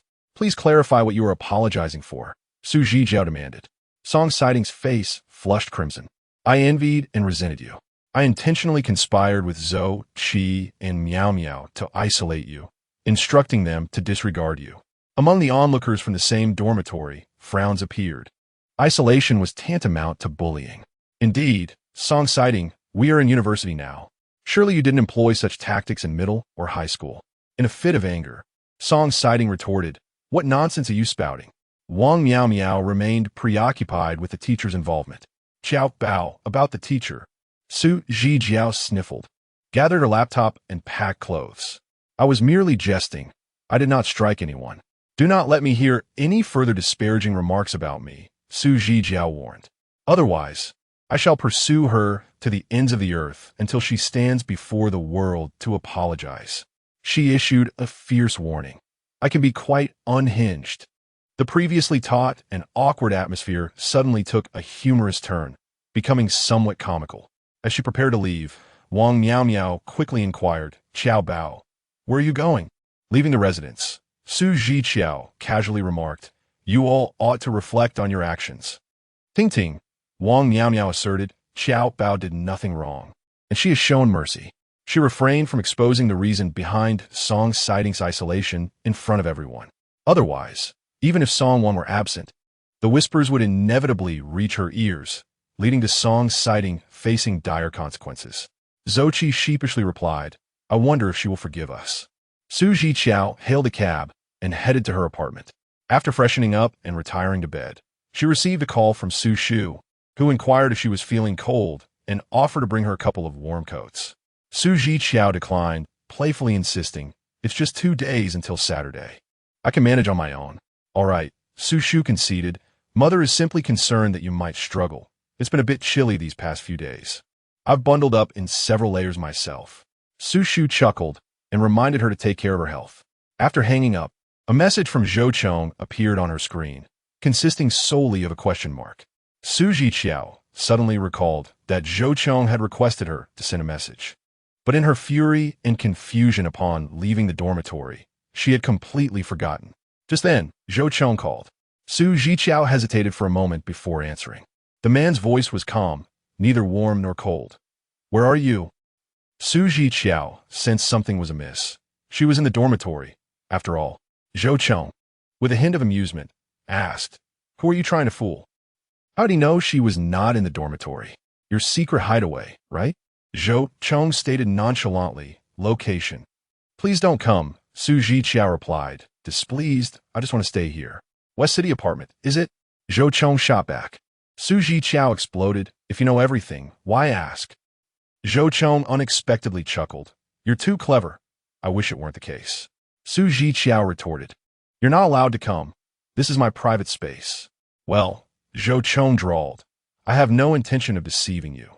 The West City apartment is developed by the Zhou Group. I own a place there. Su Zhiqiao exclaimed. Don't flaunt your wealth. I'm not flaunting, Zhou Cong replied. I merely want to convey that concealing it from me is futile. After a moment, he cleared his throat, opened the door. I brought you some supper. Su Zhiqiao felt a wave of despair. Why say all this when you're already at the door? I'll fight you, Zhou Cong replied. Finish eating first. I won't retaliate. Before him, Su Zhiqiao felt an overwhelming sense of vulnerability. If Zhou Cong were to toy with her, it would be as effortless as playing with a dog. As she opened the door, a gust of cold air rushed in, and the man stood tall and imposing at the threshold, his arms laden with items. Su Zhiqiao tightened her coat, saying, Perhaps you shouldn't come in. You're not my brother. Zhou Cong, with his gaze lowered, commanded, Step aside. He was well acquainted with the layout of the apartment. Entering with a composed demeanor, barefoot on the floor, and placing the items he carried onto the table. Chicken soup wontons, have some first. Upon concluding his words, he remained nonchalant, unwrapping the contents of a few other bags, revealing an assortment of trinkets and decorative items favored by girls. Though not extravagant, they were exquisitely crafted, belonging to a realm of gifts that would not induce unease. Su Zhiqiao paused momentarily. Brother, how did you know I was out?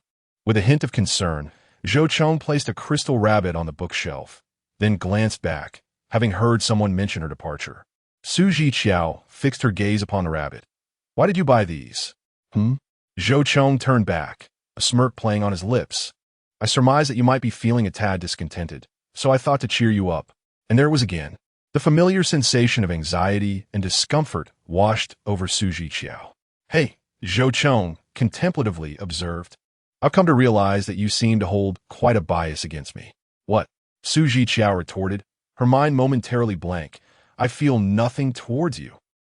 Chapter 56. It is better if you do not discover. Su Zhiqiao felt utterly despondent. When would she ever overcome this habit of speaking without thinking, especially under pressure? It was no wonder that she and Ji Huai Luo felt like family. Their propensity for thoughtless chatter seemed inherited from their parents. Zhou Cong remained silent, observing her for a moment, then lowered his head to suppress a smile, exhibiting an air of forced seriousness. Su Zhiqiao buried her face, using a spoon to scoop up a small wonton. Zhou Cong averted his gaze towards the bookshelf, his lips curling into an uncontrollable grin which deepened gradually. The chicken soup was delectable, its aroma wafting throughout the room. I am in 1608.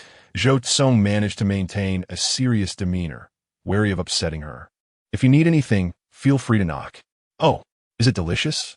From that old Yuan shop downstairs. The owner is a cleanliness fanatic. The hygiene is impeccable. Oh, Zhou Cong moved closer to her, his arm brushing against hers. If you wish to eat again, I shall buy it for you. Su Zhiqiao's cheeks flushed crimson. You should sit across from me. Zhou Cong rested his elbow on the table, chin propped on his arm. Gazing up at her, give me one. There were extra bowls and spoons on the table, and Su Zhiqiao divided half for him. Zhou Cong glanced at her. Is that enough for you? I only want one. Stop talking nonsense. Zhou Cong teased. You are becoming increasingly fierce towards me. Su Zhiqiao nearly submerged her head into the wonton bowl. Are you eating or not? If not, leave. Eat, Zhou Cong drawled. I am merely noting that your face is almost. Su Zhiqiao abruptly looked up. Do not say such things. I am not blushing. Zhou Cong paused. I was scalded by the soup. Su Zhiqiao fell silent. After a moment, Zhou Cong's shoulders shook with laughter that he could not contain. Su Zhiqiao nearly cried, wanting to chastise herself. Zhou Cong struggled to suppress his laughter, roughly ruffling her hair. Attempting to divert the conversation, how was the situation resolved? Share it with your elder brother. Zhiqiao hesitated for a few seconds, recounting the details word for word.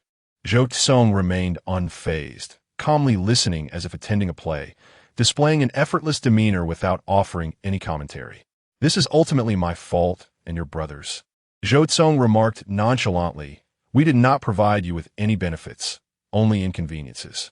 Zhiqiao suddenly recalled Ji Luo, whom she had not seen in ages. Has my brother been in contact with you? Zhou Cong deeply. Zhiqiao hesitantly added, he hasn't returned home in a long time. Does he have clothes to wear? Zhou Cong clicked his tongue.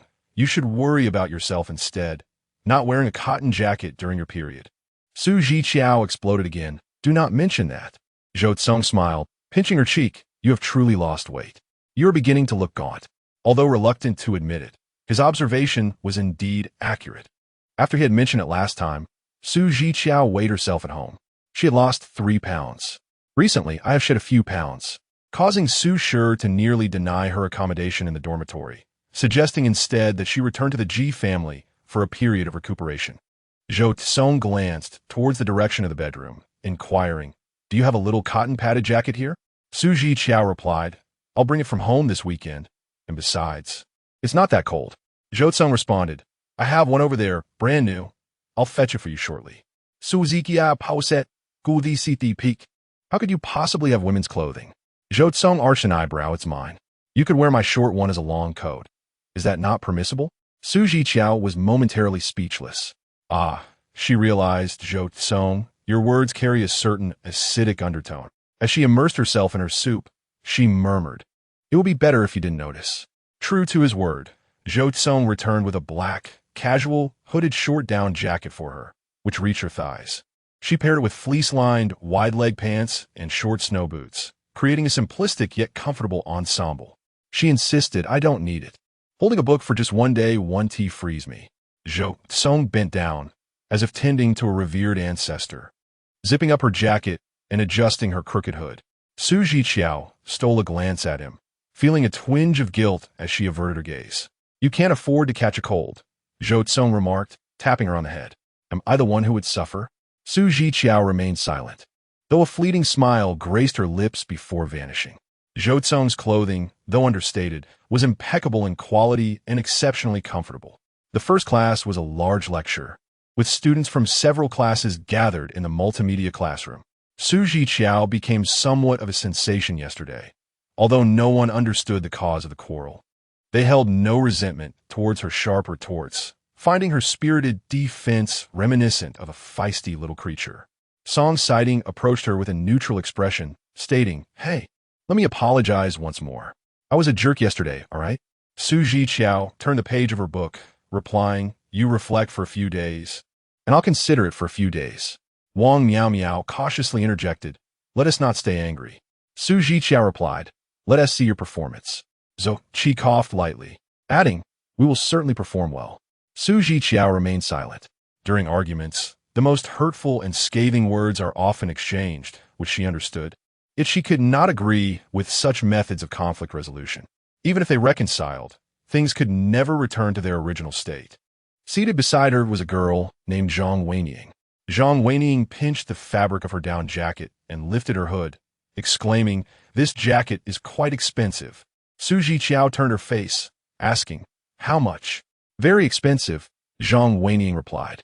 Though the fabric is black, it has a lustrous sheen, a rich texture that I have only seen on certain celebrities. At this, Zhang Wenying expressed her envy. You must be quite wealthy. Zhiqiao replied honestly, It's borrowed. You have to return it, she admitted. Zhang Wenying paused. Do you have an older sister? Zhiqiao was taken aback.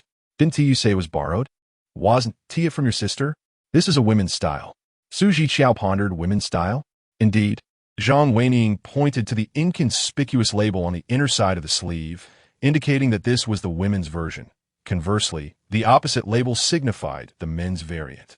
On Friday afternoon, after more than a month, Zhiqiao received a call from Ji Luo for the first time.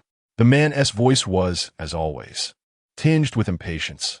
I've already seen your roommate. What are you dawdling about? As Zhiqiao descended the stairs, she called out, "Brother, are you here?" Ji Luo seemed to let out a cold chuckle. "Your brother Zhou Cong said you've been bullied and asked me to come take a look. I'm curious to see who dares to oppress. Just how pathetic you are." Upon reaching the second floor, Zhiqiao caught sight of him through the window, alongside Zhou Cong, who was clad in an identical coat to hers. An inexplicable sense of guilt washed over Zhiqiao, as if she were guilty of some wrongdoing behind Ji Luo's back. In the next moment, she grabbed hold of the lagging Song sighting. "Help me take this coat back to the dormitory. Let us consider the previous matter settled." Chapter 57. If you have guts, come and bite me. Zhiqiao descended the final step of the stairs, joyfully making her way towards Ji Luo. "Brother." Zhou Cong's gaze sharpened, a smile that was neither genuine nor mocking gracing his lips. Ji Luo squinted at her, an expletive escaping his lips. "Damn. It's only 5 degrees today, and you're wearing a sweater. What are you being so vain about?" Zhiqiao shrank her neck, feeling a twinge of guilt. "I'm not cold." Ji Luo swiftly removed his jacket, wrapping it around her as though she were livestock. "I can see you're cold. Your teeth are chattering." Zhiqiao looked at him with a smile in her eyes, as if assessing how he had been faring, wondering if he had lost weight. Ji Luo retorted irritably, "What are you staring at?" Zhiqiao lowered her head and chuckled. It was clear that after some time apart, she had truly missed him. Unbeknownst to them, at some point, their initially confrontational relationship had blossomed into something akin to familial affection. Even when he scolded her, Zhiqiao understood it was merely his way of expressing concern. Ji Luo's rugged face contorted slightly. "Hey, who bullied you? Why not tell your brother?" "No one.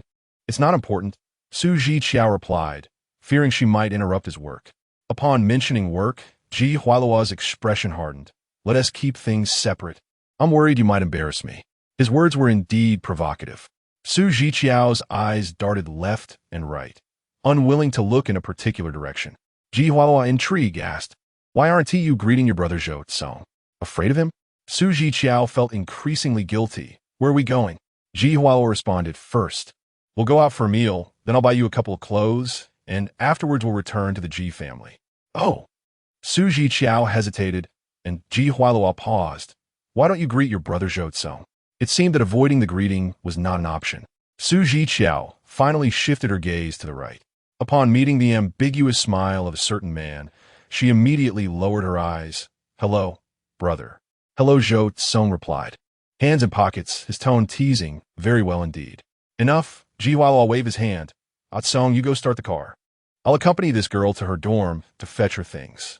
Zhou Cong chuckled enigmatically, but obediently walked away. Zhiqiao cast a quick glance at him. Sigh. This predicament was primarily his fault. After all, he had worn the same outfit as her. If Ji Luo mistakenly thought they were in matching outfits, how would she explain it? Moreover, that down jacket was exorbitantly priced, far beyond her means. If Ji Luo began to suspect her financial situation, he would surely inquire about her balance. After retrieving her bag from the dorm, Ji Luo naturally took it upon himself to carry it. Zhiqiao unconsciously linked her arm with his, chattering as they walked. Ji Luo retorted with playful insults, criticizing her lack of capability, her propensity to cry, and her short legs that necessitated him to drag her along. "Brother," Zhiqiao exclaimed with delight, "I bought you a set of figurines." Ji Luo replied, "How did you know I was here to give you pocket money? However, your brother has been reassigned to the finance department, and my salary has dropped, so I can only give you 4,000. Zhiqiao expressed her sympathy. "Is your salary only 8,000 now?" "No." Ji Luo coughed lightly. "It must be your brother. He should leave some time to date the girl." Zhiqiao raised her head, which, before she could finish her question, a gust of wind seemed to rush from behind, and she was suddenly shoved forward, accompanied by an irate female voice. "Who are you?" Caught off guard by the force, Zhiqiao stumbled and collided into an unfamiliar classmate. I'm so sorry. I'm so sorry." She repeatedly apologized. "Did I hurt you?" The boy who caught her had a flushed face. "I'm fine. Are you all right?" Zhiqiao's heart raced as she turned around abruptly. Ji Luo stood frozen, his arms suspended in midair, maintaining the posture in which she had held onto him. The scene was momentarily frozen. After a few seconds, Zhiqiao turned his face away, glaring at the girl beside him. Are you out of your mind? Who is she? The girl shot him a fierce look. You were dating me while also seeing someone else? Zhiqiao remained silent. Zhiqiao's gaze turned cold. Apologize to my sister. The girl was taken aback. Your sister? Zhiqiao's tone was unwavering. Apologize. After a brief pause, the girl turned to Zhiqiao. I'm sorry, I mistook you for someone trying to seduce him. Zhiqiao averted her gaze, her lips curling slightly. If it were her, she would have punched Zhiqiao instead of pushing another girl without any reason. After the girl apologized, she awkwardly added, I didn't know she was your sister. Zhiqiao's expression remained unfazed. Forget it. Let be a wasted trip for you. The girl hesitated. What do you mean? I have other matters. Zhiqiao replied. I won't disturb you any longer. The girl grew anxious. Are you rejecting me? Zhiqiao replied, Indeed. I initially thought we could meet and get to know each other since we had talked for so long, but I don't think we were suited for each other. Let us erase each other from our contacts. The girl exclaimed, I apologize to your sister. Zhiqiao immediately chimed in. I forgive you. Just don't pin the blame of incompatibility on her. She cannot bear such a heavy burden. Zhiqiao looked at the girl. I enjoy having fun. I cannot accept having all the girls around me pushed aside by you. Zhiqiao clearly lost interest, tugging Zhiqiao's backpack as he moved ahead. As he passed by her, he added, If you don't leave now, I'll break your legs. Zhiqiao was speechless. When she attempted to catch up to him, the boy she had collided with suddenly blocked her path. Su, you don't remember me? Zhiqiao was taken aback. Who are you? The boy stammered, the flower. I waited for you in spring, Yang Yuing. In an instant, Zhiqiao recalled. That flower was from you? Seeing her realization, the boy nodded enthusiastically. You didn't add me later, did you? Not receive it? Zhiqiao opened her lips to respond, but hadn't uttered a sound before being pulled back. Zhiqiao assessed the boy from head to toe. She is under 20. She cannot date. How much did it cost? Zhiqiao replied coldly. I will repay you. No, really. The young man flusteredly waved his hands, insisting it was unnecessary. With a lack of patience, Zhiqiao withdrew 5 banknotes from her wallet and unceremoniously stuffed them into the young man's jacket pocket, declaring, It's settled. Zhiqiao was speechless. The young man was at a loss for words. At that moment, a blinding beam of high beams flashed repeatedly, followed by the prolonged honking of a horn. Zhiqiao cursed. Here it comes. What are you honking for? Why are you flashing? Zhiqiao seized her bag, leaving him with just the sight of her back as she got into the car. As she slammed the car door shut, she maintained a stern expression and shouted, What are you honking for? Why are you flashing? Zhou Cong smirked slightly, his gaze frosty, daring her to come and bite him. Chapter 58, I Adore You. The car made its way towards a shopping mall, yet the atmosphere was palpably tense. Zhiqiao erupted in frustration. If you dare to pursue a relationship right now, I will immediately inform your mother. I have told you before, Zhiqiao retorted, not to date the girls from our school. Zhiqiao replied, You referred to those around you. This girl is not among them, otherwise, how could she not know you? Zhiqiao was equally incensed. I will tell your father if you attempt to date that girl who assaulted me. Zhiqiao lashed out. That was a push. Zhiqiao countered, Assault. Zhiqiao threatened, In the future, I will find a boyfriend who can overpower you. Just wait. Zhiqiao grinned maniacally. In this world, no one has yet been born who could defeat me. At this point, he caught sight of the driver and abruptly shifted his tone. Rarely seen. Zhiqiao cleared his throat. Zhou, why are you silent? What should I say? Zhou Cong remained indifferent. Who am I to assist? Zhiqiao insisted. Assist me. Zhiqiao chimed in. Help me. The two spoke in unison. Zhou Cong inquired. Whom should I actually assist? Zhiqiao asserted. You are my brother, of course. You should help me. You have already been assaulted by the girl I wish to pursue. Zhou Cong remained unfazed. Do you still have the audacity to ask for my help? Zhou Cong questioned. Have you even touched her with a single finger? Zhiqiao felt as if he was receiving a harsh reprimand, as if it were his sister being pushed. Zhou Cong casually remarked, Uncle G would scold you like this and then add a couple of slaps. Due to Ji Huailuo's insistence on pursuing a girl who had pushed him away, coupled with his aggressive insistence on offering money to his suitor, Zhiqiao was reluctant to approach him, opting instead to stay closely beside Zhou Cong. Ji Huailuo wore a dark scowl. "Do you not desire your pocket money?" "No," she replied, maintaining her distance with Zhou Cong between them. "You keep it all for pursuing girls." Ji Huailuo, agitated, retorted. "Will you ever be finished?" Hearing this, Zhiqiao had yet to respond when Zhou Cong shot him a glance. "If you corrected your attitude, that would be quite sufficient." Ji Huailuo, "If you won't help, at least refrain from causing more trouble." The group happened to pass by a clothing store, and Ji Huailuo exclaimed, "I will buy you a cotton jacket. Quickly return my coat." This mention triggered a memory in Zhiqiao of the down jacket she had previously dismissed. After a brief pause, she veered back towards Ji Huailuo.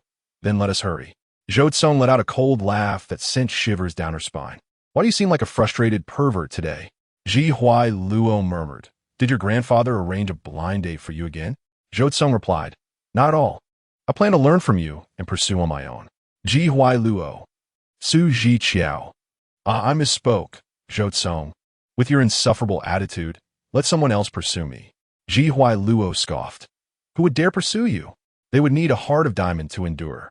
It is difficult to articulate, for Zhou Cong is capricious. Some may possess the audacity to blush in the morning, only to turn their backs by night. Zhiqiao felt a shiver along her spine, simultaneously questioning herself. Did she truly blush in the morning? Certainly not. He was merely speaking nonsensically. Ji Huailuo, perplexed, gestured towards a cherry blossom pink down jacket. "What do you think of this one?" Zhou Cong replied, "It's ugly." "That wasn't directed at you," Ji Huailuo retorted. Nodding towards Zhiqiao, "What about you?" Zhou Cong interjected, "The black one looks better." Ji Huailuo, growing impatient, insisted, "I wasn't asking you." Zhiqiao licked her lips, declaring, "It looks good. Then let us take that one." "Put it on," Ji Huailuo commanded. Zhou Cong remarked, "I'll take the black one too. I'll gift it to my sister." "No need," Zhiqiao instinctively rejected. "I have plenty of clothes." Ji Huailuo, puzzled, asked, "Are you at odds with the color black?" With a stoic expression, Zhou Cong instructed the shop assistant to wrap the black jacket for purchase.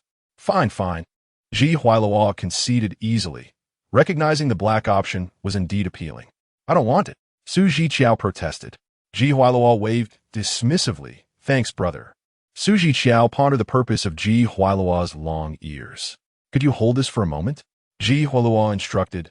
"I need to visit the restroom. My craving for a cigarette has struck." Zhiqiao, growing anxious, replied, "What I need to hold for you.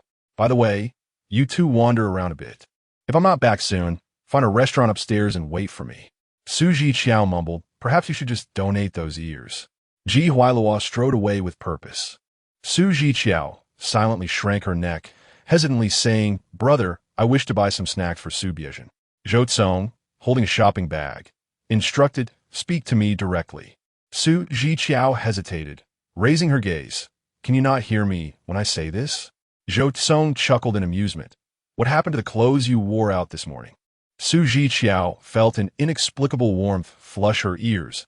"I had my roommate bring them back for me." "Uncomfortable to wear? How could you?" Zhiqiao stammered. "You're wearing the same one. If my brother sees it, he might misunderstand." Zhou Cong queried. "Misunderstand what?" "People say." Zhou Cong lowered his gaze, speaking nonchalantly. "Only those with guilty consciences feel anxious." Zhiqiao's face erupted in crimson, her cheeks aflame. Annoyed, she retorted, "Didn't you say that jacket was yours? My classmate insists it's a women's style. You deceive yourself, and then turn it against me. I believe you are the one with something to hide." "Indeed," Zhou Cong replied leisurely, "I do harbor secrets. I bought a piece of clothing for the girl I fancy, fearing she might refuse it, so I coaxed her into wearing it." "Is that so wrong?" Zhiqiao, her cheeks still flushed, managed to stammer, "You speak so frivolously." Zhou Cong maintained his composure. "It's not as dignified as a bouquet of flowers." Zhiqiao fell silent. "Red roses, perhaps," Zhou Cong remarked pointedly. "I saw the post your brother shared." Zhou Cong, he even liked it at the first opportunity. Zhiqiao's shoulders slumped, as the memories of the past were forcibly recalled by him. lacking confidence. What does it have to do with you? Indeed, it has nothing to do with me, Zhou Cong replied ambiguously. After all, I was being blocked by certain individuals at that time. A deafening silence ensued. Zhiqiao. Zhou Cong suddenly called her name. I just mentioned. Zhou Cong leaned down to meet her gaze. I have feelings for you. You're not angry. She merely found his demeanor frivolous, yet did not exhibit the overt rejection as she had in the past. Zhiqiao straightened her petite frame, feigning composure. Then let me clarify now. Don't say such things again. It makes me want to hit someone. Zhou Cong. Chapter 59. I listen to my brother. Su Biezhen is to be cared for by Zhiqiao. Yet it is Zhou Cong who has taken on this responsibility. Moreover, Su Biezhen is now expecting a child, and Zhiqiao intends to earn money through work to buy her more snacks. Zhou Cong scoffed. Am I to let her starve? Perhaps you should return her to me. Zhiqiao contemplated. I will plead with my mother. Zhou Cong responded. The doctor has advised that she cannot coexist with dogs. Zhiqiao believed he was speaking nonsense, but due to her dormitory accommodation from Monday to Friday, it was indeed inconvenient for her to care for her personally. She reluctantly conceded. I appreciate your help. I will buy her more things. It's no trouble, Zhou Cong chuckled, such is the life of a single father raising a child. Zhiqiao returned after smoking several cigarettes, taking half an hour. If not for airing out the place, would I have to endure the cold wind for so long? Zhiqiao frowned. Are you smoking more now than you did in July? Zhiqiao retorted. Mind your own business. Zhiqiao spread her hands. Cigarettes. Zhiqiao paused. What now? Hand them over, Zhiqiao asserted confidently. If you crave one, come here and register. I shall give you a stick. Zhiqiao was incensed. Are you now monitoring my smoking habits? Zhiqiao lifted her lashes, revealing her clear, bright eyes. Just give it to me. The scene froze. After a few seconds, Zhiqiao, begrudgingly, slapped the remaining half of the cigarette pack into her hands. A lighter. Are you done? Zhiqiao exclaimed. I'll hit you. Zhiqiao reiterated. A lighter. The moment froze again. Zhiqiao clenched his jaw, forcefully tossing the lighter into her hand. I'm not afraid of you, he insisted. I'm just wary that you might break my figurine. Zhiqiao patted his shoulder. Getting you to quit smoking is a task for my future sister-in-law. For now, I'll help her manage your intake. Zhiqiao inquired, what did you order? What Zhou Cong ordered, Zhiqiao replied, placing the cigarette pack and lighter in her bag. Familiar with the establishment, Zhiqiao casually asked, how do you know? Zhiqiao responded, I saw him on a date here with an older sister last time. Zhou Cong's brow twitched slightly. Oh, I remember now, Zhiqiao realized. Isn't that the time he caught you shopping with that ugly monkey? Upon mentioning the monkey, Zhiqiao's mind momentarily blanked. It took her a few seconds to recall what he was referring to. The man to her left chuckled lightly, and Zhiqiao, like a puppet on strings, turned her face toward him, expressionless. Zhou Cong maintained a composed demeanor, yet his striking appearance incited both admiration and ire. His tone was notably arrogant. I didn't bring it up. It was your brother. So who is ultimately to blame here? Yehuailuo interjected. This whole situation was initiated by him. All right, I concede, Zhou Cong said, deliberately tempering his tone. You take charge and order 2 more dishes. Is that acceptable? Zhiqiao was a loss for words. Why are you apologizing for something I said? Zhou Cong replied. Would you prefer to take the blame? Zhiqiao cleared his throat, conceding, well, since you've acknowledged it, let us embrace it completely. Zhiqiao exhaled lightly with a smile. Indeed. The trio occupied a table in a grand hall, facing an indoor artificial wooden boat, reminiscent of a serene bridge over flowing water. A half-height wooden railing separated their table from the aisle. The service was somewhat slow, as the dishes were prepared freshly from the finest ingredients. When several small plates were served, a group passed by in the aisle. Leading the procession was a middle-aged noblewoman, her attire simple yet elegant, with sharp lines around her eyes that conveyed authority and competence. The men trailing behind her appeared to be reporting on work matters, showing utmost respect. Upon hearing the woman's voice, Zhiqiao raised his eyebrows. Ah, it's you, Annie. Zhiqiao smirked slightly, remaining largely unperturbed. Simultaneously, the woman's gaze fell upon them. Zhiqiao cheerfully stood up, urging Zhiqiao to join him. Hello, Annie. WSHU effing nodded at him. It's been a while since I last saw you. Why haven't you come to visit me? I've been quite busy, Zhou Lu replied leisurely. Finding a chance to catch up with Zhuqiao is quite the task. WSHU smiled, though the well-maintained corners of her eyes revealed a hint of fatigue as she expressed herself. She then turned her attention to Zhiqiao. Is this your sister? Indeed. Her name is Zhiqiao. Zhou Lu introduced, call her Annie. Zhiqiao obediently greeted her. WSHU's gaze lingered on her face. Your surname is X? Yes, Zhou Lu responded. She takes after her mother. WSHU nodded, refraining from further comment, instead addressing Zhiqiao. Your grandfather mentioned Miss Y's situation. It was quite impolite. Zhuqiao raised an eyebrow. Didn't grandfather send compensation? WSHU frowned. The Y family does not lack for such things. We ought to maintain a fade of propriety. Zhuqiao replied simply, oh. WSHU insisted, don't be so dismissive. Sensing the tension in the atmosphere, Zhou Lu quickly interjected. Auntie, have you eaten? Would you care to join us? No. Thank you. WSHU softened her expression. Next month is your uncle's 48th birthday. Bring your sister over to play. Absolutely, Zhou Lu affirmed. WSHU nodded. Her gaze subtly gliding over Zhiqiao's face before she was swept away by the crowd. The previously frozen air began to thaw gradually. My heart, Zhou Lu exclaimed, dramatically patting his chest. No matter how many times I see her, I still get butterflies. Zhuqiao kept his head down, pouring drinks from a juice pitcher. Zhou Lu turned to Zhiqiao. I can hardly imagine how imposing your future mother-in-law might be. Before he could finish, Zhiqiao shot him a cold glance. Aren't you rather bold to ponder that?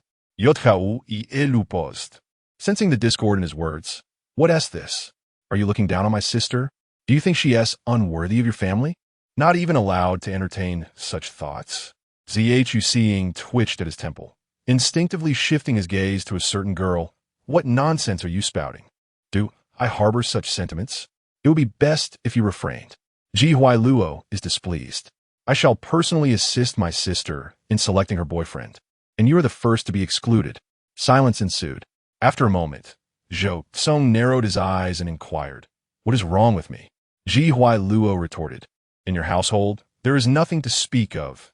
It's akin to having only a dog, as if playing with her is as effortless as tossing a ball. The relaxed and comfortable atmosphere dissipated like a mirage, vanishing in an instant. Zhou Cong, in a state of ambiguity, turned his gaze toward the girl who had remained silent for a while. Zhiqiao. Zhiqiao lifted her head. Zhou Cong prompted, Please share your opinion. Before she could respond, Zhou Cong issued a warning laden with significance. Think carefully before you speak. The two men regarded her intently, imparting a sense of urgency regarding her choice. After a brief silence, Zhiqiao bit her lip and candidly stated, I concur with my brother's perspective. Zhiqiao added, I will heed my brother's advice. Zhou Cong remained speechless. Chapter 60. The little sister plays with your dog. Zhou Lu felt an immense sense of pride, akin to that of a father. However, the atmosphere took a sharp turn, becoming even more strained than when Wu Shoufeng was present, with a chill permeating the air. As the dishes gradually arrived, Zhiqiao buried herself in her food, not lifting her gaze throughout the meal, only responding with a nonchalant expression when Zhou Lu called her name. The meal concluded in a bland silence, prompting Zhou Lu to glance around in confusion. You two are as taciturn as can be. I seem to be the only one speaking here. I'm tired, brother. Zhiqiao rubbed her eyes. Let's go home.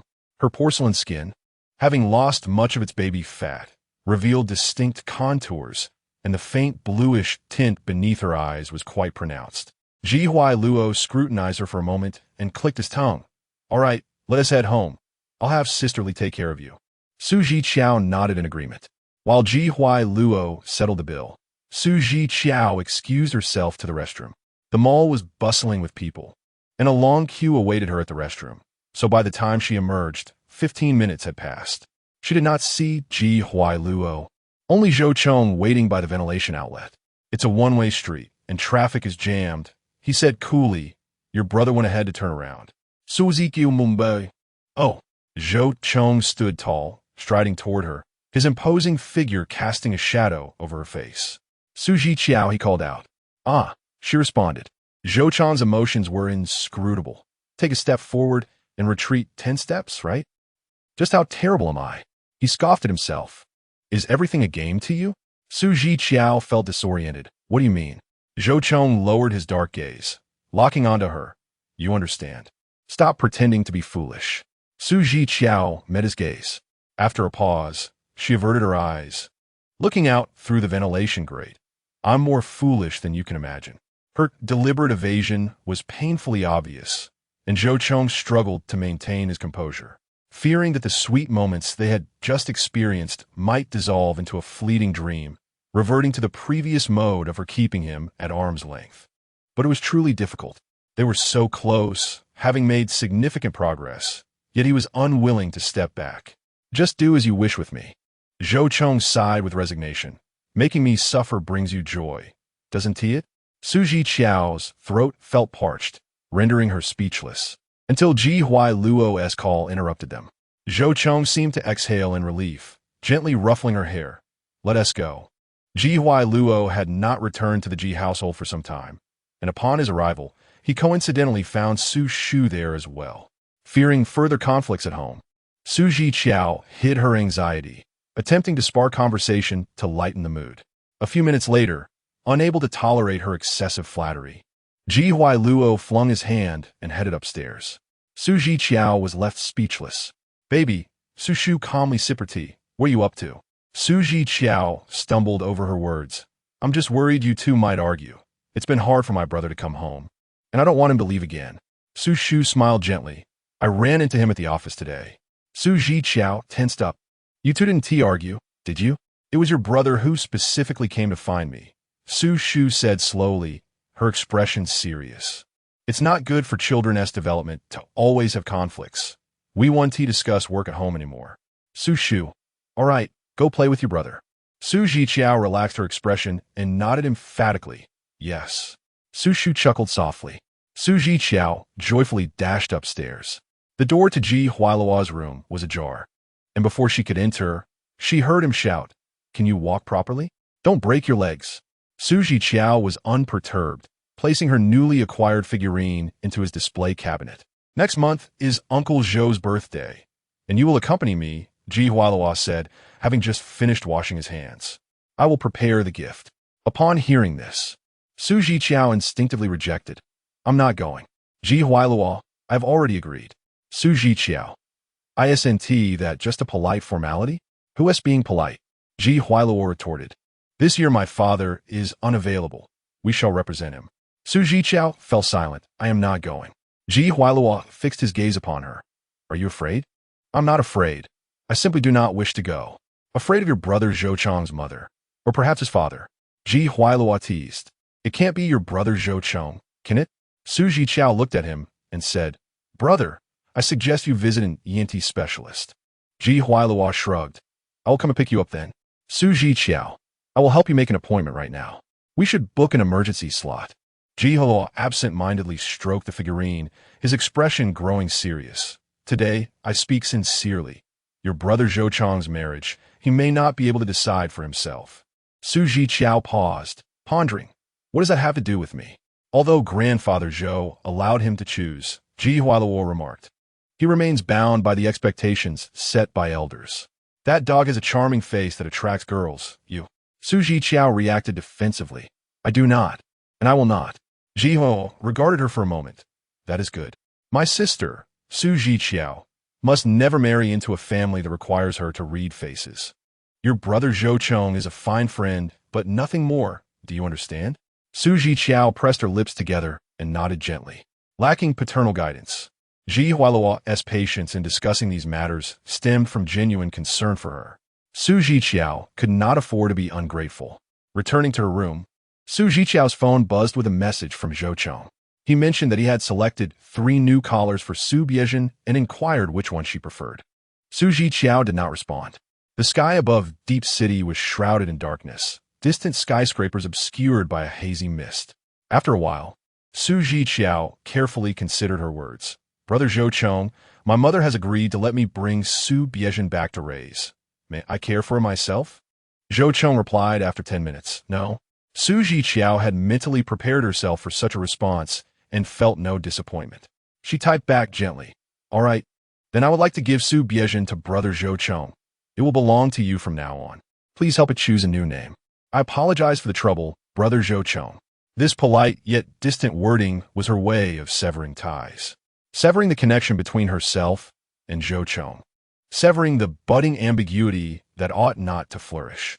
The message was only responded to by Zhou Cong the following day, with a mere 3 words. Dream on. He was unwilling to part with the rabbit, nor was he inclined to keep it for himself. Zhiqiao decided not to reply to this message. Their coming and going only deepened their connection. Zhiqiao spent half a day at home, during which she secretly visited Erda for a brief moment, leaving stealthily before Ji Luo returned for lunch. In the afternoon, she had a 4-hour part-time job at a milk tea shop, so she packed her bag, intending to hitch a ride with Ji Luo. Just as she finished washing her hands, 2 cars drove in, one belonging to Ji Luo and the other to Zhou Cong, along with Hua Qingyang and Zhen Chuang. They all came together to have lunch at the Ji residence. I ordered a car for you at the 4S shop, Ji Luo exclaimed. You can practice driving around the neighborhood instead of always squeezing onto the bus. Zhiqiao's lips moved slightly. Before she could utter a word, Zhou Cong suddenly narrowed his eyes, plucking something from her shoulder and examining it in the sunlight. His gaze, a mix of mirth and mischief, turned to Ji Luo. You see, Zhou Cong remarked with an unperturbed expression, the little treasure is playing with your dog. Zhiqiao could only respond in silence. Chapter 61. Youthful yet conscience-laden, Zhiqiao endured a 10-minute scolding in the corner from Ji Luo. He lamented how, as a young master, the only son of the family, he was burdened not only with a sister, but also with the constraint of not being able to freely raise a dog. His sister, fully aware of the restrictions, insisted on defying him, and he accused her of harboring malicious intentions, attempting to rid herself of Erda through such antics. Zhiqiao bore it silently until he finally retreated indoors. At last, she raised her lashes and regarded the man opposite her, who stood with his arms crossed, seemingly amused. Zhou Cong approached with leisurely strides, casually inquiring, Have I wronged you? The midday sun cast a pleasant warmth amidst the chill, illuminating the dark green leaves in the courtyard. Zhiqiao, clad in a cherry blossom pink down jacket, her wavy hair cascading around her, glared at him with a blend of defiance and ire. Zhou Cong's gaze softened as he bent down to meet her eyes. Not responding to my messages? You don't wish to maintain contact with Su Biezhen? Are you intent on severing ties with me? Upon hearing this, Zhiqiao retorted, We have always been quite clear. Zhou Cong chuckled, indeed for one so young. Your conscience is rather dark. Rising to his full height, he cast her in a shadow with his stature. Take the afternoon off. I shall take you out for some fun. Zhiqiao firmly replied, No. Be compliant. Zhou Cong's expression grew somber, though his tone remained gentle. I do not wish to pressure you.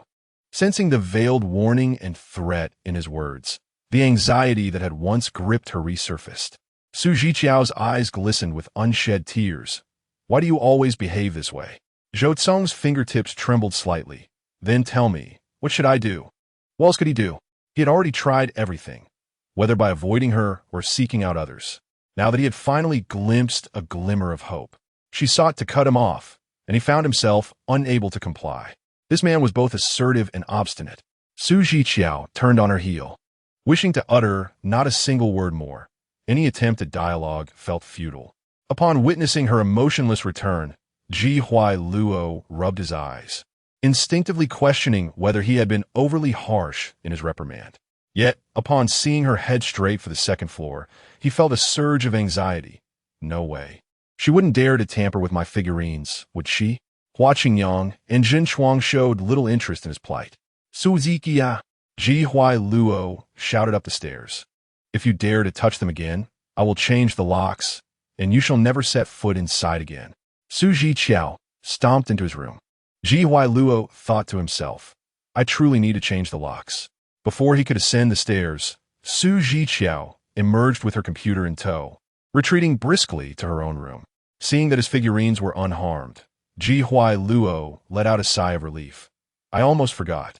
She was stuck in my room all night, unable to conquer some pathetic game, insisting I provide her with some powerful stones. Then she just left her computer in my room. At this, he glanced up at the man who had just entered. This girl is not only forgetful, but also holds grudges. If I scold her, she will remember.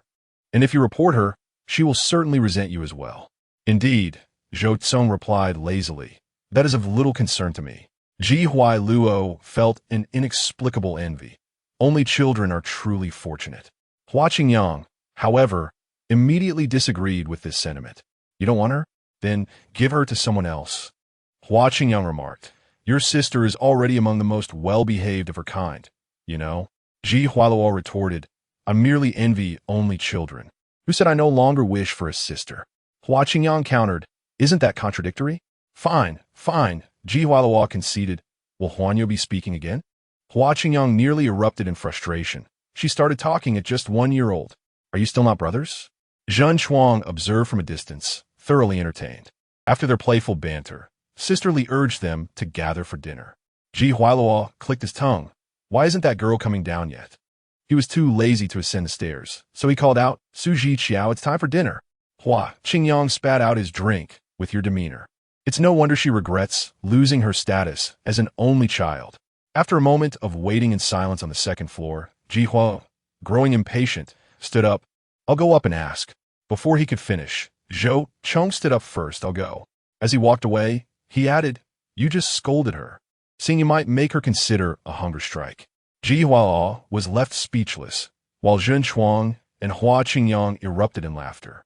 The wooden staircase creaked softly underfoot, and in just a few steps, Zhou Cong reached the second floor. Standing before the girl's bedroom door, he lowered his gaze, his eyelashes casting delicate shadows on his skin. After a brief pause, he straightened his lips, bracing himself for her potential disdain, and rapped gently on the door. It did not open immediately, but there were sounds of movement within, suggesting some activity. After a while, Zhou Cong called out Zhiqiao.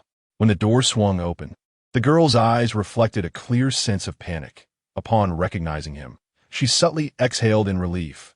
Are you here for dinner? I'll be right down. As light from both inside and outside mingled, Zhou Cong squinted, his gaze swiftly traversing past her shoulder to the disheveled state of her desk. What are you looking at? Zhiqiao instinctively attempted to close the door. I'll be right out. Zhou Cong sidled in, shutting the door behind him.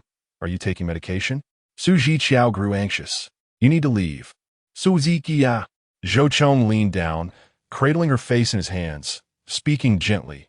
Don't panic. I want to tell your brother. Just relax. Can you hear me? The girl's cheeks were flushed, but not in a typical manner, and Zhou Cong felt the warmth of her skin against his palm. Is it asthma, or? Zhiqiao's lips parted slightly, her breath warm. No, it's a fever. Hearing this, Zhou Cong felt a measure of relief. What medication are you taking? For the fever, Zhiqiao replied hoarsely. I might have caught a chill yesterday. I don't want my brother to find out. The moment Luo learns of this, the entire Ji household would be in an uproar, followed closely by the return of Su Shu and Ji Shou. That would be too much commotion. Zhou Cong placed his palm against her forehead to check her temperature, then moved to examine the array of medications scattered about. Why is there allergy medicine here? I'm worried that the fever might trigger an allergy, Zhiqiao stammered, so I took precautions. Zhou Cong frowned. You need to go to the hospital. I will take you, Zhou Cong declared, but you must not let your brother know. Zhiqiao hesitated. I will be fine after taking the medicine. Zhou Cong placed the medicine into the medical box, his typically charming demeanor transforming into an unexpected seriousness. You can choose to listen or not. If you refuse, I will inform your brother. Silence ensued. After a brief pause, Zhiqiao wavered. My brother mentioned he would take me to the milk tea shop. It would be difficult to deceive him. Trust me, Zhou Cong said, his cool hand resting gently on her forehead. He will never find out. Zhiqiao instinctively believed in his capabilities. This man, at times shrewd and cunning, instilled in her a sense that he could orchestrate everything with deft precision. Chapter 62, You Speak Truly. Zhiqiao was discreetly escorted out of the Ji family by Zhou Cong, without arousing a hint of suspicion from Ji Hualua. After taking fever-reducing medication in her bedroom, she succumbed to drowsiness and fell asleep in the passenger seat as the medicine took effect. During a red light, Zhou Cong leaned over to check her temperature, his hand gently resting on her forehead. He understood why Zhiqiao had taken medication haphazardly.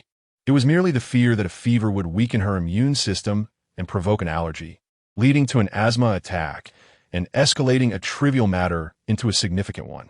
She was concerned about Ji Hualua's worry. Withdrawing his hand, Zhou Cong restarted the car. After driving for a while, a frown creased his brow, and despite the restrained expression, he managed a forced smile. He feared Ji Hualua's awareness, but was utterly unconcerned about his own discomfort. Upon arriving at the hospital, Zhou Cong parked the car and approached the passenger side, bending down to carry her out. Zhiqiao blinked a few times, her gaze unfocused as she opened her eyes. The man's face loomed closer. He discreetly wrapped an arm around her shoulders and the bend of her knees. Struggling to awaken, Zhiqiao spoke softly, her voice hoarse from illness. I can walk by myself. Stay still, Zhou Cong replied nonchalantly, holding her securely. Let your brother carry you. The breath she exhaled was warm against him. They traversed the entrance security, the chilling, desolate corridor, and the pungent scent of disinfectants at the testing window, ultimately arriving at the doctor's office. After the examination, blood tests, and waiting for results, the doctor advised her to avoid allergens and to carry asthma medication at all times to prevent emergencies. Realizing it was not suitable to return to the Ji family, Zhou Cong, without a moment's hesitation, took Zhiqiao to an apartment known only to the two of them. Originally intending to take her out for a day of fun, Zhou Cong dampened a towel and placed it on her forehead, joking, well, we did go out, albeit on a hospital tour. Zhiqiao, feeling weak and lightheaded, lay with her eyes closed, her breathing rapid from the high fever. Zhou Cong sat cross-legged at the edge of the bed, resting his elbows on his knees, quietly observing her. It's my fault. Perhaps if I hadn't frightened you. Your fever wouldn't have escalated. Zhiqiao's dry lips moved slightly. Zhou Cong lifted a cup and gently fed her a few spoonfuls of water. You should refrain from speaking. Every word feels like a dagger to my heart. After swallowing a few sips, Zhiqiao's sore throat felt slightly better, and she opened her eyes to look at him. Zhou Cong, brother. Yes, he leaned closer, narrowing the distance between them. It's me. Zhiqiao, her thoughts muddled, gazed at him with moist eyes. I'm in poor health. Just rest under the covers. Everyone falls ill at some point. Zhiqiao sniffled. I fear I may never bear children. My mother accepted Uncle G's proposal, Zhiqiao said in a soft voice. And she's trying so hard to help me build a good relationship with my brother, fearing that I may be left without support in the future. She hopes Ji Hualua can look after her. Su Shu had brought all her accumulated connections into the Ji family, paving the way for Ji Hualua. She orchestrated all of this to secure a future for Zhiqiao, worried that due to her health, she might never find a suitable partner, thus wishing to find her brother. She believed that Ji Hualua's character was more reliable than that of a husband. Zhou Cong's hand, which had been tucking in her blanket, remained still. Zhiqiao pressed her lips together. Go find someone else. Don't waste your time on me. What nonsense are you spouting? Zhou Cong's voice turned hoarse. How old are you to be thinking about having children? Zhiqiao replied. My mother often advises me to consider the long term. The decisions I make today may become pivotal in shaping my destiny, and the same applies to you and everyone else. Zhou Cong retorted, stop pretending to be profound. He gently caressed her cheek with one hand. I detest infants. Can't you tell? Zhiqiao, feeling fatigued, could no longer engage. She insisted, just go find someone else. She closed her eyes, feigning drowsiness. Zhou Cong was genuinely irritated. Although Su Shu had her best interests at heart, this girl was merely putting on a facade, using her inability to bear children as a ruse to fool him. In her quest to escape his entanglement, she was willing to tarnish her own image. The doctor had just stated that her mild asthma, with proper care and avoidance of allergens, was not as severe as allergic rhinitis. Zhou Cong's teeth clenched. He couldn't resist pinching her cheek. Behave yourself. If you continue to listen to your brother's nonsense, I will take care of him. Zhiqiao suddenly opened her eyes. Are you threatening me again? Zhou Cong felt a pang in his heart. What other options did he have? Threats were the most effective. Sweet talk failed, deceit fell flat. Yet a single threat riled him up. What a difficult girl to pursue. Zhiqiao, believing in his resolve, grew anxious, propping herself up on the bed. If you dare to harm my brother, I'll fight you. She rose too abruptly, her temples throbbing painfully, struggling to get up and confront him. Zhou Cong's eyelids twitched. He forcefully restrained her. What do you intend to do, little ancestor? Do I still retain some dignity here? Zhiqiao, with utter honesty, replied, none at all. After a moment, Zhou Cong kicked off his shoes and rolled onto the bed ominously. Since there is none, let us engage in something entirely devoid of dignity. The bed, already small, dipped further under his weight, causing Zhiqiao to panic, kicking him with both hands and feet. Get off, get off. This is my bed. Zhou Cong waved his arm, pulling her into his embrace, confining her. Then say something nice. The girl's body was soft, like a cloud of cotton candy, and Zhou Cong dared not apply too much pressure, wrapping his long limbs around her cautiously. Zhiqiao exploded. Are you a rogue? You're squeezing me too hard. Zhou Cong lowered his gaze. That is not very pleasant. Continue. Silence ensued. To dislodge him, Zhiqiao endured and murmured in a dull tone. Zhou Cong is a good person. Not quite, Zhou Cong replied languidly. That compliment gives off a bad vibe. Another silence fell. Zhiqiao managed to stammer. You're quite unremarkable. The hard surface beneath her caused her discomfort. Zhou Cong was unexpectedly caught off guard, turning his face to stifle a cough. Then, his shoulder trembled as he fought back laughter, breaking into intermittent chuckles. Whereas the unremarkable part, as if she had just come to her senses, Zhiqiao's delicate face flushed, and she murmured, You should leave. I'm tired and wish to sleep. Zhou Cong did not insist on staying. Instead, he tucked the blanket around her snugly and resumed his seated position by the bedside. Be mindful of your words, he said with a smile playing at the corners of his lips, but I must admit, that was quite astute of you. Go away, she retorted. Zhou Cong gently patted her blanket, rhythmically and tenderly, as if he were lulling a child to sleep. Rest now. When you awaken, our dear sister's ailment will have vanished. Zhiqiao's eyelids grew heavier, as though laden with lead. The room was so quiet that even the faintest sound of the plumbing could be discerned. His hand, which had been soothing her, suddenly stilled. In the next moment, Zhiqiao sensed a shadow drawing near her in her haze of drowsiness. Soon after, a soft, gentle sensation enveloped her forehead. After a brief pause, that feeling gradually faded away, akin to a fleeting illusion. Chapter 63. Once again with him for the ensuing month. Zhiqiao oscillated between attending classes and working at a milk tea shop. Zhou Cong texted her daily. She refrained from blocking him, yet offered no replies. Resolutely adhering to her soft attachment, Zhiqiao, using his own savings, purchased her an Audi A6, stating, I wanted to buy you something more extravagant. But your brother Zhou insisted it would be too ostentatious, fearing gossip at school. He even suggested changing the color to white. Given his character, he would have preferred something flamboyant, perhaps a bright red. Zhiqiao, hesitant to drive, could only find moments to navigate within their residential area. As December unfolded, a festive atmosphere enveloped the city in anticipation of the new year. After conferring with Su Shu, Zhiqiao resolved to return to Jindong for the winter break. On the day of the Zhou family's birthday banquet, she feigned illness to evade going out. Zhiqiao crossed his arms, casting a brooding gaze upon her. Burying her head in the blankets, she muttered, I'm not going. You can represent me. You think I want to go? Zhiqiao retorted. In the future, the Ji family will be managed by the two of us. You ought to learn some social skills. Zhiqiao replied, It's your event, not mine. As time pressed on, Zhiqiao grew increasingly anxious, exclaiming, Damn it, this is not a matter of choice. It's about whether you will go or not. I refuse to go, Zhiqiao insisted, waving her hand dismissively. The scene froze. After a moment, Zhiqiao sarcastically inquired, Does your brother Zhou need to personally invite you? Su Zhiqiao, her cheeks flushed, shot back. I'm ready to fight you. Let us go. Ji Huai Luo replied impatiently. Don't make your brother intervene. Su Zhiqiao contemplated a physical confrontation. I see you just want him to be your brother. Ji Huai Luo accused. Reluctantly, Su Zhiqiao threw off the covers and declared, I'll drive. Ji Huai Luo responded, then I fear for my life. If you don't let me drive, I want to go, Su Zhiqiao insisted. Fine, fine. With no responsible adult at home, it fell to him to take on the paternal role.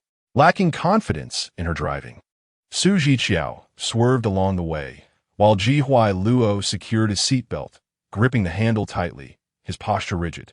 Watch out. There's a person ahead. Brake, brake. Damn it, Su Zhiqiao, I'm ready to fight you. Red light, red light, red light. At some point, Su Zhiqiao hurled her bag at him. Be quiet. Ji Huai Luo shouted, watch the road. Upon arriving at the Zhou residence, Ji Huai Luo was drenched in sweat. Su Zhiqiao parked the car, then climbed over to the passenger seat to hit him. Your shouting scared me. You completely distracted me. Ji Huai Luo winced, restraining her with one hand. As he hastily exited the vehicle, behave yourself, there are people outside. The gifts were prepared by Ji Shou. Ji Huai Luo grasped a gift box in one hand and Su Zhiqiao's collar in the other, leading her toward the Zhou family home. The old residence of the Zhou family is not as opulent as one might envision. Amidst the towering edifices, it exudes a quaint tranquility. The walls, composed of red bricks, have succumbed to the embrace of moss, a testament to the passage of time. Yet, in the air, there seems to be an invisible threshold, erecting a stark divide between the Zhou residence and the street opposite. Hua Qingyang and Zhenchuang have already arrived. Su Zhiqiao obedini jiao besai zi hu luo, complying with every call to action, be it to summon others, laugh, or indulge in sweets, behaving as if she were a mere automaton. Ji Huai Luo glances at her, remarking, your demeanor is rather unsettling. Su Zhiqiao forces a smile, retorting, do not mimic my speech, otherwise I shall take your figurine. Ji Huai Luo clears his throat lightly and waves to the other side. Uncle, Auntie, Zhou Cong. Upon the protagonist's arrival, guests promptly swarm to offer their greetings. Zhou Hujing, clad in a vibrant Chinese red tang suit, feigns complaints to the guests, claiming his children insisted he wear this attire. A flurry of compliments ensues. Su Zhiqiao clutches Ji Huai Luo's sleeve, casting her gaze downward at her toes, seemingly biding her time. After a while, Zhou Hujing approaches alongside Wu Shoufeng, cheerfully inquiring, Huai Luo, is this your younger sister? Ji Huai Luo responds with poise, indeed, this is Su Zhiqiao. Please greet Uncle and Auntie. Su Zhiqiao lifts her head, her gaze unwavering, delivering her greetings with utmost sincerity. Hello, Uncle Zhou. Hello, Aunt Wu. Wishing Uncle prosperity and joy, with everlasting health and longevity. Her youthfulness and innocence imbue her words with a charming naivety. However, as her words linger, Zhou Cong emits a derisive chuckle. Wu Shoufeng shoots him a sideways glance, admonishing, what are you laughing at? Look how beautifully your sister expresses her blessings. Indeed, Zhou Cong, with his teasing demeanor, simply chuckles to commend her. Zhou Hujing offers a warm smile and praises her, prompting Wu Shoufeng to present 2 red envelopes. Su Zhiqiao hesitates to accept. Zhou Cong, with a light-hearted yet insistent gesture, claims them. I shall take care of this. Father, mother, you may attend to the other guests. They have me. Very well, Zhou Hujing concedes. Just be mindful and do not provoke your sister. Otherwise, you shall not escape unscathed. A cluster of childhood friends gathers together. The 2 red envelopes are thrust brazenly before Su Zhiqiao, accompanied by the ambiguous tones of a man. Take them. Su Zhiqiao politely declines. No need, brother.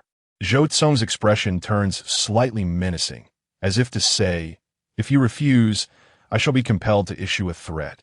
Su Zhiqiao's face flushes with embarrassment. Ji Huai Luo intervenes, accepting the envelopes with grace and placing them into her coat pocket. Our little one is unaccustomed to such affairs. Do not frighten her with your insinuations. Zhou Cong narrows his eyes slightly, feeling a pang of bitterness, recalling a time in the hospital when he was left with no choice but to feign affection. Zhiqiao swiftly nudges him. Are you looking for a fight? Zhiqiao, bewildered by Zhiqiao's sudden ire, fears he might lose his temper and cause a scene at the Zhou residence. Brother, she pleads helplessly, clutching Zhiqiao's garment. What are you doing? Zhou Cong maintains his composure, adjusting his attire. Nothing. Your brother is merely playing around with me. Hua Qingyang and Jin Chuang, as witnesses of the moment, chimed in. Sister, do not fret. It is merely a jest. Ji Hualuo snorted coldly. I shall not rest until he is thoroughly intoxicated. Hua Qingyang and Jin Chuang, each taking one of his shoulders, guided him towards the courtyard. Drink up. Our brothers will join you. Look at him, dressed like a flamboyant butterfly. Zhou Cong pauset momentia, lowering his gaze to inspect his attire. A butterfly? Clad in a vermilion hooded sweatshirt and black casual trousers, his outfit was as ordinary as one could get. How could it possibly be likened to a butterfly? Zhiqiao remained silent. Hey, Zhou Cong's tone was icy. Are you not responding to my messages, nor speaking at all? Zhiqiao maintained a semblance of politeness. They're merely jesting. Please do not take offense. Damn. Now he was back to addressing him so formally. Chapter 64. He couldn't even catch up to the tip of your toes. He wished to settle accounts with her. Yet the guests around him were constantly coming and going, forcing Zhou Cong to pause frequently to engage with them. By the time he had finished addressing one, the girl had already disappeared, unwilling to linger for even a moment in his presence. A sense of frustration enveloped him. This month, he had been inundated with work, and his messages to her had gone unanswered, while his calls had been met with silence. He had restrained himself until today, yearning to retrieve her. Just as he contemplated stepping out to find her, a guest approached him, pulling him into conversation. When he regained his focus, the banquet had officially commenced. Zhou Hajing and Wu Shoufeng took to the stage to deliver their speeches. After exchanging polite remarks, Wu Shoufeng unexpectedly beckoned. Chong, come here. Zhou Cong raised an eyebrow in surprise, but nonetheless approached. Just as he steadied himself, Wu Shoufeng gestured again. Ning Ning, you come too. A young lady, seated closest to the main table, shyly rose and made her way to the stage. Zhou Cong's expression darkened instantaneously. Ji Hualuo, enjoying the spectacle, remarked, Oh, is she another match for a Chong? Hua Qingyang's gaze darted between Zhou Cong and Zhiqiao, muttering ambiguously, I don't know, perhaps. A sister he knows? Zhan Chuang cleared his throat. I see a Chong is at a loss. You can tell from his expression. Wu Shoufeng introduced the young lady to the guests, then added, A Chong, you need not accompany us. Just ensure Ning Ning is well taken care of. Zhou Cong remained silent, his gaze unabashedly fixed on a certain spot in the audience. Throughout, Zhiqiao had not lifted her eyes, absorbed in a conversation with Ji Hualuo and others while tenderly holding her glass of juice. Zhou Cong found himself relocated to the side of Lu Ranning. The atmosphere was rather dull. Ji Hualuo, observing Zhiqiao finish her meal, decided to gather his belongings and depart. I'll go greet my uncle and aunt, he instructed. Wait for me by the car. The smell of alcohol here is overwhelming. Zhiqiao nodded obediently, clutching 2 portions of the party favors. The vehicle was parked outside, against the wall, and through the ornate stone window, the revelry within was audible. Just a wall away, by the car, all was tranquil. Sitting by the flower bed, Zhiqiao lowered her head, fiddling with the peanut candy within the party favor. A pair of footsteps approached, the wind carrying a hint of bitterness. Zhiqiao was the first to notice the familiar shoes, Zhou Cong's, untouched by dust. Soon after, the man knelt down. As he drew nearer, she caught the scent of alcohol wafting from him. Their eyes locked. Zhou Cong's dark eyes reflected a turbulent emotion she could not comprehend. His voice hoarse. Earlier on stage, I couldn't say much. What do you mean? Zhiqiao replied, still holding the peanut candy. That sister is very beautiful. Zhou Cong swallowed hard. I've already clarified matters with her privately. Zhiqiao raised the candy before him. Do you want some sugar, brother Zhou Cong? She had no desire to hear his explanations, nor did she care for his confessions. Not a trace of sorrow or sadness flickered in her eyes. Zhiqiao. Do not feign ignorance. Zhiqiao placed the peanut brittle into a box while I waited for my brother in the car. Suddenly, A man grasped the delicate nape of her neck, catching her off guard and causing her body to lurch forward. In the next moment, her lips were captured by his. Zhou Cong, having indulged in drink, restrained her flailing wrists with one hand while the other held her head, invading her breath with an insatiable kiss. This kiss was tender yet produced soft, delicate sounds of contact. After a brief pause, Zhou Cong gasped, releasing her and pecking at her moist lips, declaring, "I only want you, do you understand?" Zhiqiao's mind went blank. Her teeth ached, her lips throbbed, and tears fell unbidden. This vile man, this dog who relied solely on threats and temptations. "Don't toy with me," Zhou Cong said, his heart aching yet unwilling to relent. "I want to let go. Even if you cry." Zhiqiao forcefully pushed him away, sending him sprawling to the ground. She wiped her lips with the back of her hand, sobbing as she climbed into the car. The door locked behind her. Zhou Cong did not follow, but sent her a message. "Do you like that kind of candy? I'll fetch you a few more boxes." Zhiqiao had no desire for his sweets, even discarding the 2 boxes she held. As Zhou Cong entered, he collided with Ji Huailuo. Ji cursed, "What have you done?" "Wait," Zhou Cong replied coolly, "bring back more candy." Ji scrutinized him. "How much did you drink?" "Your face says it all, and your lips, tsk, as if you've been kissing." Zhou Cong remained unfazed. "I'll be over for lunch tomorrow." Ji Huailuo, irritated, retorted, "What is the point of coming over for a meal? It makes sisterly overly cautious, fearing she'll serve you poorly. Isn't tomorrow the start of winter break?" Zhou Cong inquired. "Not a chance," Ji replied. "The company held a lottery, and I won a trip for 2 abroad." Zhou Cong replied leisurely, "I'll send you." Ji paused. "Send me? You're not going?" "I'm a shareholder. Even if I didn't win, I could still go on company funds." Ji smirked. "That sounds nice. I must consider who to take." Zhou Cong raised an eyebrow. "Aren't you taking your sister?" "She is returning to Jindong for the new year." "Should I rent a companion?" Zhou Cong shrugged off his hand, his expression impassive. "Get the candy." On the way back, Zhiqiao drove, with Ji Huailuo leaning lazily in the passenger seat, still affected by the alcohol, although she remained concerned about her driving skills. The atmosphere was far less tense than before. After an indeterminate amount of time, Ji suddenly remarked, "I truly can't compare to its own. No wonder my father always scolds me."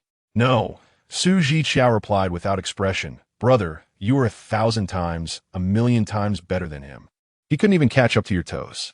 "No need to flatter so insincerely," Ji Huailuo said, licking his lips. "Am I really quite good?" "Yes." Zhiqiao was unequivocal. "If I could choose only one of my 2 brothers, I would unhesitatingly select you as my sibling. Similarly, if I were to choose between 2 suitors, my choice would also be resolute. Yet, this matter is not negotiable. Even if I were to forego you, I would not choose him either." Ji Huailuo's heart soared with joy. "I always knew I was a thoroughbred, merely in search of someone capable of recognizing my worth." Zhiqiao affirmed, "Brother, I shall forever steadfastly and unconditionally support you." Ji Huailuo, brimming with enthusiasm, gathered an abundance of candy boxes, declaring, "All of this is for you. Not a single piece will I claim for myself." As he spoke, he felt it insufficient. In the evening, "I shall assist you in conquering that game." Upon reflection, he deemed it lacking in impact. And Ji Huailuo pressed on, "Your brother Yuzhong has granted me 2 fully funded international travel opportunities. Why not forego your return to Jindong and allow me to take you abroad for a delightful escapade?" Zhiqiao pressed the accelerator. Would he indeed go? "Of course," Ji Huailuo replied. "This is for my company." Zhiqiao, with a languid demeanor, responded, "Oh, I shall return to Jindong tomorrow." Zhiqiao concluded, "Brother, I wish you a blissful honeymoon. May your journey be filled with joy." Chapter 65. A kiss that needs no explanation in truth. Zhiqiao's flight was scheduled for next week. However, she could not bear to stay even a moment longer. Upon returning home, she immediately rescheduled her ticket and busied herself packing her belongings. Ji Huailuo, unable to dissuade her, could only shake his head in exasperation and leave the house, claiming he would buy some gifts to bring back for her friends. The entire Ji residence was left with just her and Sister Li. As Zhiqiao gathered a few changes of clothes, she stumbled upon the black down jacket that had been hidden away. It was a gift from Zhou Cong. Returning it would be rather awkward, and she had worn it before. Zhou Cong would not accept payment, which would only deepen their connection. Zhiqiao rubbed her lips, feeling as though she could never erase his scent. Ultimately, she shoved the jacket deep into the back of the closet. After closing the wardrobe door, her phone buzzed with messages. Zhou Cong, baby, I'll come over for lunch tomorrow. Zhou Cong, I bit my tongue. Zhou Cong, you did it. Zhou Cong, do you have any places in mind to visit during winter break? In a decisive manner, Zhiqiao deleted the messages and blocked his number. Then, she upgraded her recently rescheduled flight to the earliest one the following day. The next day, Zhou Cong arrived straight from the office, coincidentally encountering Ji Huailuo's car as it entered the premises. You won't believe it, this girl actually wished us a happy wedding, Ji Huailuo recalled, shaking his head in disbelief. I almost gave her a good thrashing. As Zhou Cong stepped onto the lawn, he inquired, where is she? Ji Huailuo replied, she flew away early. Damn, I was worried sick, as if someone was waiting for her over there, and she changed the time several times. A dark shadow crossed Zhou Cong's brow as he felt a surge of displeasure and authority. She left? Yes, Ji Huailuo replied, somewhat irritated. I can complain, but you can't scold her. She's my sister. Only I can chastise her. Zhou Cong withdrew his foot from the lawn, his voice icy as he stated, I have matters at the company. I'm leaving. As the car door shut before him and the engine roared back to life, Ji Huailuo snapped in frustration. What is wrong with everyone today? As various universities commenced their winter breaks, companies in Deep City also began to close for the holidays. Su Biezhen gave birth to 6 little bunnies, 3 gray and 3 white. Zhou Cong took pictures of them and named them Su Yi, Su Er, Su San, and so forth. Even the venerable Zhou patriarch, despite his years of experience, felt somewhat speechless. Are you planning to go out? He inquired. Zhou Cong, maintaining a stoic expression, replied, yes, please take care of these for me. Where are you going? The new year is approaching. Just as he finished speaking, the sound of a car echoed at the entrance, and a servant announced that Zhou Hajing and Wu Shoufang had arrived. The old man chuckled, quick, have them add a few more dishes. Wu Shoufang, clad in a white coat, softened her authoritative demeanor slightly. After exchanging pleasantries, she turned to her son with a scrutinizing glance. During this time, haven't you contacted Ning Ning? What would I contact her for? Zhou Cong replied with a half-smile. Haven't I told you? Don't play matchmaker. Otherwise, you'll be the one apologizing. Zhou Hajing quickly coughed to intervene. How can you speak to your mother like that? It's fine, Wu Shoufang replied. Let him speak. The elderly gentleman glanced around. You two always bicker when together. With the new year approaching, let's all be cheerful. Shoufang, have a look at the baby born to Su Biezhen. Wu Shoufang smiled faintly. Su? Ah, what's with that surname? The old man Zhou inquired. What's wrong with that surname? Wu Shoufang replied. The girl from the Ji family also bears the surname Su. What's wrong with the Su surname? Zhou Cong retorted impatiently. What is it that you want? Wu Shoufang observed him. Don't think I haven't noticed. Zhou Cong responded. It's even better that you have noticed. Don't meddle in affairs of the heart. I have someone special. With that, he sauntered off. I'm leaving. I won't be back for the new year. As the cold wind swept through the courtyard, Wu Shoufang's expression darkened. Zhou Hajing halted. Has he taken a liking to Sister Huailuo? That girl. The old man Zhou reminisced. Isn't she quite lovely? Wu Shoufang interjected, Father. She is a stepdaughter. Her family background is vastly different from ours. The old man scoffed. I don't appreciate such talk. What did our ancestors toil for? If not for the prosperity and happiness of future generations? What does family background matter as long as we have ours? Father, Zhou Hajing coughed, let me speak. You take the rabbit to play, all right? He managed to distract the old man, but Zhou Hajing hesitated. How can you be so sure? That Zhou Cong has taken a liking to the Ji girl? Wu Shoufang chuckled coldly. I know your son all too well. The day I spotted them dining together, I sensed something was off. Your son is fastidious and proud, yet he drank from that girl's cup and even washed her dishes. Zhou Hajing suddenly realized. He could be quite attentive. Wu Shoufang questioned, Are you out of your mind? Zhou Hajing snapped back to reality. Ah, I was complimenting you. You are indeed attentive. Enough. Enough, Zhou Hajing asserted. Children lack discernment. You still don't know our son. If he hasn't won her over, he will only cause trouble. The one to worry is her. Wu Shoufang's expression remained clouded, clearly lacking his optimism. Su Zhiqiao's home in Jindong is located on Optimistic Street, in a 20-year-old walk-up building with 6 floors. The Su family residing on the top floor. Years ago, Su Shu purchased the apartment on the 6th floor, favoring it over the ground floor due to its lower cost.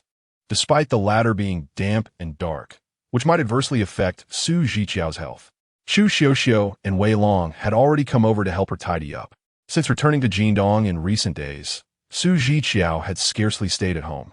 She was either dragged to the Chu residence by Chu Xiuxiu or to the Wei residence by Wei Long. Wei's father cheerfully presented her with a large red envelope, lamenting that she had left after the college entrance examination without being congratulated on her acceptance into university.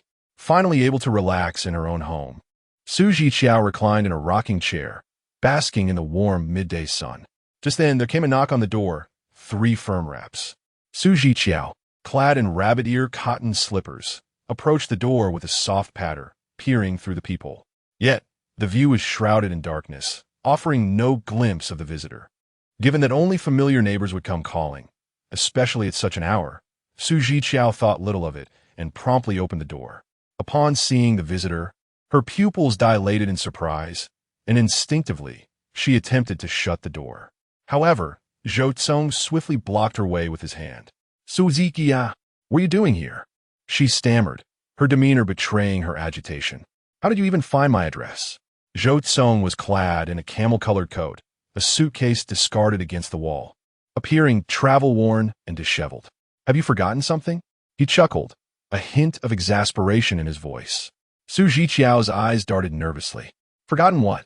Zhou Cong pressed his foot against the door, enunciating each word. "You kissed me. Surely that requires no further clarification?" Chapter 66. Let's date. As those words were spoken, a neighbor happened to emerge from the corridor, holding the hand of their 6-year-old daughter, both staring blankly in this direction. Su Zhiqiao's cheeks flushed crimson, and in a flurry, she pulled Zhou Cong inside. The door was slammed shut, but after a brief pause, Su Zhiqiao reopened it to drag in his suitcase, only to once again shut the door with a bang. Zhou Cong remained unfazed, quickly surveying the room. He was doing quite well for himself, and had even purchased a pot of daffodils to enhance the ambience. "That's not even my relative." She was infuriated. "It's your shamelessness." Zhou Cong's eyelids flickered. "I concur. Please refrain from shouting here." Su Zhiqiao struggled to gather her thoughts. "Don't corrupt the child." Zhou Cong lazily replied with an "Oh, you've blocked me. You had it coming. You even concealed your return here from me. That is my affair. My first kiss is gone." Su Zhiqiao's neck burned, the heat reaching her ears. "You brought this upon yourself. Did you have my consent?" Zhou Cong replied, "Let us date then." Su Zhiqiao retorted, "Get lost." At this, she made an effort to steady her breathing, fixing her gaze. "Don't like you." "Little liar." Zhou Cong maintained his composure. "Then let us kiss more until you do." Silence. After a moment, Su Zhiqiao looked up, meeting his gaze. "You booked a hotel, didn't you?" "No." Zhou Cong caught her eyes. "You know there are no available rooms during the new year." "I don't know." "Now you do." Zhou Cong kicked off his leather shoes and, clad in cotton socks, sauntered further inside, as if he owned the place. "Which room shall I stay in?" "You cannot stay here," Su Zhiqiao replied, exasperated, a solitary man and woman. Zhou Cong halted and turned back. "I will wait here for your answer." "What answer?" "To date." "I do not agree." Su Zhiqiao stated firmly, "You've received your answer. Now leave." Zhou Cong stared at her for a moment before suddenly averting his gaze with a chuckle. "Then I shall stay until you agree." What a tyrannical clause. Su Zhiqiao grew even more agitated, pacing back and forth. "You cannot stay here." Zhou Cong leaned against the handle of his suitcase, inexplicably adopting a pitiful demeanor. Su Zhiqiao thought she must be seeing things. How could the word pitiful ever be associated with Zhou Cong? "There are no plane tickets left," Zhou Cong said in a low voice, his dark hair obscuring his sharp brows, assuming a vulnerable posture. "I only wish to keep you company for the new year." "Do you expect me to sleep on the street?" Su Zhiqiao immediately pulled up the ticket purchasing page, searching for flights to Shenzhen. Zhou Cong. When did this girl become so cunning? ID number Su Zhiqiao commanded decisively. You don't have it there. I do here. I'll book it for you. Zhou Cong. Lost. Lost your ID?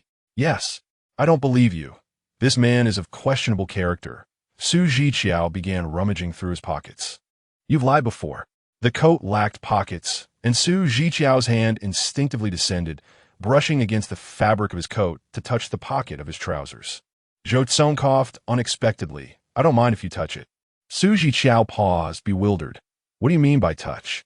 Zhou Cong, with a serious demeanor, fixed his gaze ahead at the door, the sculpture. Su Zhiqiao, momentarily confused, asked, You brought a sculpture? As the words left her lips, the man's shoulders trembled slightly, his Adam's apple bobbing as he let out a low chuckle.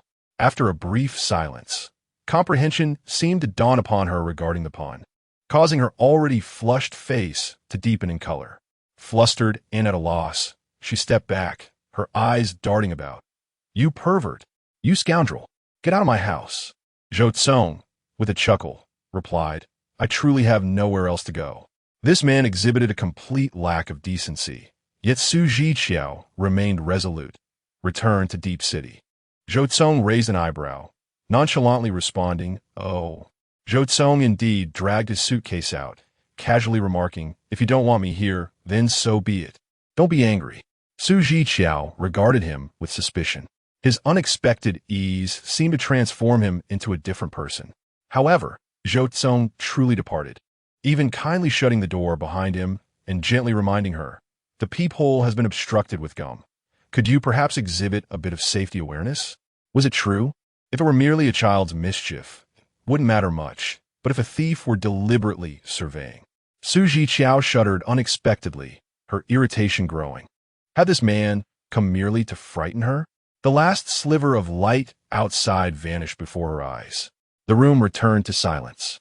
Su Zhiqiao remained motionless, lost in thought. After an indeterminate period, her expression grew increasingly complicated, her small fists pressed against her heart, a myriad of emotions swirling within her. It felt as if she were a heartless traitor who had just committed a remarkably despicable act. What if he truly lost his ID? Surely it could be replaced, couldn't it? This pampered young master, would he even bother to apply for a temporary ID?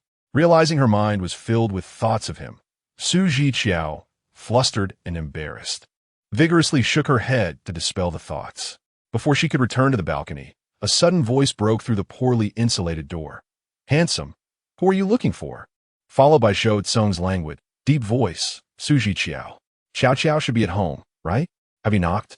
I did, Zhou Cong replied calmly. She might be angry with me, but it's fine. I can wait a little longer. Oh, are you Xiao's boyfriend? Our Xiao has found such a handsome partner. You flatter me. Your child is quite handsome as well. Su Zhiqiao thought to herself. This child resembles his grandmother, an old hag. How could one claim he is handsome without feeling guilty? Typically, she would only praise others for being clever and adorable. In the midst of these thoughts, Su Zhiqiao slapped herself across the face. That man hadn't tea left. What was she thinking here? Fuming, Su Zhiqiao flung the door open. Zhou Cong leaned against the wall, its white and gray paint chipped, his coat now dusted with a fine layer of white dust. Why haven't you left yet? Are you simply asking me to leave your home? Zhou Cong said languidly. I won't be a bother standing outside, will I? Su Zhiqiao stifled a sigh. Neighbors come and go, and the weather forecast has predicted rain this evening. This corridor offers no shelter. Zhou Cong replied, Oh. A silence ensued. Su Zhiqiao, feeling frustrated, pressed. Are you going to leave or not? Zhou Cong's expression remained indifferent as he stated, I lost my ID, so I can't leave. Unfazed by her potential anger, Zhou Cong lowered his gaze, meeting her incredulous eyes, and confessed earnestly, As soon as I reached the entrance of your community, I tore up my ID and discarded it in a trash bin. Su Zhiqiao responded, Come on, darling, men can be particularly thick-skinned. Can't you stay with me for a few days? Chapter 67. When will the roasted meat arrive home? Su Zhiqiao established 3 rules with him. First, do not call me baby. Second, do not touch me inappropriately. Third, I shall not engage in a romantic relationship with you. Fourth, stop. Zhou Cong furrowed his brow. If you keep going, I'll one-tea enter. I'm perfectly fine standing here. Su Zhiqiao pressed her lips together, conceding to these 3 points for the time being. Remember to adhere to them, or I shall expel you at any moment. Zhou Cong smirked, a smile dancing in his long eyes. What shall we have for dinner? A hint of regret washed over her. Allowing him inside seemed a misguided choice. Su Zhiqiao's shoulders slumped as she gestured. You can sleep in the left room. The kitchen is stocked with ingredients. There's a supermarket downstairs. And you can also order takeout, but it's on the 6th floor, so you'll have to go down to retrieve it. Zhou Cong, hands in his pockets, surveyed the left room as she spoke. The apartment featured a 3-bedroom layout. The living room was well lit, though it was an older building with poor sound insulation. Zhou Cong, unfazed, asked, "Are you hungry? I can cook for you." Su Zhiqiao paused. "Can you actually cook?" Zhou Cong replied, "Not really." Su Zhiqiao fell silent. "Can you even light a stove?" Zhou Cong scratched his eyelid. "Is it just a matter of turning a switch?" "Never mind. Let us not risk blowing up my home," she thought, presenting her snacks for him to choose from. "There are instant noodles. Would you like some?" Zhou Cong frowned. "Is this all you eat?" "I usually just go to friends' houses for meals," Su Zhiqiao admitted, "or order takeout. The only things I have at home are vegetables, mushrooms, and eggs, just what I use to enhance my noodles. I can't cook anything more elaborate." After all, she wouldn't be staying long. At this point, Su Zhiqiao bit her lip, troubled, "But I can't take you along to mooch off meals." Zhou Cong's voice trailed off. "So you intend to leave me here, all alone?" Su Zhiqiao felt she shouldn't feel guilty. After all, it was he who insisted on staying. Once she had fortified her mental defenses, she met his gaze. "I can't justify bringing a stranger to dine with me." Zhou Cong's eyelids tightened. "A stranger?" If given a title, it could be explained. His tone was wistful. Su Zhiqiao stuffed snacks into his arms. "In any case, that has settled." "Hey," Zhou Cong called, clutching the snacks. "Do you know if Su Biezhen has given birth?" Su Zhiqiao looked momentarily stunned before her eyes sparkled. "Really? What did she have?" It was embarrassing to admit, but although the rabbit was said to be hers, she hadn't cared for it even for a day. Nor had she inquired about Su Biezhen's pregnancy. Amused by her question, Zhou Cong opened his phone, leaning in closer. "Well, she had 6. 3 are white. Their father is white." Since no white rabbits were caught at the breeding farm, they had paired Su Biezhen with a white male rabbit. Su Zhiqiao instinctively wanted to lean in closer, her hand hovering near the back of his hand as she raised the phone high. "Wow. She actually had 6. Zhou Cong gazed down at her, silently observing. The two were in such close proximity that her head nearly touched the screen, completely obscuring his view with her fluffy hair. A fragrant aroma penetrated deeply into his heart. Zhou Cong held his breath, fearful that any sudden movement might reveal that she was cradling his hand. He wished to prolong this moment. Throughout his life, he had encountered little adversity. Even the taste of failure was elusive. Perhaps fate, unwilling to allow him unbridled success, dealt him a blow in matters of the heart. Despite her indifference, he found himself increasingly infatuated. His phone contained not only photographs, but also videos of a little rabbit. And Su Zhiqiao, reluctant to part with them, asked, "Could you possibly send these to me?" "Huh." Zhou Cong snapped back to reality. "I would like to, but can I?" Why, as their eyes met, Su Zhiqiao abruptly halted. She had blocked him. Her cheeks flushed as she hesitated between wanting the rabbit video and unblocking him. "Then, I shall unblock you." Zhou Cong could not help but chuckle in exasperation.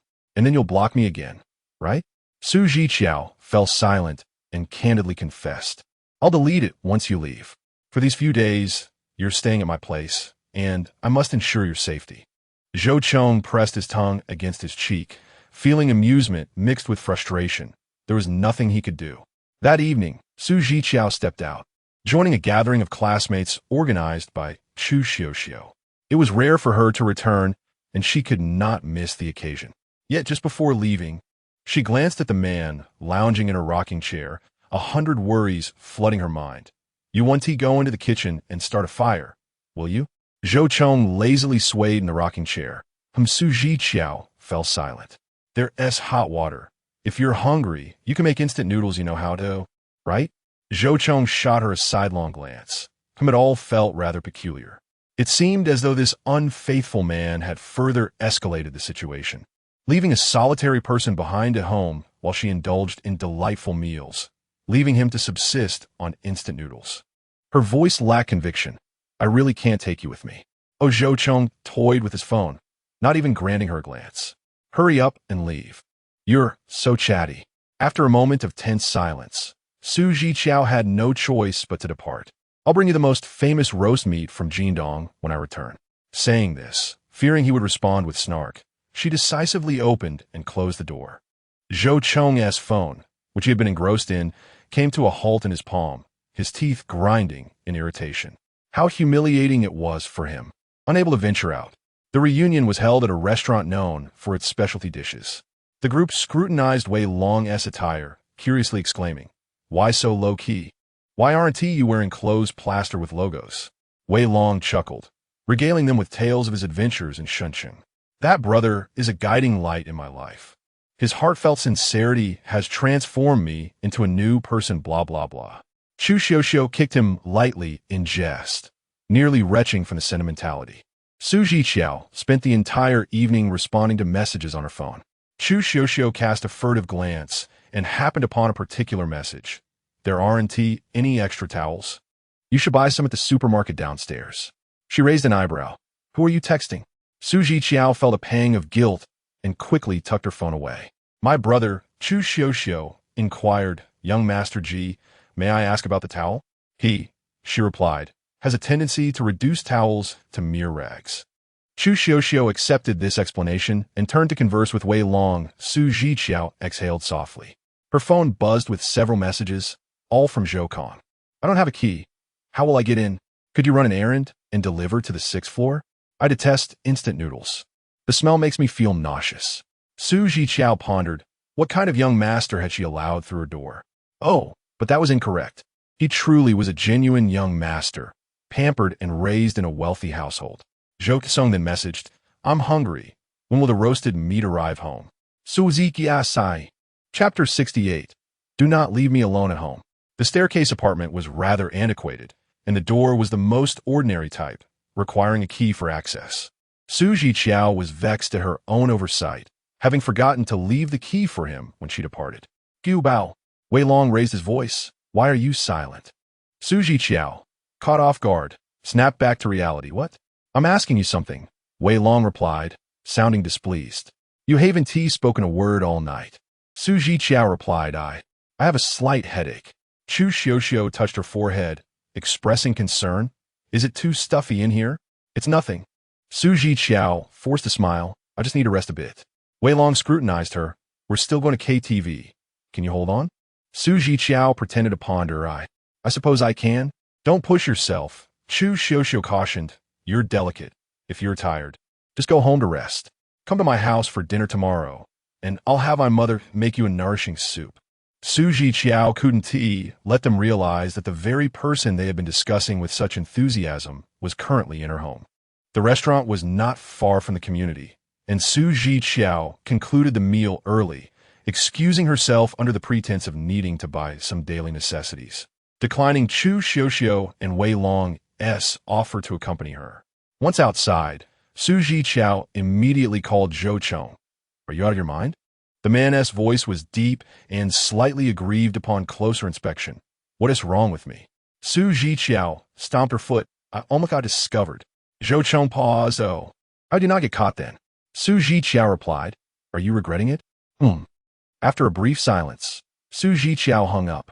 She proceeded along the main street to a supermarket, purchased some daily items, and, after checking out, ordered a large platter of roasted meats along with a box of rice. Carrying these items back to the community, Zhiqiao felt as though she was secretly nurturing someone. The absurdity of it all was overwhelming. As she reached the ground floor, she noticed a man standing beside the iron gate. He leaned against the moss-covered wall, his long legs casually crossed, his demeanor relaxed as he gazed at her. Zhiqiao hesitated. Why are you down here? Zhou Cong straightened up, smirking coldly. Am I not allowed to come downstairs? No, it's just that. Zhiqiao stumbled over her words. Didn't you say you didn't have a key? Zhou Cong replied. But you've returned now, haven't you? All right then. She conceded, acknowledging his logic. Zhou Cong lowered his lashes, glancing at the bag she was holding. In the next moment, Zhiqiao's grip loosened. and the bag fluttered into his hands. "Did you buy this for me?" Zhou Cong rummaged through it without courtesy, clicking his tongue. "I don't like Lake Blue slippers." Zhiqiao maintained a blank expression, then give it back. Zhou Cong smirked. "I just want you to remember, I prefer black, white, and red." Indeed, his preferences were quite distinct. "Let us go," Zhou Cong said with a slight smile. "Let us head home." Zhiqiao bit her lip, mumbling, "Please don't say such ambiguous things." Her voice was soft, and Zhou Cong couldn't quite catch what she said, but he didn't mind. He seemed to be in high spirits as he took a few strides ahead. The man was tall, taking 2 or 3 steps with each stride, while Zhiqiao moved slowly, needing to pause for a few seconds after each flight. Upon reaching the corner of the 3rd floor, Zhou Cong halted, looking down at her from his elevated position. Little fool. Already fatigued, she bristled at his sudden insult. "You must be sick." With his back facing the ventilation window, Zhou Cong, tall and imposing, with deep-set eyes, replied, "If you ask me, I could easily lift you up with one hand." Zhiqiao continued her ascent. "I wouldn't ask you even if I were begging a ghost." Well then, as the girl passed by him, Zhou Cong nonchalantly grasped her hand. If she wouldn't ask, he would just hold on. His hand was large and warm, the calloused fingertips sending an electric shock through her, causing her to struggle wildly. Zhou Cong tightened his grip, saying, "Hold on, use my strength." Zhiqiao felt her ears burn, terrified of being seen by a passing neighbor. "Let go, let go." With the energy to argue, Zhou Cong remained unfazed, nearly lifting her as they ascended, making it easier to climb a couple more steps. The hallway was quiet, the plastic bags rustling, and the cold wind seeping through the window did nothing to quell the heat surging through her veins. Finally reaching the 6th floor, she felt significantly less exhausted, yet her face was flushed. Zhou Cong glanced at her, a brief smile gracing his lips. "Open the door." Ah, Zhiqiao's mind was in disarray. Oh, the keys were in her pocket. Just as she opened the door, her phone rang. It was Su Shu. Zhiqiao felt a tightness in her scalp, sensing the presence of a man in her home, her conscience prickling as if Su Shu would discover something over the phone. "Don't say anything," Zhiqiao cautioned. "It's my mom calling." Zhou Cong raised an eyebrow, lazily agreeing. Su Shu asked her what she had eaten and what she had done that day, also inquiring if she felt scared at home and whether she wanted to return to Deep City, offering to book a ticket for her. Zhiqiao answered each question dutifully, adding, "I'm quite busy. Tomorrow I have to go to Xiu's house for a nourishing soup, and the day after, I'm visiting Uncle Wei Long to watch them slaughter the New Year pig. I'll be so tired that I plan to sleep early tonight." Seeing her life so fulfilling and joyful, Su Shu felt relieved, reminding her not to overexert herself and to take care of her health. After hanging up, Zhiqiao lowered her head to change her shoes, catching a glimpse of Zhou Cong leaning against the shoe cabinet. He always had this way of standing awkwardly, needing to lean against something for comfort. "Hurry up and eat. It will get cold," Zhiqiao urged. Zhou Cong smirked softly, fixing his gaze on her. "You've grown up. You should learn to be a little spoiled with your boyfriend," Zhou Cong said casually, "instead of always clinging to your mother." Zhiqiao flared up. "I want to. Why are you trying to sow discord? You're a villain disrupting the mother-daughter bond." Zhou Cong paused for half a second at her outburst. "Is your language system only capable of capturing the latter part of that sentence?" At this, his strikingly beautiful yet intimidating gaze flickered. "Or do you secretly acknowledge the term boyfriend?" Zhiqiao possesses a rather amiable temperament, consistently soft and gentle, provided one does not provoke her ire. In this world, there are but 2 individuals capable of inciting her anger with a mere utterance: Zhiqiao and, at this moment, the dog before her. As fury surged through her mind, yet before it could manifest in words, Zhiqiao's phone chimed. It was a video from Zhiqiao. The spark of indignation that had ignited within her was instantly doused, leaving her feeling chilled to the bone. You must hide." Without a moment to spare, Zhiqiao pushed him toward the kitchen. "Do not let my brother discover your presence here." Zhou Cong's brow twitched slightly, reluctant to engage in such a humiliating endeavor. Yet, seeing Zhiqiao on the verge of tears, he heard the video signal repeatedly. "You must hide well. If he finds out, I am doomed." Zhou Cong gritted his teeth. All right, but I have conditions. Quick, speak. Zhou Cong replied, you must accompany me tomorrow. You cannot leave me alone at home. Chapter 69. The heavens seek her demise. Just before the video call was about to disconnect, Zhiqiao hastily pressed to connect.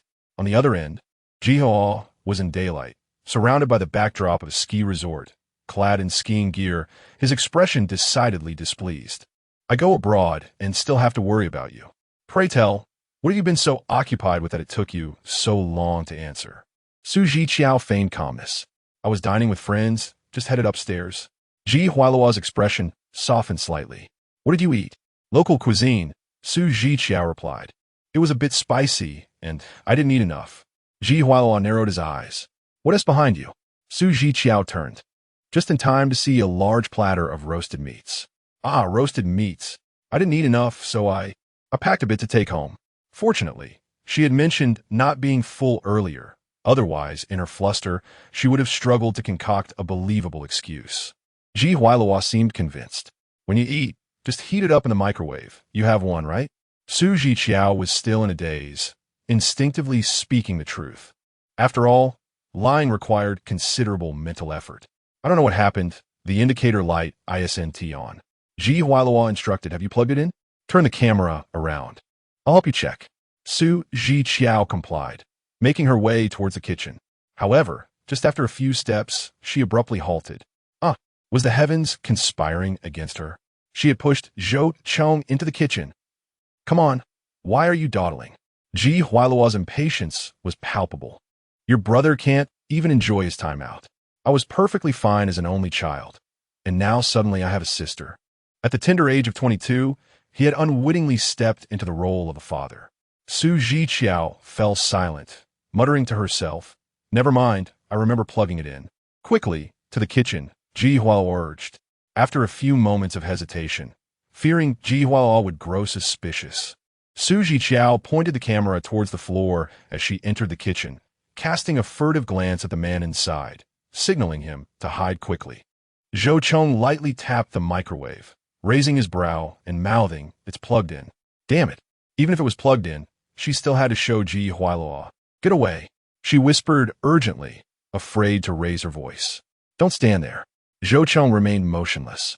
After a second, he bent down, tapping his cheek with his finger, silently suggesting she give him a kiss. Zhiqiao. Ji Huailuo's voice boomed through the video. How big is your kitchen? Are you lost? Zhiqiao believed Zhou Cong would act without fear of Ji Huailuo discovering their little secret. He cared not if the whole world knew. But to expect her to kiss him? That was a mere fantasy. Seeing her eyes welling with tears, Zhou Cong silently unplugged the microwave.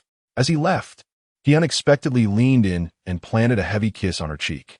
Zhiqiao. The scene was frozen in time. It felt as though an eternity passed before Ji Huailuo erupted in frustration. Zhiqiao stiffly raised her phone, directing it toward the microwave. See?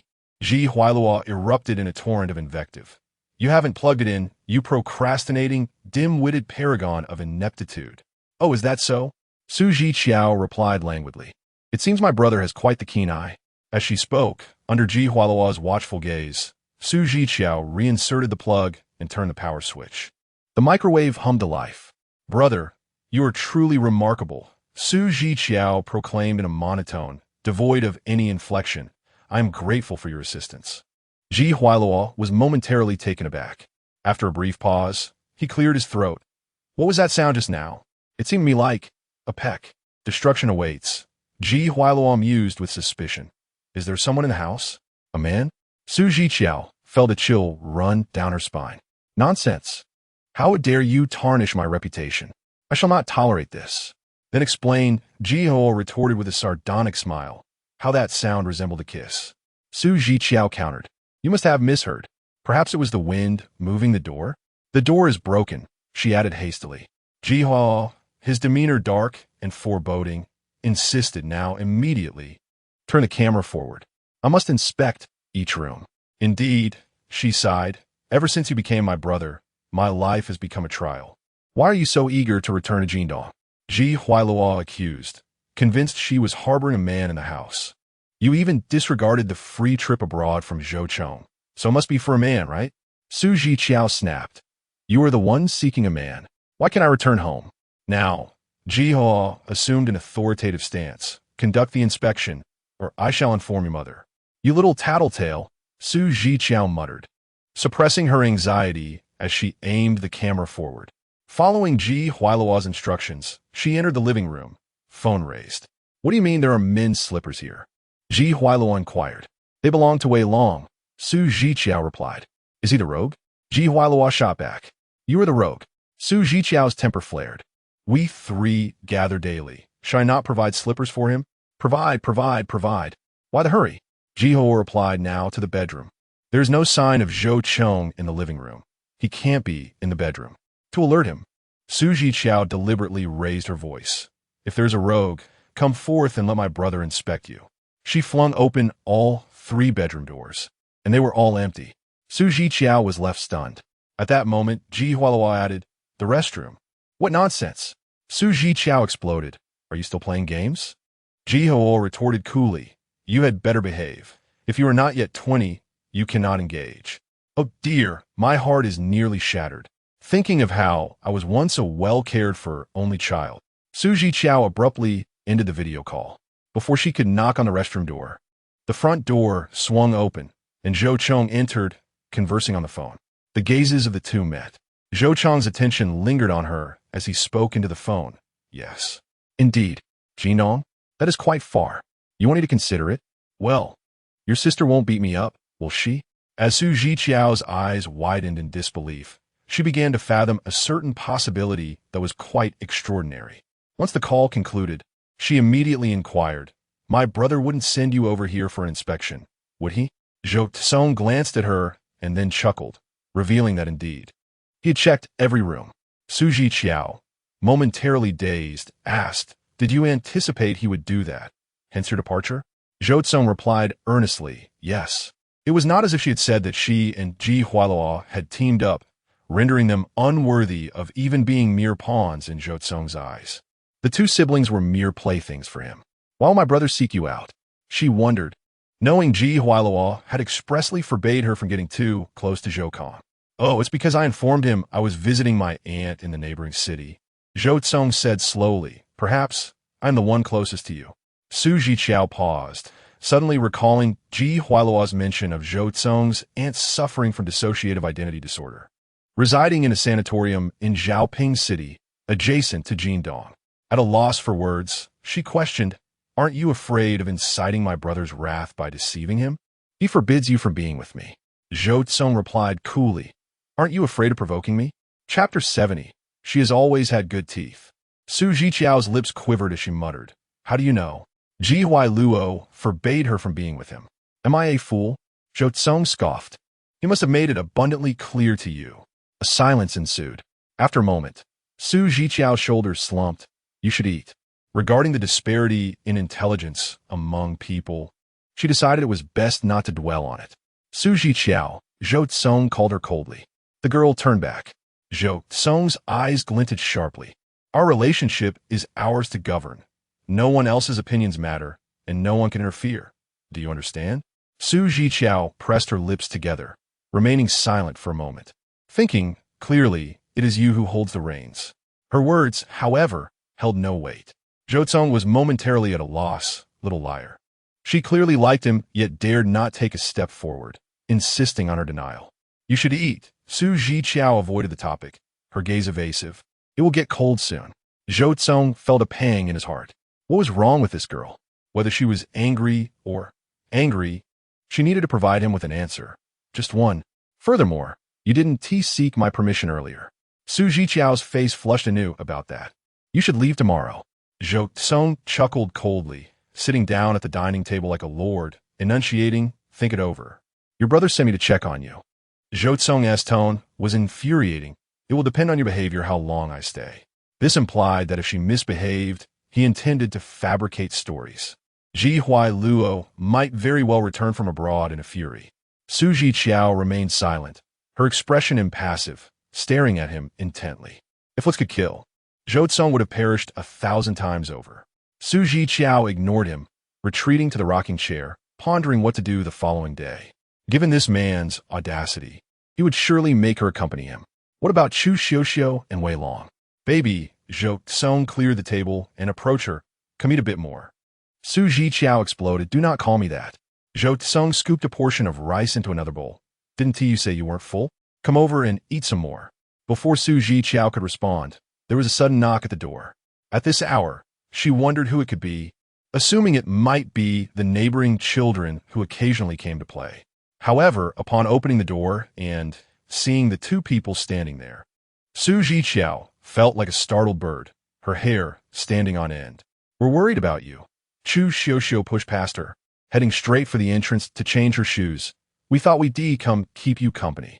The last two words caught in her throat, abruptly silenced. At the same moment, Wei Long also noticed. A cold wind swept into the room, leaving an eerie stillness inside and out. Su Zhiqiao felt her lungs expanding, bit by bit, until they felt as if they might burst. You, what are you doing here? What is it to you? Chu Xiuxiu's tone was chilling. When do we ever need to announce our arrival? Wei Long ruffled his hair and remarked, well, no, it appears that in the future, one must greet before entering. This was not his intention. He had done nothing wrong. Su Zhiqiao felt an overwhelming sense of guilt, her hands and feet unable to settle, as the situation was surprisingly abrupt and rather frightening. Chu Xiuxiu agreed. Indeed, it is quite alarming. Wei Long, less emotional than the others, raised his hand nonchalantly and exclaimed, Hi, brother. Zhou Cong smirked slightly. Come in and sit. No need to be formal. The other three exchanged glances, realizing that they were the ones who felt like guests in a place they were quite familiar with. The table was square, with 4 individuals seated at each side. Zhou Cong calmly picked up some rice and commented, The roasted meat is quite tasty. The rice is just filler. Su Zhiqiao felt embarrassed under the gaze of the other two, urging, Just eat. Stop being picky. Zhou Cong chuckled softly, Darling, give me a bite. At his words, Su Zhiqiao was caught off guard and nearly choked. Chu Xiuxiu and Wei Long's eyes widened in shock, directing accusatory glares at him. Su Zhiqiao bolu set deeply. What are you shouting about? How can you not choke on that? You can't call me that, Zhou Cong replied casually. Yet he did not object to the term of endearment. Su Zhiqiao retorted, That is not allowed either. Suddenly, she turned to the other two, demanding, What are you looking at? Close your eyes. Chu Xiuxiu puffed her cheeks in frustration, clearly upset. They were in a relationship, yet he had kept it from her.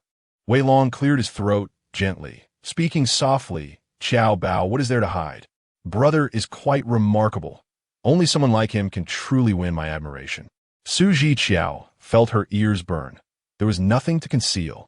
His arrival had been so sudden that it startled her. Oh, Wei Long waved his hand, brother. My uncle's family is slaughtering a pig the day after tomorrow. I invite you to come and have fun. Su Zhiqiao remained silent. Zhou Cong leisurely swallowed what was in his mouth, saying, I will listen to my girlfriend. Don't get carried away. Su Zhiqiao felt an overwhelming sense of helplessness, akin to being forced into a situation. I did not agree. Zhou Cong's eyelids twitched, his tone becoming somber. You see, she kissed me, but doesn't want to take responsibility. Chu Xiuxiu and Wei Long gasped, standing up in excitement. She kissed you? Su Zhiqiao, on the verge of tears, protested. It wasn't me. It was him. He was being shameless. She bit my tongue, Zhou Cong added. Chu Xiuxiu remarked.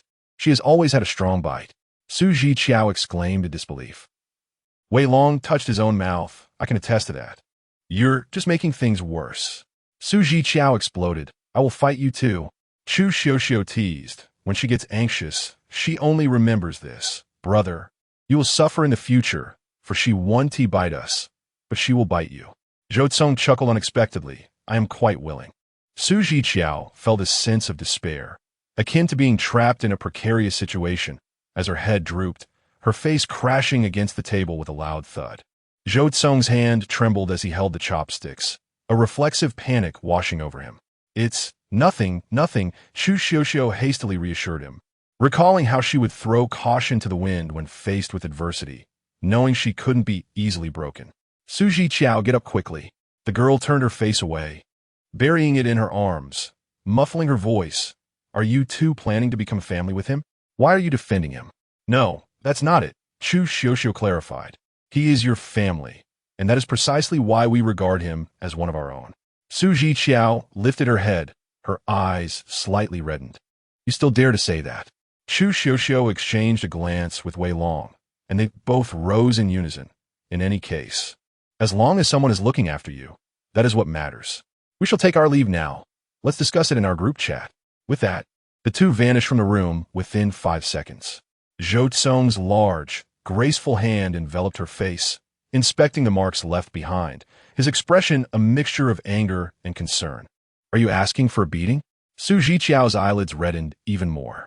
Zhou Cong pressed down on the fire within him, his thumb caressing her lips with a hint of punitive strength. Very well. If I deserve a beating, shall I give you one to atone for my actions? Chapter 71. What if the entire world agrees?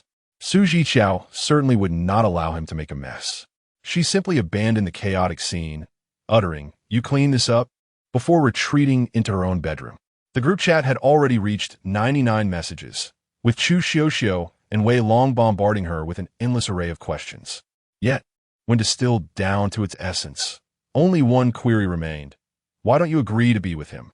Zhiqiao lay languidly on her soft bed, responding feebly. My brother doesn't he agree? Xiuxiu pressed on. What if your brother agrees? Zhiqiao replied. My mother doesn't he agree? Long added. What if your mother agrees? Zhiqiao countered. His mother doesn't he agree? Xiuxiu inquired. What if his mother agrees? What trivialities they were discussing. Xiuxiu asked. I'm just curious. If the entire world agreed, would you agree? Long chimed in a scenario with no obstacles. Zhiqiao was momentarily taken aback. The entire world agreeing? No obstacles? Her gaze became unfocused, her palm pressed against her rapidly beating heart, which felt unusually warm, racing with a disconcerting speed that made her feel faint. The group messages ceased to accumulate, as if waiting for her response. It felt as though they were waiting for her to clarify her thoughts, peeling back layers of superficiality to reveal her truest feelings. Did she truly desire this?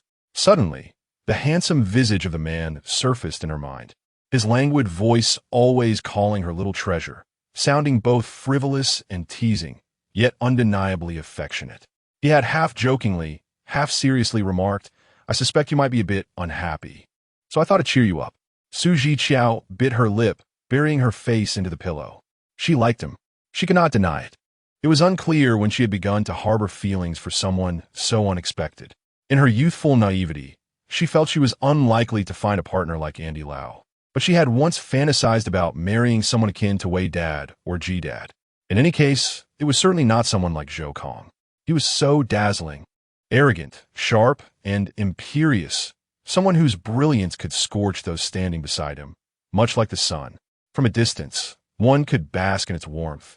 Too close, and one would be left with naught but ashes.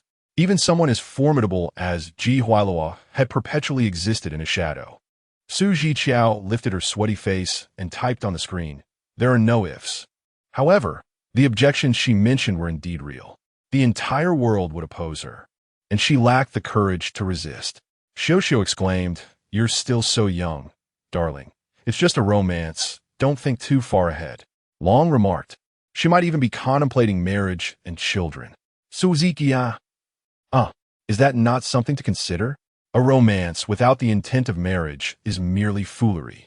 Is it not? Xiuxiu chimed in, your brother doesn't he strike me as someone who would be long-lasting. If you want to date, just date.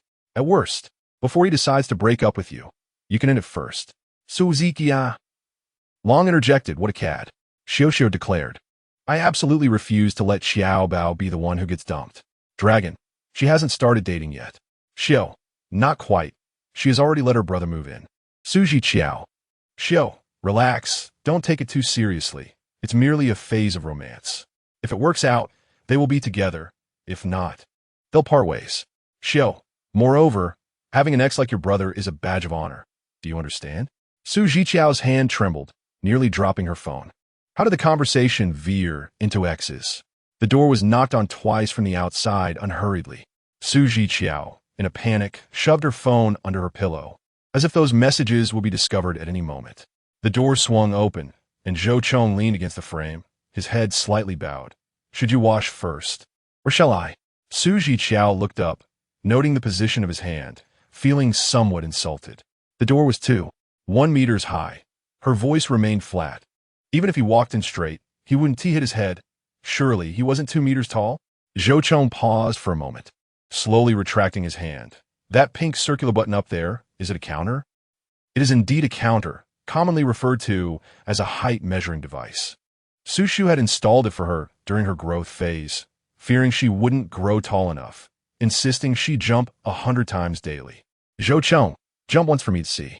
Su Zhiqiao was irritated. Why don't you jump? I still have to jump. Zhou Cong absurdly replied, I just passed by. I nearly bumped my head. He was truly being insulting. Su Zhiqiao was certain of it. What is you so upset?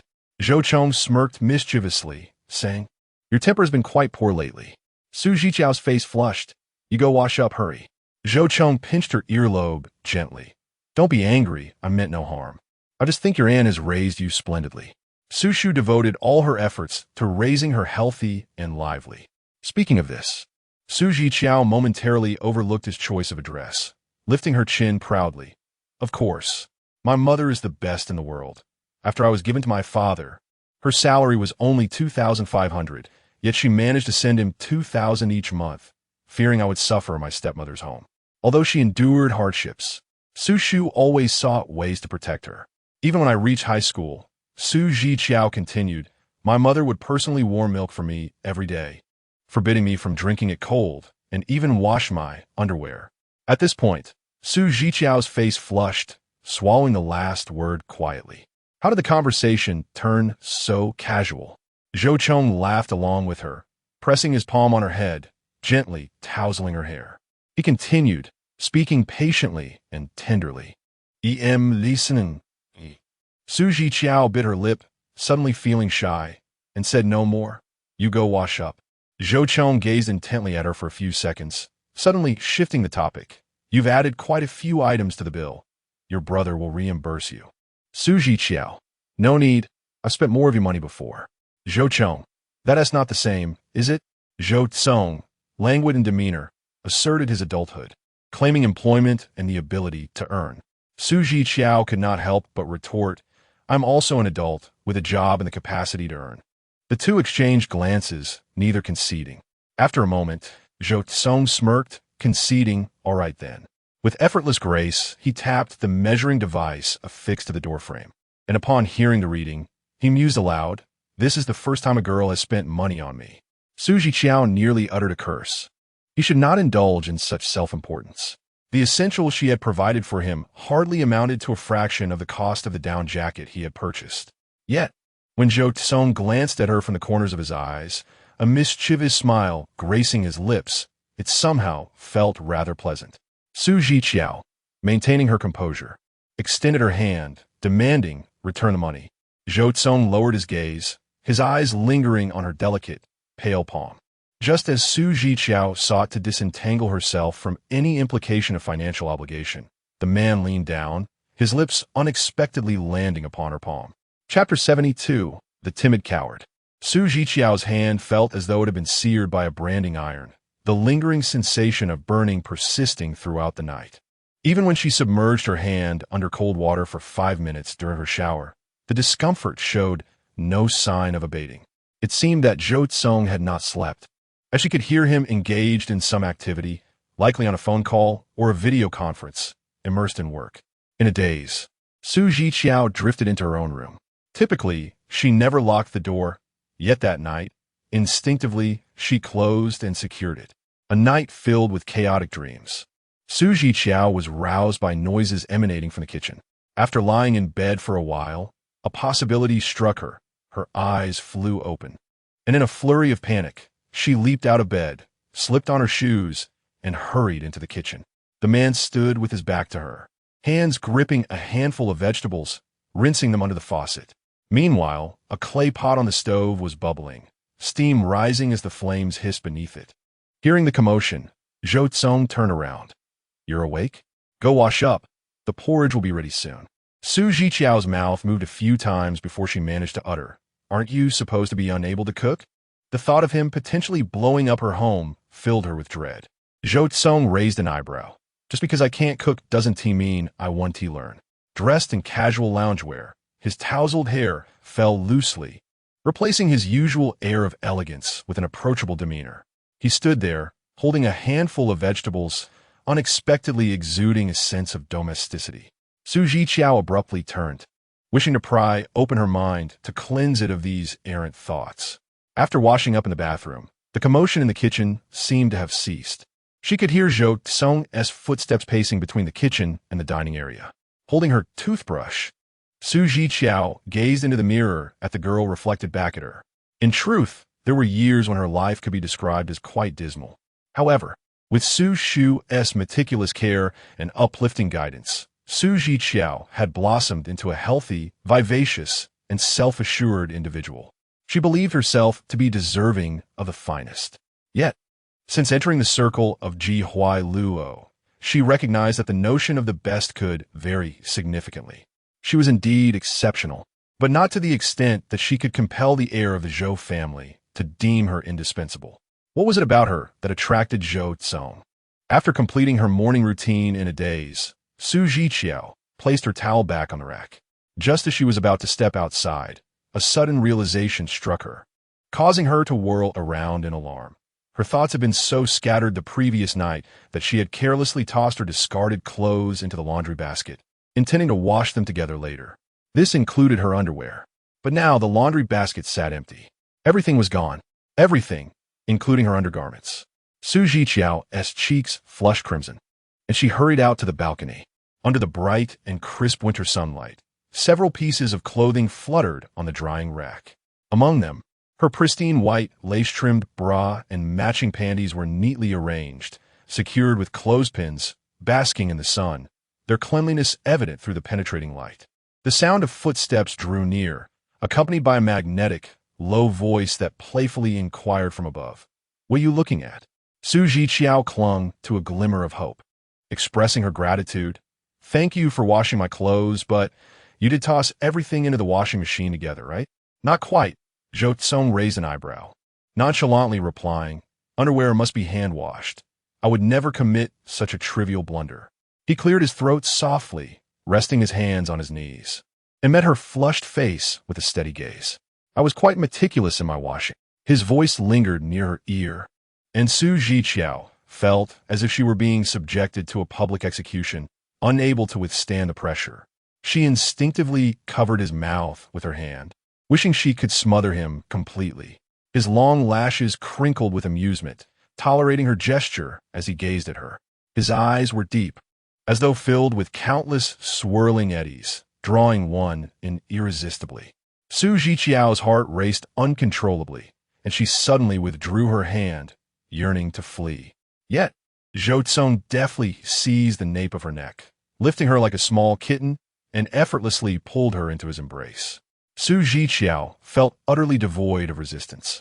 Her legs weakened, unsure whether it was from shame or the flutter of excitement. Zhou Cong's cheek brushed against her hair as he affectionately nuzzled her. "Get used to it. From now on, your boyfriend will wash your clothes." Zhiqiao's heart raced, muffled sounds escaping her lips. "I haven't agreed to that." Zhou Cong chuckled softly. "Then you must be hungry. Let us dine together, and surely you will acquiesce afterward." His tall frame accentuated the natural disparity in size between them, enveloping her completely in his embrace. A wave of hopelessness washed over her. Despite knowing the challenges ahead, Zhou Cong's fervent affection was overwhelming. It seemed she could hardly resist. This was likely Zhou Cong's first earnest attempt at cooking, and surprisingly, the results were quite satisfactory. However, the refrigerator held scant ingredients, yielding merely a pot of lean meat porridge, a plate of blanched greens drizzled with sesame oil, and a few soft red bean buns. "We should visit the supermarket later," Zhou Cong remarked casually, "to procure a few more items. This is hindering my performance." With her head bowed, Zhiqiao sipped the porridge, and Zhou Cong offered her a red bean bun, cautioning, "If you lower your head any further, your hair will end up in the porridge." After a meal that was difficult to swallow, Zhiqiao took the initiative to tidy the kitchen. Zhou Cong took the dishes from her hands, cryptically stating, "They've turned into wilted vegetables. Go change your clothes. We are going out." His insistence was both compelling and gentle, oscillating between fervor and patience, showcasing an exquisite mastery of the chase. If this pursuit were likened to a hunt, Zhou Cong would undoubtedly be the finest hunter. Once she finished tidying up, Zhiqiao donned a small backpack and found Zhou Cong leaning against the door, messaging someone. After he sent his message, Zhou Cong looked up. "Is this neighborhood called Optimistic Garden?" "Yes," she replied. Zhou Cong typed a few words on his screen. Upon sending the message, he began to laugh, saying, "Your brother, fearful that I might not come, only provided me with the address and asked me to give him the name of the community, as if to verify my arrival." Zhiqiao displayed little emotion and reminded him, "If he discovers that you deceived him, he will confront you. He threatened you, forbidding you from being with me." Zhou Cong remarked nonchalantly, "Is he not afraid of me confronting him?" At this, Zhiqiao paused. The remark made her feel as if she were a source of misfortune, a disruptor of their brotherly bond. "Zhiqiao," Zhou Cong suddenly called her name. She looked over at him. Zhou Cong's expression turned serious. "Can I be honest with him?" This question seemed to transcend mere inquiry. It carried the weight of two. If she nodded in agreement, Zhou Cong would confess to Zhiqiao, thereby implying that Zhiqiao was consenting to their relationship.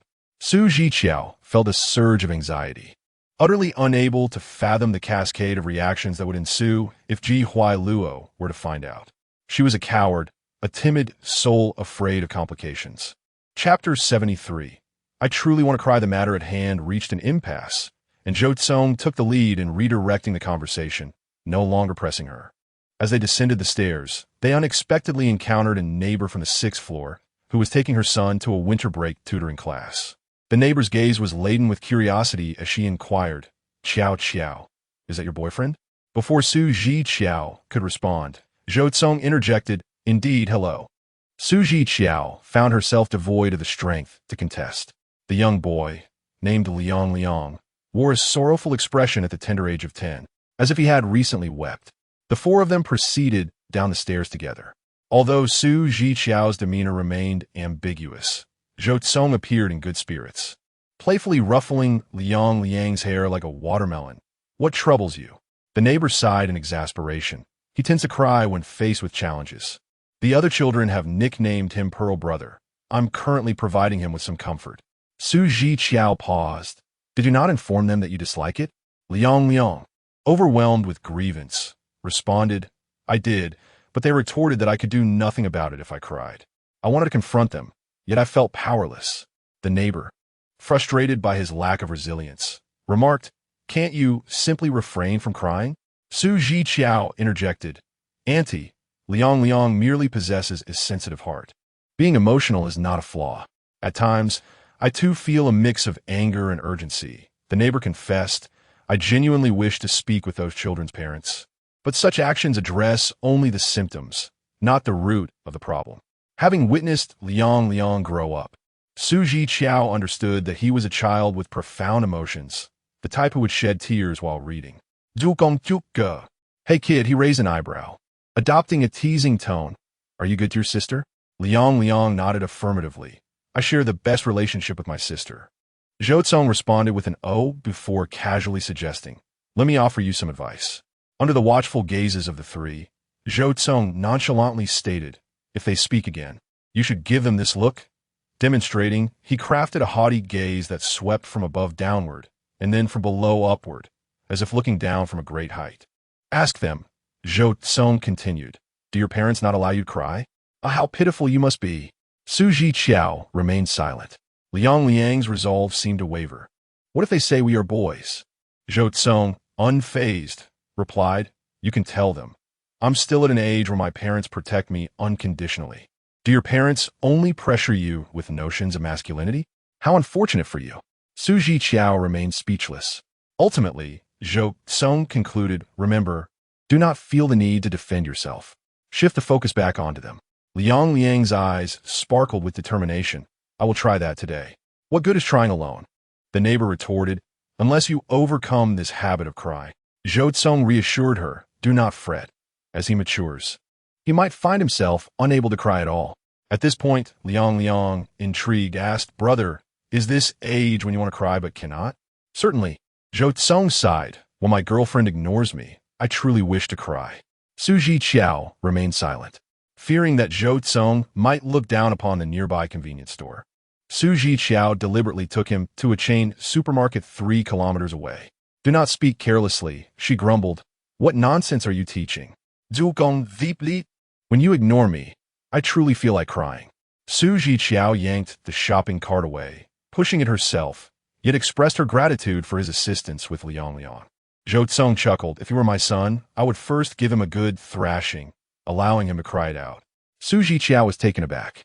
Having witnessed his earnest teaching, she believed this was Zhou Cong's genuine sentiment. Why the sudden duplicity? He could not simply let those bullies off the hook. Zhou Cong's gaze fell. I would first knock him down. Zhiqiao stammered. Why are you so violent? Zhou Cong replied, I do not want a useless child. The pair entered the supermarket. Zhou Cong casually took hold of the shopping cart, stating coolly, Zhiqiao. The girl dismissed him with a flick of her hand. Zhou Cong, amused yet exasperated, remarked, so, I was not patiently teaching him? Zhiqiao tossed a can of nuts into the cart. Zhou Cong questioned, am I not allowed to speak the truth? Zhiqiao then added a peach-flavored yogurt. Zhou Cong declared, I like peach flavor. Zhiqiao returned the peach yogurt to the shelf, opting for an oatmeal variant instead. Zhou Cong's eyelids twitched. What was the source of her irritation? Was it merely his candid remarks? Zhiqiao's cheeks inexplicably puffed up as she hurled 2 other yogurt flavors into the cart, excluding the peach. At a certain moment, as she gazed at the yogurts, Zhou Cong suddenly understood. Hey, I was joking. When I become a father, I shall be the most patient and gentle. Zhiqiao's mind momentarily blanked. I cannot have children. Silence descended swiftly and strangely. Zhiqiao reacted rather quickly, comprehending the situation in mere seconds. Her face flushed crimson, resembling a tomato. Oh my goodness. He did not say he wanted to have children with me. How could she have blurted out that she could not have children? He never mentioned wanting to have children with her. Why did she take it so personally? Zhou Cong turned his face away, remaining silent for a moment, before unexpectedly coughing twice, struggling to suppress his laughter. I do not want children. His pretense of seriousness is unnecessary. Zhiqiao, mortified and furious, shoved him forcefully. Who said I didn't want them? After pushing him away, she turned to leave. Zhou Cong tossed the peach yogurt into the cart and hurried after her. The fact that she had initially selected only the peach flavor indicated her preference for it. Later, it seems she chose to oppose him. Slow down, dear, Zhou Cong called out leisurely, reminding her. Zhiqiao contemplated turning back to scold him when her gaze caught something, causing her steps to falter momentarily.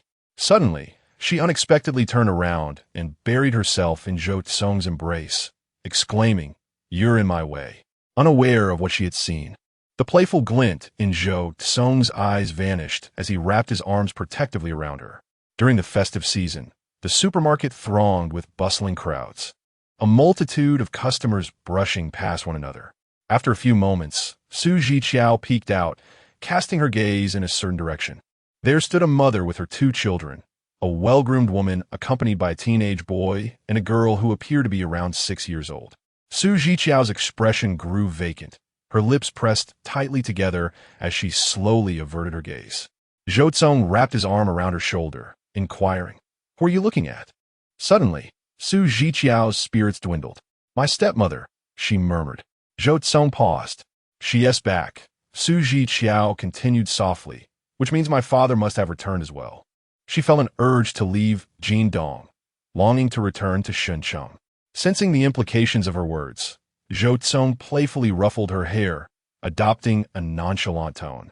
If you want to go back, then just go. Let us leave right now, shall we? Chapter 74. Did you promise me? Encountering Yiyun in the supermarket was an unexpected twist that turned Zhiqiao's emotions into a tangled mess. The years spent under her supervision made Zhiqiao feel as though she were a mere mouse scurrying through the sewers, cautious and trembling. She dared not indulge, dare not rest, dare not speak loudly, nor allow herself to live well. More importantly, she feared letting Yiyun perceive her as thriving. For there was a time when Zhiqiao's laughter would invariably darken Yiyun's mood. prompting her to contrive ways to increase Su Zhiqiao's burdens while diminishing her meals and sleep. Su Zhiqiao's suffering was the source of Yun's comfort, in stark contrast to the years of being cherished and living a vibrant life. Su Zhiqiao found it almost impossible to recall those days of hardship, days when even a little extra meat required her to gauge the expressions of others. "Let us go," Su Zhiqiao murmured, lowering her eyelashes to conceal her emotions. "I want to go home, brother." The helplessness and confusion embedded in that address pierced Zhou Cong's heart. He hoarsely replied, "All right, I'll accompany you home." As they walked toward the checkout, Zhou Cong grasped the shopping cart with one hand while the other gently draped over her shoulder, as if cradling a lifeless puppet, ever watchful to shield her from the crowd and the shelves. The checkout line was long, and Zhou Cong felt uneasy. He leaned down to ask, "Shall we just leave it and buy everything when we return to Xinsheng?" "It's fine," Su Zhiqiao obediently responded. "We're already here." Zhou Cong affectionately tousled her hair and said, "There's chocolate over there. Wait here while I grab a few boxes." Okay. Jindong's chocolates were renowned, their shelves adorned with vibrant colors, and the deep brown advertisements appeared quite tempting. Unsure of Su Zhiqiao's preferred flavors, Zhou Cong decided to take one of each. Just as he intended to return, he heard a voice, still cracking, call out, "Sister." "Mom, it's Xiao Xiao." Zhou Cong turned abruptly. By the checkout, the mother and her two children he had seen earlier were pointing at Su Zhiqiao, urging their mother to look. The throng surged like a tumultuous sea, nearly engulfing Su Zhiqiao, who appeared as if resigned to her fate, overwhelmed and bewildered, helpless and submissive. It was a manifestation of long-suppressed fear and timidity, an unfamiliar fragility that Zhou Cong had never witnessed in her. Yun approached in surprise, accompanied by her two children. Xiao Xiao, you've returned." Su Zhiqiao's face paled, her feigned composure faltering. "Hello, Andy. Tutu and Ying. How you've grown." She recalled being taken by Su Shu when Mu Ying was barely a year old, and now they were nearly ready for elementary school. Ian chuckled. "You've been away for so long. Why haven't you come to visit us?" Su Zhiqiao pressed her dry lips together. "I've been busy with studies." "Busy? Indeed," Yun remarked. "After all, Annie helped take care of you for several years. Isn't it only fair to inquire about your father and Annie, and even your younger siblings?" The sensation of unease returned to Su Zhiqiao, as though a pair of watchful eyes were lingering behind her, scrutinizing her every move. Regardless of her attempts to slow down or evade, a voice would immediately reprimand her. At that moment, a warm chest pressed against her back, and a man's muscular arm encircled her shoulders, enveloping her entirely in his embrace. Startled, Su Zhiqiao turned around. The supermarket was bustling with people, yet the turmoil in her eyes stilled abruptly when they met Zhou Cong's smiling gaze. The surrounding cacophony faded, as if the world had contracted to just the two of them. Zhou Cong gently pressed his chin against her forehead, speaking in a tender tone. "Darling, who is this?" Su Zhiqiao's throat felt parched. "Brother, older brother." Zhou Cong raised an eyebrow. "I didn't ask you to call me that. I asked you to introduce me." "Who are they?" He articulated the last four words with deliberate slowness. Thanks to his striking appearance and impeccable fashion sense, Yun assessed the situation and smiled. "Xiao Xiao. May I ask who this is?" "I am her boyfriend," Zhou Cong replied with a charming smile. "And you are?" Ian responded, "Oh, I am her." "That's irrelevant," Zhou Cong interjected. "I thought someone was trying to cut in line, so I hurried back." "Hey, Mutu is going through a voice change. It's quite strange. Have you started dating?" Zhou Chong's gaze turned cool, devoid of warmth. "Is that a problem?" His voice remained gentle, but his eyes were chilling, imbued with an inexplicable, formidable assertiveness. Mutu, a spoiled child in the throes of rebellion, boldly blurted, "Does she also have to wash your clothes and clean your shoes?"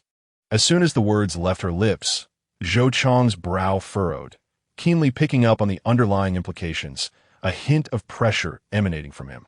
"This child needs some discipline," he remarked coldly. Before Yin could respond, Zhou Chong's lips curled slightly. "Oh, I almost forgot. The child is so ill. Surely the parents must be in a terminal stage of life." "You and the ugly duckling." Zhou Cong shifted his gaze to Mu Tu. "Your sister is treated like a treasure here. Your family is impoverished, unable to afford a nanny. We have 18 to cater to her alone. Mutu's expression twisted in anger. You're the ugly one. Enough, Zhou Cong said, his patience wearing thin. We need to check out. Do not cut in line. Move to the back. Yun, struggling to maintain her composure, said, Zhiqiao, your father will arrive shortly. I need to return to Shenzhen. Zhiqiao murmured. My mother is urging me to come home for the new year. Won't you at least see him? He misses you dearly. Zhou Cong frowned. If he misses her, then perhaps he should come to Shenzhen for a visit. Her brother, and I will ensure you are well taken care of. With that, Zhou Cong firmly pulled Zhiqiao closer, shielding her as they proceeded to the checkout line. In the midst of darkness, Zhiqiao found herself enveloped by the captivating scent of the man before her, a sensation of security she had never experienced before. Nestled in his embrace, she muttered, My brother will surely beat Mu Tuesday. Zhou Cong lowered his gaze, fixated on the crown of her head, and lamented. Why didn't you bring your brother along? I truly regret it. Zhiqiao brushed against his shirt, lifting her gaze to declare, He would also beat you.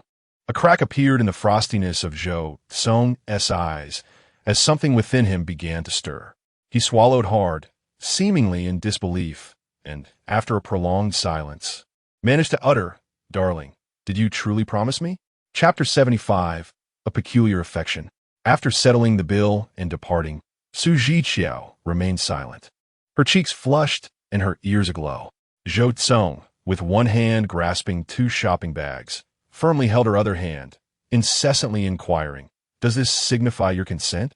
Otherwise, how could your brother have pummeled me? I have done him no wrong. Speak, why are you so silent? Zhiqiao, oh my heart at this. Zhiqiao abruptly halted. Vexed, do not mimic Ji Huailuo's tone.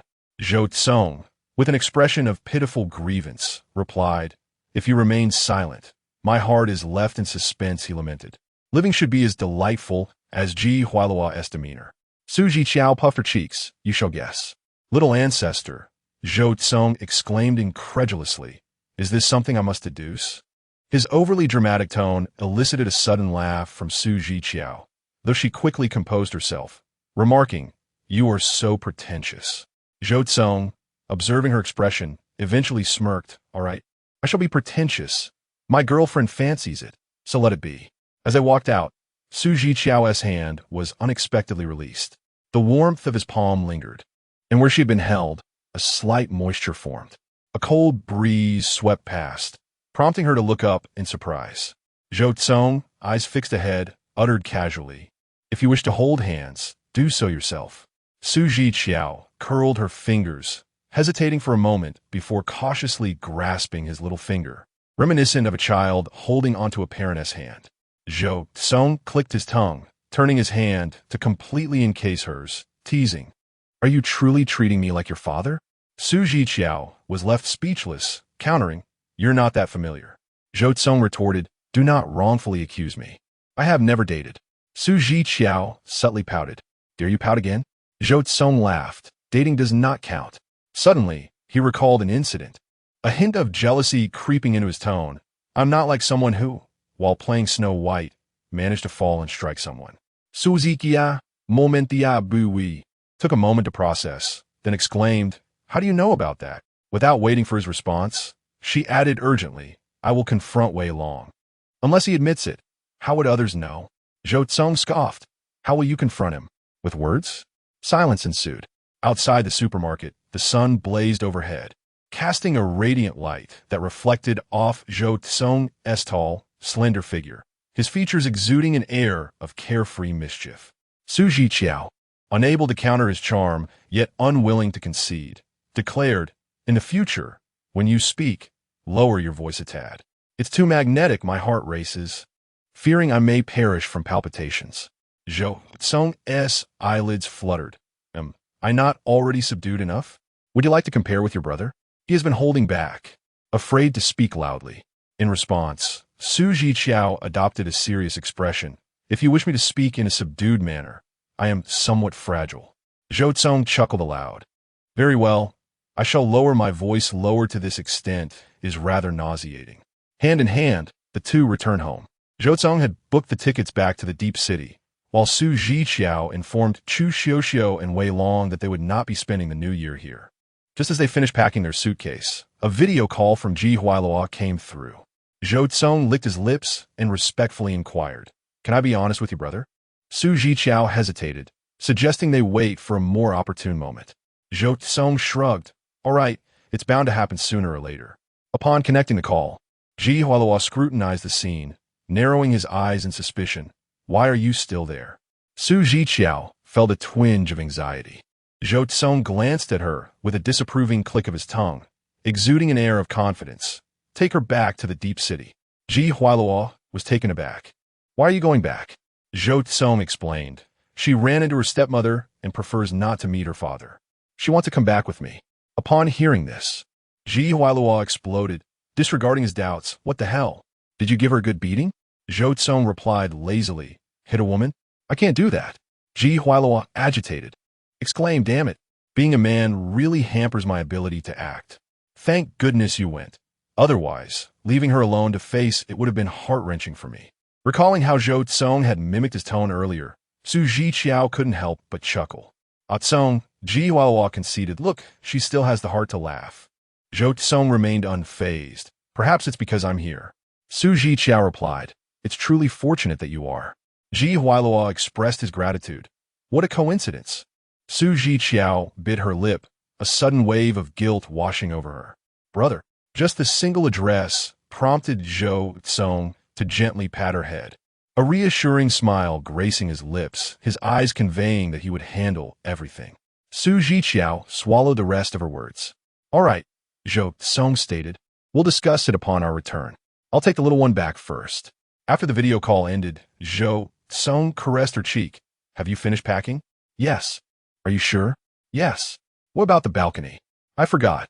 Zhou Cong chuckled softly. "Don't let your brother find out. Otherwise, he'll scold you for being forgetful." "I'll go get it now." "No rush." Zhou Cong reassured her. "Our flight is in 3 hours. I can still get a temporary ID." At this, he bent down, his patience unwavering. "As long as one of us is meticulous, that's sufficient." Su Zhiqiao felt her ears flush. Zhou Cong's gaze deepened, his breath quickening instinctively as he leaned in and placed a gentle kiss on her cheek. "Me?" he murmured in a low, husky tone. "I have a skin hunger, a penchant for kisses. You need to get used to it soon." A fleeting kiss, barely a taste. Zhou Cong pressed his lips against her cheek and teased. "What if one kiss is not enough?" Su Zhiqiao's slender waist was cradled in his arm, her fists clenched in the middle as she stammered, You need to let go.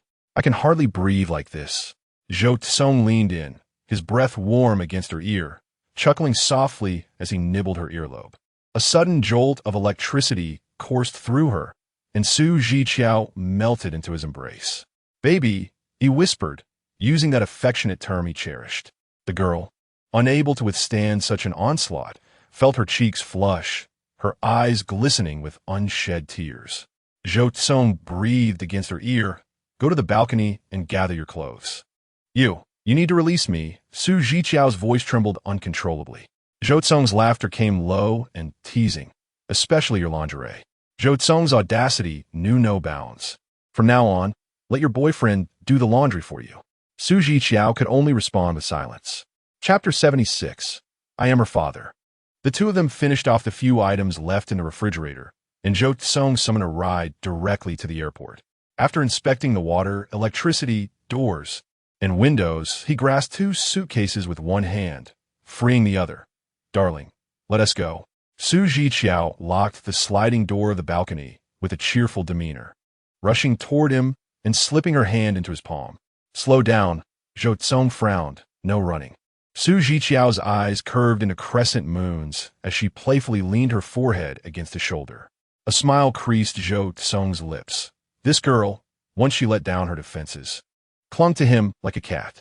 "Xiuxiu and Wei Long are coming to see us off," Su Zhiqiao chattered, pulling open the front door. "I told them not to bother." As the door swung open, they collided abruptly with a man who was poised to knock. Su Zhiqiao's words caught in her throat, the relaxation and joy in her eyes evaporating like receding tide.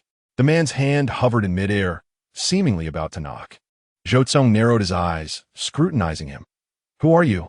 The man's gaze fell to their interlocked hands. I am her father. For some inexplicable reason, a ripple of emotion stirred within Zhou Cong's pupils, quickly concealed without a trace. Zhiqiao, the man, Zhiqiao, spoke in a serious tone. Are you dating someone? Zhiqiao felt an involuntary tension rise within her. No matter the audience, acknowledging this would unsettle her, as it signified that the tangible difficulties of reality would soon follow, one after another, like a cascade of dominoes. Her voice was barely a whisper. Zhiqiao inquired, does your mother know? Zhiqiao bit her lip. I'll tell her when I get back. Zhiqiao nodded and shifted his gaze to Zhou Cong. The two men sized each other up in silence. Young man, Zhiqiao remarked, his demeanor less than cordial. Shouldn't you introduce yourself? Zhou Cong raised an eyebrow defiantly, exuding an air of insouciance. I'm waiting for my girlfriend to speak. Dad, Zhiqiao protested, disliking Zhiqiao's attitude. We need to catch our flight. Zhiqiao was unyielding. You need to reschedule first. You're still young. Your father must be consulted regarding your romantic endeavors. Zhiqiao's lips parted in shock. Why are you being unreasonable? Zhou Cong chuckled, tightening his grip on her hand, nonchalantly declaring, Sir, how about you add my contact information? We can discuss this later. Zhiqiao's gaze was astute, discerning the nuances of status and privilege fine. Zhou Cong relayed his phone number. Zhiqiao dialed it in front of him. This act embarrassed Zhiqiao. Are you worried he might deceive you? Zhiqiao saw nothing amiss. A father must always verify. Just as Zhiqiao was about to retort, Zhou Cong squeezed her hand and nodded to Zhiqiao. Goodbye. As the door closed behind them and they descended a few steps, Zhiqiao's voice echoed in the hallway. Zhiqiao, you've seen your sister, right? She is just as adorable as you were as a child. Zhiqiao's footsteps abruptly halted, her head remaining turned away. A sense of emptiness enveloping her. If I were lovable, why wouldn't you cherish me? The flight from Jingdong to Deep City would take an hour and a half. Zhiqiao felt lethargic, utterly lacking appetite for the lavish lunch before her. Zhou Cong instructed the flight attendant to remove the meal, retrieving a piece of hazelnut chocolate from his pocket, unwrapping it, and bringing it to her lips. Take a bite. No, thank you, Zhiqiao shook her head. I wish to sleep. Just one bite. Zhou Cong insisted. After you eat, I'll hold you as you sleep. Zhiqiao's lashes fluttered down, fixating on the dark brown chocolate. Brother Zhou, she said, her emotions inscrutable. What is it that you like about me? She was exceptionally beautiful. Her temperament fluctuated. Her health was insufficient. And she could be both troublesome and uninformed. Zhou Cong closed his eyes for a moment, feeling a fleeting desire to emulate Ji Huailua, to confront Zhiqiao without hesitation. Before he could respond, Zhiqiao continued. Regardless of what you like, if you ever stop liking me, please let me know gently. Leave the breakup for me to say. Zhou Cong pinched her cheek, gritting his teeth. Then perhaps you should just remain hungry. Thick clouds unfurled beneath the airplane, occasionally revealing the vast contours of the earth below. Sensing that the topic was rather disheartening, especially since they had just begun, Zhiqiao sheepishly shifted the conversation. After a brief silence, she said, I forgot. Your aunt is in Zhaoying. Aren't you going to visit her? No need, Zhou Cong replied curtly. She's been doing much better lately. My mother is taking her out for a few days before returning to Deep City for the new year. Zhiqiao nodded awkwardly. The atmosphere became somewhat tense, and she blamed herself for her careless remarks. Zhiqiao fluttered her eyelashes, grasping Zhou Cong's slender, strong wrist, and bit into the chocolate. The smoothness of the chocolate mingled with the aroma of hazelnuts, filling her mouth, and she struggled to find words. I really enjoy hiding snacks in my pockets and various secret compartments. Zhou Cong steadied her hand. I know. How do you know? I noticed, Zhou Cong replied calmly. Yesterday, I found some candy in the coat you tossed into the laundry basket, a protein bar wedged in the sofa's crevice, and peanut brittle in the tissue box on the balcony, but they were all expired, so I discarded them. Zhiqiao was momentarily at a loss. The man's observational skills were genuinely unsettling. Zhou Cong glanced at her. If you ever plan to hide a man at home, be wary of your legs. Zhiqiao felt utterly speechless. Can't you let others have a little secret? Being with him felt like being stripped bare. Zhou Cong replied. Then I'll just pretend I don't know, all right? She felt a sense of indignation. All right, I was just teasing you. Zhou Cong softened his tone, sounding like he was comforting a child. You can still hide things, and if they expire, your boyfriend will quietly replace them with new ones. Zhiqiao fell silent. Perhaps you should just be quiet. Zhou Cong let out a soft chuckle, gently bringing the milk to her lips, coaxing her to drink without her realizing it. After discussing a myriad of topics, he finally managed to ensure she consumed the nourishment she needed. It's time to sleep, Zhou Cong murmured, cradling her in his arms. Just one more hour. Zhiqiao felt drowsiness descend swiftly, leaning against the steady rhythm of his heartbeat. She nearly drifted into slumber. Zhou Cong lightly pinched her delicate fingertips, noticing her lack of response as a few of his fingers glided through her palm. He carefully retrieved a lemon candy she had been clutching tightly. This candy had been grasped in her hand ever since the moment Mu Qingguang appeared, as if it had grown from her very skin, or perhaps she had forgotten its existence entirely. She could forget, but the candy had to remain without it. She felt an unsettling absence of security. A shadow of intensity crossed Zhou Cong's brow, a sharp and fierce demeanor spreading forth. Mu Qingguang, Mu Qingguang. Zhou Cong's eyes flew open in realization. He had indeed seen Mu Qingguang before. His face was familiar from the news.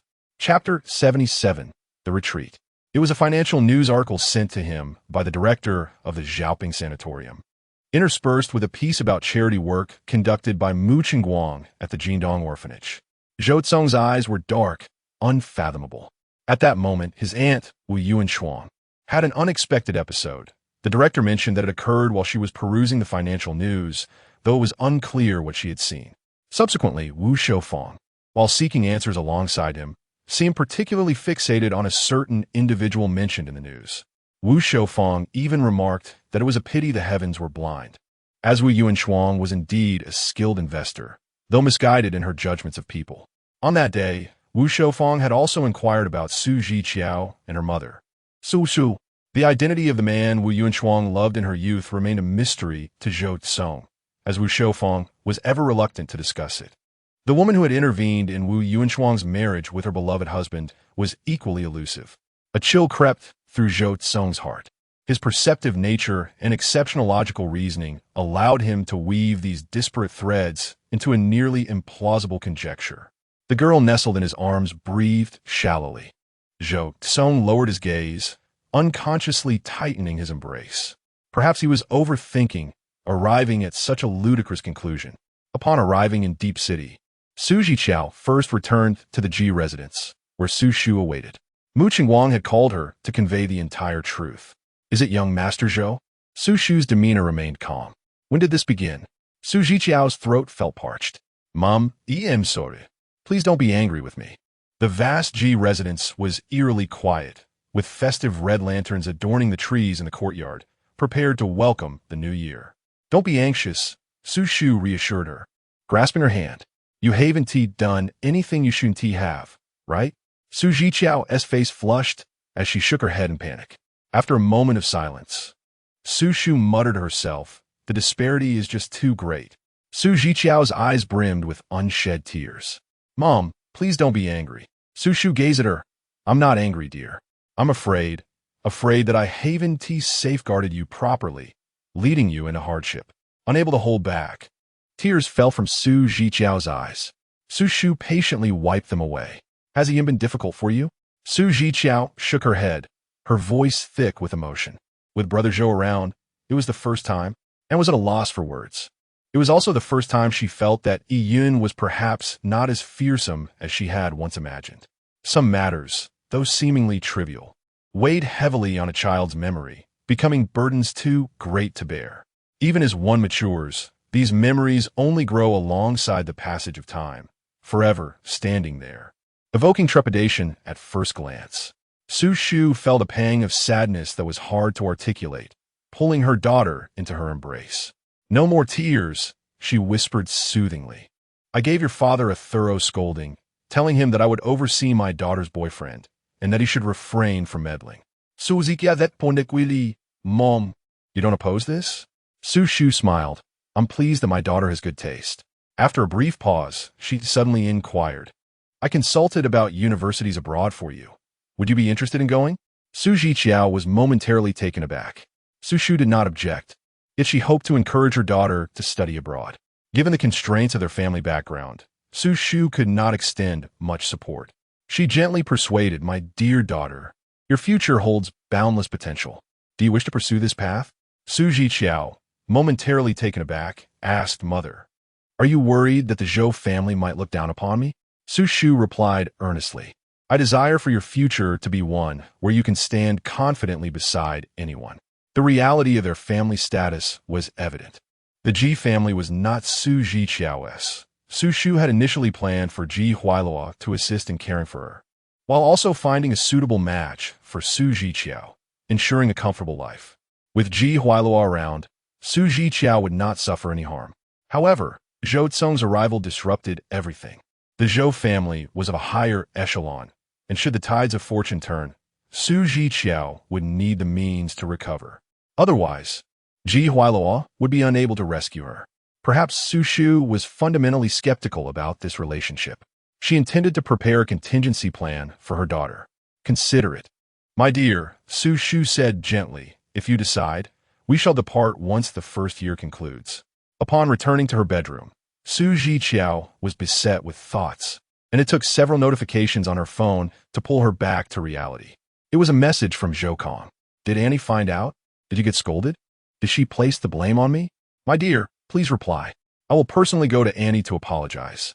Upon reading this, Su Zhiqiao quickly dialed a number, fearing he might recklessly confront the Ji family and cause further trouble. The call was answered immediately, and they both fell silent for a moment.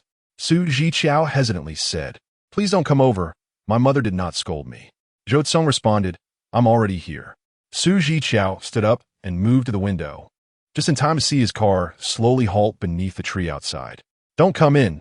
You mustn't tea." The car window lowered, and the man lifted his gaze to the second floor. Their eyes met, and Su Zhiqiao stammered, "I wasn't tea scolded. My mother is the gentlest person. She never scolds anyone." "Come down," Zhou Cong urged. "Give me a hug."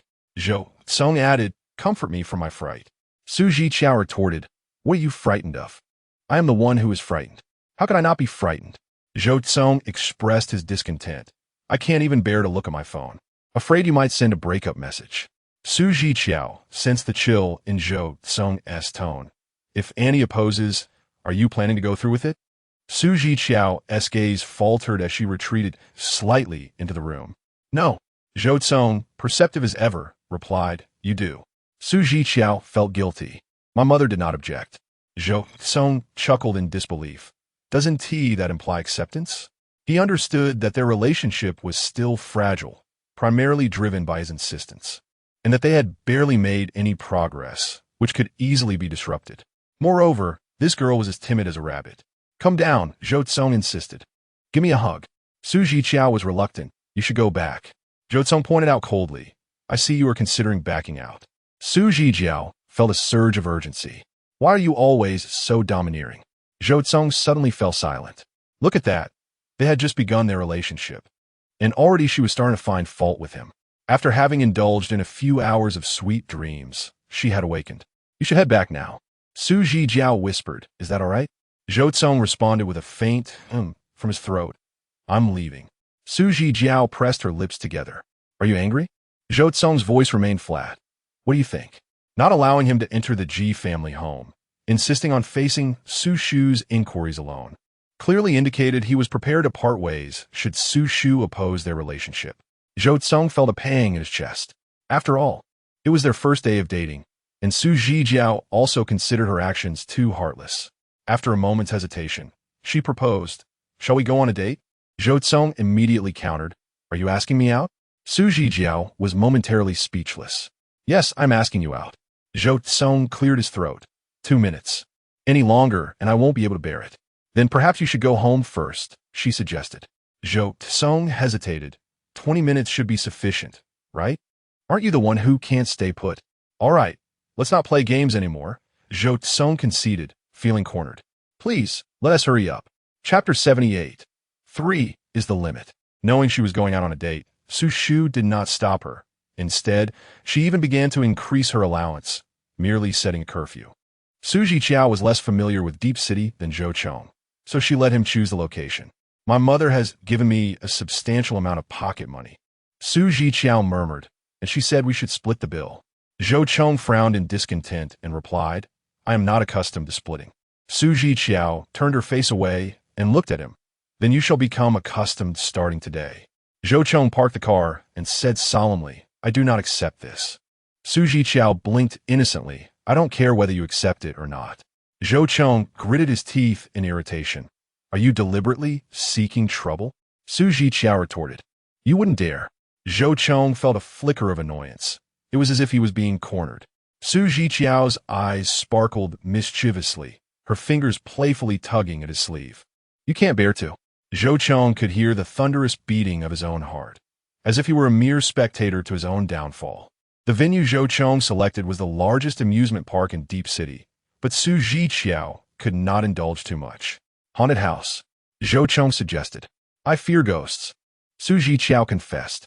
They're all fake. Even so, I am still afraid. Zhou Cong paused, then proposed pirate ship. I cannot tolerate the sensation of weightlessness, she replied. He hesitated again, licking his lips. Ferris wheel? I have a fear of heights. There was no need to mention the drop tower. Zhou Cong's eyelids drooped as he searched her face for evidence of her intentionality. You do not like this place? Zhiqiao shook her head. I do like it. Zhou Cong laughed in frustration. What do you like about it? The crowd? The queues? Zhiqiao gazed at him. I enjoy seeing you flustered. He was not flustered. Very well.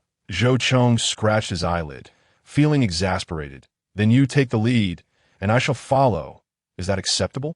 Zhiqiao's lips moved slightly. Zhou Cong felt an ominous premonition and quickly added, if you dare say you do not want to take charge or that it strains your brain cells, I shall kiss you right here. Zhiqiao turned her face away, a small smile tugging at the corners of her lips, but she managed to suppress it. Zhou Cong grasped her chin, compelling her to meet his gaze. I see that you either want to play or wish to toy with me. The man was strikingly handsome, his casual attire exuding a hint of mischief, while Zhiqiao's eyes sparkled, reflecting the glow of the setting sun. Zhou Cong's eyes darkened momentarily, and without thinking, he pressed his lips to hers. What a predicament this was. They needed to wait until they were 20 to obtain a marriage certificate. He found himself growing impatient. The amusement park featured acrobatic performances, which were neither thrilling nor terrifying, and Zhiqiao intended to watch a show. As they walked towards the acrobatics pavilion, Zhiqiao rubbed her eyes. I think I saw Ying, the girlfriend of Jin Chuang. Zhou Cong scanned the crowd, but did not see her. Zhiqiao, perhaps I misread the situation. In an instant, the acrobatic theater loomed before us. Glancing at the adjacent cultural shop, Zhiqiao softly suggested, Brother, the performance starts in half an hour. Shall we take a look inside? All right. Zhiqiao wished to select a gift for Zhou Cong. The items in the cultural shop were uniquely crafted, and she found herself hesitating between a pair of shadow puppets and a magnetic refrigerator magnet. Is this suitable? She pondered, torn between choices. This bookmark is exquisite, and so are these figurines.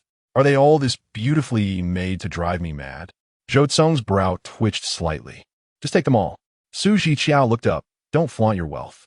Zhou Cong chuckled silently. Take them all. Brother will gift them to you, right? Zhiqiao countered. You choose one. I'll gift it to you. I don't want any. You bought the amusement park tickets. Zhiqiao insisted earnestly. Let me gift you something. You choose. Zhou Cong's expression darkened instantly. Who keeps tallying like this while dating? Noticing his displeasure, Zhiqiao pressed her lips together and returned the items to their original places. Then I want to take anything.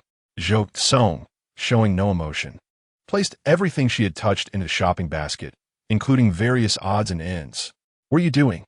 Zhiqiao whispered, I don't want any. With one hand carrying the basket and the other around her shoulder, Zhou Cong led her toward the checkout. A collection of eclectic souvenirs cost several thousand.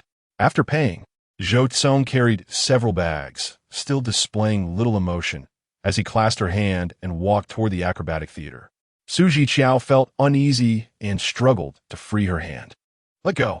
The man remained unresponsive, his profile increasingly tense and sharp. Zhiqiao, evita, et galim, Zhou Cong. He suddenly halted, his chest rising and falling sharply, clearly angered. His brows knitted in irritation, exuding an air of unapproachability. The grip on her hand was painful. This man was domineering and often quite dictatorial, not one to engage in reasoning. Zhiqiao, Zhou Cong said, fixing his gaze ahead, his tone icy. This behavior should not occur again. I dislike your eagerness to settle accounts immediately. Zhiqiao was taken aback. Are you calling me petty? Zhou Cong's long lashes held a hint of thin anger. You must not constantly misinterpret my intentions. But I am petty, Zhiqiao replied, striving to widen her eyes. I am not mature enough to keep pace with your thoughts. And I may misinterpret your meaning. Her words flowed rapidly, yet each one struck at his heart. If you regret this, it is only the first day. Zhou Cong's pupils contracted, his voice hoarse. Are you asking for a reprimand? Zhiqiao finally withdrew her hand, turning her back to let the cold wind dry her tearful eyes. Zhou Cong turned her around. You're such a crybaby. Zhiqiao refused to meet his gaze. You are a dictator. You are fascist. Zhou Cong, with a playful gesture, brushed her eyelid and coaxed. Let's make a deal. I will give what I wish to give, and you shall give what you wish to give, but there shall be no equal exchange. No split costs. Otherwise, it becomes a transaction, does it not? Zhiqiao pauset. We are not merely engaging in a transaction. Upon hearing this, Zhou Cong exhibited remarkable patience, guiding her gently. It is a matter of mutual affection. I cherish you a little more, which inspires a plethora of things I wish to offer you. When your fondness for me deepens, you too shall bestow upon me abundantly. Does that sound agreeable? Zhiqiao's gaze turned vacant. Is that permissible? Zhou Cong replied, of course. If you adore the small figurine, you would gift it the pendant. Would you expect it to immediately return the favor? Zhiqiao felt her previously constricted heart gradually unfurl, effortlessly grasping the analogy. Oh. Zhou Cong lifted her chin and placed a gentle kiss on her forehead. It was my mistake. I should have articulated my thoughts more clearly. Being several years her senior, yet still capable of losing his composure over trivial matters. Quite remarkable indeed. Zhiqiao cautiously inquired, Are you no longer angry? A trace of irritation lingered. Zhou Cong smirked, daring you to insinuate that I regret this, that I wish to part ways. Before he could finish, Zhiqiao eagerly interrupted. Can you hand me the little figurine and the copper bookmark? I am not particularly fond of the refrigerator magnet and the fan. They may remain with you.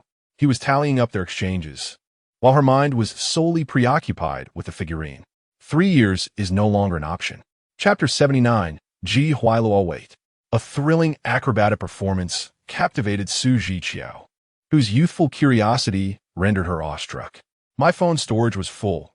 After recording her last video, she inquired, Do you want that one with the flaming hoop? You could post it on your moments. Zhou Cong rested his arm casually over the back of her chair, as if enveloping her in an embrace. At her words, he chuckled lazily. How about getting a new phone instead? Move aside a bit, Zhiqiao urged. I want to take a photo. Zhou Cong frowned. Why should I move?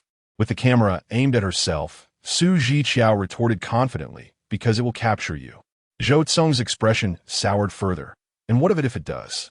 Zhiqiao pouted, glancing at him. Well then, come over, take the picture. I simply won't post this one. Zhou Cong was momentarily a loss for words. It's not that I don't want to post it, Zhiqiao muttered. It's just that my brother doesn't know, and I'm a little scared. Zhou Cong pinched her chubby cheek playfully. I will post it. Zhiqiao immediately fluffed up like an agitated cat. No way. Zhou Cong narrowed his eyes, challenging her. What if I insist?